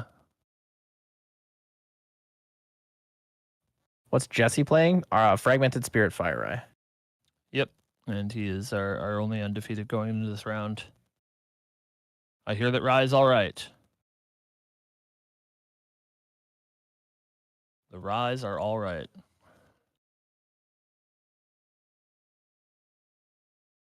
All right, we're going to see a Storm Slime deployed, and I believe 8 is the number. Oh, 9. 9. 3 more. Up to 14. So this might be the Turnstone Scale band. Yeah, that would give him access to some more cards. So yeah, we do see a Song of Frost.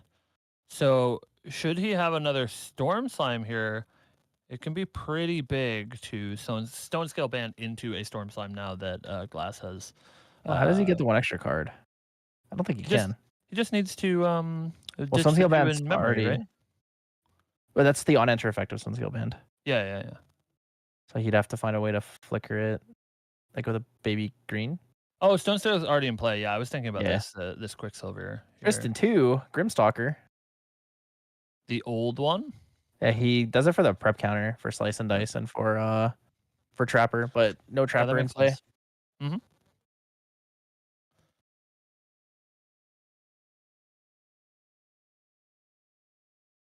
All right. Assumingly Sadie gonna clean up this Storm Slime. Whoa. Oh, going face. No. Maybe he thinks he can present lethal.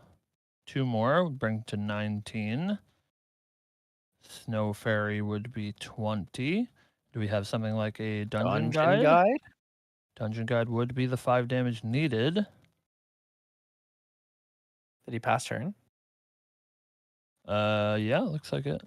Oh, no, he's sorry, that's the on leave of the Storm Slime. Yes. 2 in banishment. Lunette. Lunette is pretty good. Not presenting lethal, but is a really pesky threat. I think that's Lunette not balanced. Yep, just Lunette's a 1/1. Deal with it. Influence of 3 here. Right. Lunette for 1. Puts him to 20. Not a whole lot Sylvie can do about it, right?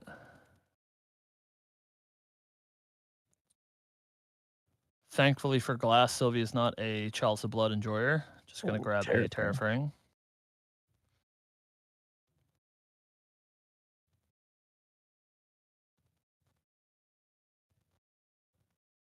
And we'll see.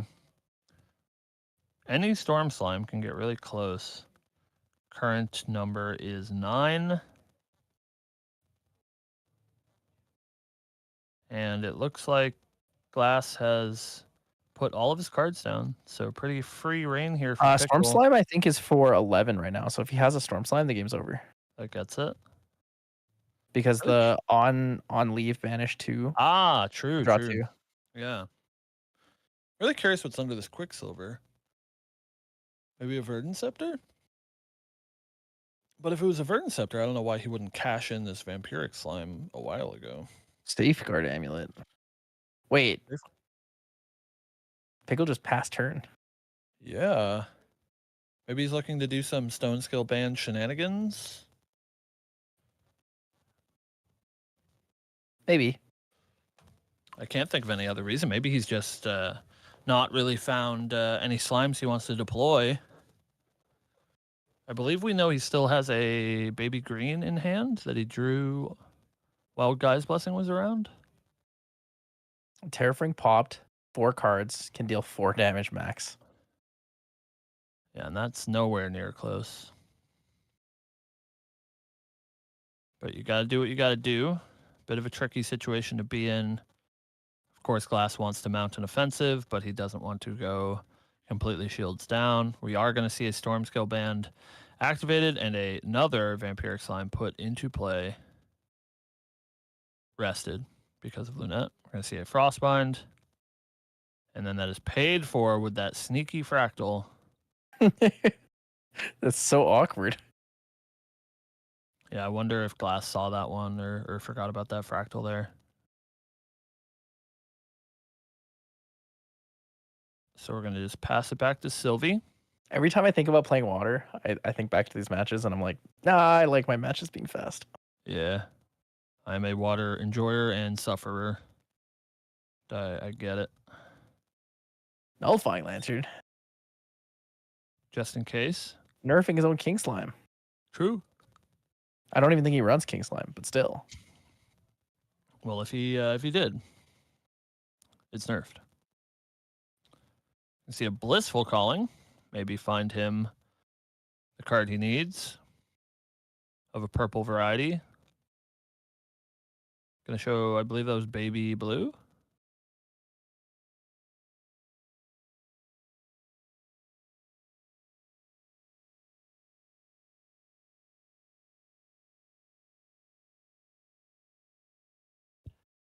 All right, Vampiric Slime going to take care of Lunette.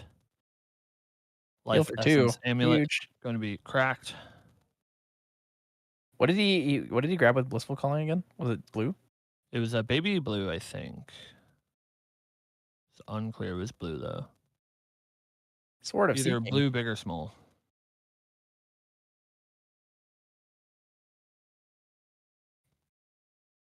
Surely he just slice and dice.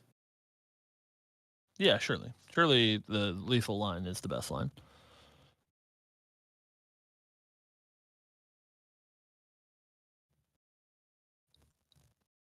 Seeing a little bit of chip damage come through. Up to Also blood range? 22. 23. And what's he got?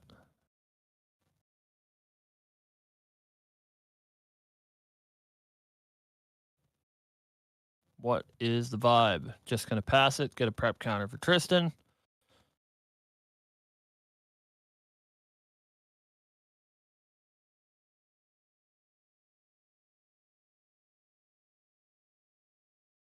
Whoa. End step. We do see that Baby Green deployed. Going to suppress that Stone Scale Band, get a little bit more value, maybe ditch some cards he doesn't feel he needs right now. The question is... Ooh, grabbing a Horn as well. I guess he was afraid of using it at end of main phase instead of in.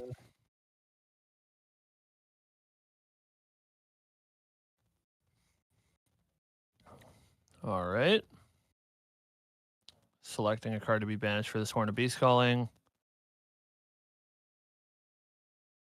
And we'll see if he has a juicy target for it.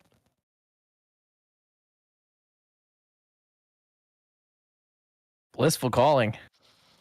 Well, it's a good start. It'll find you a target for your Horn of Beast Calling. Hopefully a Storm Slime in this case. That's really all he's looking for. And he found one. There it is. Like you said, Tyler, this should be lethal. Just cracks his Horn of Beast Calling, draws a card, plays Storm Slime, and he still has Frostbind protection. That should be it. I think through everything he still kills here, right? Yeah, I believe so. He needs 15. But he has 6 damage on board. Right. Ooh. Oh, he has it. Yeah. 3 and then 2 from the slime and then 1 from the baby green. Unless he has interaction. Looks like and he's a gonna Scepter of Lumina to draw Hail 2 Mary? cards. And he's probably dead. Yeah. There it is. Holy dude. Sylvie. Slime Sylvie. Wait, that was 2-0. Looking wild. Yeah. Whoa. Dude, Sylvie's running the game.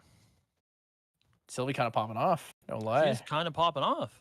Turns out allies with good bodies and good effects are Kind route to of crazy. victory. It's like Rye never died because he's just reborn as Sylvie. It's true. You just do nothing until you cast Storm Slimes, and then people shake your hand and say good game.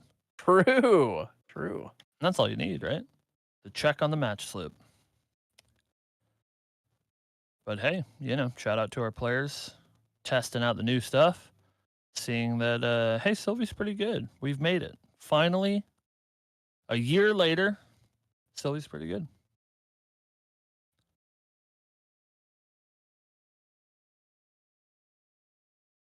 So that is our last round of Swiss. What's our plan, Tyler? Let's see how long till everything's over. Round time. Round time about 24 minutes. I'm not gonna hostage you for 24 minutes. I think our best bet is probably we'll make a big post about it in the Discord, and then I'll make a YouTube video that kind of just goes over the top 8 Goes over lists. the top 8. That way no one has to be hostaged here for too long. You guys also get our thoughts on top 8s and stuff. Mm-hmm. But yeah, I'll just put like a quick YouTube video together probably on Monday because I got a lot of work to do tomorrow. But Busy. Yeah, I mean, I think we saw a lot of Sylvie covered on the tournament rounds, and I wouldn't be surprised to see Sylvie placing quite well. Of course, we had Jesse playing Fragmented Fire Ride that's going to be in that top cut as well. So some new faces, some new decks, but also some returning favorites like Rye with a little bit of a boost from MRC. But definitely, this feels like the first real look at the MRC format, and so I think it'll be super interesting to see how it shakes out. True. It was pretty good. Yeah. It was a really long tournament.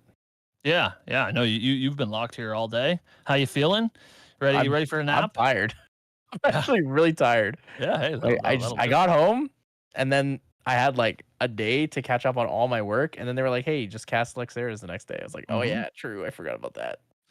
Well, make sure you all thank Tyler and the Serene Balance team for their hard work, bringing you this sweet coverage. But yeah, it was a good one. Thank you for having me. Of course, I'm happy to. Thank you for joining us. To do the commentary thing. Yeah, you as well as Flonne. It was really nice to have both of you guys here. So thank you guys so much for helping me out and not making me solo cast. Because that is shout outs to Flonne. That is a great job. Like, oh my god, a lot of work. Oh yeah, just got to talk the whole time. Just gonna never breathe. Flonne is solo casting Sentai Pay. So do not envy that. Good luck, Flonne. I'm sure Flonne will do a great job and then disappear off the face of the earth while they rest for several days afterwards. Definitely not an easy road though. But thank you guys for watching as well. Thank you for being with us for this first ever Luxera's Map Open. Exciting stuff. I assume more to come. Is there a schedule for more opens? Is that a thing that we have? So I believe there are no more opens, but the invitational will be within the first couple weeks of Mortal Ambition. Gotcha. So So that's the when top drops. 8 players for this. Yeah. Getting invites. Sweet. And then this coming get, week, there will be no Yeti Webcam Weekly because I believe Andy's away for NAIC for Pokemon. Andy's a Pokemoner? Andy's like the most famous Pokemon family alive. Is that true? Andy, you famous? Unironically, yes. Yeah. The more you know. Unironically, kind of, yeah. Wow. We do quite a bit. We're vending it, which is what I'm going to be running, and then we're also contracted to like run the event too. Yeah, so that'll be fun. So, no Yeti Webcam Weekly this coming week. I don't think we have an event next weekend, so the soonest we will see everybody will most likely be the 13th of June. So hopefully you guys bring your decks for the 13th of June. Be doing the usual Yeti Webcam Weekly. It is absolutely 100% free to join. The only stipulation of that is if you win prizing, you'll have to pay for your prizing to be shipped to you at the end of the month. Andy contacts everyone about that. Last notes would be regionals. So MRC regionals have been kind of posted, discussed like times. The in-person regional for Yeti is to be determined, but the dates for the online ones will be July 28th and August 25th. So make sure to get those in your calendar. Anyone is available to join. You just those ones are a paid entry though, because they'll have sapphire packs and such. It's got great pricing. Also, Andy, I don't think anyone can hear you unless you like unmuted your mic on. They could hear me on the last time. I did unmute my mic, but the rest of it I've been yapping at you guys. I see. I was gonna say because I heard you humming for a while and I was like, I wonder if Serene can hear that. I had hoped that they could hear it, but it would have been funnier that way. You guys don't get the musical stylings of Andy's. It's got a voice of an angel. I had forgot at one point that I was unmuted on Discord and I was just oh shit. Well, yeah, thank you guys so much. Big thanks to Andy for hosting and running the tournament for TOing. Thanks to Poro, TK for judging, as well as Flonne and Cam for joining me with the cast. Hopefully we'll see you guys soon, but we'll make sure to put up a video talking about the top 8. I'll probably get that done in a day or two. So thank you guys so much. And anything else you want to say before we end the stream here? Yeah, everybody get your pitchforks and start calling for the Sylvie bans. It's not too early. Ban Ban Storm Slime. Ban Storm Slime. It's too good. If Reckless is banned, Storm Slime should be too. True. I agree. We should ban Stone Scale Band. True. So true. It's not even a real card. True.